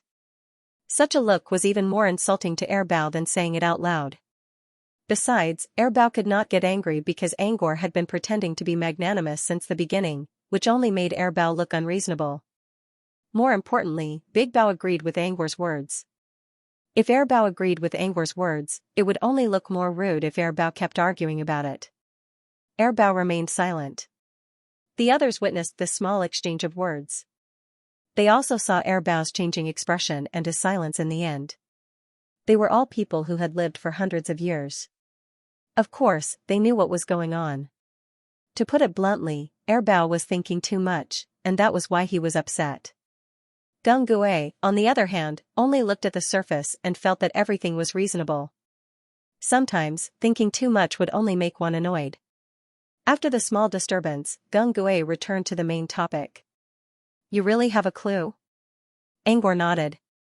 Sort of. If you and Erbao can work together as well as your mother's phantom slave. I think I can go to the Hall of the Wise Ones without hurting phantom slave. Gung Gue and Erbao exchanged a look. Erbao still could not believe that Angor found the solution so quickly. Are you sure? Angor shrugged. I'm not sure. I'm asking if you and Erbao can really work together as well as phantom slave. Gung Gue nodded. The hole is much smaller than my mother's, but everything else is the same. That's more or less it. Angor considered. I think we can sign the unequal contract now. It was a good thing for Gung Gue to sign the contract, but it still wanted to know how Angor did it. It would be best if it could review the whole process. Angor also made a request. If you can do it, you can help hide the truth when Phantom Slave asks you about it. I can give it another try. Angor also wanted to review the process to avoid any mistakes. However, if he did that, Gung Gue and Erbao would know how he did it. If Phantom Slave learned about it and asked them about it, they would be prepared in advance.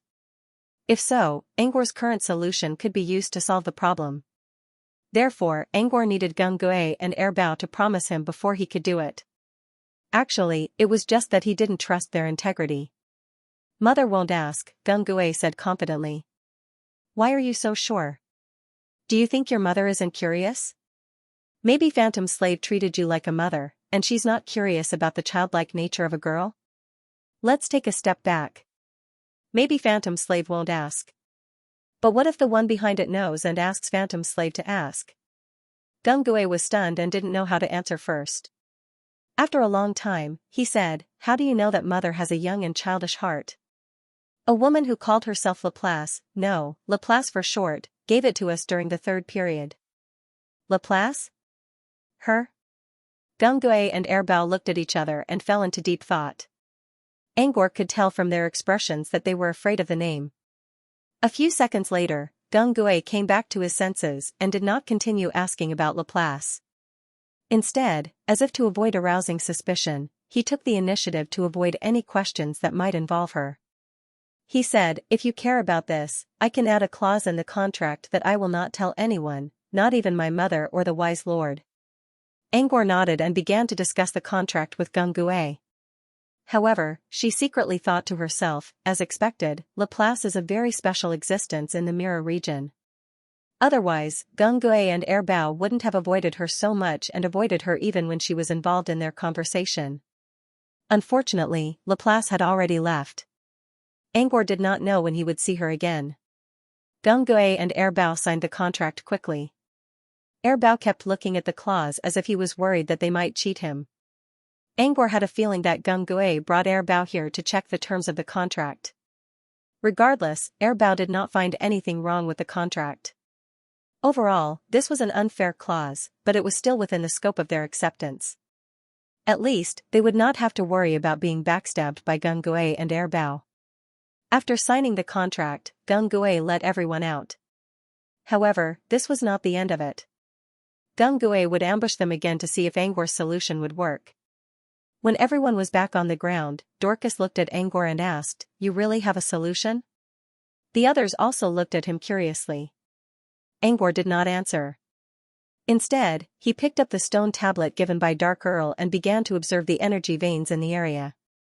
While doing so, he carefully placed several external array discs at several points where the energy veins intersected. Gungue's ambush came too quickly last time. Angor was not sure if Gungue would do the same thing again. Angor had no time to answer the others' questions. Instead, he quickly set up an external array disc and tried to quickly control the energy flow in the area. It took him half a minute to finish setting up an external array disc in the area. Not long after that, Gungue's ambush came. But this time everyone noticed it ahead of time. Although everyone was on high alert, the reason why everyone discovered it in advance was not only because they were on high alert, but also because the hole was smaller than the one before. And it was much smaller. When the hole first appeared, it was the size of a well and could easily fit a person into it. But now, the hole was about the size of a dinner plate. It was still expanding. But it gave them enough time to react. The hole was right under Kale's feet. Gungue and Airbao really loved Kale. One of Kale's feet was already in the hole. It felt like he had lost all his strength and could not escape on his own. However, even though Kale was unable to escape, he wasn't alone. Dorcas grabbed Kale's wrist and pulled him out of the hole. Unlike before, Dorcas's hand was not on the hole, so energy nullification did not work on him. Without losing his strength, he could easily get Kale out of the hole. After Kale was rescued, he quickly escaped from the underground cave. The hole seemed to have realized that something was wrong, and it slowly closed. The speed of closing was much slower than before, and it was closing at a speed visible to the naked eye. Gungue was about to ambush Kale again. This time, his target was Angor.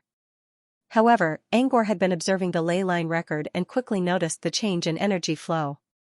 Before Gungue could open up the hole, Angor took several steps back. The hole was still the size of a dinner plate.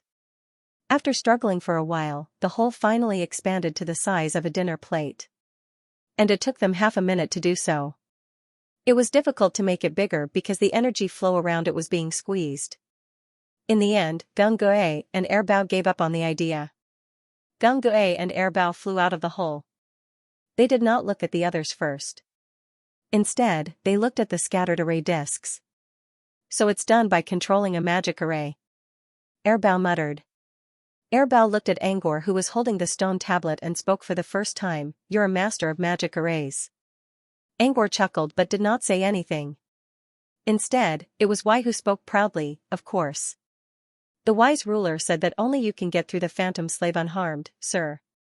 Y was exaggerating, but Airbao agreed with him. Airbao was here to see if the team could find a way to get past their mother. If they tried to force their way through or hurt their mother, Airbao would stop them right here. However, Angor used the energy flow of the magic array to restrict their mother's ability. This was the best way. Similarly, this was also the most difficult method because the magic array in the underground sewer was too large and majestic. Ordinary people would be lucky if they were not killed by the magic array, let alone borrow the power of the magic array to control the direction of the energy flow. The fact that Angor could borrow the power of the magic array meant that he was an expert in magic arrays. Without a doubt, the wise sovereign would approve of him and tell them that their team would not harm Hidden Slave. Airbao looked at Angor. I agree. But you should know the weakness of this method. It's hard to move around. But the wise ruler also said that you figured out Mother's location. You should be able to get through it quickly. Airbao and Gungue both spoke at the same time. You passed. To them, Angor's plan worked, and they would not stop Angor's group from advancing any further. Gungue also showed his sincerity. Prepare a new mirror. I'll take out Grey Merchant's memory for you now. Gungue was planning to release Grey Merchant's memory only after Angor's mother helped them. But now, Angor proved his ability. It was not difficult to get past their mother by using a magic array. This was why Gungue was willing to release Grey Merchant's memory in advance. Why a new mirror? Dorcas asked curiously. The new mirror won't connect to the mirror domain for the time being. As far as I know, some of you have ways to enter the mirror and retrieve things from it. Airbao glanced around the group and looked at Angor. Is it still you? Erbao had mixed feelings. Just as Angor sensed, the members of the One-Eye clan, even the calm Gungue, had a sense of superiority when it came to doing things. It was as if they thought they were better than others. Erbao and Gungue were the same. They rarely interacted with humans, so they had some prejudice against them. Erbao didn't hate humans, but he didn't think highly of them either. However, Angor's appearance made Erbao realize that there were also people who were as brilliant as the sun among the younger generation. Even Erbao had to admit that some of Angor's traits and abilities were beyond its reach. And Angor was still so young. Erbao's mind wandered for a moment. Soon, he calmed himself down and continued. Anyway, as long as Grey Merchant's memory is inside the new mirror, Angor can pull it out whenever he wants. Otherwise, the memory will just scatter in the wind. To put it simply, the new mirror was not connected to the mirror domain right away. During this time, the space inside the mirror would exist independently of the mirror domain. It was a relatively safe space that would not be invaded by mirror creatures or destroyed by laws. The only downside was that it was very fragile and could not support any physical objects. However, Grey Merchant's memory was not a physical object either. Angor did not need to worry about it. Since Angor could take it out whenever he wanted, he basically gave Grey Merchant's memory a safe home. Making a new mirror was not difficult. In fact, Angor didn't even need to craft one. He just took a reflective crystal and cut it into a mirror. Next, Gungue entered the mirror fragment while Angor took out a piece of crystal, cut it from the side, and polished it with silver powder to create a new mirror. Now, Angor only needed to wait for Gungue to retrieve Grey Merchant's memory. While waiting, Angor looked at Erbao in the distance. You really don't need me to give you a name? Erbao sneered, I admire you, but that doesn't mean you have the right to criticize my name. Angor shrugged. He wasn't trying to tell them what to do. He was just giving them a way out. If they asked him why they changed their names, they could just blame it on him. However, if the other party didn't appreciate it, then so be it. Gungue quickly located Grey Merchant's memory. After sending a signal, Gungue reached his hand into the broken lens. He tried to reach his hand into the fragment, but he didn't find anything. But this time, he clearly felt that there was something extra in his palm. It was weightless and tactile.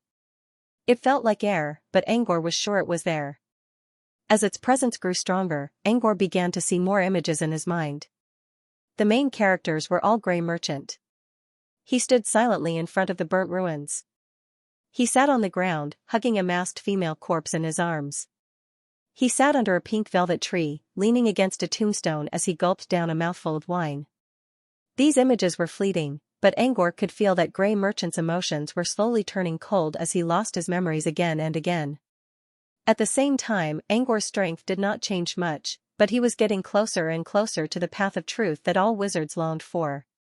Angor now understood why Grey Merchant wanted his memories back so badly. It meant that he was walking on the path of truth. However, Grey Merchant might not be as gentle as he used to be after getting his memories back. It only took Angor several seconds to transfer Grey Merchant's memory into the new mirror. Angor picked up the mirror and saw that Grey Merchant's image in the fragment had been transferred to the new mirror. Grey Merchant's shadow stood there quietly, just as helpless and sad as when he lost his memories. Other people's memories are just their memories. Don't try to have any emotions for the people in your memory. It will only affect your judgment. Suddenly, Gungue's voice came into his ears. Angor looked up and saw Gungue leaving the mirror domain and returning to the real world. He was now floating in front of Angor. That's what the Lord Ruler said. I think it might be useful for you, Gungue said in a serious tone. Angor chuckled. Thank you. It's very useful. Angor was not affected by Grey Merchant's memories, but Gungue's words were not completely useless. Immersing oneself in someone's memories and being affected by their emotions was the lowest form of empathy. This kind of empathy only served to move one's own emotions. He wasn't thinking about how touching Grey Merchant's memory was. Instead, he was thinking about something else.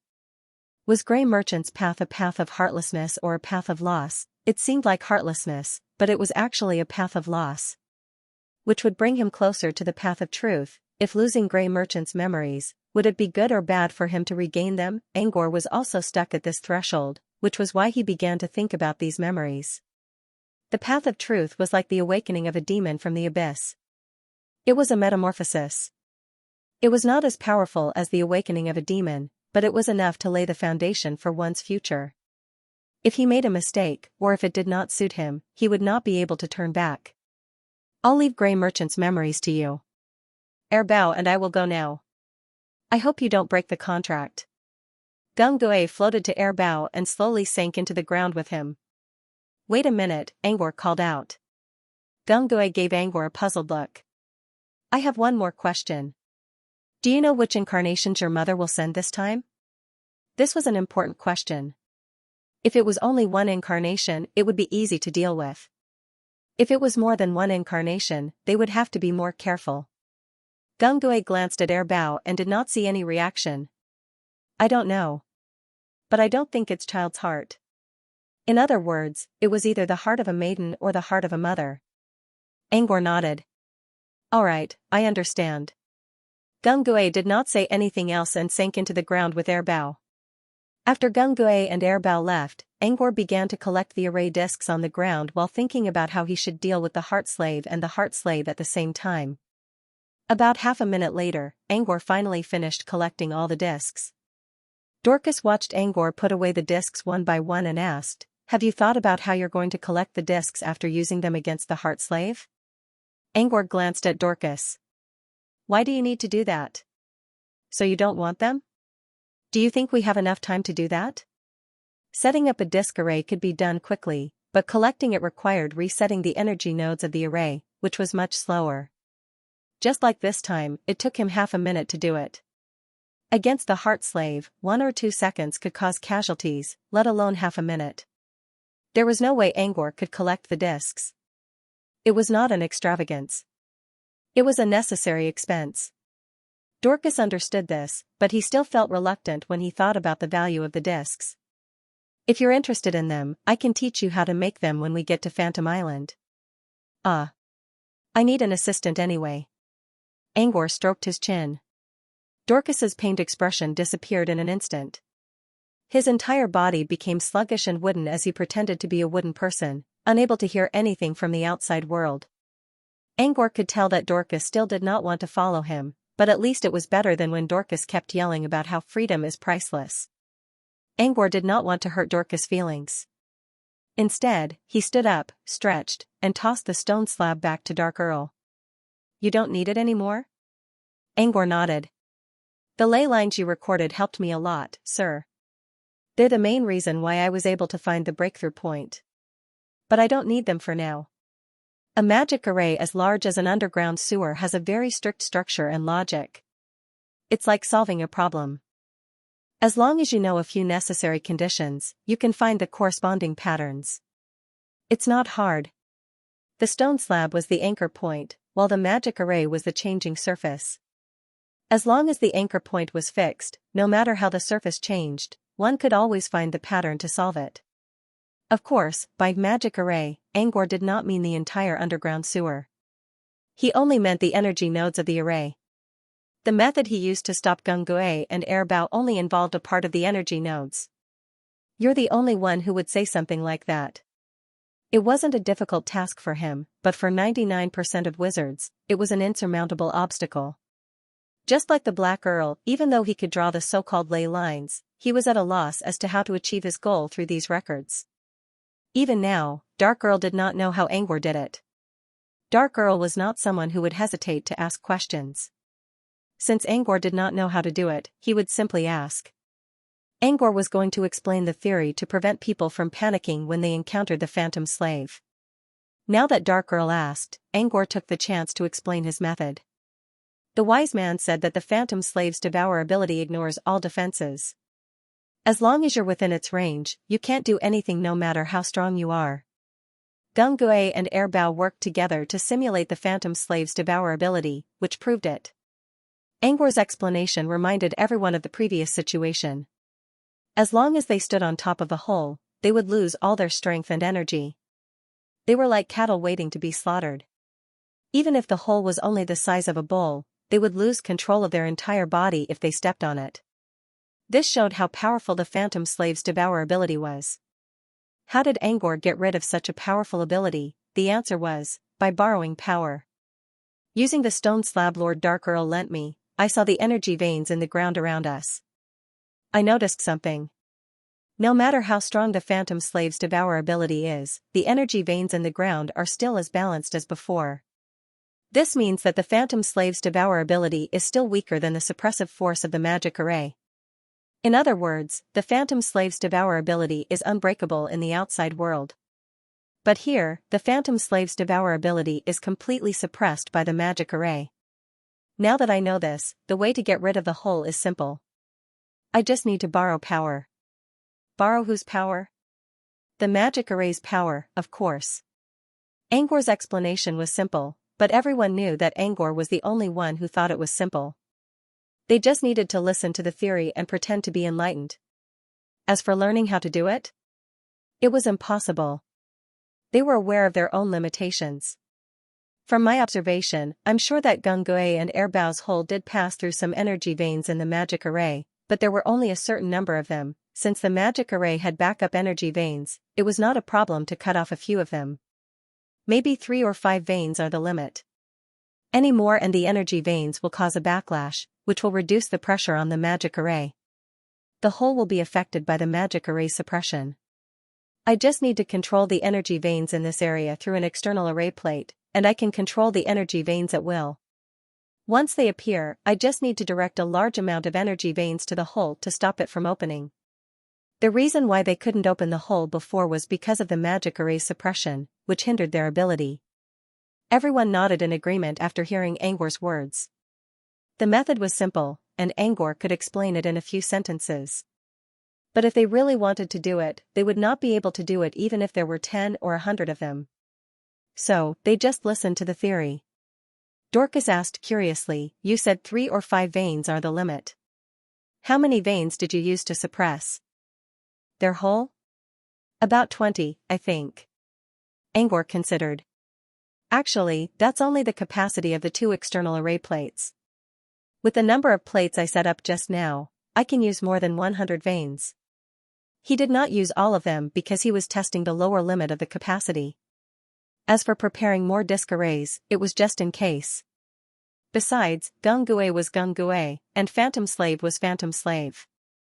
They were not on the same level, so he did not need to use all of his strength. Angor's words made everyone feel both sad and relieved. What made him sad was that every time he prepared an external disk array, he would waste an external disk array. As for an array disk, even though the unit price wasn't high, the total sum was still very expensive. Of course, Dorcas was the one who felt the most pain. As a wandering wizard, he knew how terrible it was to be poor. Kale was also a wandering wizard, but he had not become a wizard yet. With his mastery of space manipulation, he could easily afford an apprentice's expenses. But at the same time, he also felt more relieved. Angor had considered everything carefully. He would rather prepare more than less. Now, they felt a little more confident about the rest of the journey. Once they were back on the road, they all stopped talking. Even if they wanted to talk, they would use their spirit bond to do so. They were not far from the fork, and Angor had been keeping an eye on the energy flow of the magic array around them. They might disturb him if they talked. About 2 minutes later, Angor suddenly frowned. Angor frowned. He quickly took out a disk array and tossed it to the designated spot like a frisbee. At the same time, he called out in the spirit bond, "They're here. Get ready." Everyone was surprised at first, but they quickly reacted and prepared to use haste spells. At the same time, the accelerator spirit also buffed their wind energy. How did they get here so fast? "We haven't reached the fork yet, right?" It was Dorcas who still had the time to talk. However, despite his surprise, Dorcas had already activated the bloodlines in his legs, which were now giving out a red glow. "Maybe it's the heart of a young girl and a kind mother," Angor replied. If 2 of Hidden Slave's avatars came at the same time, one of them would be waiting at the fork, while the other one would be waiting somewhere else. This was why Angor was so cautious. Even when he did not reach a fork in the road, he still kept calculating the energy nodes in his mind. As it turned out, he made the right choice. Well, wrong choice. Don't be so cautious. It's me. A dark creature with ears and limbs crawled out from the ground. It was Gung Gue, the one who signed a contract with them. Because of the contract, Gung Gue's identity was undeniable. However, although the person in front of them was Gung Gue, they did not immediately relax. They did not know if Angor was telling the truth about the two avatars coming at them from the front and the back. If both avatars were coming at them at the same time, they had to stay alert and be ready to break out at any time. Why are you here? Angor did not put away his array disc and looked at Gung Gue in confusion. Gung Gue, I received a piece of information and came to inform you. Gung Gue paused and looked at the formation plates around him. He sighed and said, it seems that you went easy on me and Airbao. You can control the magic array very quickly, and the suppression is much stronger than before. I can't even open the hole. I can only use my mind to manifest. Gung Gue sighed, but he was still happy about it.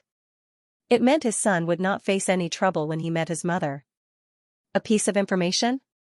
Mother. Just. A slightly cold voice sounded from the side. Everyone turned around and saw that the one-eyed Airbao had also appeared at some point. Airbao was the one who spoke. Angor looked at Airbao and waited for him to continue. Mother sent me and Gung Gue to stop you, Airbao said. Why are you calling me Gung Gue too? Airbao glanced at his brother. You seem to like it. You don't even want to change your appearance.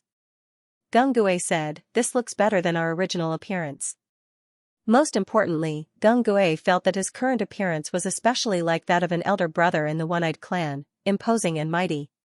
Therefore, he was willing to keep his current appearance. Airbao humped and muttered, you don't even know you're being brainwashed. Airbao ignored Gung Gue and looked at Angor. This information alone isn't worth the trouble of coming all the way here. But there are some questions in the message that I want to know. What is it? Dorcas frowned. Wasn't it just Netherslave sending his 2 children to intercept them? The Sovereign of Wisdom had mentioned this before. Airbao continued, I'll give you another piece of information. Mother will send Mother Heart this time. She has other things to do, so she won't show up. This information was useful. If Mother Heart was the only one who came, she would only ambush them at the fork.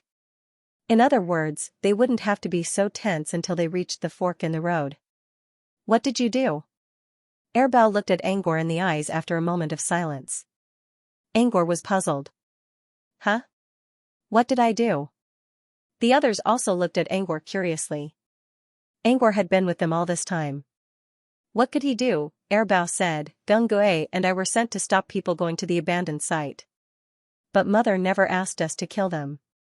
She only told us to throw them into the Sea of Mirrors to erase their memories and start anew. But you're different. Mother asked us to do our best to stop you and throw you into the Sea of Mirrors. Isn't that the same? Dorcas asked. Airbao glanced at Dorcas and sneered. But this time, Mother said 2 more things. First, if you can't catch them alive, kill them. This was no longer an interception. It was an interception. As for the second thing. Airbao looked at Angor again. It's fine if we can't kill the others. But you must die. Airbao spoke casually, but the aura he exuded was murderous. Gung Gue spoke up, Airbao, we signed a contract with them. We can't do anything to them. I won't. I just want him to tell me, what did he do?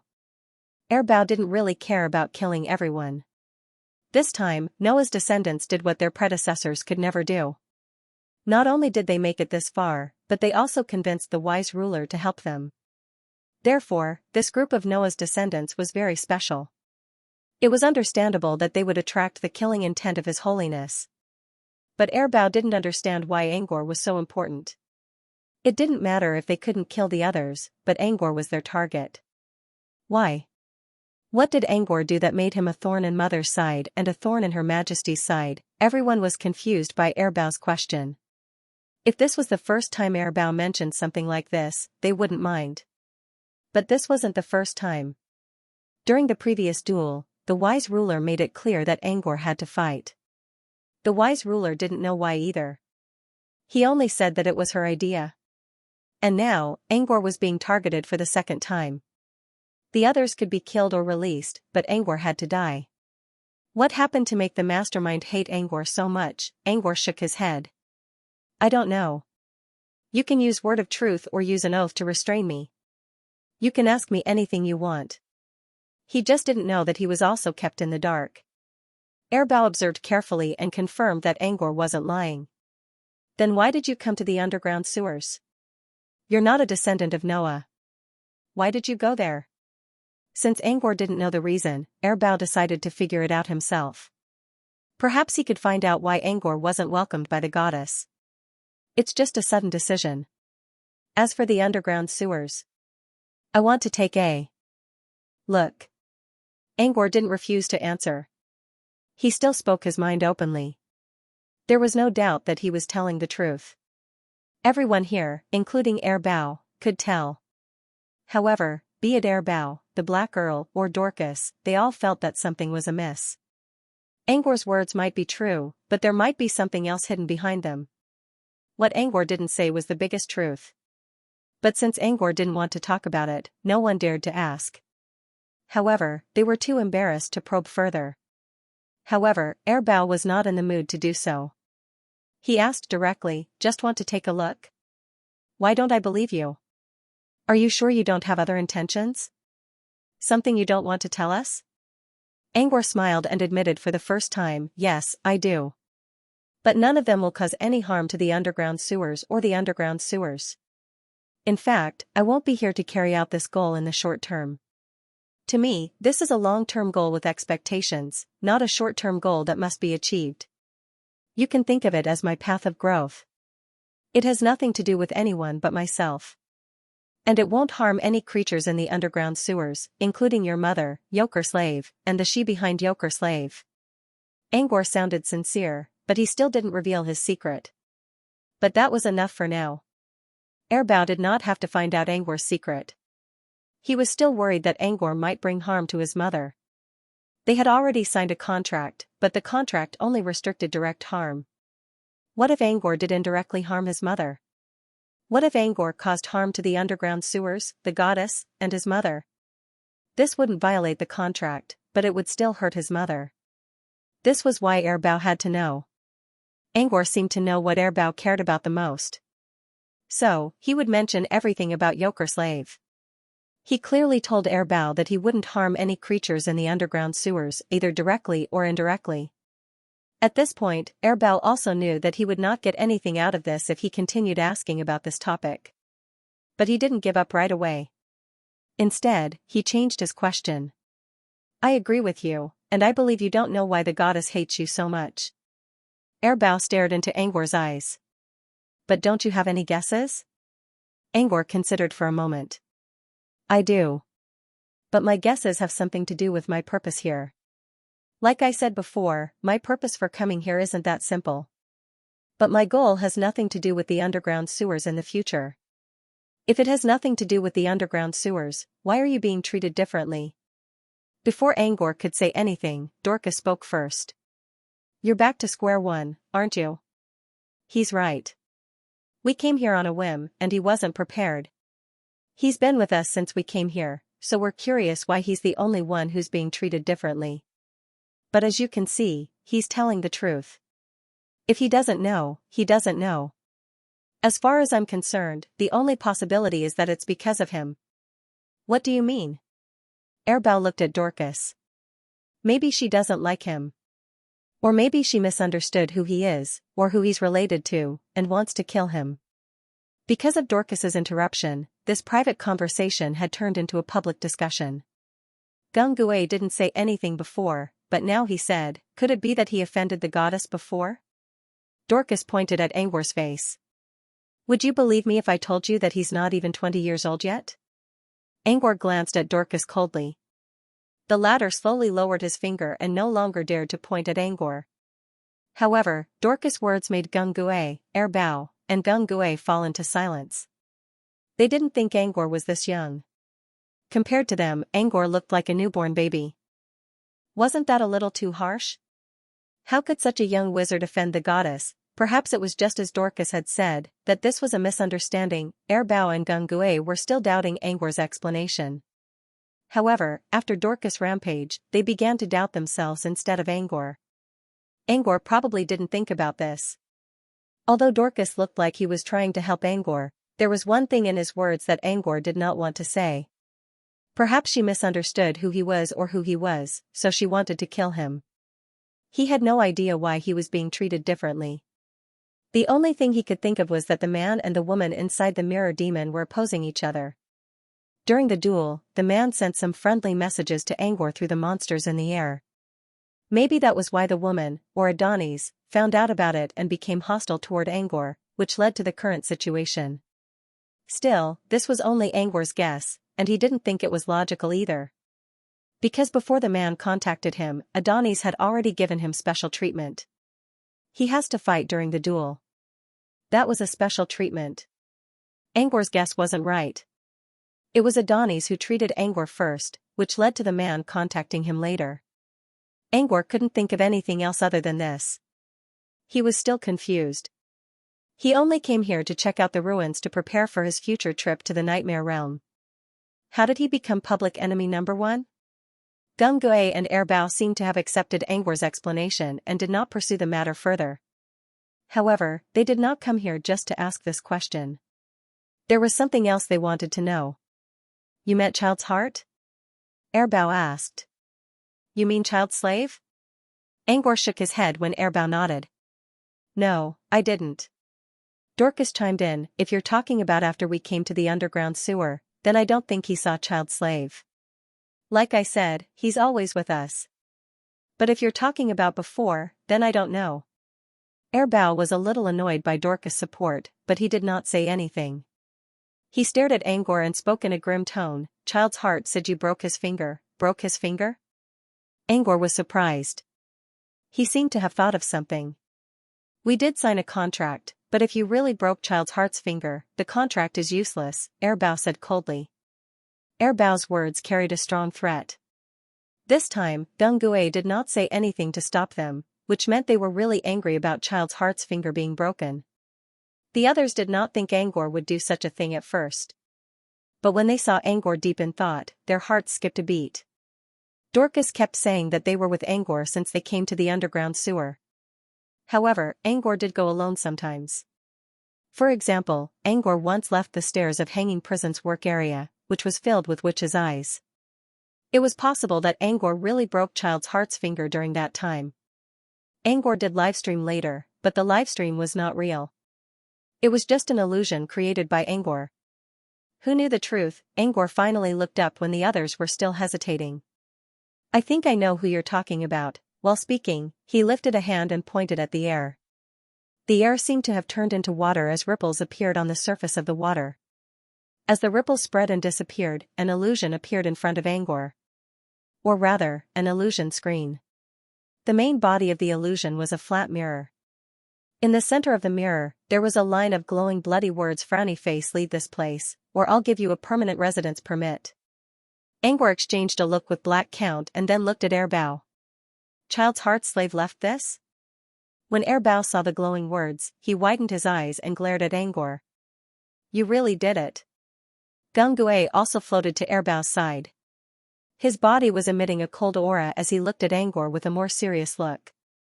Angor noticed the tense atmosphere, he sighed. Child slave, did he tell you that I broke his finger? What? You're not going to argue? Angor shrugged. I don't need to argue. It's the truth. Do you think that the childish slave who left behind these bloody words is mourning that his finger was broken by me, or is he trying to threaten me in a show of strength? Although this sentence is not correct, as the beings who understand the hidden slave the most, you should understand the meaning of this sentence, right? You should also know how he felt when he left those words, right? Angor did not think he needed to explain. The words were there for all to see. If he really did break Child's Heart's slave's finger, why did he leave those words? To show that he was only strong on the outside but weak on the inside. Of course, Bao and Gungue did not care about the truth at all.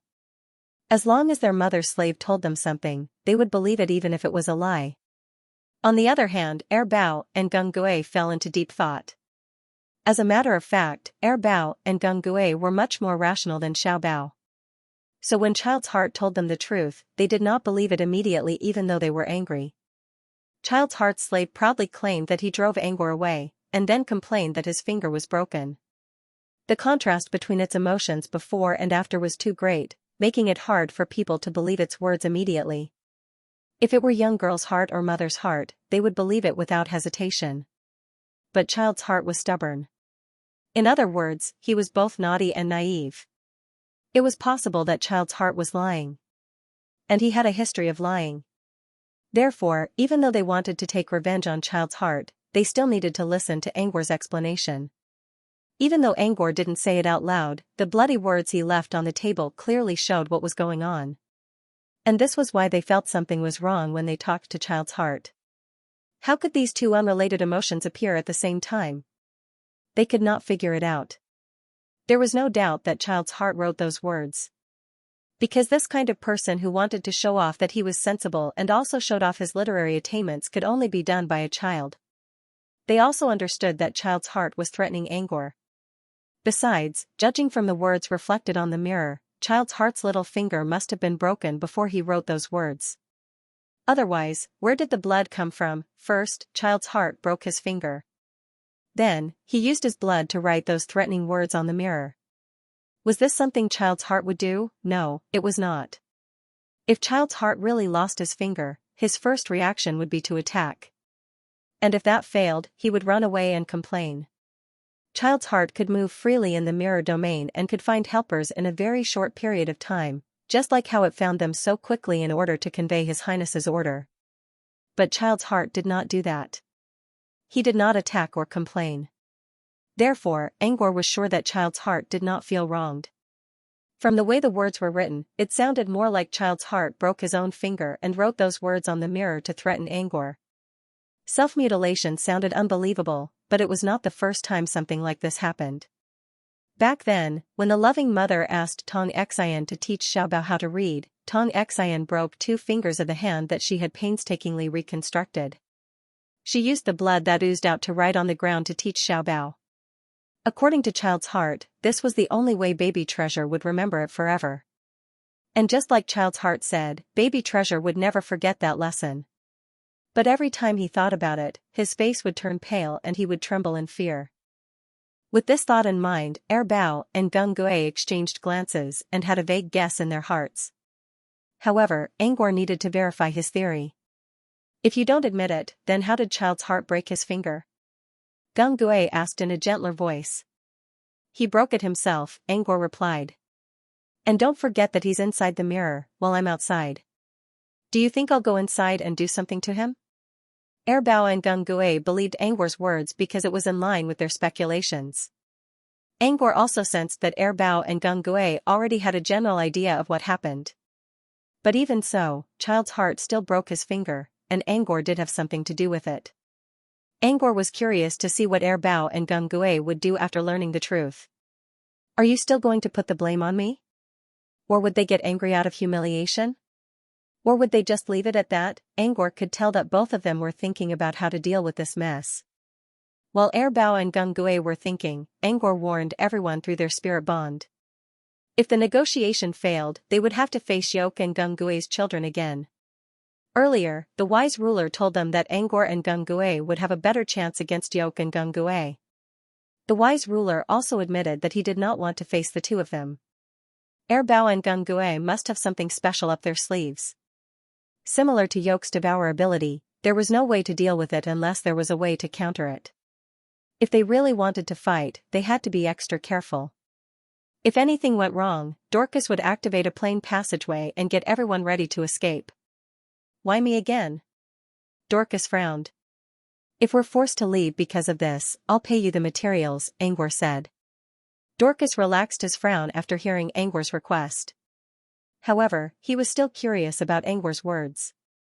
So you really did meet Child's Heart? When? Why don't I know about it? I know, Dark Earl's voice came from their spirit bond. Dorcas looked at Dark Earl in surprise. If Dark Earl knew about this, then he should know about it too. There were times when Angor acted alone, but the Dark Earl had never acted alone. The dressing mirror at the end of the second floor. After Angor pointed it out, everyone understood what he meant. That was possible. They remembered that Angor and Dark Earl were the last ones to come out. So the dressing mirror in that room was the mirror in Angor's illusion? It's not Angor's fault, Dark Earl said. That child's heart provoked us, and Angor is telling the truth. Everyone believed Angor even if Dark Earl didn't say anything. They clearly remembered that Angor and Dark Earl were the last ones to come out, but they didn't come out too late.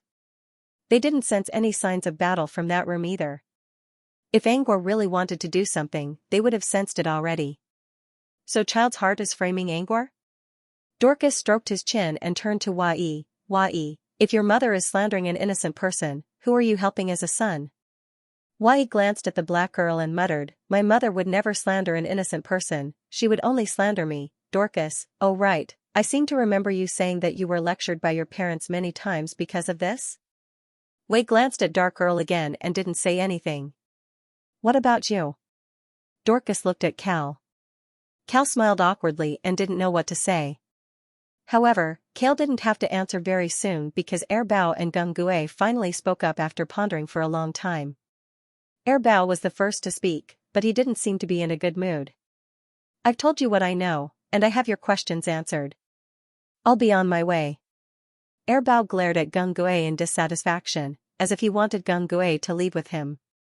But Gung Gue didn't seem to notice. Air Bao had no choice but to leave by himself. He crawled into the ground and disappeared from sight. Even without using his transcendence perception, he could tell that Air Bao was really gone just by looking at the array plates around them. After Air Bao left, Gung Gue felt as if he was alone. Gung Gue cleared his throat to ease the awkwardness. He then gave Angor an apologetic look. We already know the details. Child's heart was wrong, and I apologize on his behalf. Gung Gue's apology after Air Bao left didn't surprise Angor. Gung Gue wanted to apologize, while Air Bao wanted to leave the matter unsettled.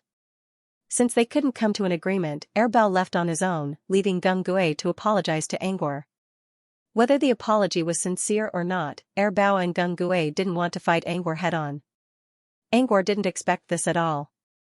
The wise overseer always said that nether slaves' children were closer to their mother, so Angor used to call them mommy's babies. But now, it didn't seem to be the case. Is it because of child's heart? Angor suddenly asked. Gung Gue didn't know what to say. What I mean is, if it's because of mother's heart or child's heart, you'll do something different, right? Gung Gue didn't answer. However, its silence was also a kind of response. So it was because of child's heart. Even though she was their mother in a sense, Gung Gue and Air Bao had always addressed her as Tong Xian and had never addressed her as mother. Perhaps child's heart was important to them, but it was definitely not as important as mother's heart or child's heart. I see. Angor shrugged. You don't need to apologize. We're not on the same side. But since you have apologized, I accept it. Gung Gue gave Angor a thoughtful look. Whatever it is, we misunderstood you. I hope you can come back safely. Gung Gue nodded at Angor again and sank into the ground. You're leaving just like that? Dorcas muttered, you're apologizing without any compensation? Why should it care about compensation? Angor spoke in a soft voice, sometimes, I prefer an apology without compensation. Dorcas glanced at Angor and grumbled, because you care about compensation, so you care about why it didn't compensate you. I know what you're thinking. You're thinking that not compensating sometimes gives you more. It's a psychological game theory. But from my point of view, the only way to be satisfied is to pay compensation immediately. Who cares about that little bit of psychological guilt? Dorcas was not stupid. He knew that Angor cared more about debt than even. This was not wrong. It was only suitable for people who had a lot of money in their pockets. For someone like Dorcas who was always struggling to make ends meet, he cared more about immediate benefits. Angor also understood that different people saw things from different perspectives. There was no right or wrong. So, he did not argue with Dorcas. He slowly collected the array discs on the ground and began to talk about what everyone was most concerned about. How did he meet the hidden slave of childlike heart, and what happened in that short period of time? The whole process was probably a sudden encounter, then being threatened, and then finding out that the other party was an idiot. Angor shrugged. I didn't know it was hidden slave's child's heart back then. I just thought the thing had something wrong with its head. Why would it harm itself and use its own blood to write a sentence filled with grammatical errors that was not threatening at all? If Airbao didn't mention it, I would have forgotten about it. Angor finished collecting all the external discs and stood up. Time to go.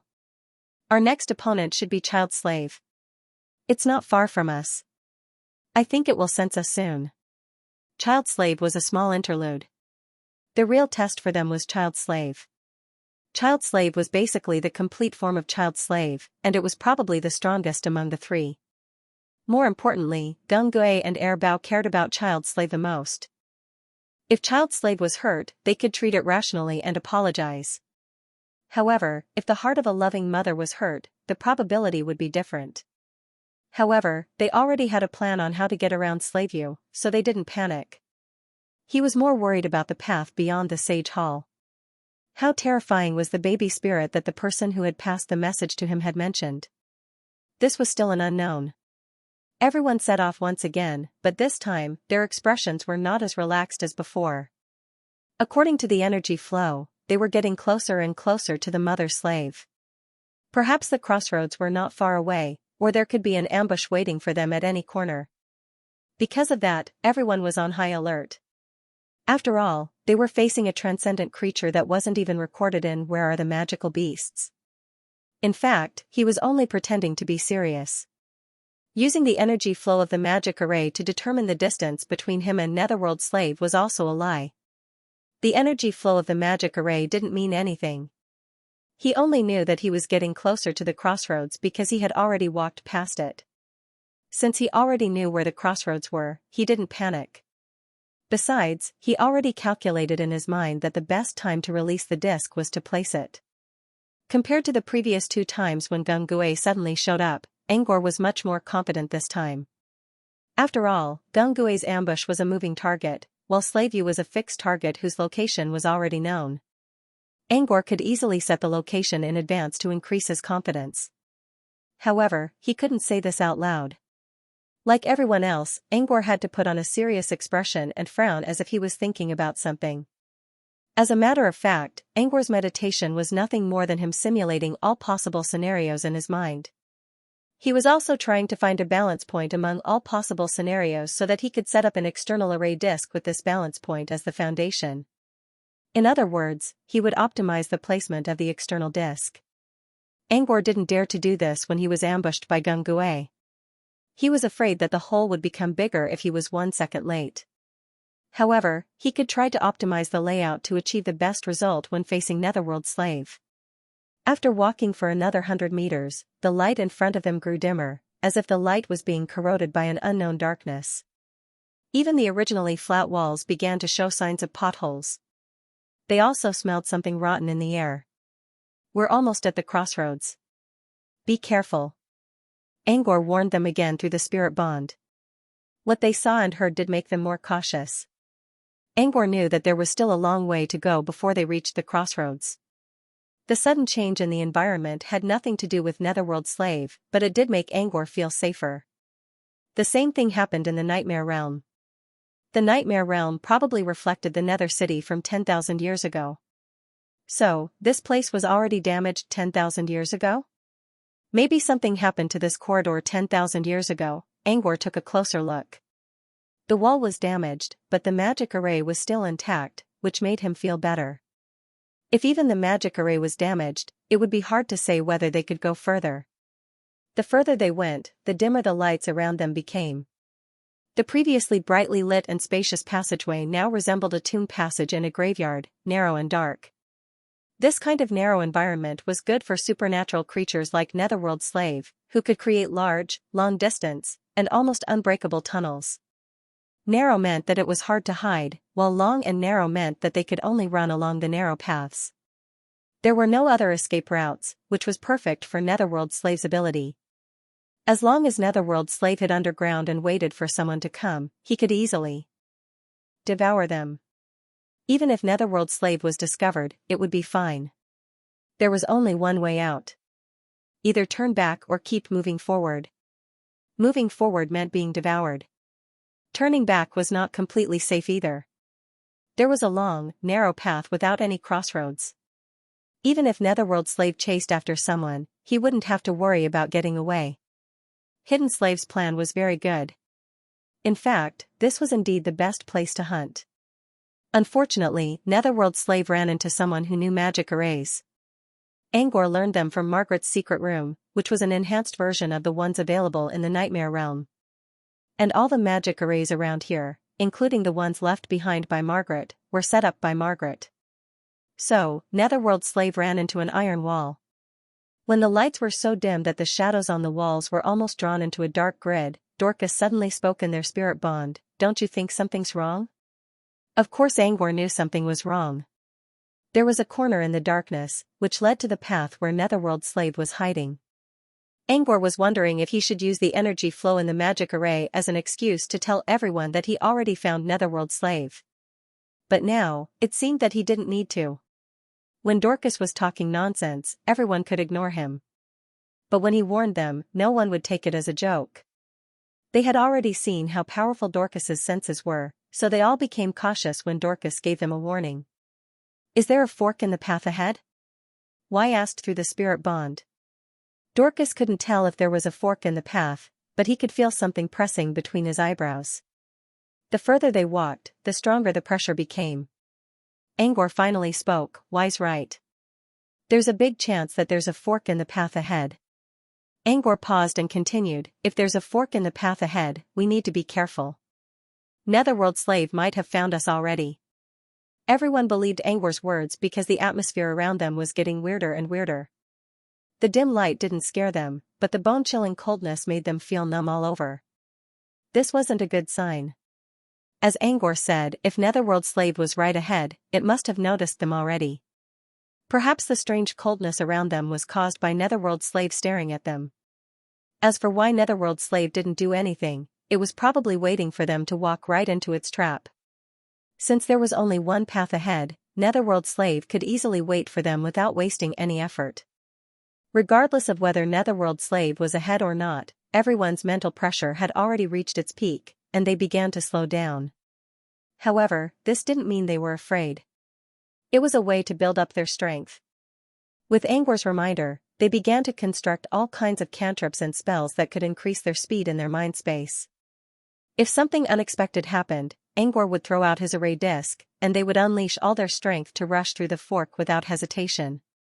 Elsewhere, in a corner of a majestic stone hall, the flames of a fireplace glowed faintly. The wise sovereign, in the form of a youth, was lazily lying down on a soft fur carpet. Next to him was an open book that was flipped upside down on the carpet. It seemed he was reading a while ago. But now, he was looking at an oval bronze mirror with an exquisite frame above the fireplace.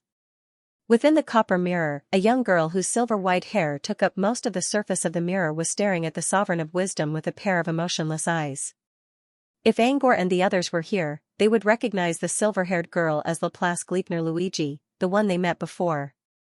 "So, you didn't give Angor a message?" "If you're talking about that blonde boy, I don't have one." Laplace spoke in a flat tone. The wise ruler wasn't surprised that Laplace pointed out Angor's blonde hair, not red. He saw Angor's original appearance in the Book of Truth, which was long blonde hair. "Do you know why?" the wise ruler asked.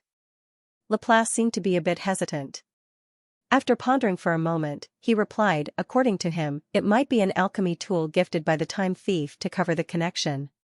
When the wise ruler heard the name of the time thief, he frowned slightly, but he didn't comment on Laplace's words. Instead, he asked, "Do you believe it?" Laplace said, "Generally speaking, I don't give an uncertain answer. But since it's a question from a wise man, I can only give you my opinion. I think it's more than 50% likely." The wise sovereign, in other words, there's a high chance that you still believe him. Laplace hesitated. "You can say that. If you do, then I won't." The wise sovereign suddenly began to laugh, using a mocking tone to say these words of rebellion.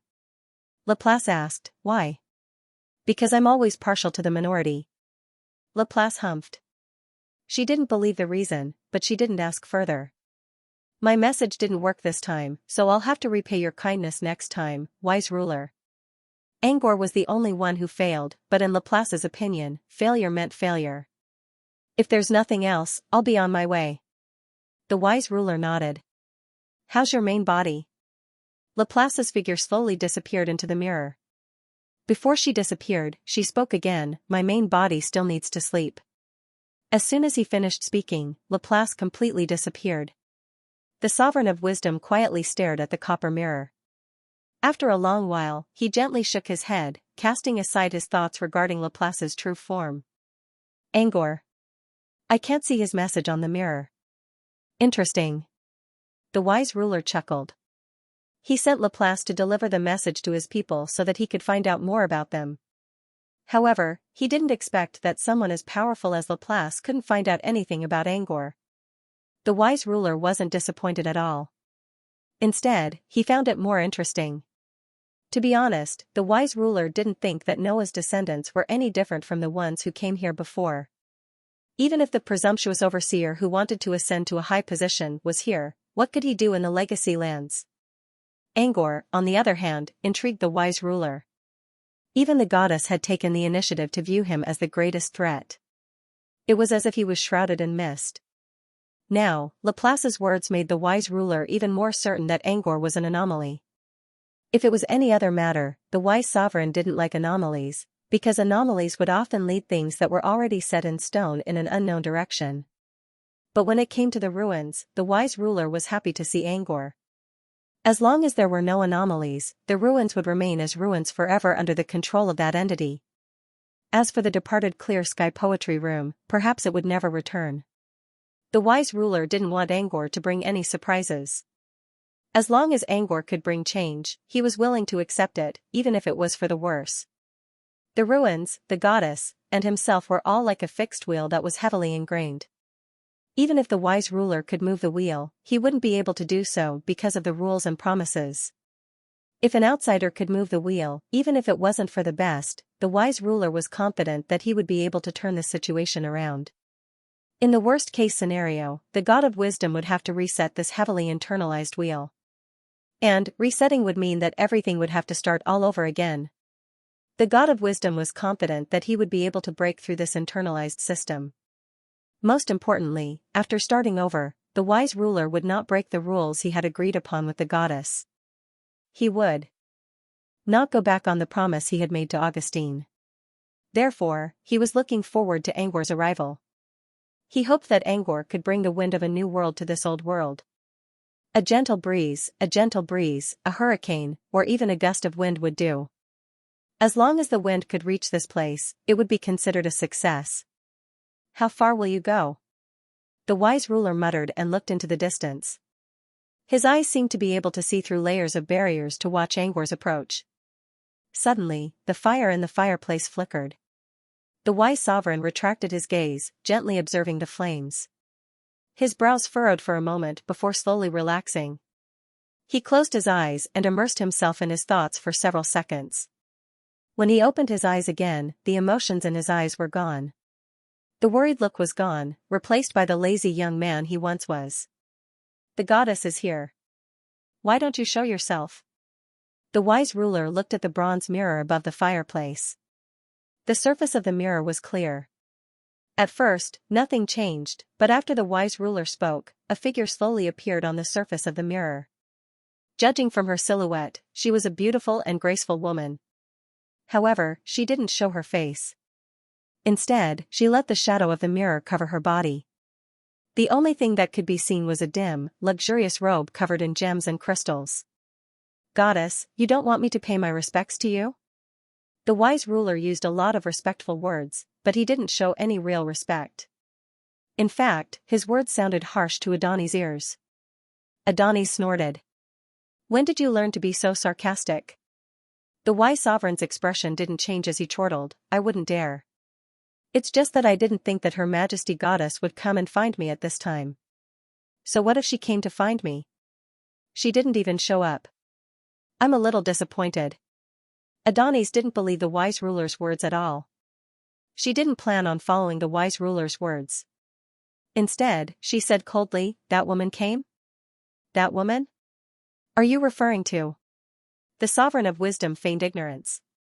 "Don't ask when you already know the answer," Adonis said. "There's no memory left in this mirror. It's as blank as a new mirror. Who else could it be other than her subconsciously absorbing the memories around her?" The wise sovereign didn't seem embarrassed at all. Instead, he smiled and said, "So you're talking about that person, Your Majesty?" "Yes, she's been here before. I occasionally communicate with her. Your Majesty should know about this."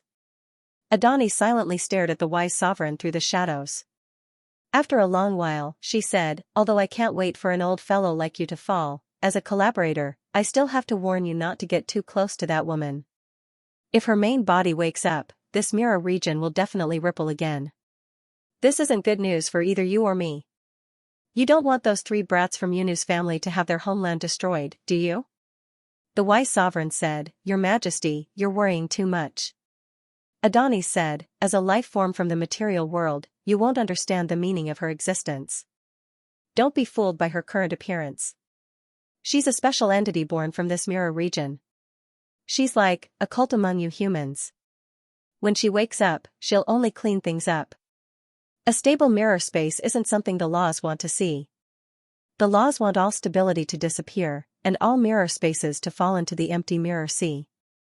This way, they can maintain their purity and maintain the absolute separation between the material world and the mirror world. She's an executor.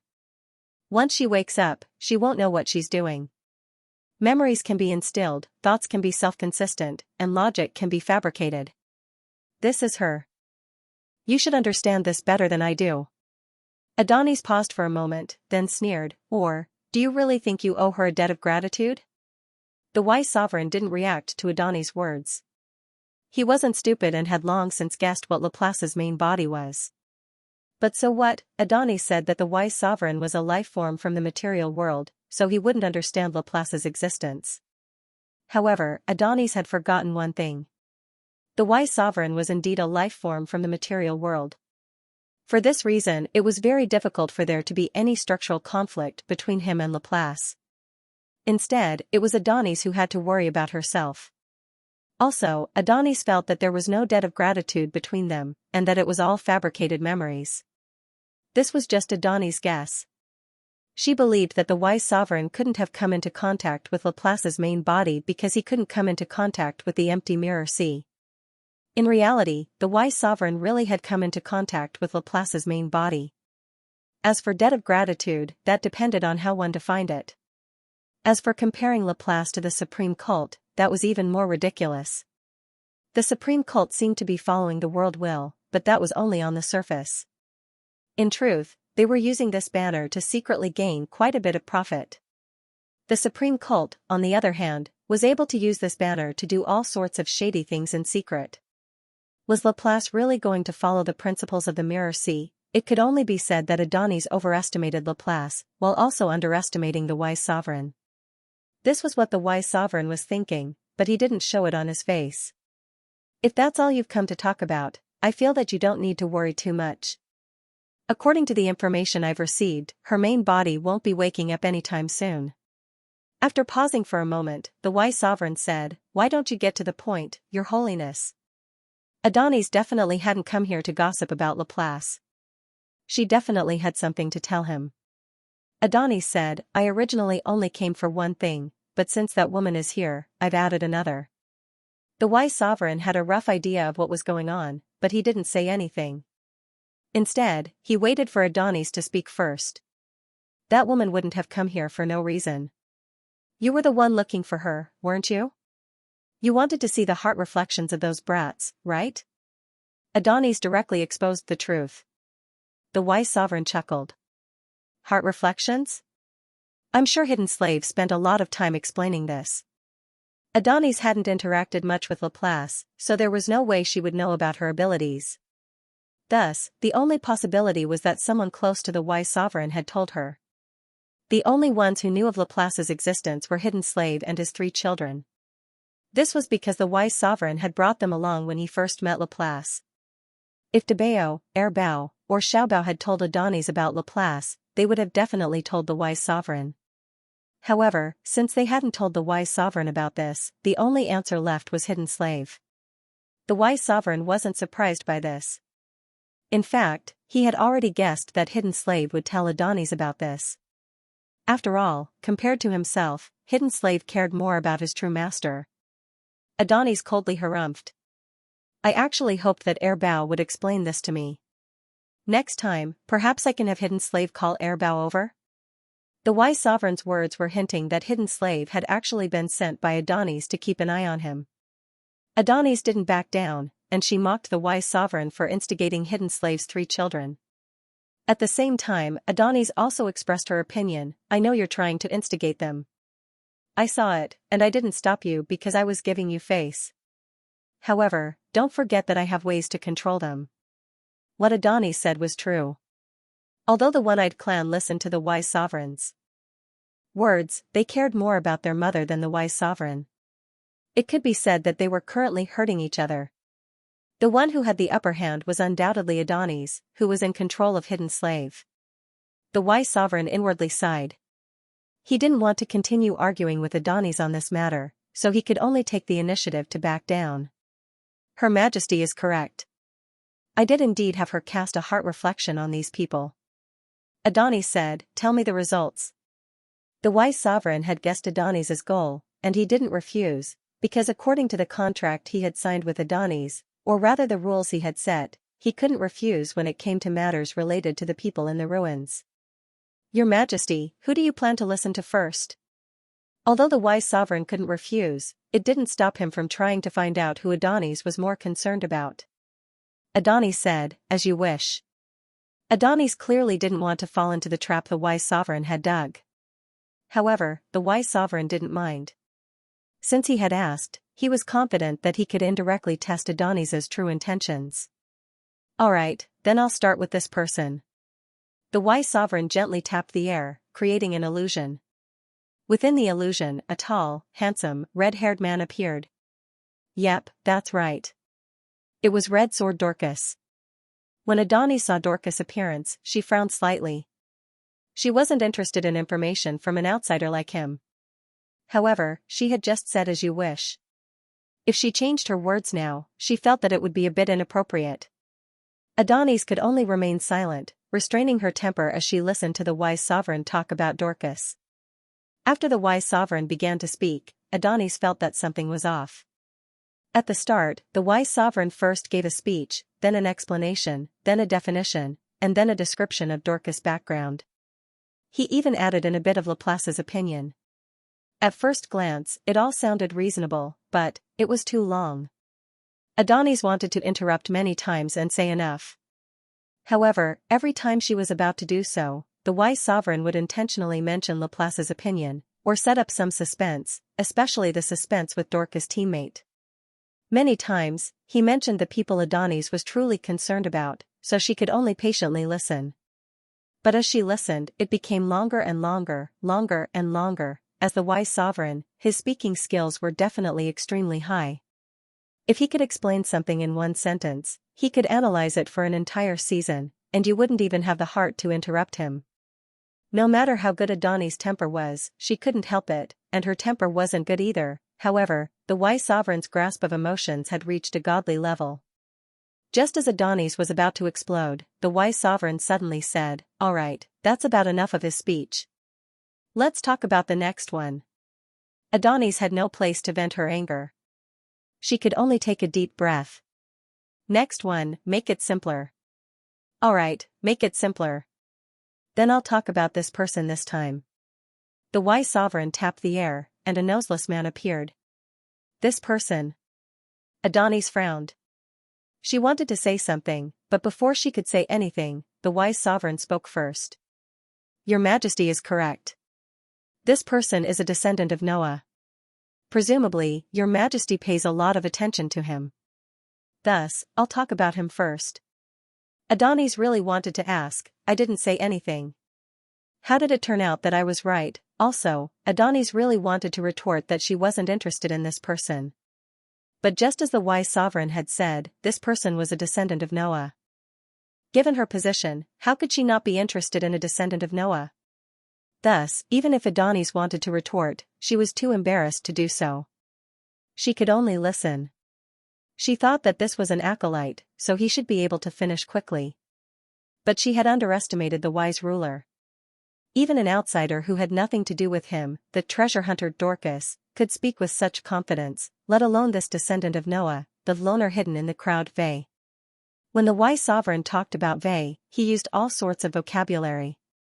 Occasionally, he would talk about secrets, but most of the time, it was nonsense. It was like giving you plain water, and when you thought it was too bland, he would occasionally give you a piece of candy.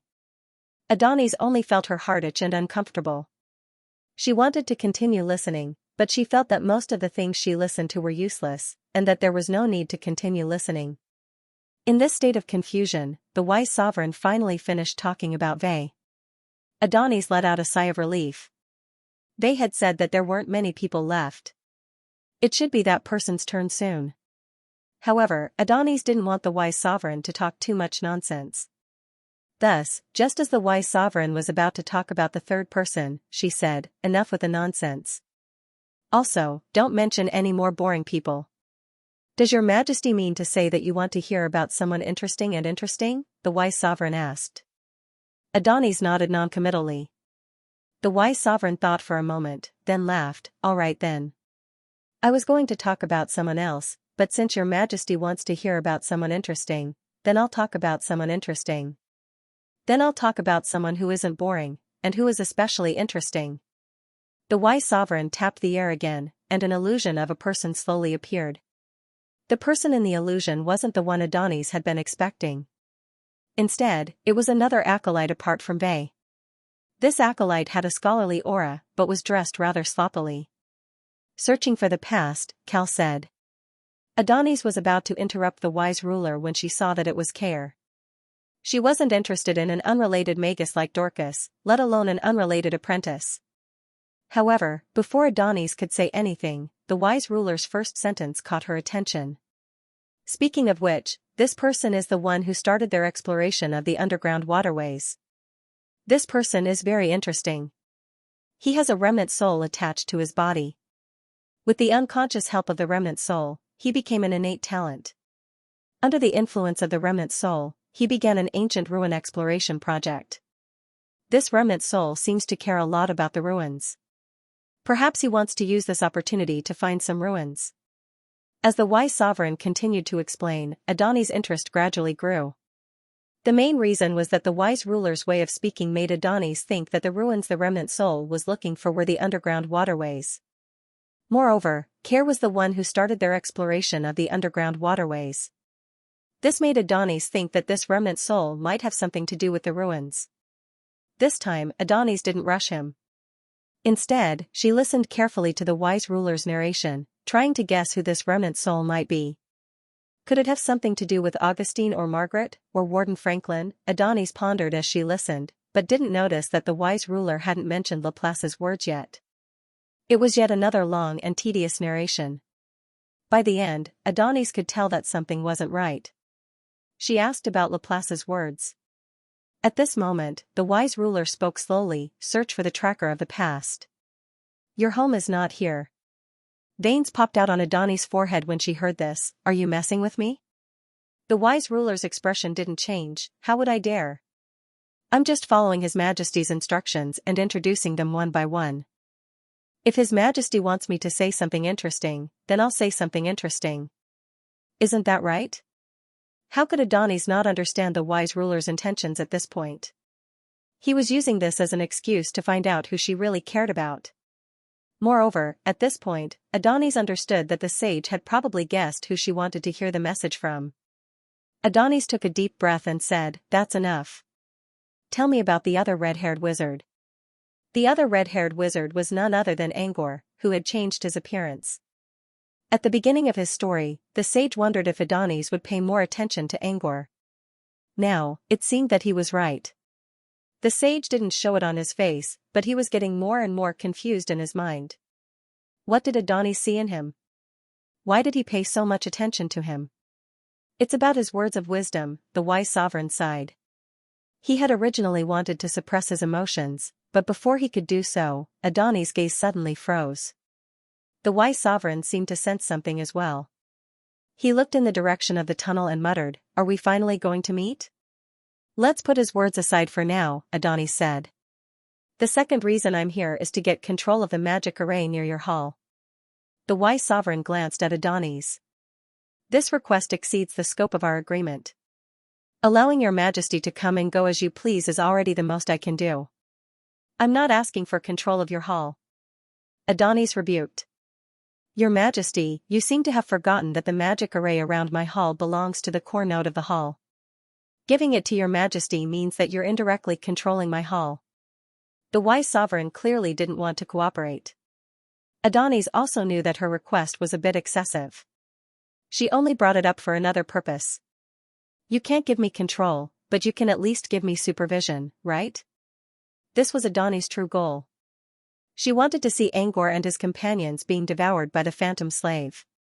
She could throw the others into the sea of mirrors, but Angor had to die. The wise sovereign knew what Adani's was trying to do. First, she would exaggerate her request to the point that Angor couldn't accept it. Then, when Angor refused, she would lower her request and achieve her true goal. This kind of trick was unnecessary. He had the same request as Adani's.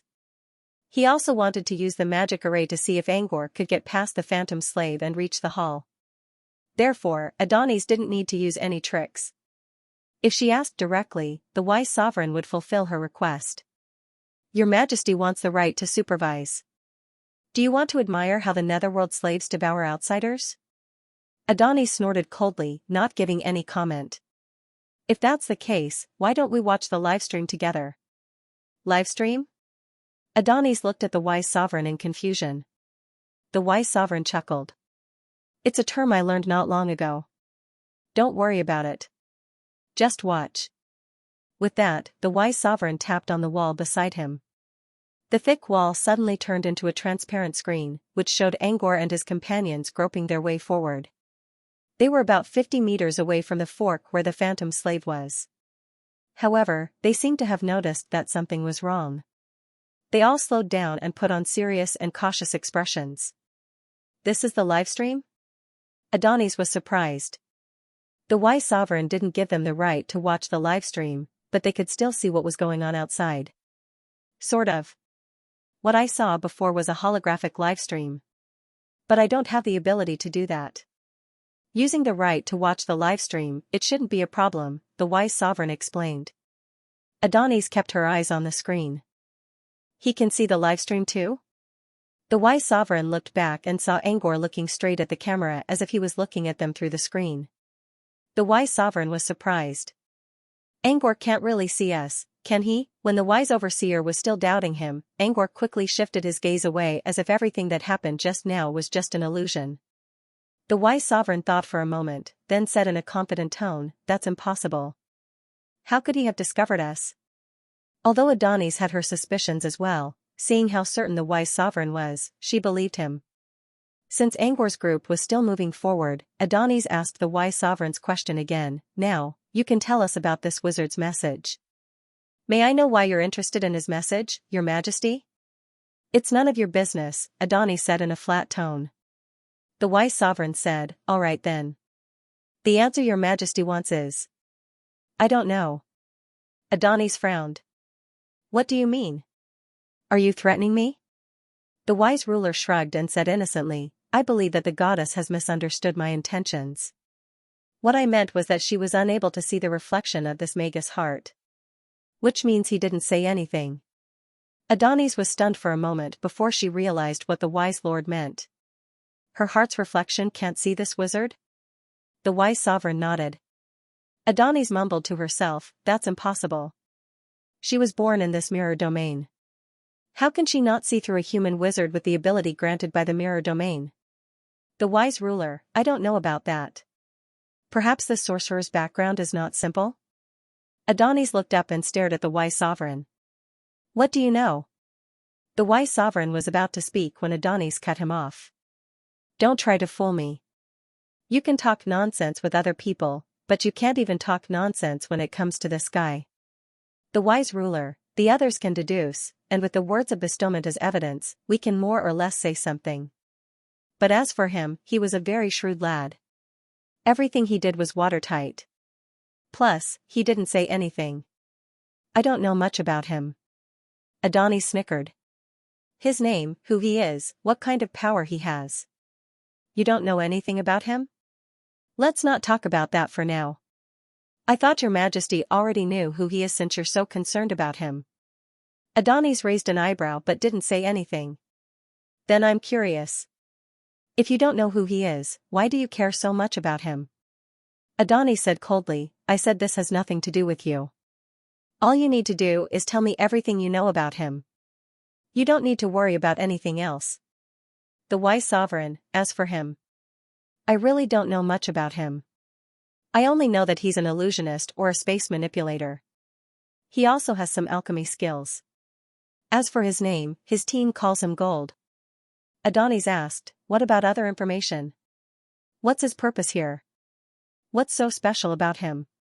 Adonis' questions provided the wise sovereign with a lot of information, but he only grew more and more confused. He chose to keep Angwar's name a secret because he wanted to know what Adonis cared about the boy the most. However, Adonis didn't seem to know anything about Angwar's abilities or name. She didn't seem to care. That wasn't all. She even asked the wise sovereign about Angwar's purpose and what was so special about him. In other words, Adonis knew almost nothing about Angwar. The wise sovereign was getting more and more confused. He thought Adonis knew something about Angwar, but now it seemed that Angwar wasn't lying. He knew almost nothing about Adonis, and Adonis never met Angwar. If Adonis knew nothing about Angwar, then why did she pay so much attention to Angwar? Why was she so hostile, or even murderous, toward Angwar? Where could he find the answer to this question? The wise sovereign kept talking to Adonis without changing his expression. Inside his mind space, countless information streams were flowing around, trying to find out what was suspicious about Angwar and Adonis. His purpose? They all said that this is an unexpected adventure, which means they don't have a purpose. They're just here to explore. Adonis said, do you really believe such nonsense? Noah's descendants are here, and they're just here to explore? Yes, I do. Because I can tell that they're not lying. As for Noah's descendants, they only joined the team at the last minute. There were no Noah's descendants in the original team. Also, he has a special ability. I haven't discovered it yet, but his illusions are very interesting and unique. The wise sovereign was confused. Adonis was just as confused as he was. According to their agreement, the wise sovereign wouldn't lie to her about such things. This meant that the wise sovereign was telling the truth. Even though the wise overseer was rambling on, he didn't try to blur the main point of Angwar's explanation. So Angwar really came here to explore, but if he didn't, why did Olaf pay so much attention to him? Also, that woman, Laplace, couldn't see Angwar's heart reflection, which was strange. This meant that Angwar couldn't be a wizard without a story. Did he lie to the wise sovereign? Or did Olaf see something hidden in Angwar? While Adonis was pondering, the wise sovereign's mind was focused on a certain emblem. The emblem was decorated with strange patterns that looked a bit like a real name. The main body of the emblem was a circular image with a man and a woman on each side. This was the mark of the mirror demon. The woman on the emblem was Adonis, while the man in the hat was another one of the wise sovereigns.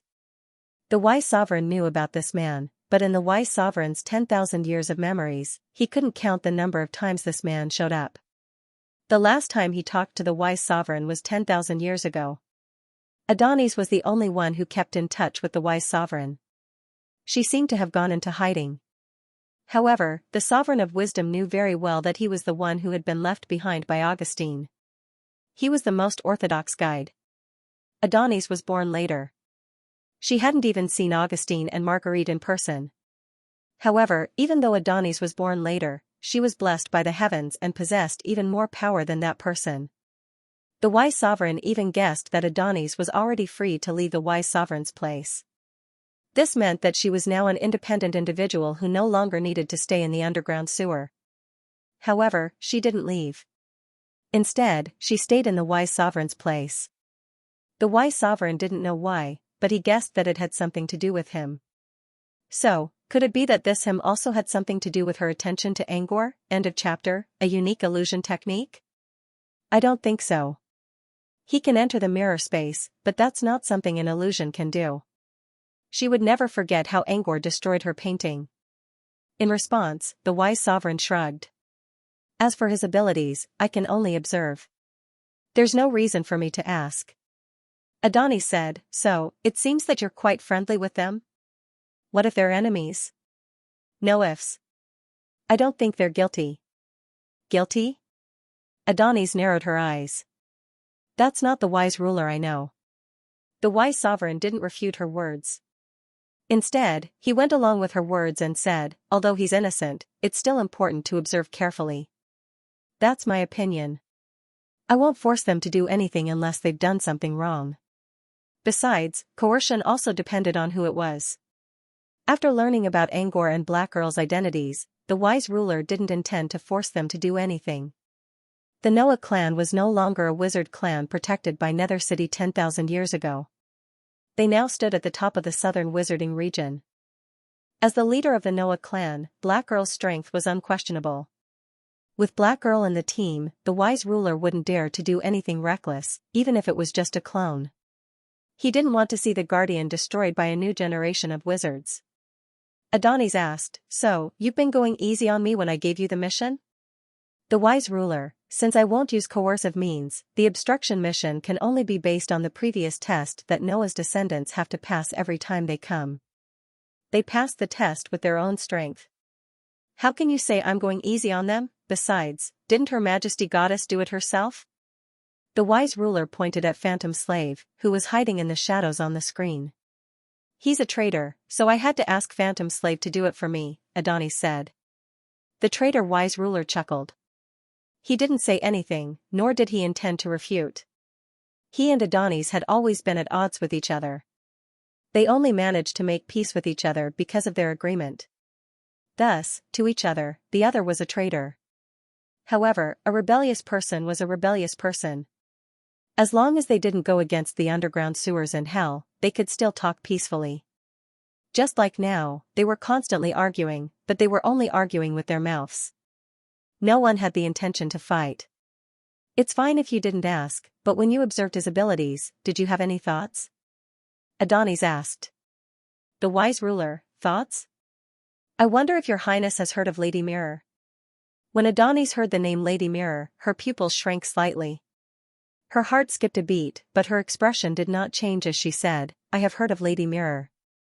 What, is he related to Lady Mirror? The wise sovereign, I don't know. I was just saying. After all, in the southern region, there are only a handful of sorcerers who study the mirror domain, and even fewer sorcerers who can freely enter and leave the mirror domain. The only one I can think of that is more famous is him. The Lady of Mirrors isn't a wizard. The wise ruler, but she is inseparable from the wizards, isn't she? Adonis frowned and fell into deep thought.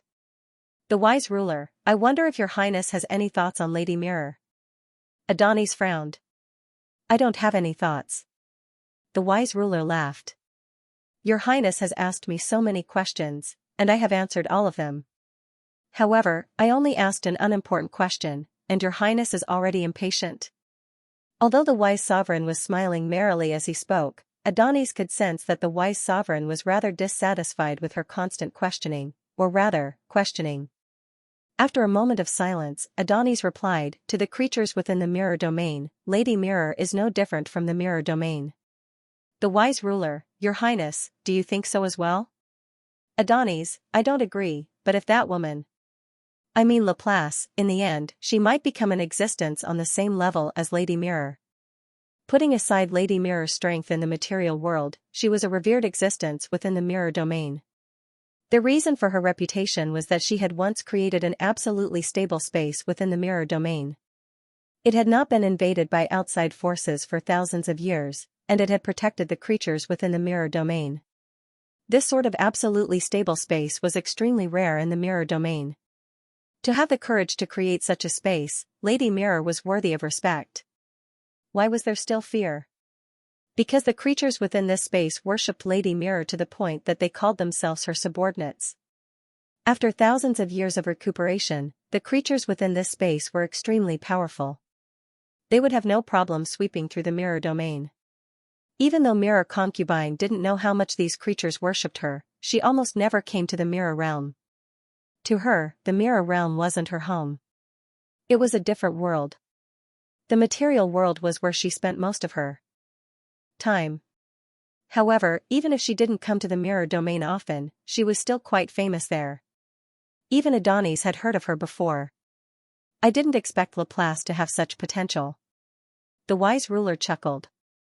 Do you really think he's related to Lady Mirror? Adonis hesitated for a moment before asking this question. The wise ruler, I've never seen Lady Mirror. How can I be sure? The wise ruler paused and looked at Adonis.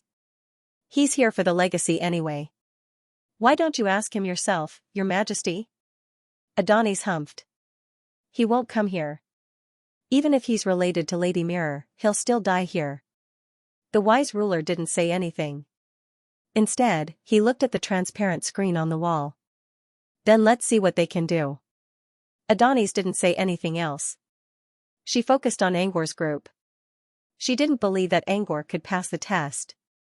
Currently, the view shown on the screen on the wall was constantly changing. The wise ruler had seen Angor's virtual livestream in the stairs of Hanging Prison. It didn't look difficult, but it was very difficult to perform. This time Angor chose to use a flat livestream that he modified using his magic array monitoring authority. At first, the wise ruler thought it was easy. But after a while, he realized that something was wrong. This kind of flat livestream was completely different from using spirit power to observe the magic array. There were many problems that needed to be solved. For example, how to present the livestream in a way that would make it easier for the audience to watch the livestream. The problem was more complicated. It involved the aesthetics of pictures, continuous geometry, montage, and many other problems. Angor would be able to solve the problem in no time. However, this was the wise ruler's first time doing something like this. Alchemy also required some understanding of aesthetics, but there were still differences between different kinds of aesthetics. It wasn't easy to learn them right away. What's more, the most important thing to pay attention to during a live broadcast was to switch the screen correctly. However, the wise ruler didn't have the concept of switching yet, so he had to keep changing the viewing angle and try to find a single spot that gave him the best view. In the end, what appeared on the screen was a bird's eye view. In other words, the corridor was still the same, and the forks were still the same. However, when viewed from above, it looked like a miniature maze. Angor's group could only see the top of their heads and a small part of their bodies. There was a dark shadow in the middle of the forks, which meant that it was where Phantom Slave was. Angor's group slowly stepped into the shadow. Why don't you do what you did just now and aim at their faces? Adonis already knew what the wise ruler was trying to do when he kept changing the camera angle. The wise ruler was willing to do such a ridiculous thing just so that he wouldn't give her the right to inspect the array. Adonis didn't know what to say, but she couldn't do anything about it. The wise ruler was in charge of the magic array, and it was up to him to decide whether to give it away or not. She couldn't force him to do so. The wise ruler was trying so hard to find an angle, and he was even embarrassing himself, yet he still wouldn't give it away. This showed his attitude. But this way, we can see everything, including Phantom Slave, said the wise ruler. The wise sovereign's thought process was that although this scene looked a bit uncomfortable, it was much clearer and more direct. However, Adonis didn't think so. She only wanted to see Angor's group being swallowed up. It would be best if she could see their miserable expressions. She couldn't see their expressions, only different hairstyles and hair colors. Then I'll use him as the main point of view. The wise ruler pointed at Angor. At first, they used Angor as the main point of view, but they couldn't see Phantom Slave or their surroundings. That was why the wise ruler decided to change the camera angle. Adonis nodded. Angor was the only one she cared about. The wise god didn't hesitate either. He used the magic array to change his perspective once more. The image blurred for about 2 seconds before it reappeared, showing Angor as the main point of view. Only, the image that the wise sovereign had adjusted was far too close to his face. In the instant that the image appeared, it was a direct slap in the face. The wise ruler adjusted the camera angle again. But as he did so, he felt that something was wrong. Angor's group was no longer in the hallway. The wise sovereign was dazed for a few moments. Then, as if he had thought of something, he suddenly turned his head and looked at the entrance to the palace. Gusts of wind blew into the main hall. Riding on the gusts of wind, there were several figures. At the front of the group was the red-haired man, Dorcas. Dorcas was the first to show up, followed by the others. Angor was the last to enter the hall from the corner. They quickly exchanged glances with the wise ruler as soon as they entered. The wise ruler looked back at the screen on the wall, which was still showing Angor's face. However, Angor's expression was a bit strange. He looked helpless, speechless, and disgusted. When the wise ruler tried to read Angor's expression, Angor opened his mouth slightly and said, "What the hell are you doing?" At the same time, the wise ruler also heard footsteps coming from behind. The wise sovereign sighed inwardly. He raised his head, wanting to see Adani's current expression. They saw Adonis glaring at them while muttering impossible over and over again. Suddenly, Adani's gaze met the wise sovereign's. "You helped them?" The wise ruler felt wronged, but he could understand Adonis's thoughts. 1 second ago, Angor's group was still at the edge of the hallway, and the next second, Angor's group was inside the hall. What happened in those 2 blurry seconds? Did she do it on purpose? If the wise ruler were in Adonis's shoes, he would also be confused. The wise ruler had to explain himself. "If I really helped them, Hidden Slave wouldn't have stayed outside. It would have come to find you already." "Then tell me, how did they get in here?" The wise ruler already knew how Angor's group entered the hall, but he couldn't say it out loud.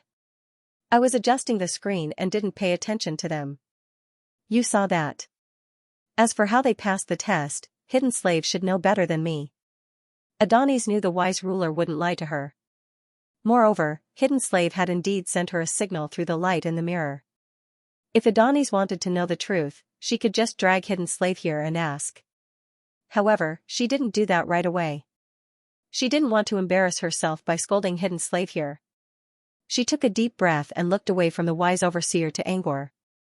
At this moment, no one said anything. They just silently watched everything unfold before them. Angor also looked at Adonis quietly.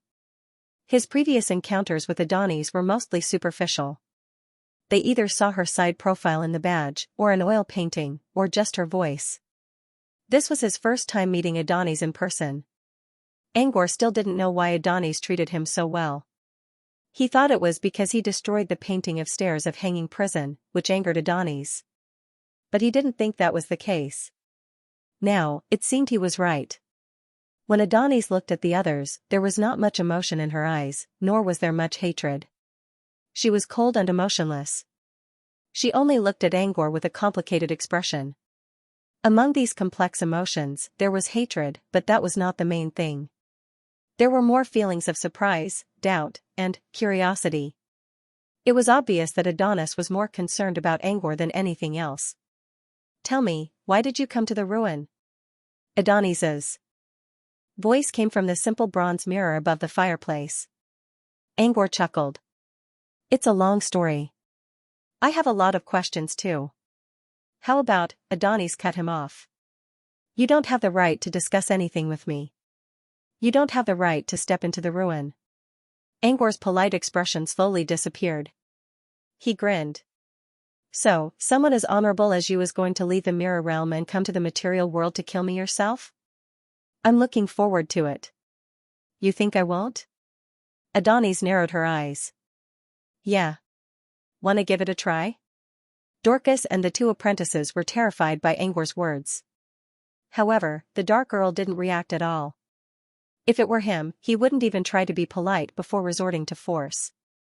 If he was constantly being attacked, he would probably smash the bronze mirror into pieces. How could someone who hid in a mirror and didn't dare to show his face talk about superiority and qualifications? However, the Dark Earl was confident enough to do so. After all, he could show up in person at any time. Angor also dared to refute Adonis, which further convinced the Dark Earl that Angor must have something else up his sleeve. It would be strange if he didn't have something up his sleeve. End of chapter. Adonis also noticed Angor's fearlessness. However, she didn't think it was her bad attitude that caused Angor's reaction. Instead, she was certain that there was something fishy about Angor, and it might be the reason for Olau's strange attitude. She had to find out the reason, or she had to eliminate Angor at the very least. She didn't want to see any uncertainties in Angor's life. Not to mention that Olau would be affected as well. You're acting so presumptuously because he told you that I can't do anything here, right? The him that Adonis was referring to was the wise sovereign. Indeed, Adonis couldn't descend at a time like this, because the sovereign of the wise had absolute control over his own palace. However, the sovereign of the wise and Adonis weren't completely of one mind. If she came here in her true form, the wise lord might not kill her, but he might take away some of her authority. For example, the magic array authority she worked so hard to obtain.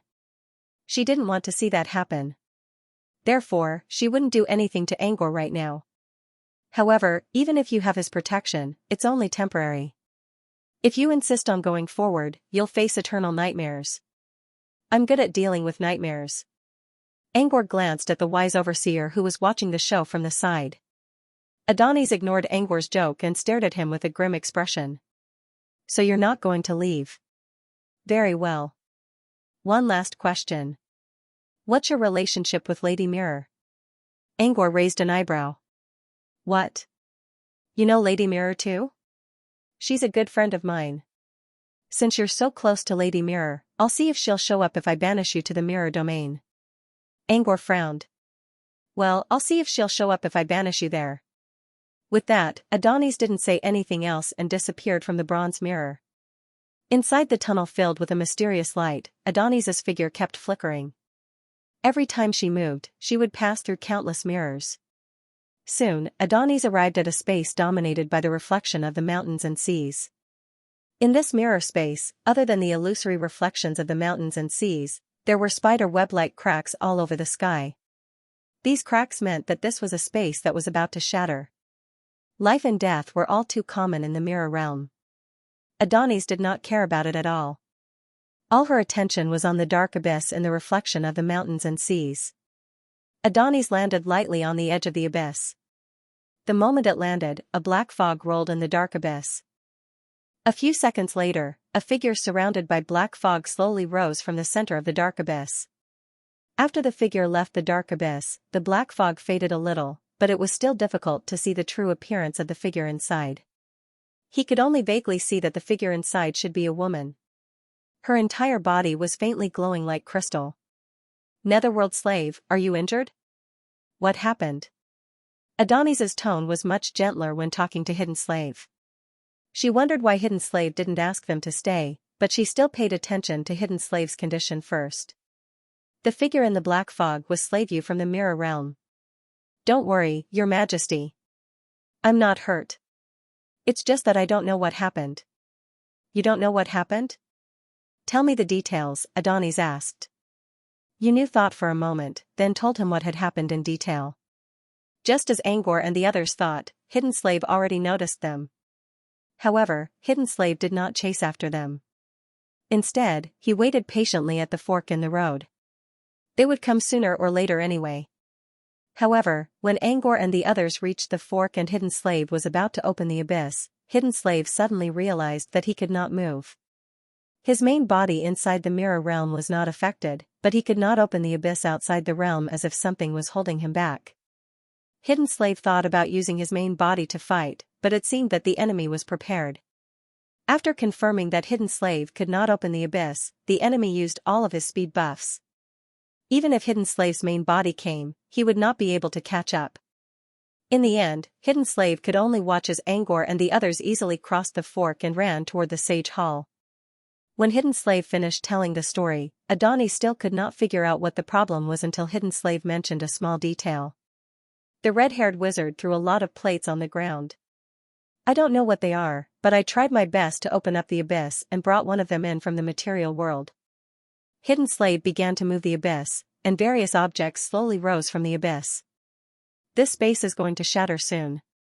If you bring in more objects from the material world, it will shatter even faster. Adonis frowned. It's fine. It's going to break sooner or later anyway. Besides, Airbao already found a new space. It's just born, and it's very stable. There won't be any problems. Hidden Slave did not try to hide his motherly love when talking about Airbao. From his tone, it was easy to tell that Hidden Slave was a kind and caring slave. Adonis was going to ask if Big Bao and Airbao helped Angor, but when she saw how proud Hidden Slave was of his children, she swallowed her words. This is it. The red-haired wizard threw it. There are many forks. Hidden Slave showed the plate to Adonis. Adonis asked, Red-haired wizard. There are 2 red-haired wizards. Which one are you talking about? This one, Hidden Slave said. A mirror slowly rose from the abyss, revealing a red-haired, golden-eyed human. Adonis frowned. Why is it him again? It was Angor, without a doubt. Adonis did not think that the plates could stop Hidden Slave. However, when she saw Angor, she was alarmed. She took the plate from Hidden Slave and inspected it carefully. An external array plate? As an expert in magic arrays, Adonis only needed to see a few scratches on the plate to figure out what was going on. Adonis pondered for a moment and looked at Hidden Slave. Show the current situation of the fork to the mirror. Without hesitation, Hidden Slave quickly connected to the underground tunnel and projected what was happening outside. Angor's image slowly disappeared from the mirror, and the images of the forks gradually appeared.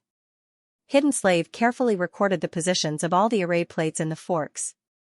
It seemed that Hidden Slave had already guessed that these array plates were the reason for its failure.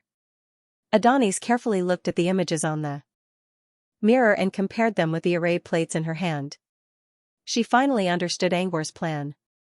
He used an external array plate to change the flow of energy, then diverted all the energy in an area to one point. That's what he did, Adonis explained in a small voice. Huh? Hidden Slave did not understand. Adonis sighed in her mind.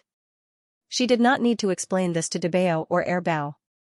As for Hidden Slave, he was strong and his body could gradually materialize, but his mind was still the same. Just like the other creatures in the mirror, he did not care about anything in the material world. However, Hidden Slave was still her subordinate, so Adonis patiently explained, you can think of it as him controlling part of the magic array. Once you showed up at the forks, the battle between you and the magic array became a battle between you and the array. Hidden Slave did not fully understand. If I didn't stay at the forks, would I be able to avoid the magic array? Adonis shook her head.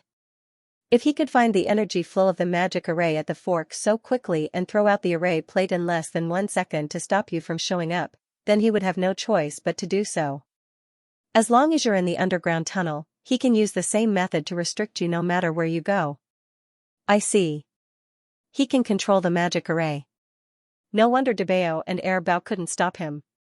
Hidden Slave nodded. So it's normal that I lost. Adonis did not believe that Debao and Airbao would lose to Angor. Debao and Airbao did not only rely on their devour ability, but also their special talents. Angor's magic array might not be able to stop them. She did not think that they were serious at all. Maybe they did not even see Angor's group at all. After all, the children of the One-Eye clan were all brainwashed by the wise lord. Adonis did not want to point it out. Hidden Slave trusted her children very much because of her love for them. If he pointed it out and an accident happened, with Hidden Slave's inherent talent of splitting his body, his mother's heart would split again, creating a body like mother's heart and stepmother's heart. That would be equivalent to directly deconstructing the upper limit of Hidden Slave's ability. Besides, Debao and Airbao would definitely hate Adonis. Therefore, the best way was to maintain the balance between them. Adonis nodded vaguely and changed the topic. Then, he comforted Hidden Slave, telling it not to be too depressed, and signaled Hidden Slave to go back and wait for orders. After Hidden Slave left, Adonis put on a serious look. She looked at the array plate in her hand again. The beautiful and smooth runes gave her a sense of familiarity. Adonis raised her hand gently, and a carving pen appeared in her hand. She found the first stroke of the magic pattern on the disc array, closed her eyes, and slowly copied it with the carving pen. When she opened her eyes again, she looked at the array plate and saw that 70% of the runes were the same as Angor's. Even the angle of the runes remained the same. Magic arrays usually required strict carving. However, the placement of the runes could be changed according to one's own habits. However, both Adonis and Angor were doing the same thing as their usual method. This was also what Adonis found incredulous when she saw it earlier. Is it her? Adonis looked at the external array plate on her cane and muttered. There was only one possibility she could think of. Angor was related to Margaret. On the other hand, even though Adonis had never met Margaret, she had received the legacy of Margaret's magic array from Olau. Because they were of the same origin, Adonis's habit of carving was almost exactly the same as Margaret's. And Angor could do some of Margaret's habits as well. Did this mean Angor inherited Margaret's legacy? Maybe there were some differences in the legacy, so Angor's runes were at least 70% or 80% similar to Margaret's. If that was the case, Adonis began to understand why Olau acted so strangely when he saw Angor. Margaret was Augustine's partner, and Olau was created by Augustine. If Augustine was Angor's father, then Margaret was his mother. Although this analogy wasn't quite right, there was no doubt that Olau wouldn't dare to reject Margaret's students if they came knocking on his door. If that was the case, Adonis was a little hesitant. She was also Margaret's student, and Angor might be from the same school as her. However, this did not stop Adonis from attacking Angor. Adonis had never met Margaret before, so she didn't have a strong sense of identity as Margaret's student. Compared to Margaret's student, Adonis cared more about Olau and the normal operation of the ruins. She would not allow a variable to come to the ruins. Unless Margaret and Augustine came in person, she would not change her mind. Adonis regained her determination. Now that she had figured out why Olau valued Angor, she would be more confident when dealing with this group of people. Angor was Margaret's student at best, and he had nothing to do with Olau. Olau only respected Angor because of Margaret's respect. Therefore, Adonis believed that Olau would not care too much about Angor's disappearance. Just like how she made Noah's descendants disappear one by one in the past years. Olau never said anything about how she dealt with Augustine's descendants, let alone Angor, who was only Margaret's student. With this in mind, Adonis no longer hesitated and disappeared from the space created by the reflection of mountains and seas. Since Angor passed the test of Phantom Slave, he was not far from the ruins. It would not be long before Angor and the others left the hall, so she had to do something. She could not go after Angor right now because she had to go back to the ruins to stall Olau. However, this did not mean that Angor and the others would have a smooth journey. Once they left the hall, they would have to face a monster from another world. And Adonis had to admit that this monster was terrifyingly strong. Even the underworld slaves devouring had no effect on it. It was almost impossible for Angor to deal with it the same way he dealt with Phantom Slave. Inside the grand hall of the wise man's residence, the one-eyed young man looked at Angor with a grin. I didn't think you'd be so bold as to talk to her like that. The wise man doesn't look like he didn't expect anything. The sovereign of the wise, not showing anything is already the greatest performance. Otherwise, you'll say I'm exaggerating. Angor gave it some thought and agreed. If the sovereign of wisdom had been surprised or stunned, that would have been strange. The wise man stood up from the carpet and tidied up his wrinkled robe. Let's go. Let's find a quiet place to talk. The wise sovereign specifically mentioned silence. At the same time, his gaze drifted towards the bronze mirror above the fireplace, seemingly hinting at something. She can come and go as she pleases? Dorcas asked curiously. Whether she can come and go as she pleases depends on whether the owner of this place has a mirror or not, the wise man replied. When you act as a human, you have to manage your appearance. Therefore, you can't do without a mirror, but you don't need to have one in every place. Dorcas muttered in a low voice, after beating around the bush for so long, isn't he just giving her a window to vent her anger? A window is a window. Ventilation is another matter altogether. Angor gave the mirror a meaningful look. Well, that's not the case. As long as there was a mirror, Adonis could come and go as she pleased. However, whether she dared to come to the material world through the mirror was another matter altogether. The wise man glanced at Angor. So, you think she won't come, and that's why you're acting so tough? Of course. Not. Angor was speaking seriously just a second ago, but he quickly changed his tone and teased, of course not. The wise sovereign, oh? It's because she has a backer, right? Besides, I'm not going to the mirror world. Why should I be afraid of her? Angor didn't mention who his backer was, but everyone agreed that it was Black Earl. The sovereign of the wise had other ideas, but the Black Count was indeed one of the people he could rely on. The wise ruler, but if you offend her like this, aren't you afraid that she'll make things difficult for you in the ruins? So you're saying that I still have a chance to enter the abandoned place? After all, the wise sovereign had clearly said that only Noah's descendants could enter the ruins. The wise ruler hurriedly denied it. I saw how determined you were to challenge her, and how determined you were to continue forward. It seems like you have a way to enter the ruins. That's why I asked you. Angor blinked. A solution? Didn't you use it just now? The wise ruler, you mean to provoke her into letting you in? Angor only smiled. The wise sovereign muttered to himself, there's a chance of success if you do that. However, if she really wants to deal with you personally, she might not necessarily let you enter the ruins. Just like how I could control the magic array near my residence, she could also control the magic array near the ruins. So, what you used on Hidden Slave might be used on you instead. As long as she doesn't have the core authority, the magic array will take care of it. He didn't think Angor would win, but he had to admit that Angor did have some tricks up his sleeves when it came to magic arrays. The wise overseer didn't expect Angor to do it so quickly and accurately. Angor only gave a casual suggestion, and Angor actually did it. This was beyond the wise overseer's expectation. The wise lord smiled and did not continue on the topic of the magic array. Instead, he returned to his original question. You haven't answered me yet. Aren't you afraid that she will cause trouble for you in the legacy? Angor didn't seem to mind at all. I have a backer, don't I? If not, I can always open a plain passageway. Angor glanced at the wise ruler. The core authority is in the wise ruler's hands, so there won't be any restrictions on using spatial energy, right? The wise overseer knew Angor would say something like that. Opening a plain passageway without warning had become his trademark behavior. I can control the core of the magic array outside the ruins so that you won't be affected by spatial energy. But the inner part of the ruins isn't controlled by the magic array, so I don't know what's going on there.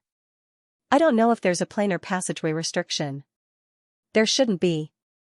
Otherwise, she won't even be able to enter the mirror realm. Before coming to the underground sewer, Angor had been studying the mirror dimension because of Mirror's wrath, and his research had yielded some results. This could be seen from the fact that he could reach his hand into the mirror. Based on his own research and the information he got from Laplace, Angor was sure that the mirror realm was a special world. It wasn't attached to the southern wizarding region like the other subordinate planes. Instead, it existed in many different worlds. There were certain requirements to enter such a special world. The most basic requirement was to travel across time, which included the use of spatial energy.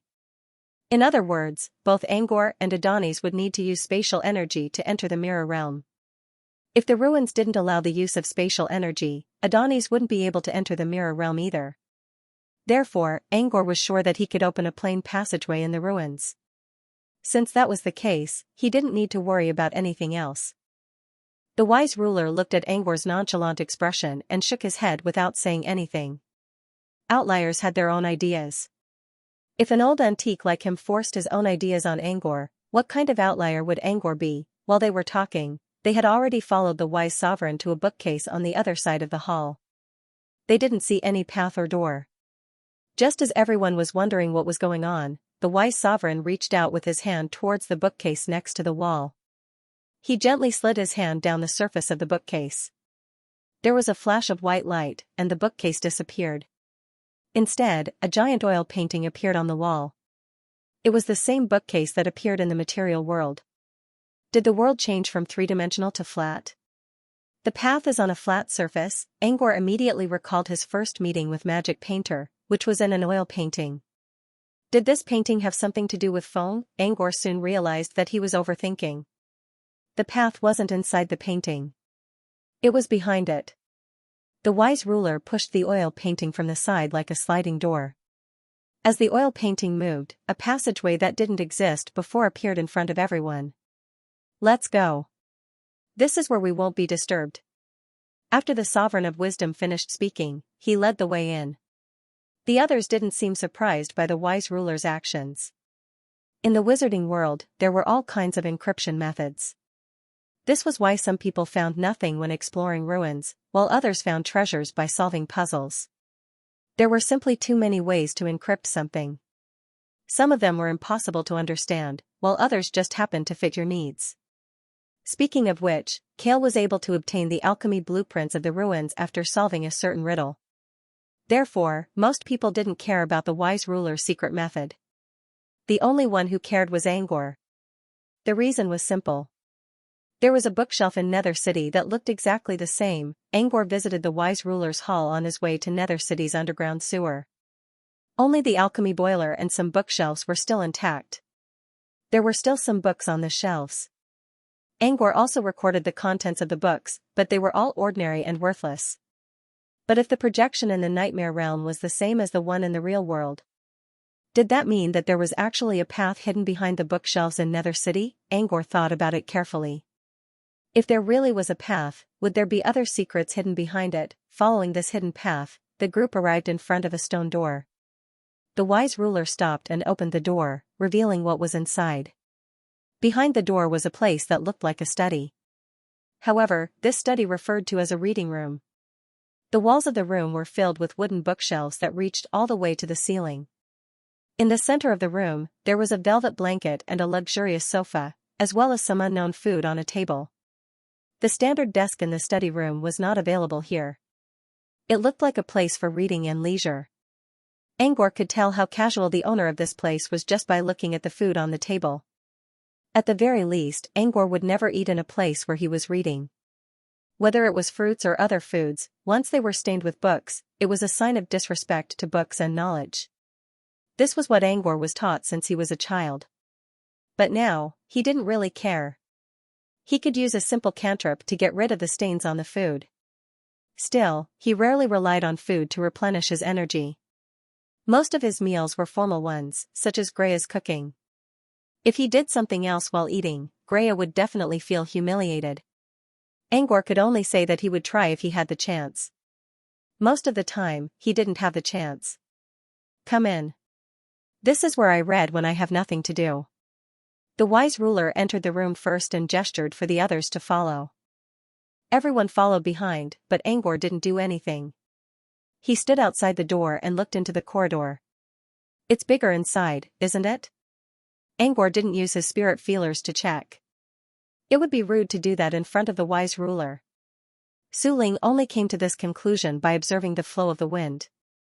According to Su Ling, the deeper part of the corridor might not be smaller than the wise ruler's hall outside. This was another surprise for Angor, who had been keeping an eye on this secret passage for a long time. He was going to visit Nether City in the Nightmare Realm anyway. If he could find more hidden places to explore, he would definitely find more. The wise ruler, inside? It's where I sleep. It's not comfortable to sleep in a human form. This meant the wise ruler's bedroom was where his real body, the three-eyed blue devil, slept. No wonder it was so much bigger than this place. The three-eyed blue devil was already huge. What? You're interested in my bedroom? Want to take a look? If Angor agreed, the wise ruler wouldn't mind showing Angor his bedroom. It wasn't just a bedroom. It was also where the wise ruler believed it to be, a place of silence. Wouldn't it be fun to show someone his future grave while he was still alive so that he could express his thoughts about it? As for whether he would be disturbed in the afterlife? It didn't matter. Once he was dead, he wouldn't care about what happened after he died. Besides, just because the wise ruler believed this place to be a grave didn't mean it would be used. This was only urging the wise sovereign to change the present, to change the future, to change the future, to change the fate of the future, so that the Nirvana lands would not become the Nirvana lands, so that Nether City would not fall completely. For the wise ruler, the bedroom inside was both a death knell and a warning bell. No, thanks. Angor didn't know what the wise ruler was thinking. Common sense dictated that he shouldn't visit someone else's bedroom, so he refused. The wise ruler shrugged and nodded nonchalantly. Finally, Angor entered the door as well. The stone door closed, and the wise sovereign let out a long sigh of relief. Then, he stretched lazily and lay down on the soft sofa in front of everyone. Everyone looked at each other in bewilderment. Sensing the silence in the air, the wise sovereign raised his head and said, "Don't mind it. Here, in my bedroom, I'll always feel relaxed." That was true. But this was too much of a contrast. The wise ruler used to be so aggressive, but now, he was behaving so differently. Still, everyone was a multifaceted person. Despite their surprise, they quickly accepted it. The wise ruler gestured for everyone to sit down. "Want something to eat?" The wise ruler pointed at the food on the table. No one said anything. "Never mind. Let's get down to business then," the wise ruler muttered. "Since you've made it past Netherslave's interception and came to my place, I'm glad you're done with your test. There's only one thing left. You'll do it even if I don't tell you. And that is, reach the ruins and leave without a hitch." "What's the point?" Dark Girl asked. "Not much. They're just some ideas I came up with on the spot." Everyone frowned. They felt like they were being played by the wise ruler. The wise ruler continued, "I know you have a lot of questions. Don't worry, I can tell you everything now. About the ruins, as well as the questions you've asked me in private. But before that, there's one more thing you need to do." The wise ruler didn't continue. Instead, he raised a hand, and countless runes of light gathered in his palm. After gathering for a while, the runes began to take shape. Soon, a familiar object appeared in front of everyone's eyes. "A tome of truth?" Angor muttered. That's right, what appeared before them was none other than the book of mantra formed by countless runes of light. Furthermore, this book of mantra was emanating familiar energy waves. There was the power of the earth, the power of bloodline, the power of elemental energy, and nightmare power. It was the same book of truth they used to sign a contract with the wise overseer. The wise ruler nodded. "To avoid distrust, I will use this tome of truth to show my sincerity." Everyone knew the rules of the tome of truth. They could not speak during a question or answer session, but they could lie. However, they could not lie about anything written on the pages. For the sovereign of wisdom to take out the book of mantra, it was clear that he intended to use the pages of the book as a basis to express his sincerity. To the crowd, this was a good thing. They might not believe the wise ruler's words, but they would definitely trust the tome of truth. As usual, the wise ruler said, "Follow the original rules." Following the original rules meant giving up on the tome of truth's game, which was still a good thing for them. If they really wanted to play a game, they might not be able to defeat the wise ruler. Pausing for a moment, the sage said, "As a reward for passing the trial, now is your time. You may ask your questions." The black girl said, "Everything related to the legacy." The sovereign of the wise looked at the black count. "Fine. This is what I promised you. But, before that, I want to confirm one thing. Did the Noah clan completely lose their records about the ruins?" "Why do you need to confirm?" Only Black Count's nose was floating in the air, and his expression could not be seen. However, the wise ruler still understood what he was trying to say.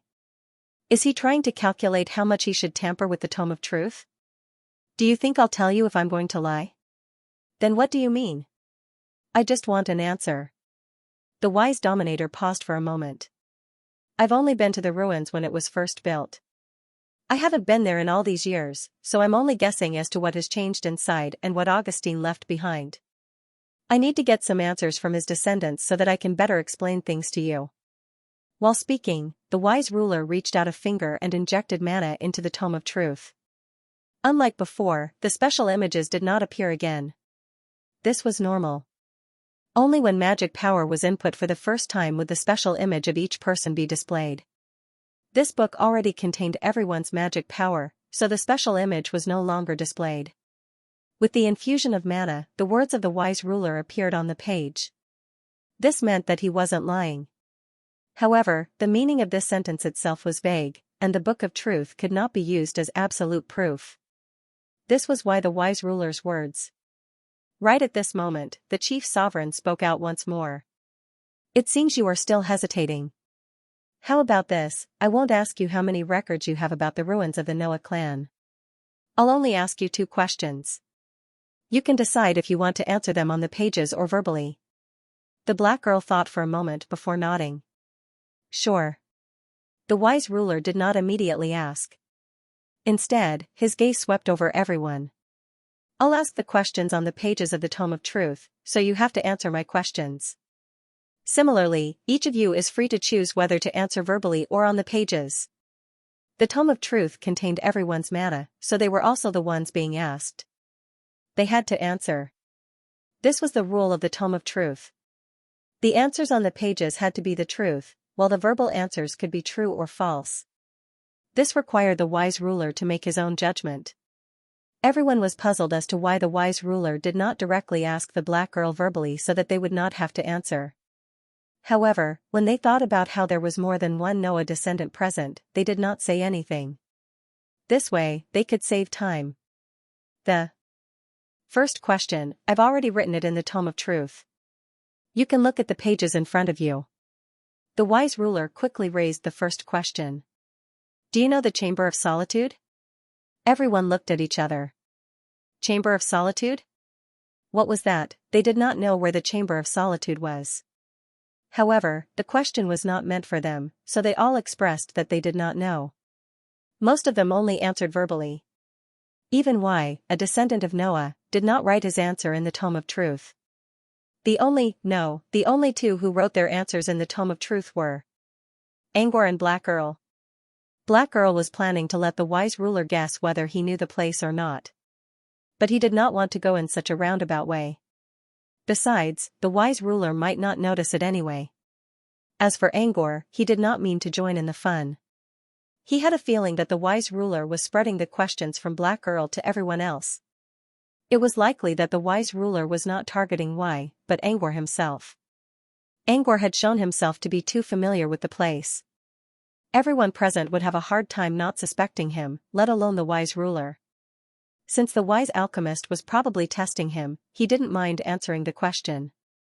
If he lied, he would like to see if the punishment from the Tome of Truth would be reflected on him, or on the nightmare realm. After all, the energy Angor injected into the Tome of Truth did not come from himself. Still, Angor did not need to lie. He really did not know what the Chamber of Solitude was. His answer was no. Black Earl's answer was no as well. The wise ruler first looked at Black Earl and did not react to his answer. Then he looked at Angor again. The wise ruler was testing Angor, and he believed that Angor had already guessed his intention. However, he did not expect Angor to be so honest. He thought Angor would answer verbally, but it turned out that Angor was the only one apart from Black Earl who wrote his answer on the Tome of Truth. The wise ruler narrowed his eyes at the big no. In his mind, Angor was too strange in this team.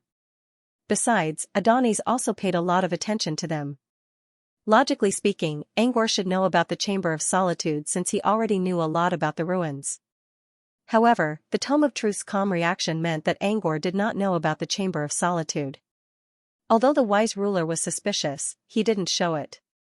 He said to everyone, "This question is just to know if Noah's descendants still remember Augustine's story." But now, it seems that Noah's descendants have already forgotten his story. I can only say that her strategy has worked. Her strategy? Black Earl was confused. Don't worry about that. I'll explain it later. Now, let me ask the second question, which is also the last one of the yes/no questions. Once I'm done, I'll tell you everything I know. After he finished speaking, a second question appeared on the page in front of everyone. Have you heard of Oleo? What the hell was Oleo? Was it a person or an object? Or was it some kind of indescribable abstract entity? Another question that puzzled everyone. Apart from Angor and Black Earl, the others still chose to answer verbally. No. Angor and Black Earl did not hesitate either. Soon, their answers appeared on the Tome of Truth. No. The wise ruler looked at the answers on the Tome of Truth and remained silent for a long time. Black Earl did not know about Oleo, which was within his expectations. Angor, on the other hand, did not know about Oleo at all. Earlier in the Grand Hall, the wise ruler tried to test Adonis with his words. When Angor entered the hall and confronted Adonis, the wise ruler did the same thing again. Through these tests, the wise ruler was sure that Adonis did not know anything about Angor at all. Why would Adonis pay so much attention to Angor under such circumstances?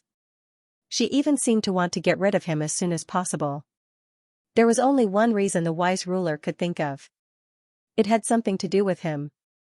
On the mirror demon's emblem, there was a man and a woman. The woman represented Adonis, while the man represented Olio. Olio's identity was very special. Since Adonis never left the underground waterway, the wise ruler guessed that it had something to do with Olio.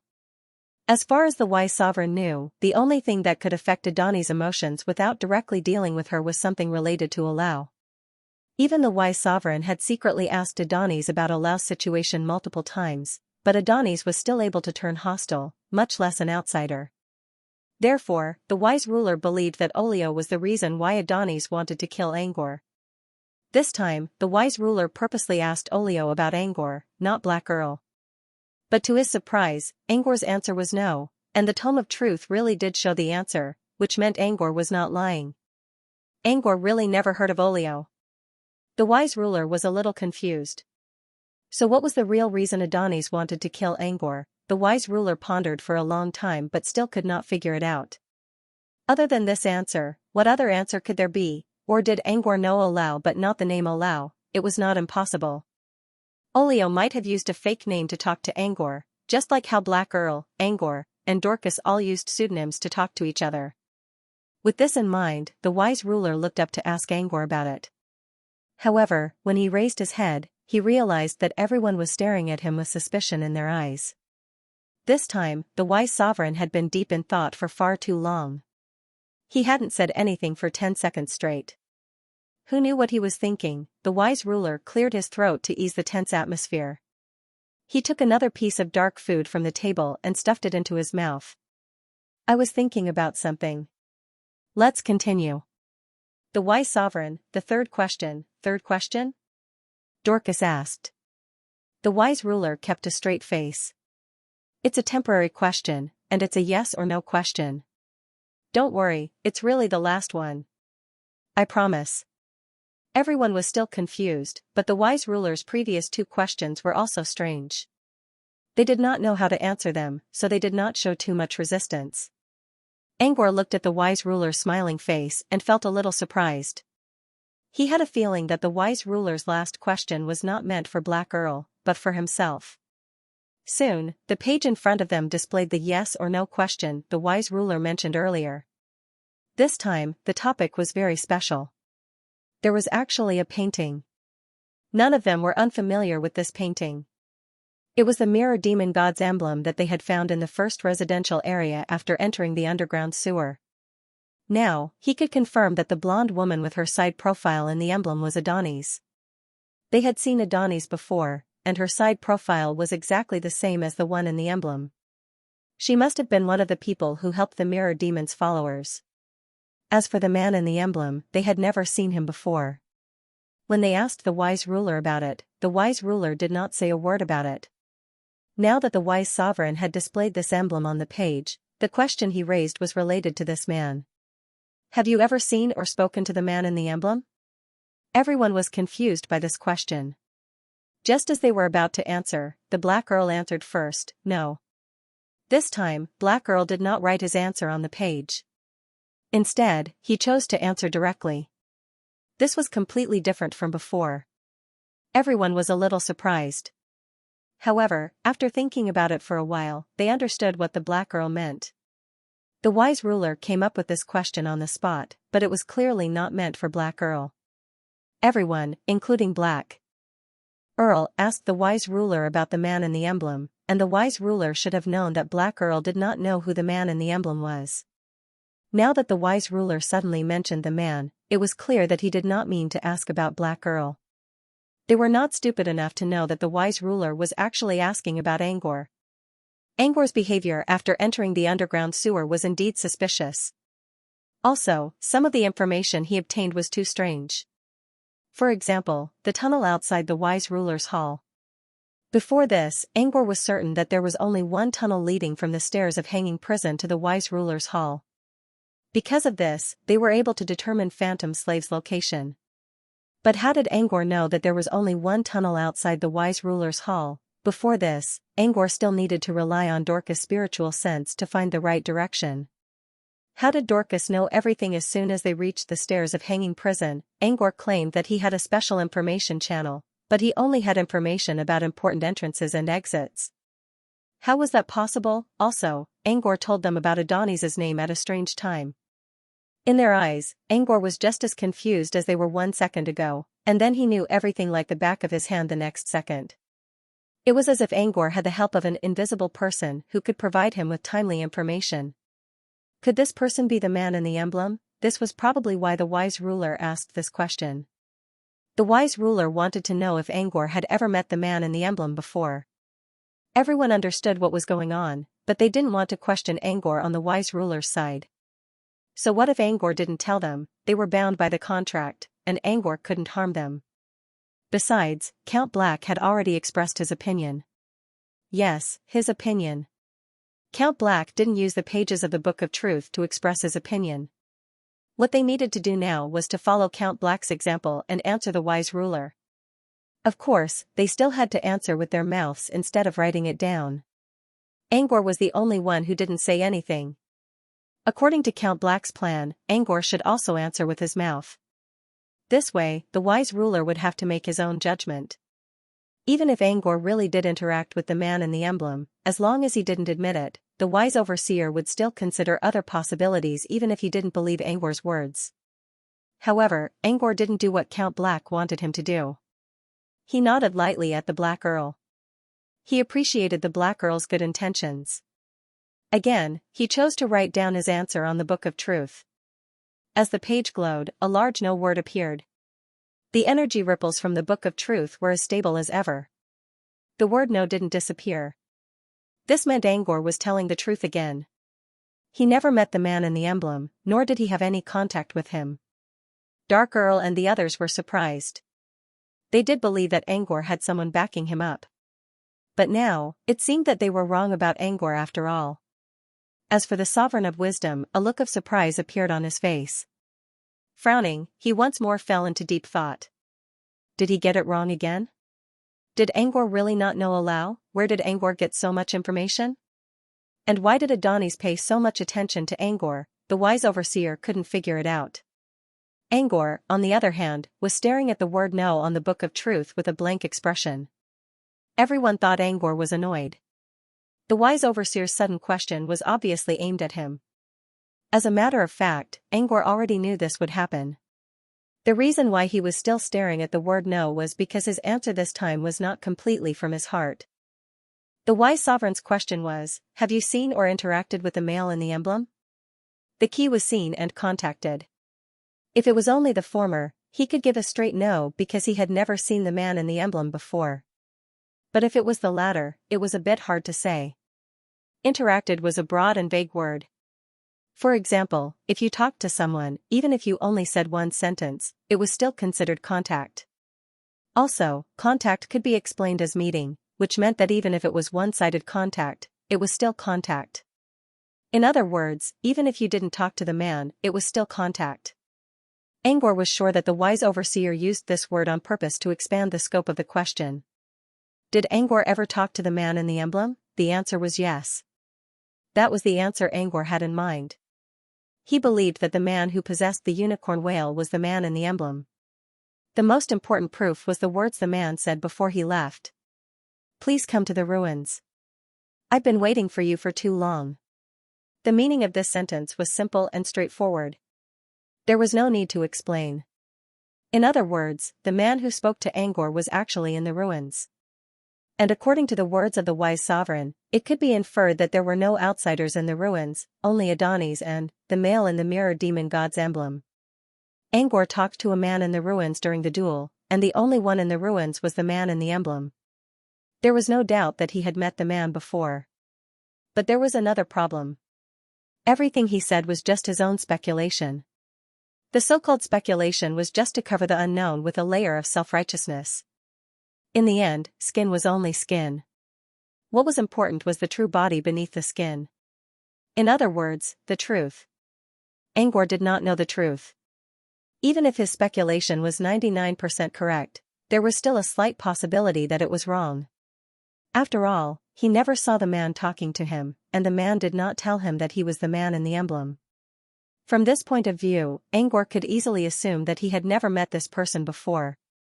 He talked to an unknown man, and he could not be sure who this man was. In other words, it all depended on Angor's personal opinion.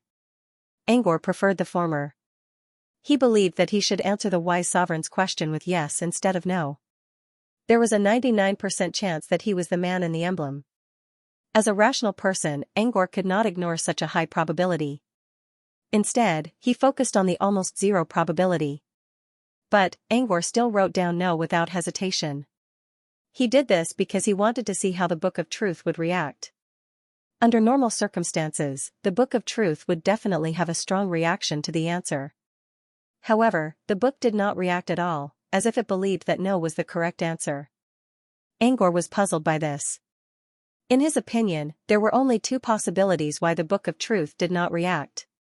First, as he thought, even if he was 99% right, a guess was still a guess, not the truth. Besides, the Book of Truth's judgment was based on absolute truth, not free proof. The second possibility was that it had something to do with the nightmare realm. The energy Angor injected into the Book of Truth came from the green rune on his right hand. Strictly speaking, this energy, or aura, did not come from Angor's own cultivation. Therefore, it was possible that the one who signed the Book of Truth was not Angor, but the real owner of the right hand, the nightmare realm. If that was the case, it made sense that the Book of Truth did not react. After all, the nightmare realm did not talk to the man in the emblem of the mirror demon. Angor could not tell which of these two possibilities was true. Unless the wise sovereign asked him a specific question, which he could answer with a lie. If the Book of Truth still did not react, he could be sure that it had something to do with the nightmare realm. If the Book of Truth did react, it would be the same. Of course, Angor was not going to ask the wise sovereign for a test. He could only wait and see if the wise sovereign had any other questions. The wise sovereign did not think for too long this time. It was not that he understood quickly, but that he simply could not figure it out. Since he could not figure it out, he decided to put it aside for the time being.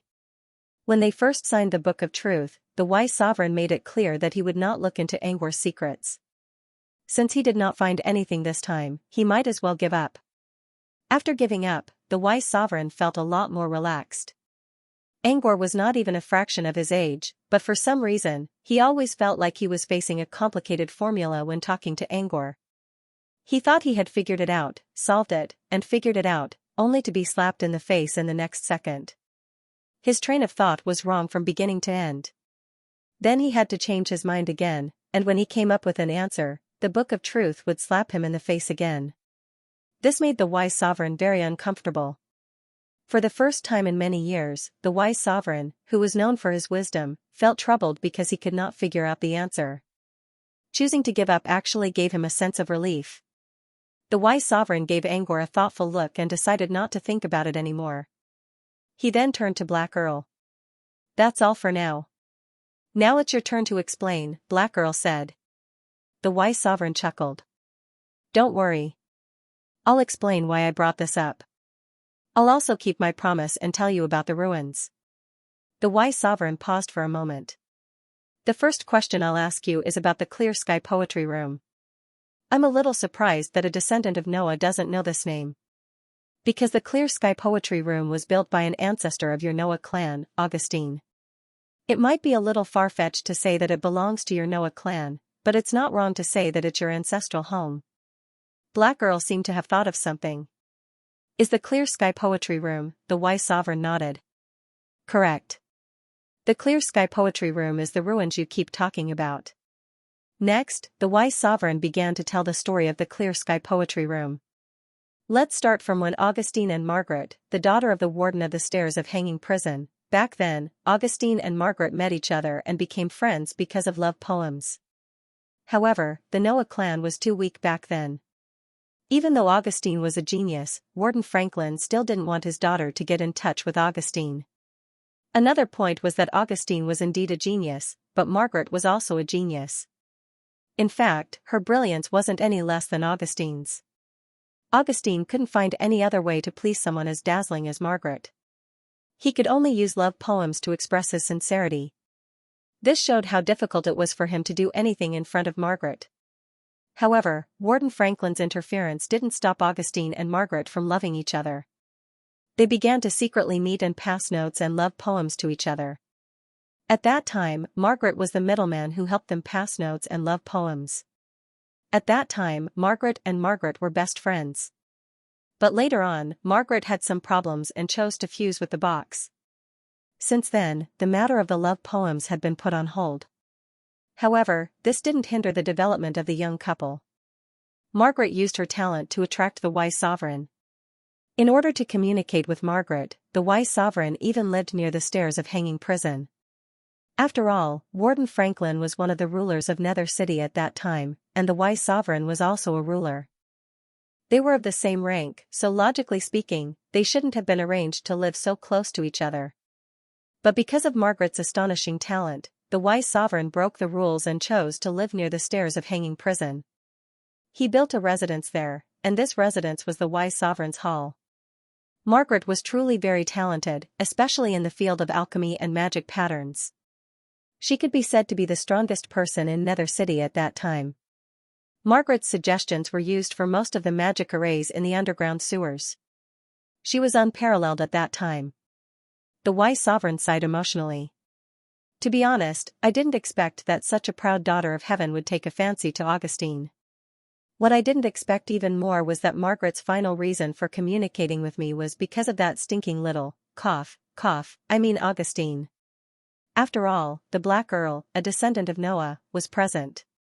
The wise sovereign didn't want to slander his ancestor in front of him, so he could only change his words.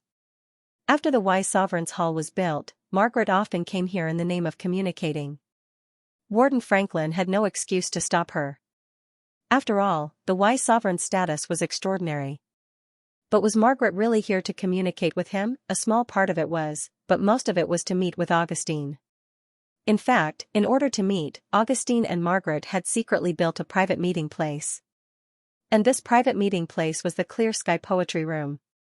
Building a secret base in the underground sewers was very difficult to hide from the warden, but they had still succeeded, thanks to the wise sovereign's help. The wise sovereign had turned the nearby area into his own territory, and the warden couldn't pry into it. This gave the young couple a safe environment to build in. It could be said that the wise sovereign was Xianxia's successor. Under his protection, the young couple had a place to meet. As for why the wise sovereign was willing to help Margaret and Augustine build this Clear Sky Poetry Room, it was all because of Margaret's words. I can open up a safe place in the underground sewers that won't be affected by the magic array and won't be discovered by any sovereigns. Wise sovereign, do you want to see it? But if you want to see it, you have to help me hide it from my father. Otherwise, he won't agree. The wise sovereign, who was obsessed with alchemy at the time, nodded without hesitation. In the end, he got on Margaret's pirate ship and became an accomplice in the construction of the Clear Sky Poetry Room. In the end, the Clear Sky Poetry Room was built. As the protector, the wise sovereign had only entered it a few times. Most of the time, it was still the place where Margaret and Augustine met. Ever since the events of Hell, the Clear Sky Poetry Room had been sealed, and the wise sovereign had no chance to enter. 10,000 years had passed, and the wise sovereign actually didn't know how the Clear Sky Poetry Room had changed.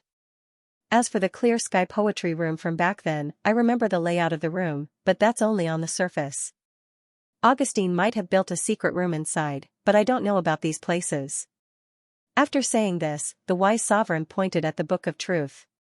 At the same time, the layout of the Clear Sky Poetry Room appeared on the pages in front of everyone.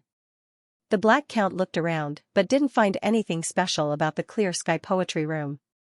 It was like an ordinary building, with a large hall, a poetry room, a study, a kitchen, and a poetry room.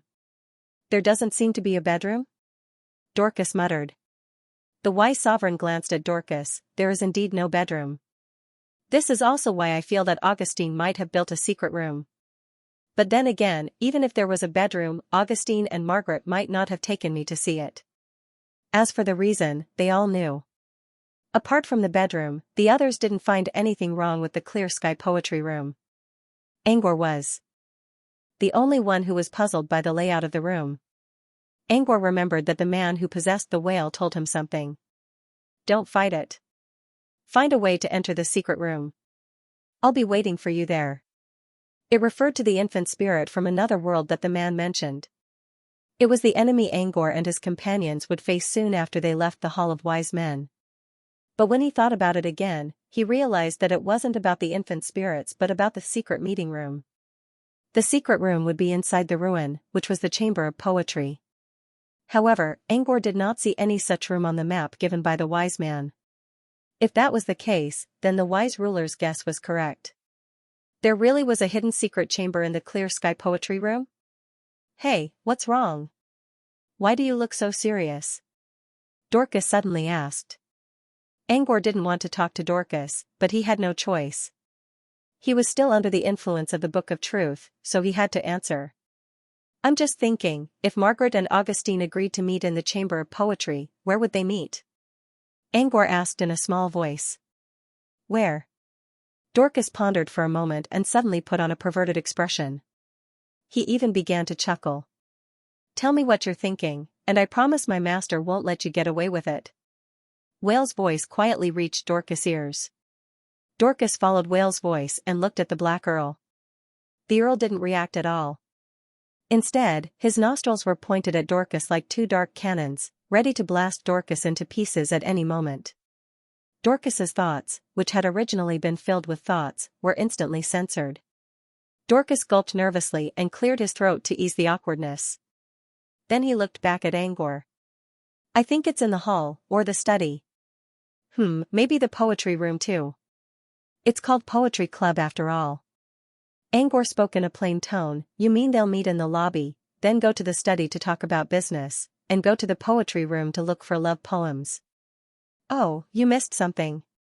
Let me fill it up for you. After finding the love poems, they'll go to the poetry room to read. When they're tired, they'll ask the kitchen to bring some snacks. It's been a great day. Dorcas said, isn't this the process of a date? We can spend time together everywhere and leave beautiful memories in every place. Is this how they get along? Angor looked at the wise overseer. The Sovereign of Wisdom continued to chew on some unknown food as he said, I'm not sure about that. Anyway, when I was there, they were all communicating normally, exchanging knowledge. I don't know when I'm not around. Then where do they usually communicate? The Sovereign of Wise thought for a moment. It really does seem as though I've seen them in every single place, there's no fixed location. Are you curious about this? Angor nodded. I'm a little curious. Judging from the layout of the room, it doesn't look like a place for a rendezvous. Dorcas, there's a place for a tryst? Aren't you thinking too much? I mean, the Chamber of Solitude doesn't look like a place for two people to be alone. For example, a kitchen would need a chef, right? The poetry collection room needed someone to maintain it, right? And the hall? Do you have a receptionist? These are all crowded places. No one would choose such places for a tryst. Angor looked at the Sovereign of Wisdom. Or should I say, the Chamber of Solitude never had any servants or outsiders since it was built. Since it was called a poetry chamber, Angor believed that it was more like a place that was open to the public. Since it was open to the public, there shouldn't be any outsiders. The Sovereign of Wisdom gave Angor a surprised look. You're right. The Chamber of Solitude was open to the public for about 1 or 2 months after it was built. They invited some servants, as well as a group of guests Margaret and Augustine hired as cover. After all, the place where the Chamber of Solitude was built wasn't a secret place. There was even a passageway leading to the surface nearby. Of course, that passageway has already collapsed. But that was only for 1 or 2 months. After that, the Chamber of Solitude announced that it wasn't accepting any more guests, claiming that it needed to be repaired. 1 or 2 months isn't a long time, but for a couple who rarely see each other, finding a quiet place for a rendezvous isn't a good idea. So, I agree with you. They must be looking for a more secluded place. So, the Chamber of Solitude must have a secret place. This confirms my guess.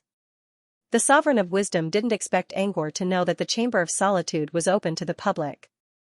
Did he really see it from the map, or did he already know about it? Stop.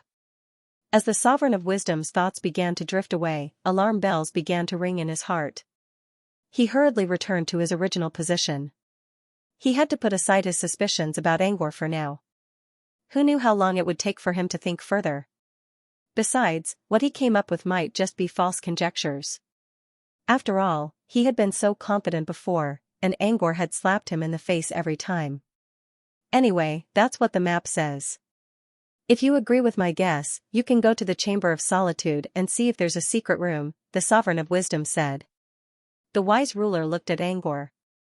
I'm sure you'll be able to find a secret chamber with your expertise in magic arrays. Of course, that's if you can enter the Chamber of Solitude. But Noah's descendants can definitely enter the chamber. As for the others, don't ask me. I don't know. The Sovereign of Wisdom considered and said, if the current owner of the Chamber of Solitude allows you to enter, you might have a chance. The current owner of the Chamber of Solitude? That her in the mirror? Dorcas asked. She's half the owner, the Sovereign of Wisdom said. As for the other half, I'm sure you can guess it without me telling you. You mean the man on the mirror demon's emblem? Dark Girl asked. The Sovereign of Wisdom nodded. Yes. Do you still remember the second question I asked you? Dark Girl slowly uttered a name. Alio. Yes, Alio, the Sovereign of Wisdom said. He's the man on the mirror demon's emblem. By the way, the woman on the emblem is called Adonis. Everyone pretended to listen carefully. In fact, they already knew the name of Adonis from Angor. However, you should still call her goddess. If you don't want to be her enemy, you can add Her Majesty as a suffix. Since the Sovereign of Wisdom used Her Majesty as a suffix instead of an honorific title, it was clear that he didn't mean it at all. It was purely for show. Then Alio should be called God's child? Dorcas complained. The Sovereign of Wisdom shook his head. No need for that. It's not even certain if you can meet him. At least, I haven't seen him in 10,000 years. Speaking of which, I suggest you not to call her by her name because she doesn't like it. Huh? She? Dorcas said. I know you're going to ask again. If she doesn't like it, why doesn't she change her name? Dorcas, who had been beaten to the punch, nodded blankly. That's right, why didn't she change her name?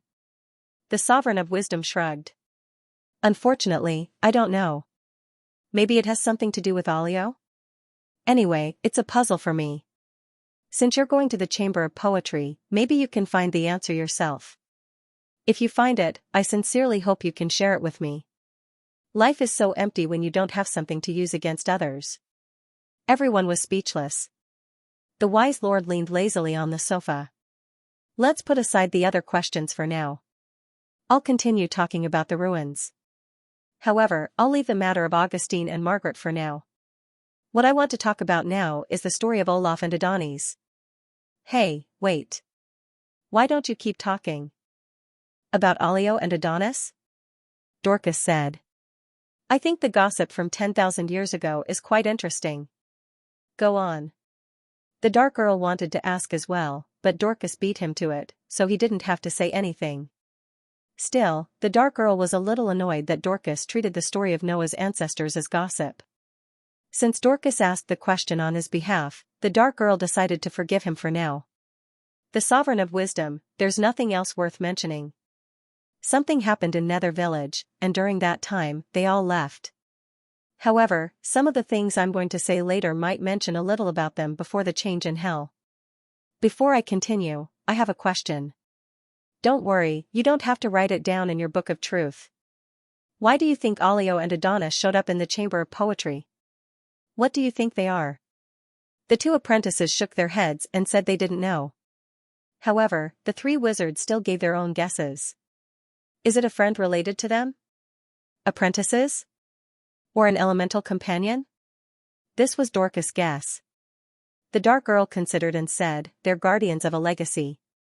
As for what kind of legacy it was, it had to be something left behind by Noah's ancestors. Angor's answer was simple. Spirits. After hearing their answers, the Sovereign of Wisdom chuckled. Each of your answers is more profound than the last. Especially you, Angor. If I didn't know who you are, I'd think you're the real Noah's descendant. Don't overthink it. All three of you are correct. The wise overseer looked at Angor and explained, no need to think too much. They are indeed related to Augustine. To a certain extent, they're also guardians of the legacy. In fact, they're part of the legacy themselves. In the end, their essence is indeed spirits. In other words, Angor and the other apprentices gave their answers one after another. As an outsider, it was normal for Dorcas to say something like this.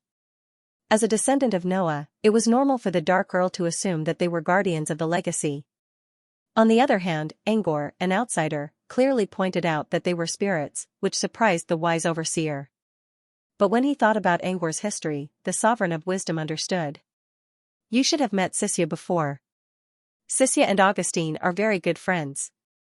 Xianxia's comment about Augustine is that he's a mysterious guy.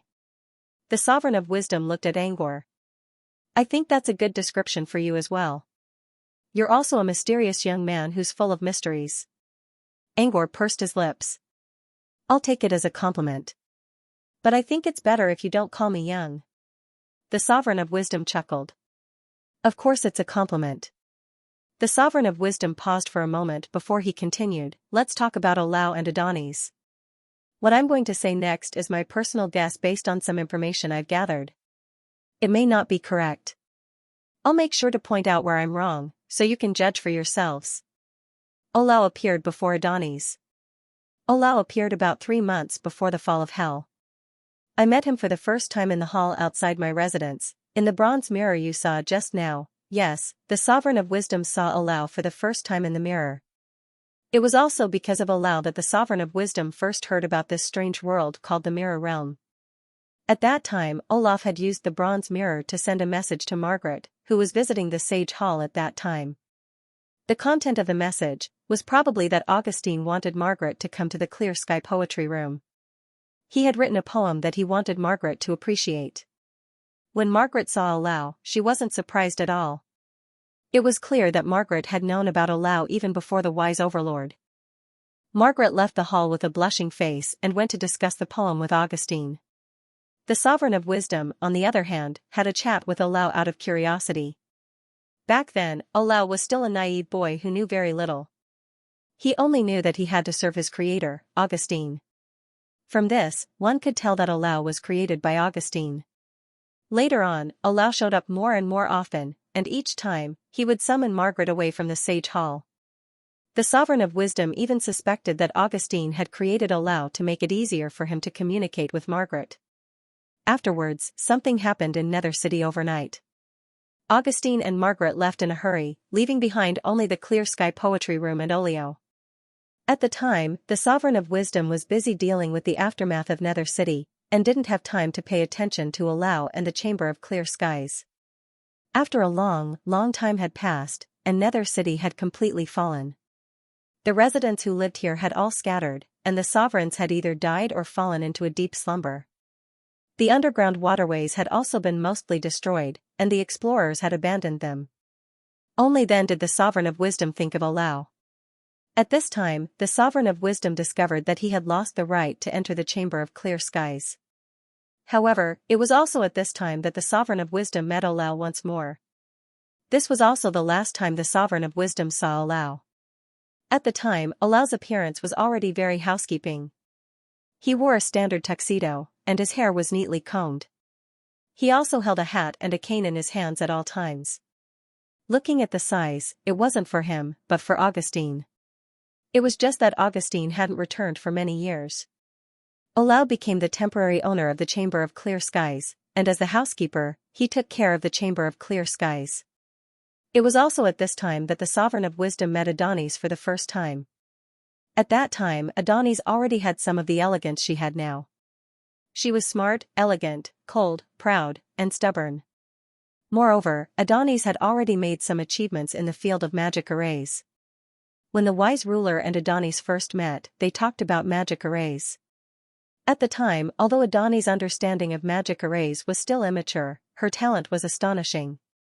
The wise ruler estimated that it wouldn't take long for Adonis to surpass him in terms of magic arrays and reach a new height.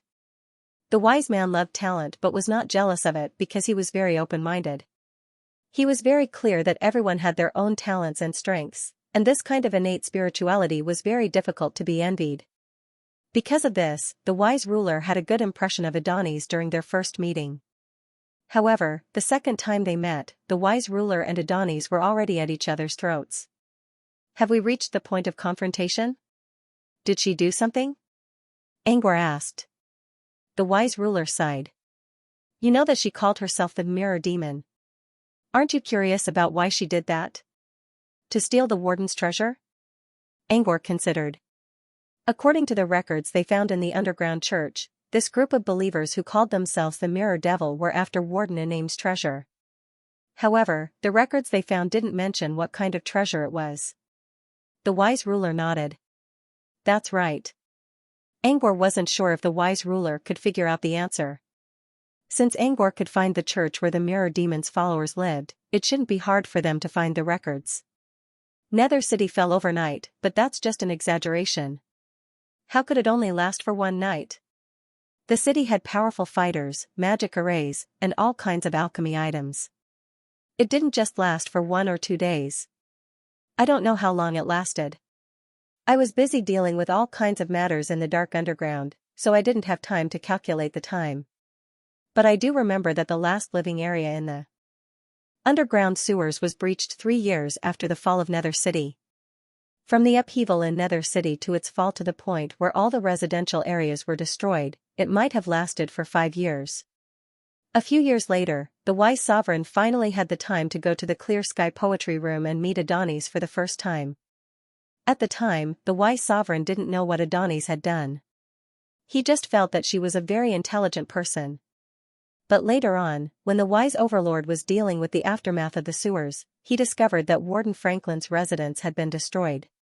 After all, even if Nether City had fallen, nothing had happened to the stairs of Hanging Prison. The guards here were not ordinary guards. There were also monsters in the void. Who would dare to break into the stairs of Hanging Prison? After the wise ruler's investigation, he discovered that it was done by a group of people who called themselves followers of the Mirror Demon God. These people didn't seem to have any other thoughts. They only worshipped the Mirror Demon God madly. In the words of the wise ruler, they were basically fanatics. Even if the wise sovereign captured them, they would die to show their loyalty.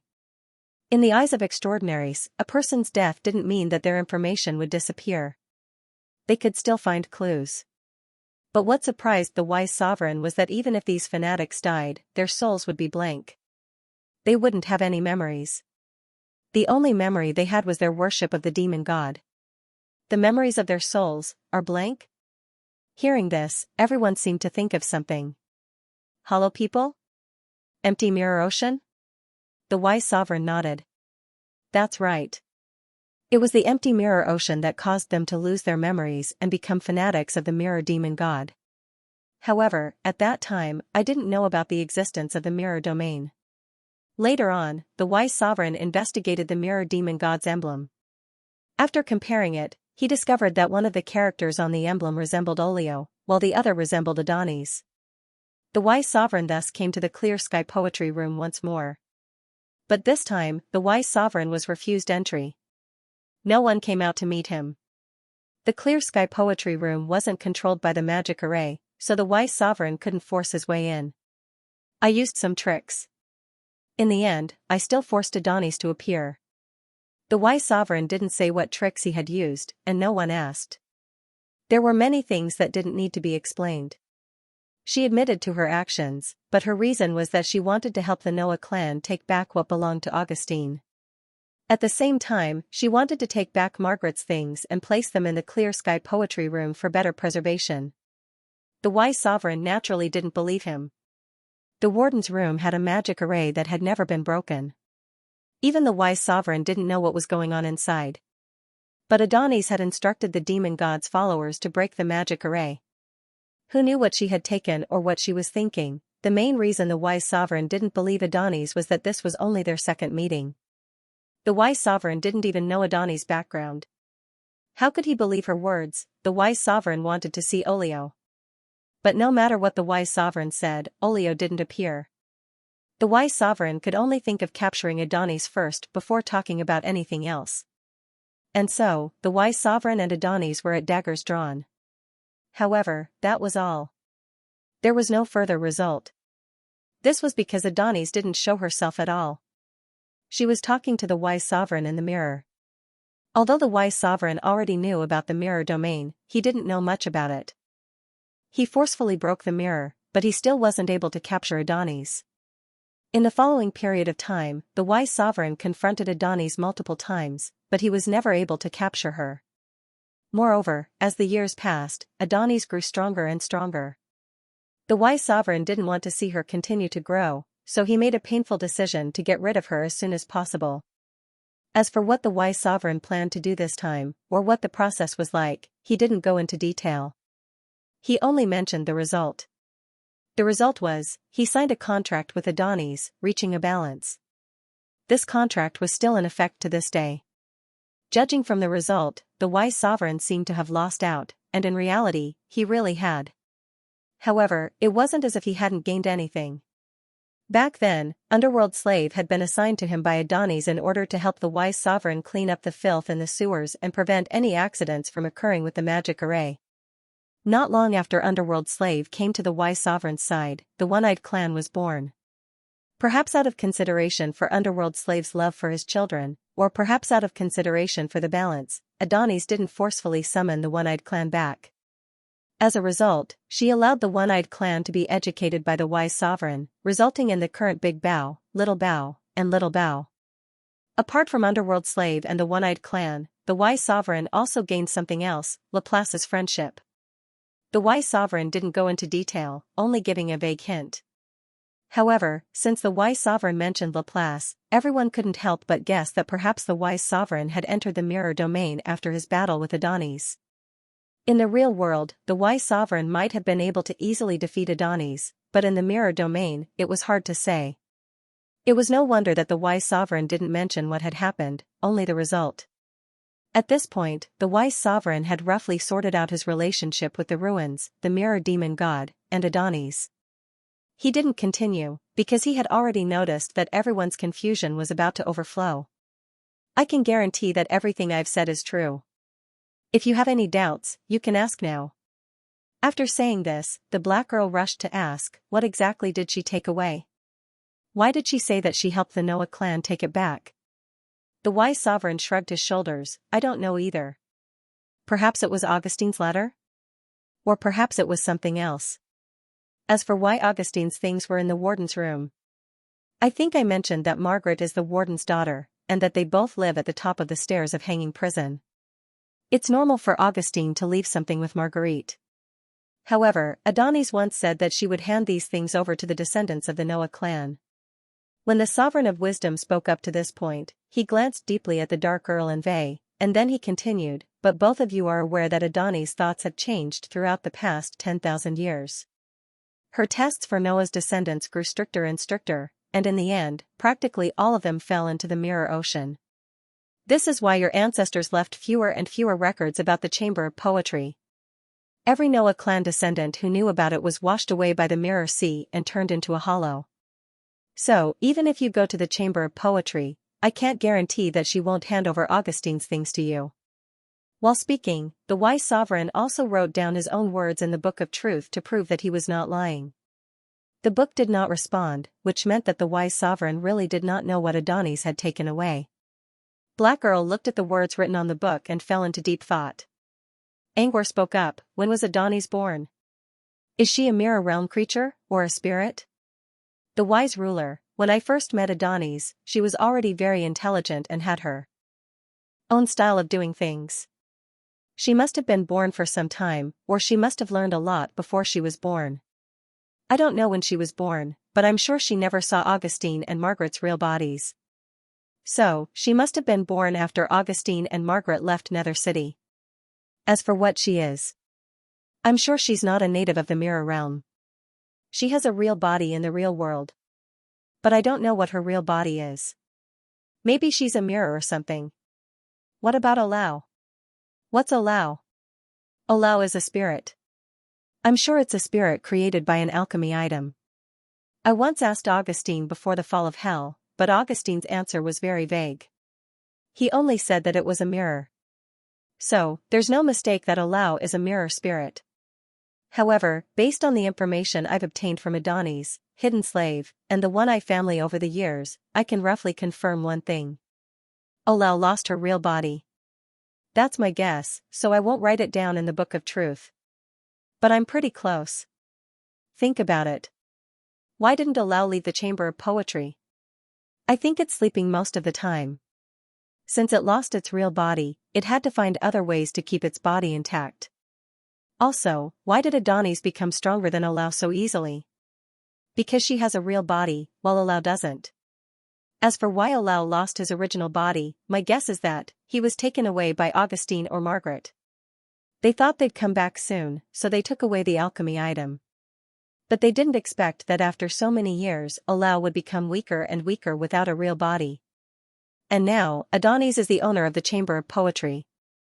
These were all guesses of the wise lord, so he didn't write them down in the Book of Truth. However, no one cared about this. From the wise lord's point of view, he had only seen Alao once after the hell incident, and they hadn't seen each other for 10,000 years. It was hard for him to know these things, so he could only make guesses. Dorcas also asked a question, then, what's the relationship between Alao and Adonis? This question was very Dorcas style. However, this was also a question that everyone was concerned about. The wise lord pondered for a moment before saying, the last time I saw Alao, he introduced me to Adonis. His introduction to Adonis was like this. She's called Adonis, and I'm her guide. Adonis' reaction was very interesting. She said, I don't like this name. Alao said, but it's the name Master gave me. Adonis then retorted, but I've never seen Master, so I should be the one to decide my name. The wise lord paused. This was the only time they talked about each other. The master that Alao referred to was Augustine. Augustine was an alchemy prodigy, and Alao was a spirit that had been born from one of his products. Based on this speculation, Adonis might have been an item that Augustine had crafted, and it eventually gave birth to a spirit. It was just that Augustine had already left at that time, but before he left, Augustine had given the spirit a name, which was Adonis. Alao said that he was Adonis' guide. In other words, he was guiding the relationship between humans and talents, teaching Adonis the meaning of existence in this world. In other words, he was teaching Adonis, a blank piece of paper, about the world, values, and morals. Of course, Alao wasn't very qualified to be this guide, because Adonis clearly wasn't someone who would let others do as they pleased. She had a very strong personality, and she didn't even like the name that Augustine had given her. Moreover, as time passed, the wise lord saw that Adonis' attitude towards Noah's descendants had changed. She even dared to attack Noah's descendants, and no longer considered herself a protector. This was also the reason why the wise lord felt that Alao wasn't qualified to be this guide. End of chapter 2805. Don't forget to subscribe, like, and share the video to support the channel.